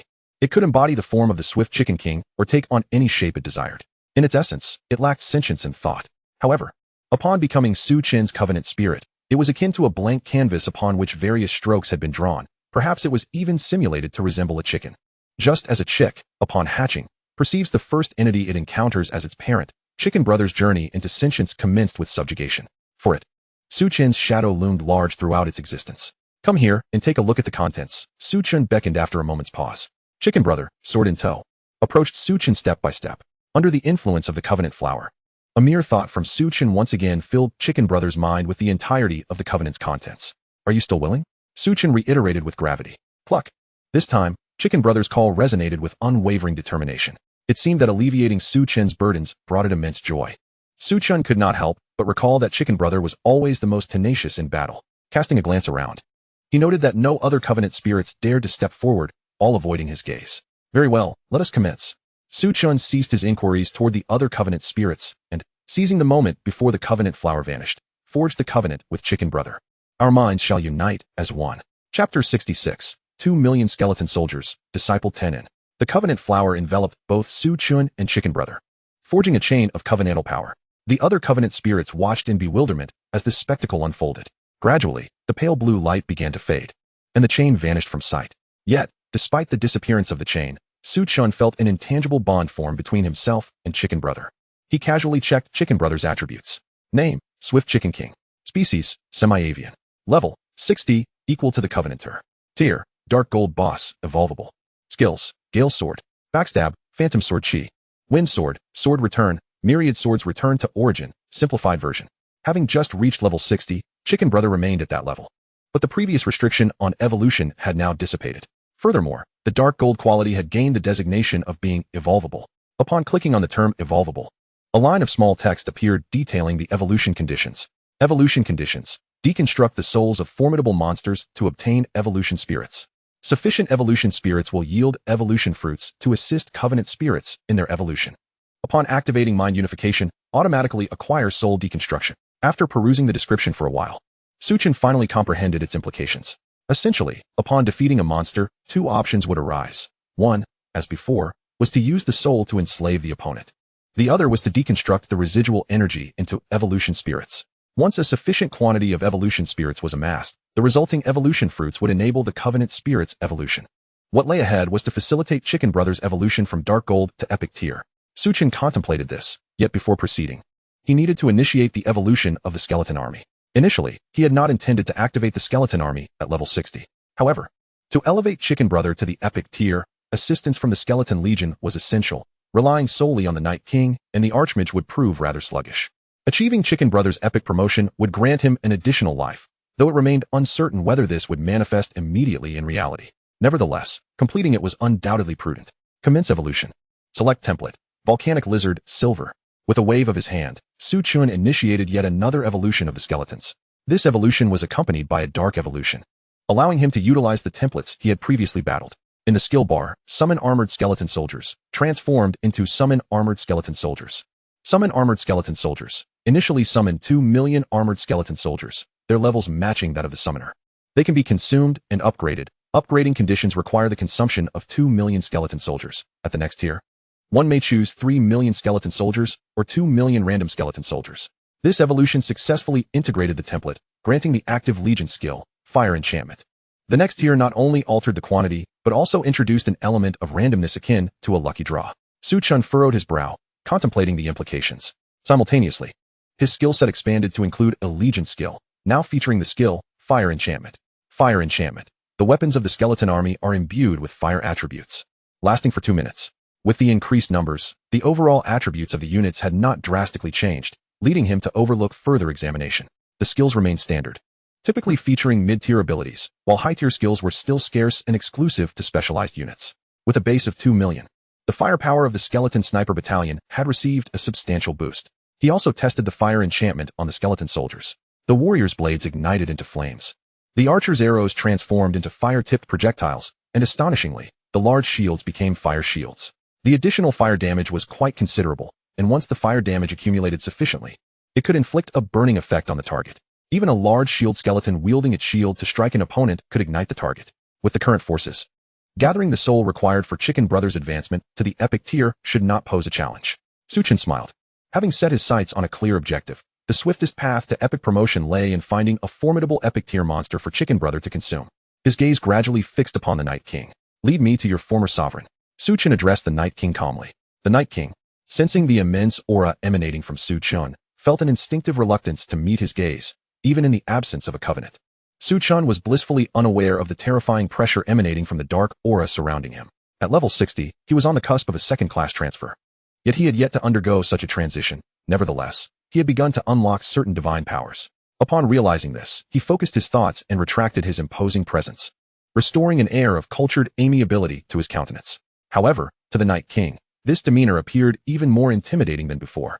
The Dragon Court Guild, the guild leader, Fu Hailong, stated, has made progress on the dungeon of the Abyssal God's Forsaken Domain. We currently possess a lead, but we still require a crucial item.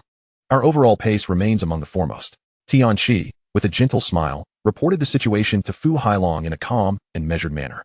Indeed, since your arrival, our endeavors in the Dragon Court have proceeded exceptionally well, Fu Hailong remarked, listening intently to Tianqi's update. At times, I ponder whether our success is perhaps a bit too smooth. A fleeting change flickered in Tianqi's heart, yet his exterior remained entirely composed.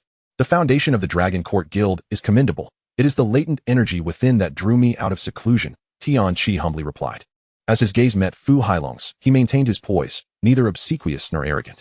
Haha, I have always felt reassured in trusting the guild to you, Fu Hailong said suddenly, breaking into a smile as he patted Tianqi on the shoulder.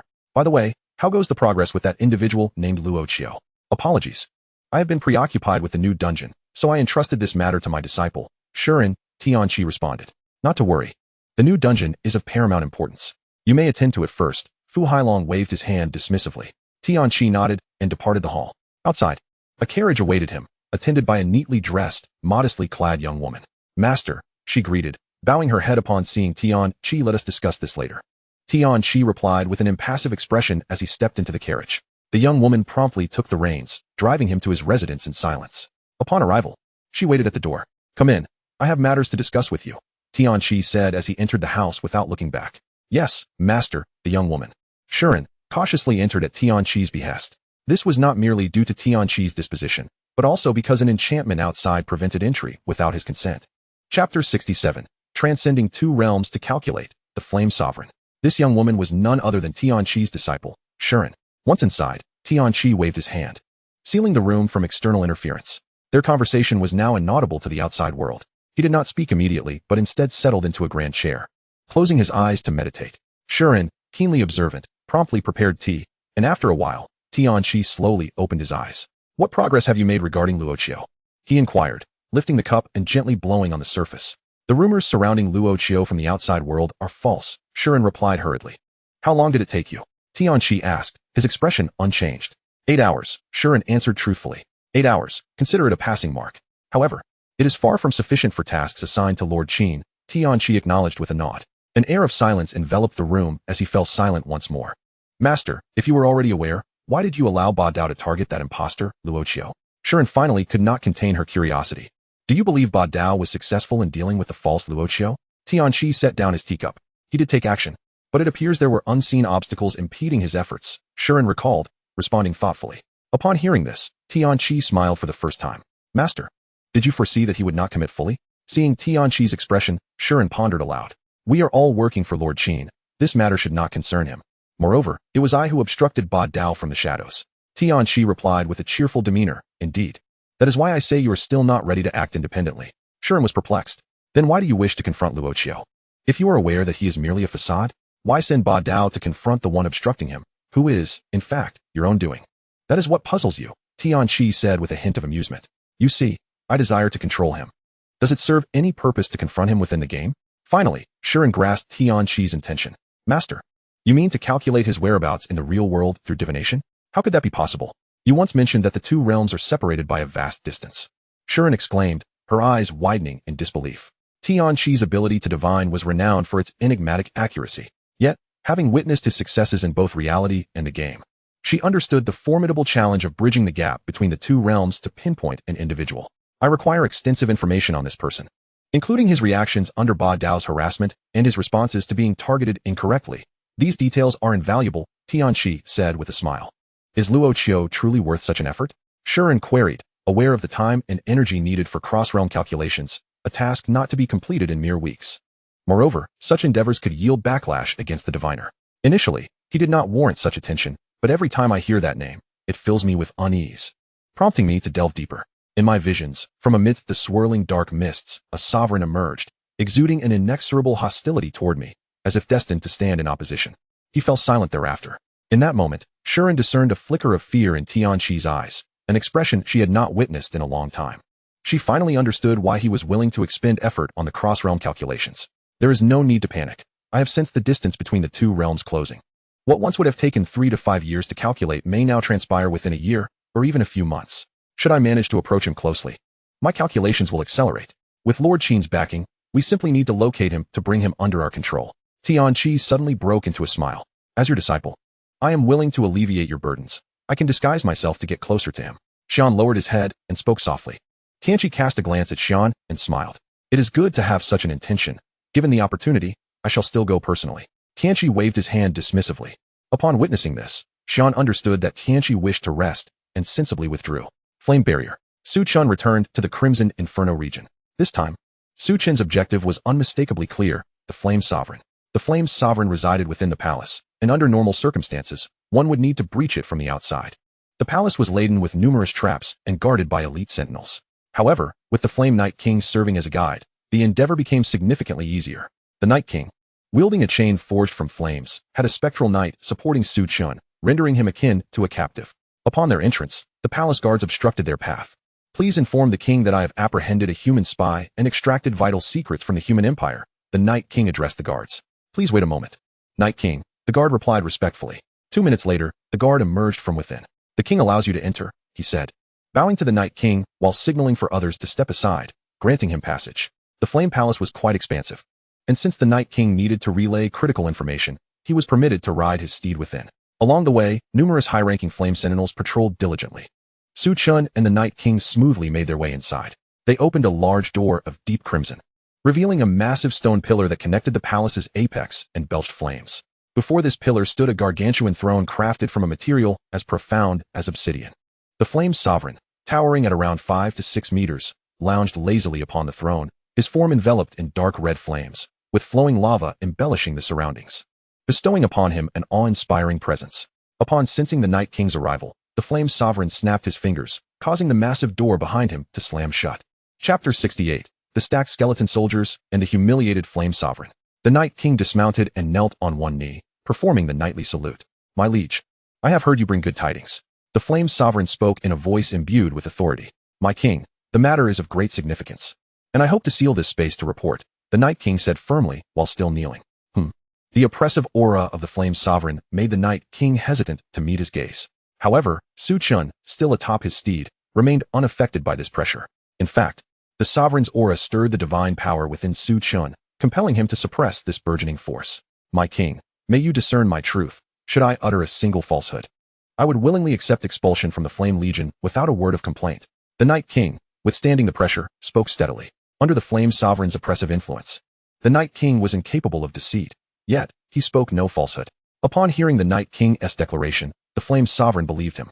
He felt that the Night King would not dare deceive him, especially as he openly mentioned the possibility of expulsion from the Legion, which would be too disheartening for his subordinate. The Flame Sovereign manipulated a mechanism on his throne. Boom, boom. Instantly, dozens of stone pillars rose from the ground. As they emerged, they formed an intangible energy field, sealing the entire hall. This seal isolated the space from the outside. Even if he wished to undo it, it would require considerable effort. The Flame Sovereign, seated upon his throne, gazed intently at the Night King. I hope your news will excite me sufficiently. Or else, yet before the Flame Sovereign could finish, he suddenly sensed something amiss. Initially, he had not paid attention, but after sealing the space, he became more acutely aware of the Night King's diminished strength. Why has your power waned so drastically?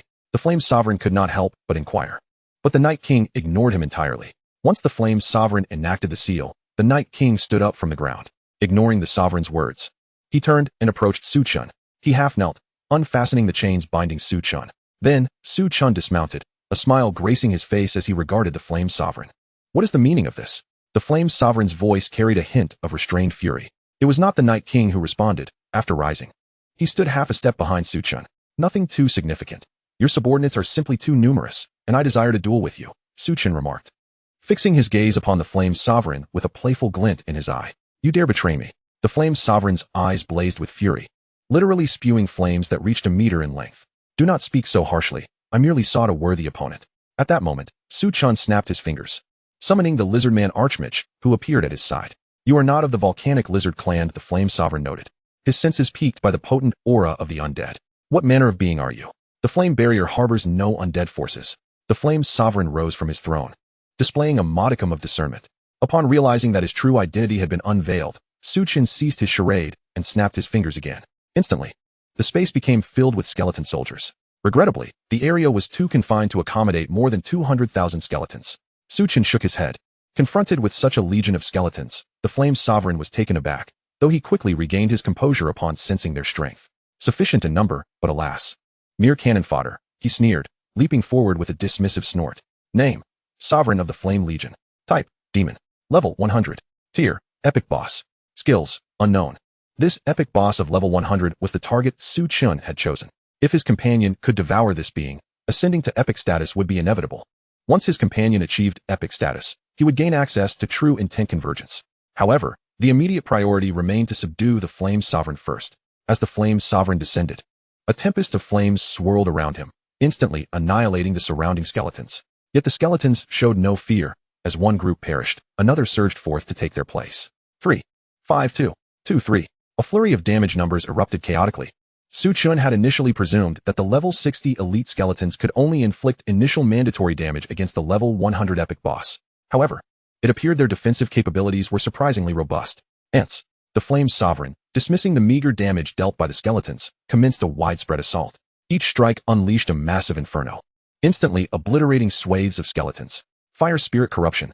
At that moment, the Lizardman Archmage, having found a vantage point for offense, unleashed an attack. As a level 75 Dark Gold boss, it could still inflict significant damage upon a level 100 epic boss. The Lord of Flames sensed the imminent threat posed by the Lizard Mage and swiftly leaped into action, intending to vanquish the foul reptile without delay. Another 300,000. On the very trajectory of the Lord of Flames' leap, Su Chun summoned an additional 300,000 skeleton soldiers. The sudden emergence of these skeletal warriors swarmed over the Lord of Flames, causing him to plummet from the air. The sheer weight of 300,000 skeletons rendered the Lord of Flames momentarily incapacitated, unable to rise. Then let us go all in. 5 million. With a flourish of his hand, Su Chun summoned 5 million skeleton soldiers on the spot, completely overwhelming the area with 2 million skeletal warriors. Although the Lord of Flames was equipped with numerous offensive capabilities, once pinned down, the battle devolved into a war of attrition. Mastering both magic and martial prowess, the Lord of Flames wielded his great sword, incessantly slashing at the skeletons clinging to him. Yet, like a frenzy of ants besieging an elephant, no matter how fiercely he struck, new skeletons continuously ascended to replace those he had dispatched. Initially, The battlefield could accommodate only 200,000 skeletons in width, but once the Lord of Flames fell to the ground, the dynamics shifted. The area, though narrow in width, had considerable height, allowing for a towering stack of 2 million skeletons. As the skeletons relentlessly drained the Lord of Flames' vitality, his health began to plummet dramatically. It was nearly time to conclude this encounter. After a while, Chen assessed the state of the battle and deemed it appropriate to unleash his full power. Legion skill, Fire Enchantment. Chen activated the Legion skill, and instantly, flames enveloped the weapons of the skeletons. Although the Lord of Flames possessed resistance to fire damage, the enhancement would still inflict additional harm. Already on the brink, this would hasten his demise. Ultimately, the sheer enormity of the Lord of Flames' physique worked against him. The larger the adversary, the more advantageous it became for the skeletons, akin to many ants overpowering an elephant. Regardless of the Lord of Flames' strength, the skeletons exhibited no fear. Among the summoned spirits, only the Night King and the Grand Mage emerged. The others were deemed unnecessary for this battle. The Night King's primary role was to protect Chen, while the Grand Mage attracted the Lord of Flames' attention, allowing Chen the opportunity to strike him down from above. Under the relentless barrage of fiery sword strikes, the Lord of Flames could no longer withstand the assault. Despicable undead, he roared in defiance, only to fall silent thereafter. He couldn't even unleash his ultimate attack. The incessant tide of skeletons thwarted any attempt to chant spells. However, the losses among the skeletons were substantial. 3 million had been destroyed in this siege against the Lord of Flames. Currently, Chen was left with 700,000 skeletons. Upon inspecting the spoils, the Lord of Flames dropped a cloak. Cloak of Fiery Wrath, Dark Gold. Type, Cloak. Level requirement, 100. Fire resistance, 200. Effect, 10 immunity to fire damage. Not bad, Chen mused, though it was merely a mediocre cloak for fire resistance. He donned it without hesitation. Unlike the failure notifications often associated with weapons, a black mist enveloped him, erasing any residual power from the cloak. Chen had grown accustomed to such occurrences. His true aim was not the equipment, but the Lord of Flames himself. With a thought, he summoned Chicken Brother. Little Chick, go and devour. With Chen's permission, Chicken Brother joyfully hopped onto the Lord of Flames form. Simultaneously, Chen released all other contracted spirits. What purpose did this serve? To let them witness. Those who followed him would reap the rewards. He could not afford to waste a precious flower of contract when the time came for new spirits to sign contracts. At that moment, Chicken Brother radiated a brilliant blue light. Following the establishment of their contract, Chicken Brother automatically acquired the ability to absorb and evolve, drawing immense power from the colossal Lord of Flames. Cluck, cluck. Chicken Brother suddenly emitted a crowing sound, enveloped in blue light, and completed its evolution. When the blue glow dissipated, Chicken Brother approached with a newfound swagger. Previously, it had appeared neither weak nor strong, but now, the evolved version was muscular and formidable. Chen examined Chicken Brother's new status. Name, Swift Chicken King. Species, Semi-Avian. Level, 60, upgradable. Tier, Epic Boss, evolvable. Skills, Gale Sword, Back Leap Slash, Phantom Sword Chi. Windblade, Sword Return, all swords return to the origin, Supreme Sword Chicken. It had indeed ascended to the epic tier. Chen raised an eyebrow. It seemed this level 100 epic boss had significant potential. While Chicken Brother's minor skills remained unchanged, what caught Chen's attention was the ultimate move. The simplified version of all swords return to the origin was gone, replaced by the true form of the skill. Furthermore, a new skill, Supreme Sword Chicken, emerged, an ultimate level skill akin to all swords return to the origin. At that moment, the isolation pillars left by the Lord of Flames still stood. To exit, they needed to be destroyed. Chen commanded the 700,000 skeletons to attack the remaining pillars, while he retained one for personal experimentation. Instead of issuing commands, he wished to engage directly. We shall become one in thought. Chen gazed at Chicken Brother and activated the skill. True Thought Unification. Before him appeared an option, to transform into himself or into Chicken Brother. Theoretically, either option was viable, but out of curiosity, Chen chose to become Chicken Brother. In an instant, both Chen and Chicken Brother vanished from sight. When he opened his eyes again, he found himself wielding a sword, transformed into a muscular chick. All swords returned to the origin. Chen wasted no time and unleashed his ultimate move. Countless sword shadows manifested behind him, all under his command. With a mere thought, he directed the multitude of sword shadows to bombard the pillars with fervor. This scene mirrored the earlier battle between Chicken Brother and the hammer, nearly obliterating the pillar in an instant. The pillars were utterly decimated. However, Chen found this destruction somewhat unsatisfying. After demolishing over a dozen pillars, he quickly commanded the skeleton army to spare one. Supreme Sword Chicken. After utilizing this skill, Chen suddenly felt a transformation within himself. His short legs elongated into long ones, his chicken claws morphed into arms, and his entire form shifted towards a humanoid shape. If not for the wings still protruding from his back, he might have believed he had completely become human. As for the state of his face, he could not discern it. This was, astonishingly, a transformation-type ultimate move. Chen was taken aback. His agility, strength, and explosive power had all surged dramatically. Swift Windblade, Back Jump Slash, Phantom Sword Chi, Wind Sword, Sword Reversal. All these skills have transformed into their enhanced versions, significantly amplifying their power. During the duration of the transformation, they effortlessly shattered a stone pillar. Is this the essence of epic strength? Chen was somewhat astonished. At level 60, he had directly obliterated a stone pillar formation that could withstand even the Flame Lord for a while. Although it was merely 2 pillars and required the use of 2 ultimate moves, achieving such a feat at this level is truly remarkable. Release. With a mere thought, Chen dispelled the state of mental unification. At that moment, the little chick reappeared before him, albeit its extraordinary sword-wielding form had already reverted. Chen still had not witnessed the unparalleled sword chicken's true appearance. Meanwhile, the surrounding contract spirits were left in awe. The chicken brother was the most seasoned of the contract spirits, being the first to bond with Chen. The subsequent spirits had fought alongside Chicken Brother for quite some time, and they were well aware of its capabilities. Observing Chicken Brother's breakthrough to such extraordinary power, they were filled with envy. Chicken Brother, in turn, flexed its muscles, flaunting its newfound strength. Witnessing this, Chen felt a surge of satisfaction. His objective had been accomplished. With a personal demonstration, the next time the flower of contract bloomed again, it would not go to waste. At this juncture, the 700,000 skeleton warriors had nearly demolished the remaining stone pillars. Time to make a swift exit. There was no need for the Night King to escort him out anymore. After dismantling the barrier array, he could simply return to the city using the recall feature. With a thought, he summoned all the skeleton warriors and contract spirits back to him. Chapter 70. Chicken Brother returns to reality. Inspection team detects. Upon returning to the town, Chen noted that it was quite late and decided to log off. Stepping out of the game pod, he took a moment to stretch. He opened the window, allowing the chilly night breeze to flow in, and looked up at the starry sky, which remained dim. The night sky, once filled with countless stars, had become a rare sight due to the increasingly severe issue of environmental pollution that cloaked the heavens in a haze. What could possibly be the reason for the merging of 2 worlds? Chen pondered as he gazed at the pitch-black sky. Despite hailing from the future and having endured one of humanity's darkest eras, his status was no different from that of an ordinary citizen. The true nature of this world remained a nebulous mystery to him. He only knew what the powerful figures allowed him to comprehend.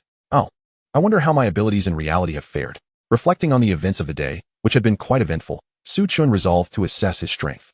There was no way to test how many skeleton warriors he could summon, as the space was too confined. Testing outside would also raise suspicion. However, today, he sensed something unusual, a feeling that something was eagerly awaiting his summoning. Heeding his instinct, Chen summoned forth the restless entity. A muscular chicken, sword slung across its back, materialized before him. The little chick? Chen was momentarily taken aback by its appearance. It appeared that the flower of contract had played a role in this. This new contract had somehow transcended the barriers of the 2 worlds, bringing Chicken Brother into reality. Cluck cluck. Chicken Brother, equally curious about its new surroundings, behaved like a pet newly brought home, exploring every nook and cranny. It was particularly fascinated by the game pod, circling around it in wonder. Wait a moment. If the little chick is out, perhaps I could also use mental unification? An idea suddenly struck Chen. Little chick? He called out to Chicken Brother, who was distractedly wandering about. Chicken Brother looked back at him with a puzzled expression. Let us unite our minds, Chen proclaimed. Before Chicken Brother could react, Chen forcibly drew it closer. In his mind, an indescribable sensation emerged, guiding him to choose whose body to inhabit. Back in the new world, out of curiosity, he had used the little chick's body, but this was the real world. Naturally, Chen opted to use his own body as the primary vessel. Instantly, his physique underwent a transformation. With Chicken Brother's upgrade to an epic creature, Chen found himself becoming more muscular as well. Though the form was aesthetically pleasing rather than exaggerated, he rushed to the mirror, marveling at his new physique. If he were to enter a bodybuilding competition, he would undoubtedly clinch the championship. The contours of his muscles left him in awe. However, it was easy to conceal. A thin jacket would suffice to cover it up. He noticed a sword now strapped to his back, which he discovered could be concealed at will. Simultaneously, he sensed a significant enhancement in his strength, perception, agility, and a host of other fundamental attributes. Just moments ago, he had exerted force and inadvertently punched through his own iron pot. After having utilized those skills before logging off, Chen realized he could wield them in reality as well. Was it possible that the little chick had directly brought its level 60 attributes into the real world? This revelation left Chen astounded. Perhaps there was some reduction in those level 60 attributes, as he currently had no targets to test against. However, judging by his ability to perform those skills, any reduction should not be substantial. Yet, Chen soon encountered a new dilemma. With only one pot at home, how could he possibly cook noodles now that it was broken? He fell into deep contemplation. He had yet to have dinner and planned to combine a late-night snack with his evening meal, but the pot had just been shattered during his testing. Well, I suppose I'll have to eat out. Chen shook his head, donned a thin jacket, and stepped outside, taking advantage of a stretch of deserted road. He decided to channel the energy within him to run, achieving a speed that was nearly imperceptible. After a brief sprint, Chen realized that although it was late, he was still in the city. Exercising caution, he reined in his energy, relying on his natural physical strength to slow down to a normal running pace. However, for him, this speed felt no different than a leisurely stroll. In a narrow alley, 3 figures emerged, 2 men and 1 woman. I say, our inspector really is quite finicky. We have to deal with these trivial matters. It's just a rogue from the Witch's Gate, one burly bald man remarked nonchalantly. The young man with white hair shot him a glare. Watch your words outside, he cautioned coolly. The large-headed fellow, though imposing, shrank back under the white-haired youth's gaze, feeling as if he had fallen into an icy abyss. I'm sorry, Captain. I just wanted to hurry back to tackle the dungeon. He quickly backtracked, akin to a chastised child. The white-haired youth shook his head, lamenting that he had to oversee everything. If their abilities were to be exposed to ordinary people, erasing memories of a few individuals was manageable, but with larger groups, it would become troublesome. Nonetheless, discussing the game, the white-haired youth found it quite fascinating. In the realm of the game, the prospect of honing one's skills to the extent of enhancing their real-world prowess is simply astonishing. Let us return and immerse ourselves in the dungeons once more. The young man with white hair chuckled, eagerly anticipating the return to gameplay. At that moment, a young woman clad in blue suddenly produced a device. What is it? The white-haired youth furrowed his brow at her actions. Captain, just now, a massive energy signature flashed by. It must be a person, the blue-clad woman remarked while examining her instrument. What level of strength? The white-haired youth inquired immediately. The emergence of a fellow practitioner within this city warranted his alertness, as this region was under their jurisdiction. Naturally, they had to remain vigilant towards an unfamiliar master who had suddenly appeared. The preliminary assessment indicated that the individual possessed at least a century's worth of power, merely a fleeting glimpse before vanishing. The blue-clad woman conveyed her findings. Initially intending to take action, the white-haired youth reconsidered upon hearing the mention of a century's strength. Ahem. Perhaps they are just passing through. They have committed no offense. Let us return to the dungeons, he suggested, his voice lowered as he coughed lightly. Ah yes. Let's hasten back to the dungeons, agreed the stocky bald man, fully supportive of this course of action. The blue-clad woman looked at the two, utterly speechless. Moments ago, they had appeared resolute, but now they were visibly intimidated by the mention of a century's power. Chapter 71, Light-Resistant Magical Dolls, My Aim is Steady. Upon returning home, Chen had thoroughly indulged in a feast.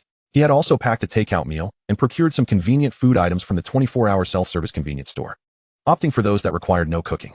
At this hour, there were no pots available, only those purchased during the day. During the day, he was preoccupied with dungeon runs and lacked the motivation to shop. Thus he chose to stockpile a variety of ready-to-eat foods. With a thought, he disengaged from the state of mental unity. At that moment, Brother Chicken also emerged. This was the second time Brother Chicken had experienced the state of mental unity, and he had grown accustomed to it. Here, little one, eat up, Chen said as he filled a large plate with the takeout meal he had acquired. This particular eatery was one Chen deemed quite delectable. Despite its low prices, its flavor surpassed that of some high-end restaurants. Indeed, Brother Chicken was immediately captivated, swiftly devouring the entire plate in a matter of moments. The sight of a chicken holding a plate and pecking at its food was somewhat comical. However, with Brother Chicken's ability to wield a sword, a mere plate posed no challenge. After finishing, Brother Chicken displayed a look of contentment. It was evident that choosing to form a contract was a wise decision. All right, you may return now, Chen thought, summoning Brother Chicken back. He had conducted all necessary tests, including that of the Legion Skill Fire enchantment, which proved ineffective on Brother Chicken, only beneficial for the summoned skeleton soldiers. Time for a hearty meal and then rest. A night passed without incident. The following day, the Tower of Magical Dolls. Early in the morning, Chen teleported to this location. He currently commanded 70,000 skeleton soldiers and needed to expend them swiftly to continue leveling up. The consumption rate during city sieges was quite rapid, yet Chen refrained from choosing that route.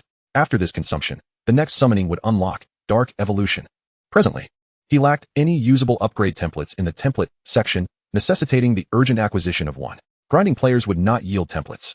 The Tower of Magical Dolls was a location Chen had carefully selected. Within the tower, there existed a particularly unique type of doll known as the Exorcism Doll. This doll possesses a distinctive characteristic. Although classified as a magical doll and thus vulnerable to light attributes, it exhibits remarkably high immunity to all magical attacks, which is not even the most crucial aspect.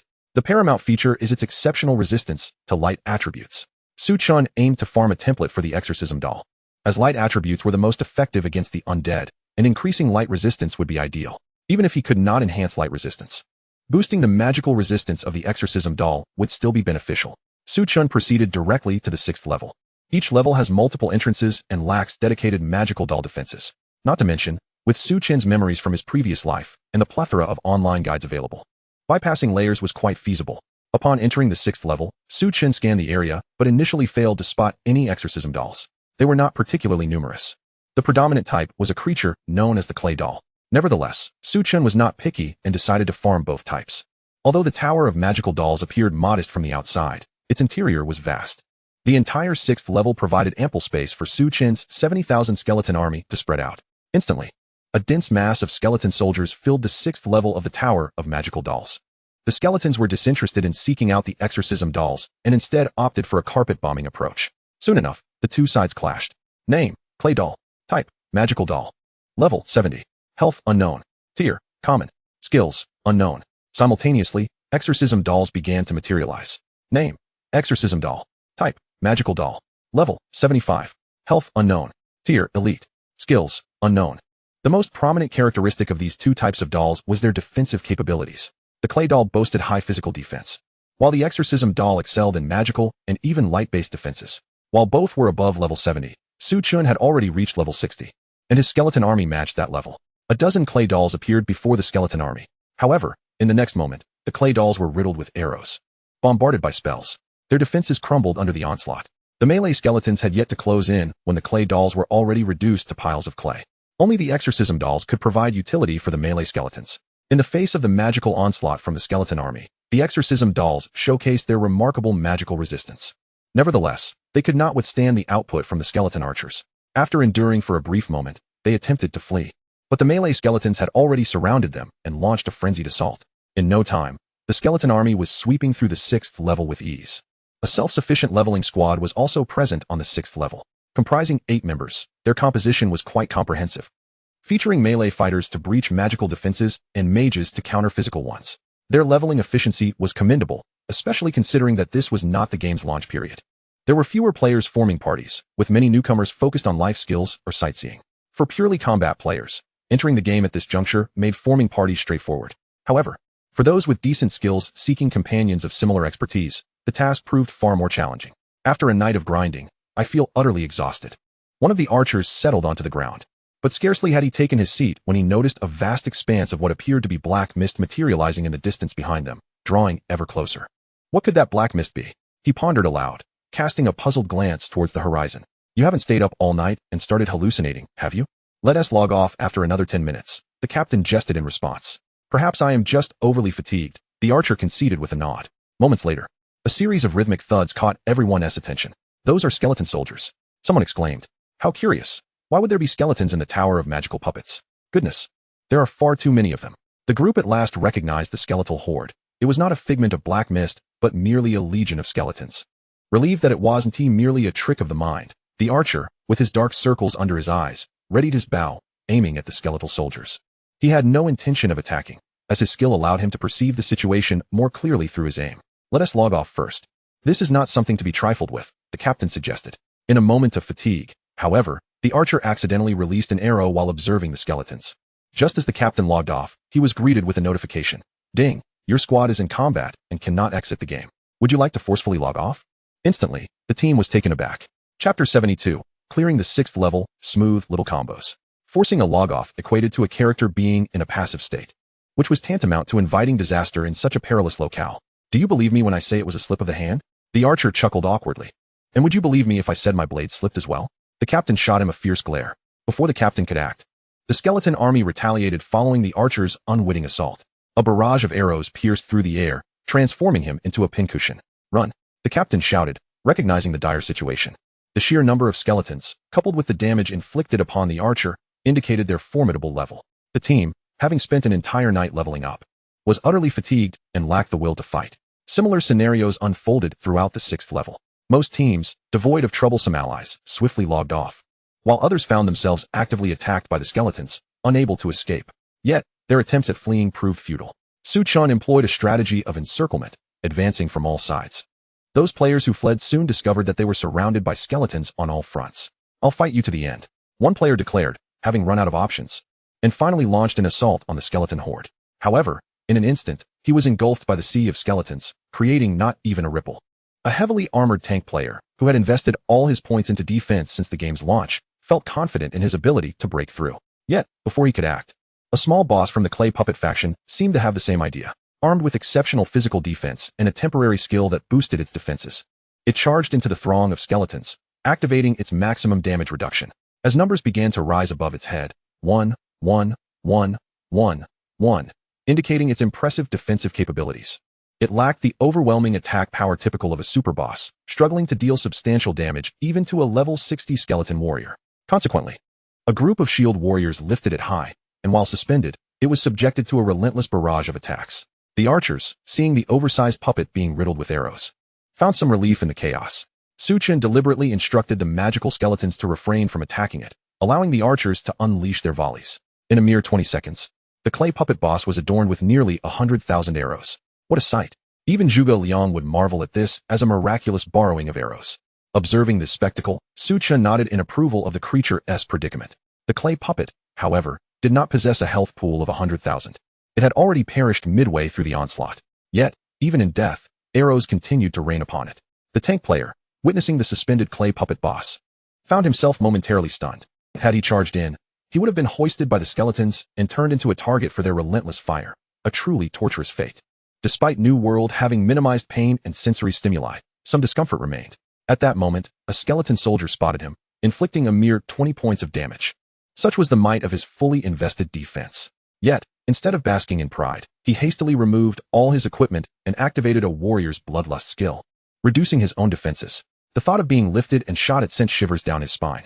Soon after lowering his defenses, he was swiftly dispatched.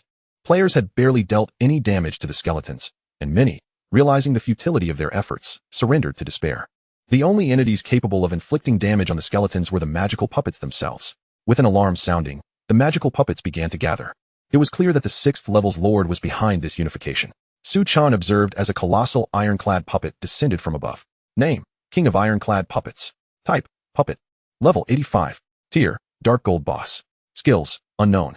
Upon the emergence of this boss, Chen assessed the situation and deemed it favorable, recalling that he had yet to utilize today's soul bestowal. However, he hesitated, considering that Chicken Brother could evolve, presenting him with additional options. Before anything else, Chen was determined to prevent any recording of the boss encounter. Let us first eliminate those players, he commanded, dispatching 30,000 troops to encircle the fleeing players. Initially, upon witnessing the arrival of the Lord Boss, some players felt a glimmer of hope for escape. A few even entertained thoughts of opportunistically reaping rewards amidst the chaos of the skeletons and the boss clashing. Yet, as soon as these thoughts crossed their minds, they found themselves targeted by a multitude of skeletons. Their previous ability to evade had stemmed from the skeletons focusing on the magical puppets, but now, with the skeletons zeroing in on them, escape was no longer an option. The 6th level was confined, and even the swiftest could find no refuge. Thus, the clearing was swiftly completed. With the 6th level devoid of players, Chen turned his full attention to the King of Ironclad Puppets. Although the Ironclad Golem King boasts an impressive level of 85, its prowess is primarily limited to high defense, while its offensive capabilities remain rather average. The Night King and the Archmage, both summoned at level 75 and similarly of Dark Gold grade, are not excessively hindered by the level disparity. Furthermore, with an army of 700,000 skeletons at their disposal, their safety is assured. Chen, feeling a surge of excitement, summoned his companion, the Chicken Brother, invoking the true unity of will. As in reality, Chen chose to manifest in his humanoid form, a decision that would also contribute to his accumulation of combat experience. In the initial wave of assault, the skeleton army charged forth, with the Night King flanking from the side and the Archmage supporting from the rear. Rather than confronting the boss immediately, Chen drew his sword to practice against the ordinary golems. With techniques such as Gale Sword, Backstep Slash, and Phantom Sword Chi, he employed the slick combination moves that Chicken Brother had frequently utilized. Swiftly advancing to deliver an initial blow, he evaded the opponent's counter with a Backstep Slash, seamlessly following up with a Phantom Sword Chi for range damage. Chen discerned that the melee damage buff of 5 acquired from the Toy Water Park was indeed in effect. Chapter 73, the first golden template emerges. Moreover, Chen realized that the Dark Mark also seemed to hold significance. Chicken Brother's smooth combination moves had surpassed a staggering 10 layers of damage. At this juncture, the clay golem under Chen's assault was afflicted with 5 layers of burning debuffs, alongside various disarraying buffs such as poison and confusion. Initially, Chen had sought a high physical defense clay golem for practice, but he was taken aback when a single combination move obliterated it so effortlessly. It certainly was not resilient. However, this could not solely be attributed to the clay golem's frailty. After all, Chicken Brother had transformed into an epic-level boss. Simultaneously, Su Chen possessed a mythic glove that significantly enhanced his fire damage. Enchanting Blaze increases character attack power by 5. Any fire skill you possess gains a damage amplification effect. Upon achieving unity of will, not only did Su Chen gain Chicken Brother's abilities, but he could also utilize his own equipment skills and talents. Oh, I almost forgot about the skill Fire Source Purification on my gloves. Su Chen recalled the active skill on his gloves. Beyond the powerful, ultimate skill, Meteor Strikes, and an active item launching skill, there was also the active, Fire Source Purification skill. Fire Source Purification concentrates and purifies your fire source. While the Dark Mark is random, Su Chen's experiments revealed a certain hierarchy within its effects. Control is the hardest effect to trigger, while burning is the easiest. The lesser foes truly cannot withstand much punishment. Su Chen turned his gaze toward the imposing ironclad Golem King, which was wreaking havoc amidst the sea of skeletons. It unleashed explosive projectiles, causing significant damage, necessitating evasive maneuvers. However, the density of the skeletons rendered evasion nearly impossible, leading to widespread devastation with each explosion. Its primary weakness lay in its clumsiness. The Night King had successfully ambushed it several times, yet its counterattacks had all failed, bolstered by the skeleton army's assistance.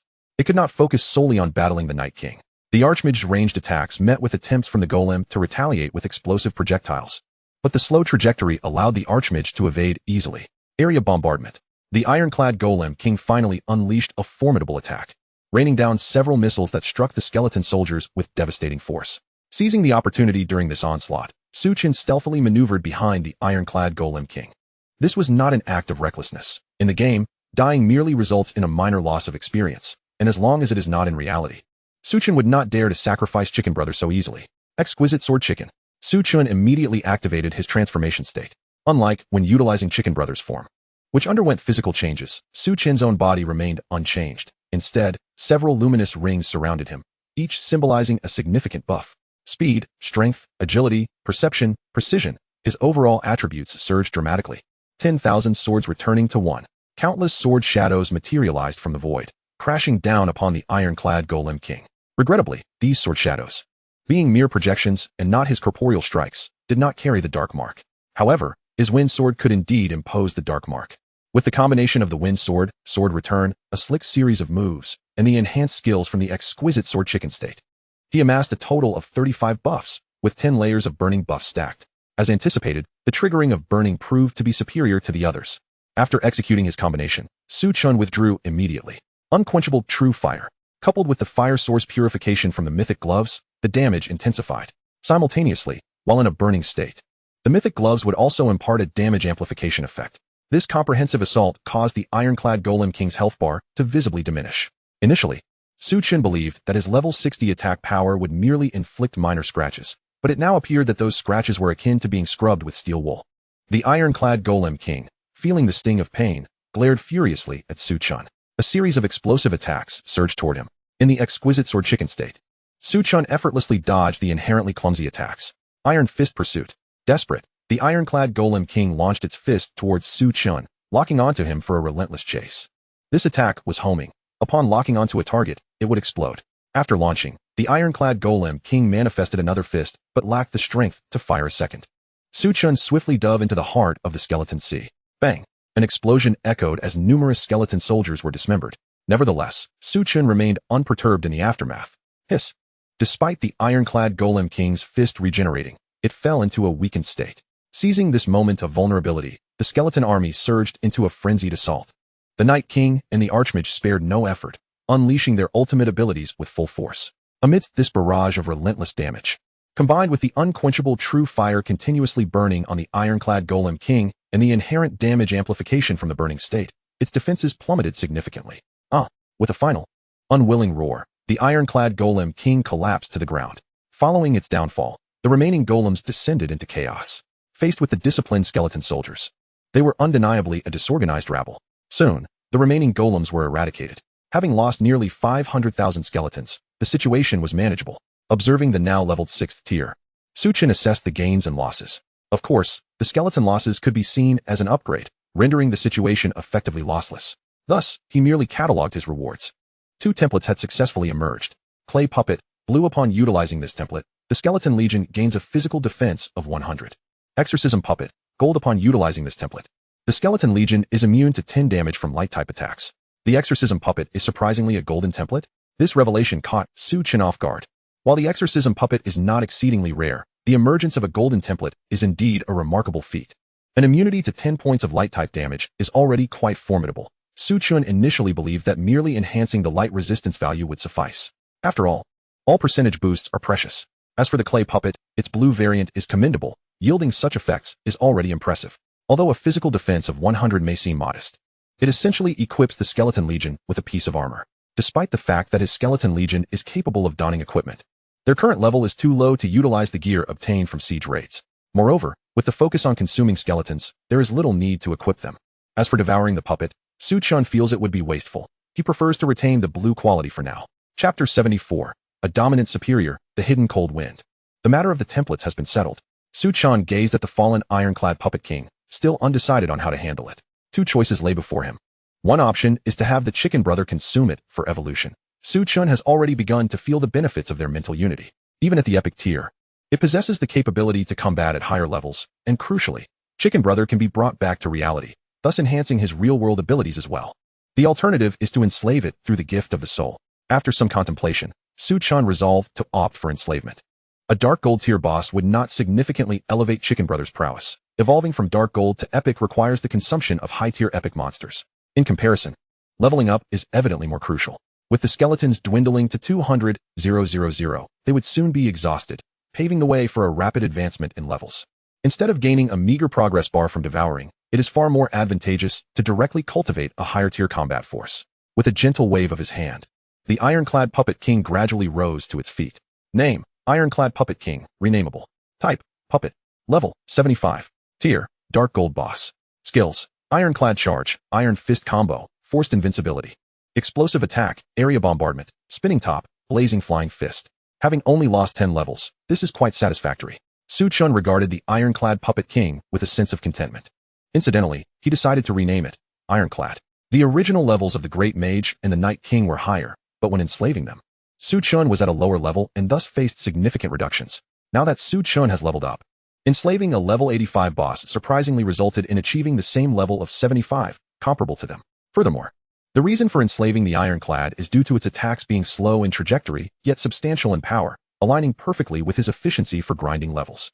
Thus, he chose not to have Chicken Brother devour it, but rather to enslave it. With 200,000 skeletons remaining, the Icy Cave was ready to be farmed. Chen was also keen on maximizing resources. The Icy Cave is a level 60-68 dungeon, perfectly meeting the basic requirements for farming. With a thought, all the skeletal army and summoned spirits, including Chicken Brother, were recalled. Simultaneously, Chen initiated a return to the city, departing from the 6th floor. Once Chen had returned to the city, after a while, sparse players began to return to the 6th floor. Where are the monsters? How has this place turned into a flat expanse? The skeletons are gone. Did they all perish alongside the puppets? But where did those puppets go? Oh no. I still have a quest to farm monsters on the 6th floor. How am I supposed to do that? The ascending players gazed at the now leveled 6th floor, struggling to contain their disbelief. As is well known, monster farming in this game is notably slow. However, unbeknownst to the players, there is fundamentally no monster farming in the real world. The fact that New World can spawn monsters is entirely due to a system devised by the game, which collected DNA samples of those monsters. By accelerating the flow of time in a specific area, this method allows for a continuous refresh of monsters within that zone. Yet, such a method predestines New World to be incapable of quickly spawning monsters like other games, which to players appears as an excruciatingly sluggish process. Regardless, the 6th floor of the Puppet Tower has recently become a place where leveling is practically impossible. The situation here has been recorded and posted on forums, stirring up a minor uproar. However, Chen remains indifferent to these happenings as he heads towards the teleportation array leading to the Icy Cave. Reality. Within an office adorned with numerous security measures, 3 individuals stood at the center, 2 men and 1 woman, seemingly undergoing a reprimand. The one delivering the reprimand was a well-groomed middle-aged woman, clad in a sleek black professional attire that exuded an air of competence. Ice Wind, Blue Bird, Iron Barbarian. Speak up. Why did you not report yesterday's incident to me immediately? The middle-aged woman fixed her gaze on the 3, adjusting her black-rimmed glasses.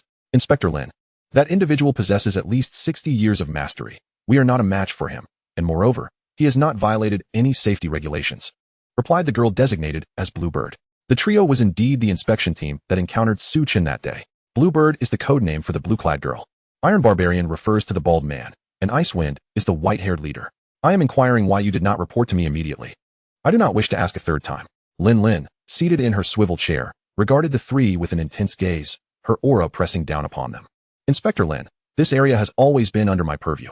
I possess a degree of autonomy and judgment. Not every matter necessitates reporting, Icewind retorted, struggling against the oppressive atmosphere. Oh, Lin let out a cold laugh, countering. Your judgment indicates that a person with over 60 years of mastery can roam freely in this area without any information? Is that your assessment? Together, the three of us cannot contend with that individual. He has not committed any offenses. Why should we risk ourselves? Coldwind also defended himself. At this moment, Lin fell silent, standing from her chair. You all may leave. With a wave of her hand, Lin gestured for Coldwind to stay. The security personnel accompanying Lin all withdrew. Iron Barbarian and Blue Bird exchanged glances before slowly exiting. Once the door closed, Coldwind suddenly sensed a wave of murderous intent. Purple lightning surged towards him. It was indeed Inspector Lin taking action against him. The force of this attack vastly exceeded 60 years of mastery, surpassing even the adept he encountered that night. In a critical moment, his pupils contracted, and he gathered cold air in his hands. Bang! The two forces collided, and Coldwind managed to freeze the lightning with his icy powers. Coldwind, male, 23 years old, has returned from a special battlefield, with an untraceable background and mastery exceeding 60 years, specializing in cold-based ice abilities. After Lin made her move, she ceased further action and began to recite. With each phrase she uttered, Lung Feng's expression darkened to shade. That's enough, you needn't continue. Just speak your intentions. He interjected abruptly. I have made it clear. I will not allow an enigmatic master of unknown origin to operate in the area under my jurisdiction. Do you understand? As for your reasons for hiding here, I have no interest in uncovering them. Simply maintain a proper superior-subordinate relationship with me. Lin resumed her position in the swivel chair, a faint smile playing on her lips as she regarded Lung Feng, exuding an air of confidence that suggested she had him firmly in her grasp. Indeed, she had a solid hold over him, as he was indeed concealed here for reasons of a peculiar nature. Chapter 75. The boss wept, feeling quite wronged. 5 minutes later, Lung Feng emerged from the office. Bluebird and Iron Man had been waiting for some time. Team leader, how did it go? Iron Man was the first to inquire. Set aside other tasks for now and focus entirely on investigating that mysterious master from that night. Lung Feng replied after a moment's pause. What? Is that really necessary? Are we not essentially giving ourselves up to him? Bluebird pouted in response. When have I ever asked you to put yourselves at risk? Lung Feng replied coolly before making his way out. The two exchanged glances and followed suit. They were uncertain of Lung Feng's true capabilities, but he had repeatedly rescued them from perilous situations. With their leader's assurance, they felt a measure of calm. Moreover, this was merely an investigative assignment. They were not required to confront the mysterious figure directly. Leading the way, Lung Feng retrieved a small button. This was the positioning alert Lin had just provided him. Should they detect the individual's whereabouts, pressing it would summon Lin's assistance immediately. Given his true strength, he could not only fend off the adversary, but also safeguard the two until reinforcements arrived. This was also why he had ultimately agreed to the arrangement. He hoped that the woman was indeed as she claimed. Otherwise, a glimmer of coldness flickered in Lung Feng's eyes, though it swiftly vanished. He pocketed the button and proceeded toward the garage. At the entrance of the dungeon, Su Chun had already been teleported in. To avoid exposure, he had donned a disguise. And it was no mere trifle. Players like Su Chun, clad in eccentric attire, were not uncommon in the game. Before him stood a player dressed as a toy bear, inviting him to form a party. Your outfit may be somewhat inferior to mine, but it has barely earned my approval. Shall we team up for the dungeon? Ignoring the absurdity of the toy bear, Su Chun could hardly be bothered to respond. The realm of New World was never devoid of bizarre players, each one ablaze with an overzealous spirit. Su Chun, however, was no kindred spirit. He was a man of integrity. Oh dear, why such a heartless refusal? I was once a skilled player, but my account was deleted, you know? Still, Su Chun paid him no mind. Wah, please, team up with me. Everyone else despises me and refuses to join my party. The toy bear clung to Su Chen's leg. Finally, unable to bear it any longer, Su Chun delivered a swift kick to the toy bear, sending it sprawling. I find you disdainful too. Do you think I'm as ridiculous as you? You should be relegated to a corner. Su Chun looked down upon the toy bear with a scornful gaze, leaving it to sit on the ground, wiping its tears. Cold Cave, level restriction, 60 to 68. Please select difficulty, normal, warrior, king, hell.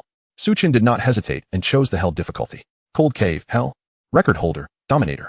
8 minutes, 35 seconds. It dawned on Su Chun that this was yet another dungeon that Dominator had warned him about, but he was unconcerned. All things in existence, heed my divine command. Let everything be consumed by the endless darkness. The void of fear shall spread across this land. Arise, my skeletal minions. Su Chun slowly lifted his mask, revealing a sinister smile as he chanted incantations. Upon finishing, a boundless horde of skeleton soldiers filled the frigid cave. As Chen recited, dark energy swirled around him, embodying the aura of a dark sovereign. This was Chen's newly developed spell 20, though the skill was instantaneous. The incantation held little practical use. Yet, it did lend an air of grandeur. Simultaneously, Chen summoned his 3 top-tier warriors, the Lich King, the Archmage, and the newly acquired Ironclad. The cold cave was rife with obstacles formed of solid ice, with monsters occasionally launching surprise attacks. Additionally, various traps lay in ambush. Navigating the cold cave required a deft touch, as well as knowledge of the locations of these traps. Although guides detailing trap positions existed online, the cave lacked distinctive landmarks, rendering memorization of such information a daunting task.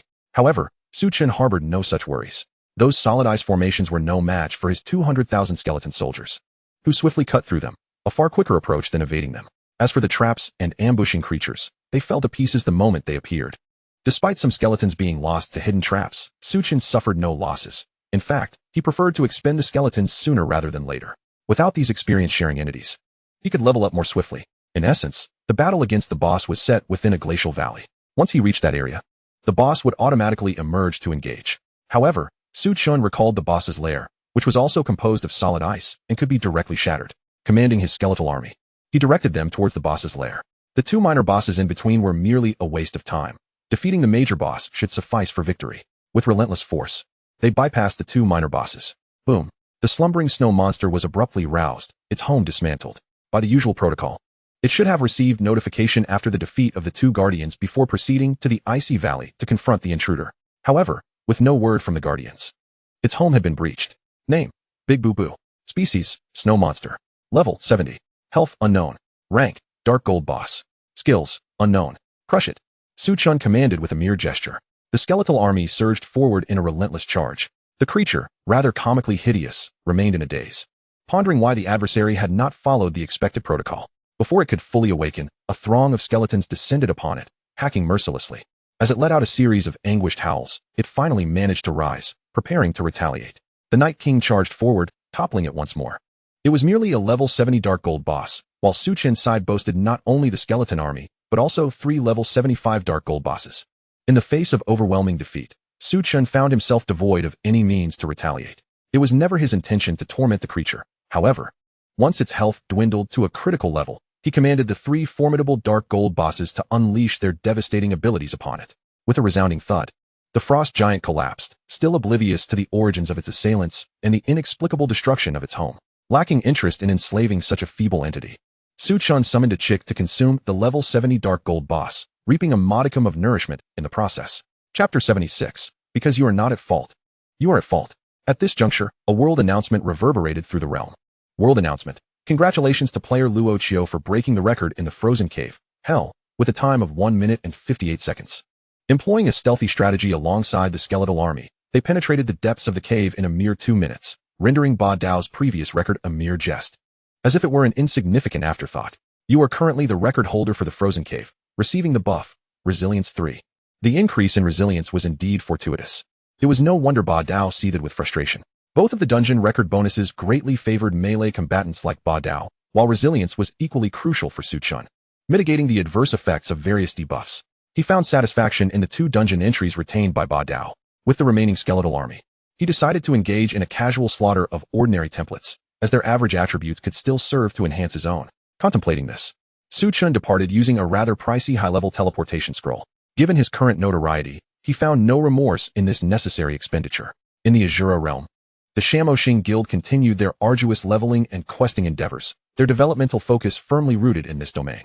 World announcement. Congratulations to player Chio for breaking the record in the frozen cave, hell, with a time of 1 minute and 58 seconds. The already tense atmosphere among the Shamo elite was further exacerbated by this announcement. Strangely, Ba Dao did not express anger upon hearing it. Rather, he felt a shiver run down his spine at the mere mention of Chio's name. Ever since the matter involving Gue Swan had entangled him, Ba Dao longed for a time when nothing had transpired, allowing Chio to claim his record without contest. Although he had attempted to target Chio recently, each effort was thwarted by a mysterious force, yielding no valuable intelligence upon investigation. Initially, Ba Dao pondered that perhaps the Sunset Guild was behind it and dispatched spies to monitor them. However, after their last intervention, the Sunset Guild seemed to have retreated entirely. This indicated that it was the power backing Chio that was orchestrating these attacks. Each failed attempt to confront Luo Chio instilled a growing sense of dread in Ba Dao, particularly as the adversary merely sought to teach him a lesson rather than openly declare war, which was far more unsettling. It seemed that Gue Swan was secretly restraining their foe, preventing them from completely obliterating Ba Dao's faction. Yet, this meant he had unwittingly become a mere pawn in this intricate game. If it were possible, he would sincerely apologize to Luo Chio and let the matter rest. However, his silence led others to believe that he was on the verge of an outburst. Boss, we can't place all the blame on the second guild. They faced considerable resistance. One member responsible for the situation remarked, seizing the opportunity before Ba Dao could explode. He spoke with a sheen of cold sweat upon his brow. Ba Dao shot him a glance, feeling relieved that no significant progress had been made. If there had been, his guild would have faced annihilation. This insolent Luo Chio.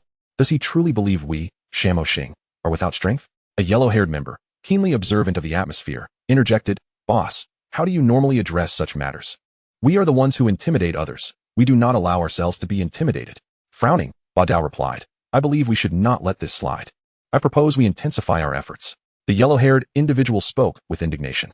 I actually think this matter is unnecessary. Ba Dao, glancing towards the fervent yellow-haired member, became increasingly agitated. Ba Dao had no desire to confront Luo Chio. In the absence of a viable resolution, it was best to avoid confrontation altogether. Look, the boss is concerned about us losing levels, hence his suggestion to let it go. With such a great leader, I, Da Huang, hereby volunteer to pursue Luo Chio unconditionally. The yellow-haired member grew more animated, seemingly moved by his own fervor. Ba Dao attempted to interject with reason, but the yellow-haired member continued, anyone who shows cowardice, I, Da Huang, will disdain and look down upon. What right does a coward have to remain in our guild? Clearly caught up in his emotions, the yellow-haired member had lost all sense of restraint. His words rendered Ba Dao silent. Just as Ba Dao contemplated suggesting they let the matter rest and refrain from provoking Luo Chio, the yellow-haired member boldly chastised him with accusations of cowardice. Who wishes to join me? The excited yellow-haired member called out, oblivious to Ba Dao's darkening expression as he strode towards the crowd, adopting a tone befitting a rallying speech. Ba Dao, witnessing the crowd's rapt attention, felt a mix of disbelief and irritation. Just when the situation appeared to be stabilizing, this individual was fanning the flames. Glancing around, Ba Dao noticed others nodding in agreement, pushing him over the edge. Enough of this nonsense, he exclaimed, delivering a swift kick that sent the yellow-haired member sprawling to the ground. Staring down at the fallen figure, Ba Dao felt a flicker of satisfaction. Let me beat him. Inflict pain, but avoid injury. Give him a solid 10 minutes. He commanded the onlookers. Upon hearing their leader's orders, though they were perplexed, some complied nonetheless. The yellow-haired member, known for his sycophantic tendencies, had managed to irk many, resulting in a vigorous assault from the others. As the yellow-haired member was mercilessly battered, Ba Dao found a sense of solace in witnessing the chaos unfold. The yellow-haired member, amidst the flurry of punches and kicks, was left bewildered. Isn't this how Ba Dao typically acts? He usually praises me for echoing his sentiments. According to past experiences, I would have received his approval for such comments. Why is this different? Boss, where did I go wrong? The yellow-haired member lamented as he endured the punishment. Because you are not at fault, you are at fault. Reflect on that, Ba Dao retorted brusquely before departing. It was challenging to elucidate such a matter clearly. He could hardly admit that he had acted out of fear. Nevertheless, the phrase because you did not err, you erred was perplexing. As the yellow-haired member pondered this while being pummeled, his frustration mounted.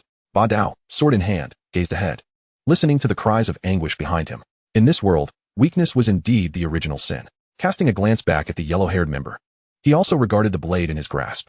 This statement not only pertains to the blonde-haired individual, but also reflects upon himself. The feeble figure he embodies is only worthy of being manipulated as a pawn by the specter, and the crucial aspect is that, despite his awareness, he finds himself powerless to alter his fate. In Chapter 77, has he comprehended something? What is it that you understand? Meanwhile, within the Sunset Guild, he has indeed shattered the record once more. The cold-toned individual sighed softly. As for Luo Chio, he is wholly impressed. Albeit unaware of how Luo Chio accomplished such a feat nevertheless, it has been achieved, and he is a rather unpretentious individual. To act beyond one's capabilities would only lead to humiliation. Much like when Feng Yu had once intended to assist in preserving certain records, he was met with refusal. Remarkable indeed, it has only taken 2 minutes. The hammer, standing nearby, chuckled heartily. It was 1 minute and 58 seconds, the cold-toned individual corrected with an impassive expression. How delightful. My subordinates are brimming with enthusiasm today, Feng Yu remarked with a squinting smile. Hey boss, what was the reason you had Xiao Zhuang assist that counterfeit Luo Chio? The hammer suddenly recalled this matter, posing the question with a hint of confusion. After the task was completed, Feng Yu had permitted him to level up as normal, without ever explaining the rationale behind it. This query had left the hammer perplexed for quite some time. However, before Feng Yu could respond, The cold-toned individual suddenly sensed something amiss. Counterfeit Luo Chio? He keenly detected the key phrase in the hammer's words. Upon hearing this, the hammer, feeling guilty, instinctively covered his mouth, having inadvertently let slip a secret. The last time the cold-toned individual inquired whether the screenshot of Luo Chio circulating online was indeed the real Luo Chio, the hammer had deceived him, asserting that it was. Furthermore, he had fabricated a story about Luo Chio showcasing a boss with a novice weapon. This matter was orchestrated by Feng Yu, who referred to the impostor as a stand-in, which is why he had refrained from disclosing the truth of Luo Chio's identity to the cold-toned individual. Boss, I just remembered I have a task to attend to today. I must take my team to complete it. The hammer, feeling guilty, quickly sought an excuse to escape. Yet, suddenly, a hand seized the collar of his garment from behind. Do not leave just yet. Explain to me the matter of the counterfeit Luo Chio. The cold-toned individual said darkly, his gaze fierce as it bore into the hammer. Since discovering that Luo Chio had broken his record using a novice weapon, he had succumbed to despair, spending his days immersed in training. Only recently had he made some progress, emerging from that shadow. It is easy to imagine how a competitive individual like the cold-toned one had been enduring his recent days. Calm down, old cold. Let me explain it to you slowly. The hammer turned around, plastering a forced smile on his face. He gestured towards the cold-toned individual's hand, indicating that he should release him so he could speak at a more leisurely pace. The cold-toned individual regarded the hammer with a stern expression but eventually let him go, prepared to hear his explanation. In truth, this matter was linked to old. The hammer was about to drag Feng Yu into the fray. However, he noticed at that moment that Feng Yu was squinting at him, his smile still benevolent. Yet, that seemingly amiable smile bore an unsettling quality, more intimidating than the cold-toned individual's expression. Seizing the opportunity while the cold-toned individual was distracted, the hammer swiftly activated a speed skill and made a hasty retreat. No escaping. The cold-toned individual also activated a quick step, pursuing the hammer. What a splendid day for my subordinates. Brimming with vigor, Feng Yu observed the chase with a smile. Once the two had vanished from sight, Feng Yu's expression shifted, the smile fading. The force obstructing the second meeting of Shamo Star is overly enigmatic, even eluding my elder brother's investigations.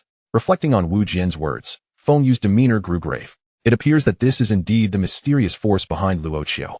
Fortunately, I have previously extended ample goodwill. Given his background, he will surely uncover that I have been discreetly assisting him. Feng Yu nodded in satisfaction. Regardless of the circumstances, the greater the strength of the opposing side, the more advantageous it will be for me, having already established a rapport. This relationship must be nurtured while the iron is hot.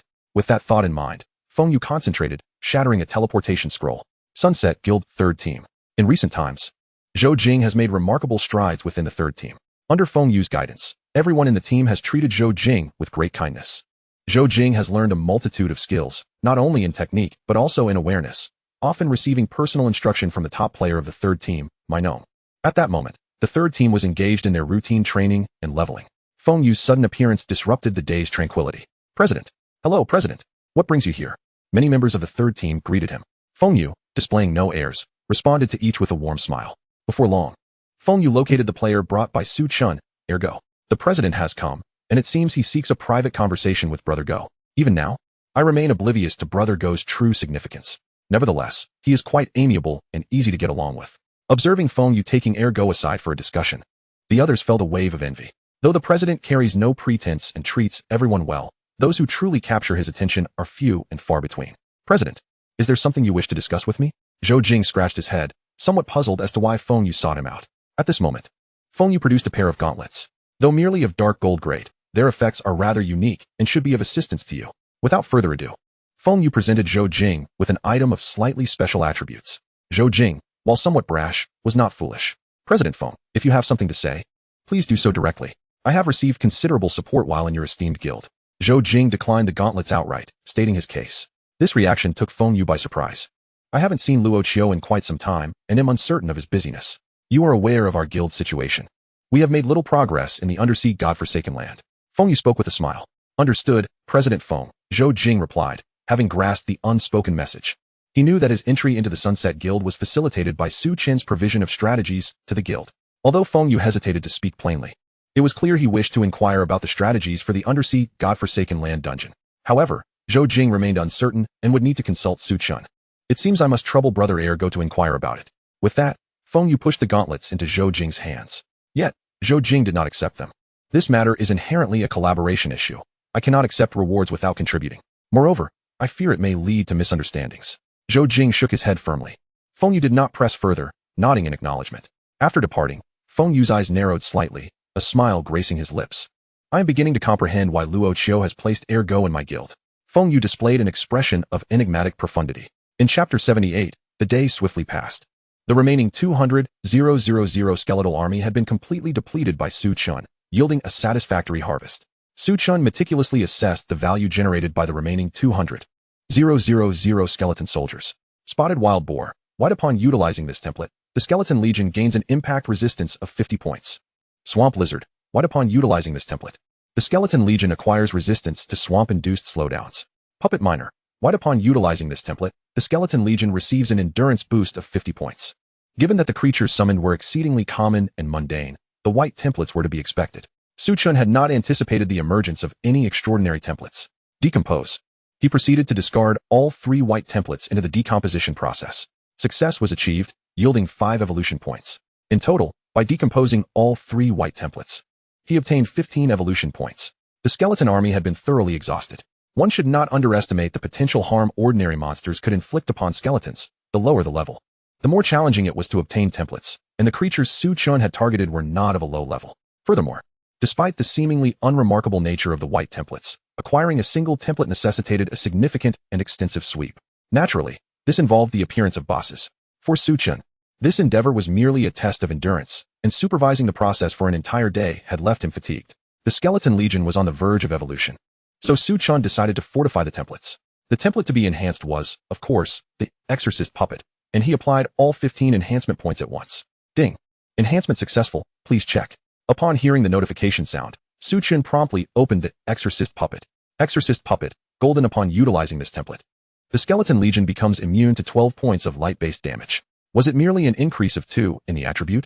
After such strenuous efforts, Su Chun felt a tinge of disappointment at the modest enhancement. However, upon reflection, if he were willing to invest considerable effort, could he not potentially elevate this attribute to 100?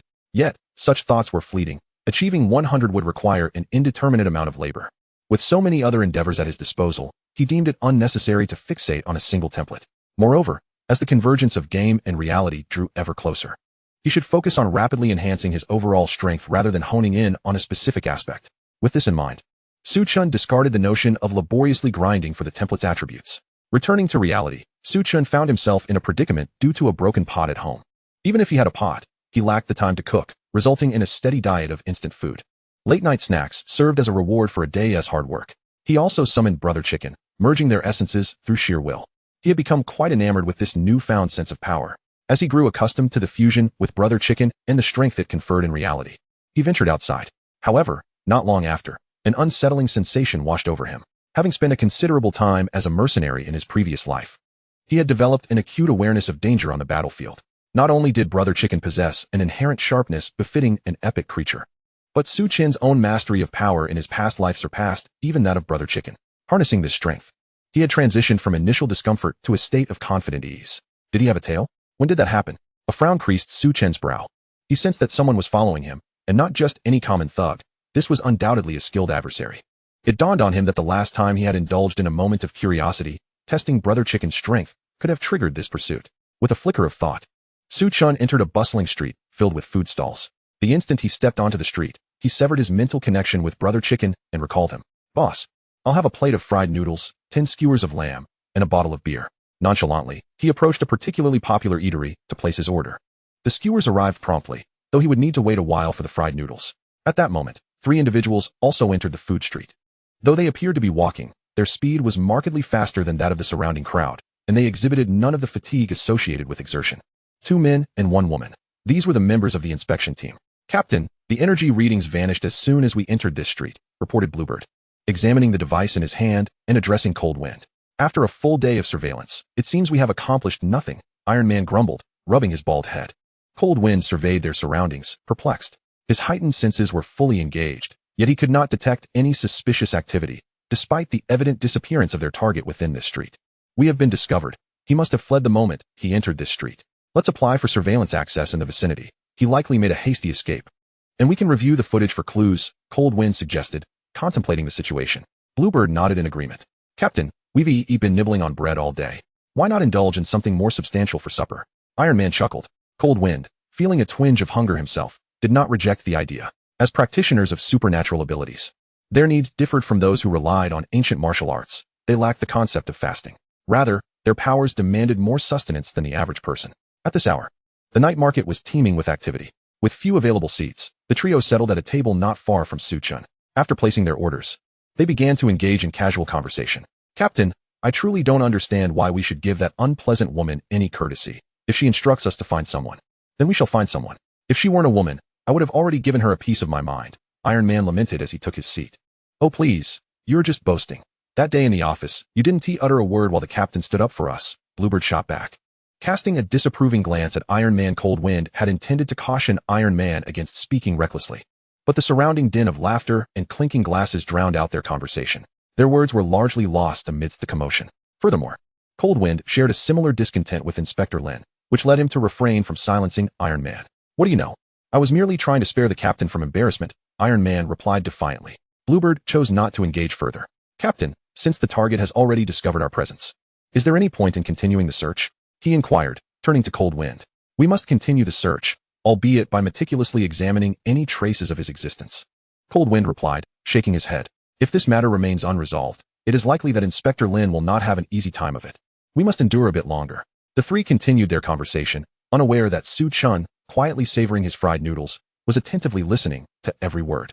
Keywords such as surveillance, access, captain, inspector, and meticulous investigation were etched into his memory.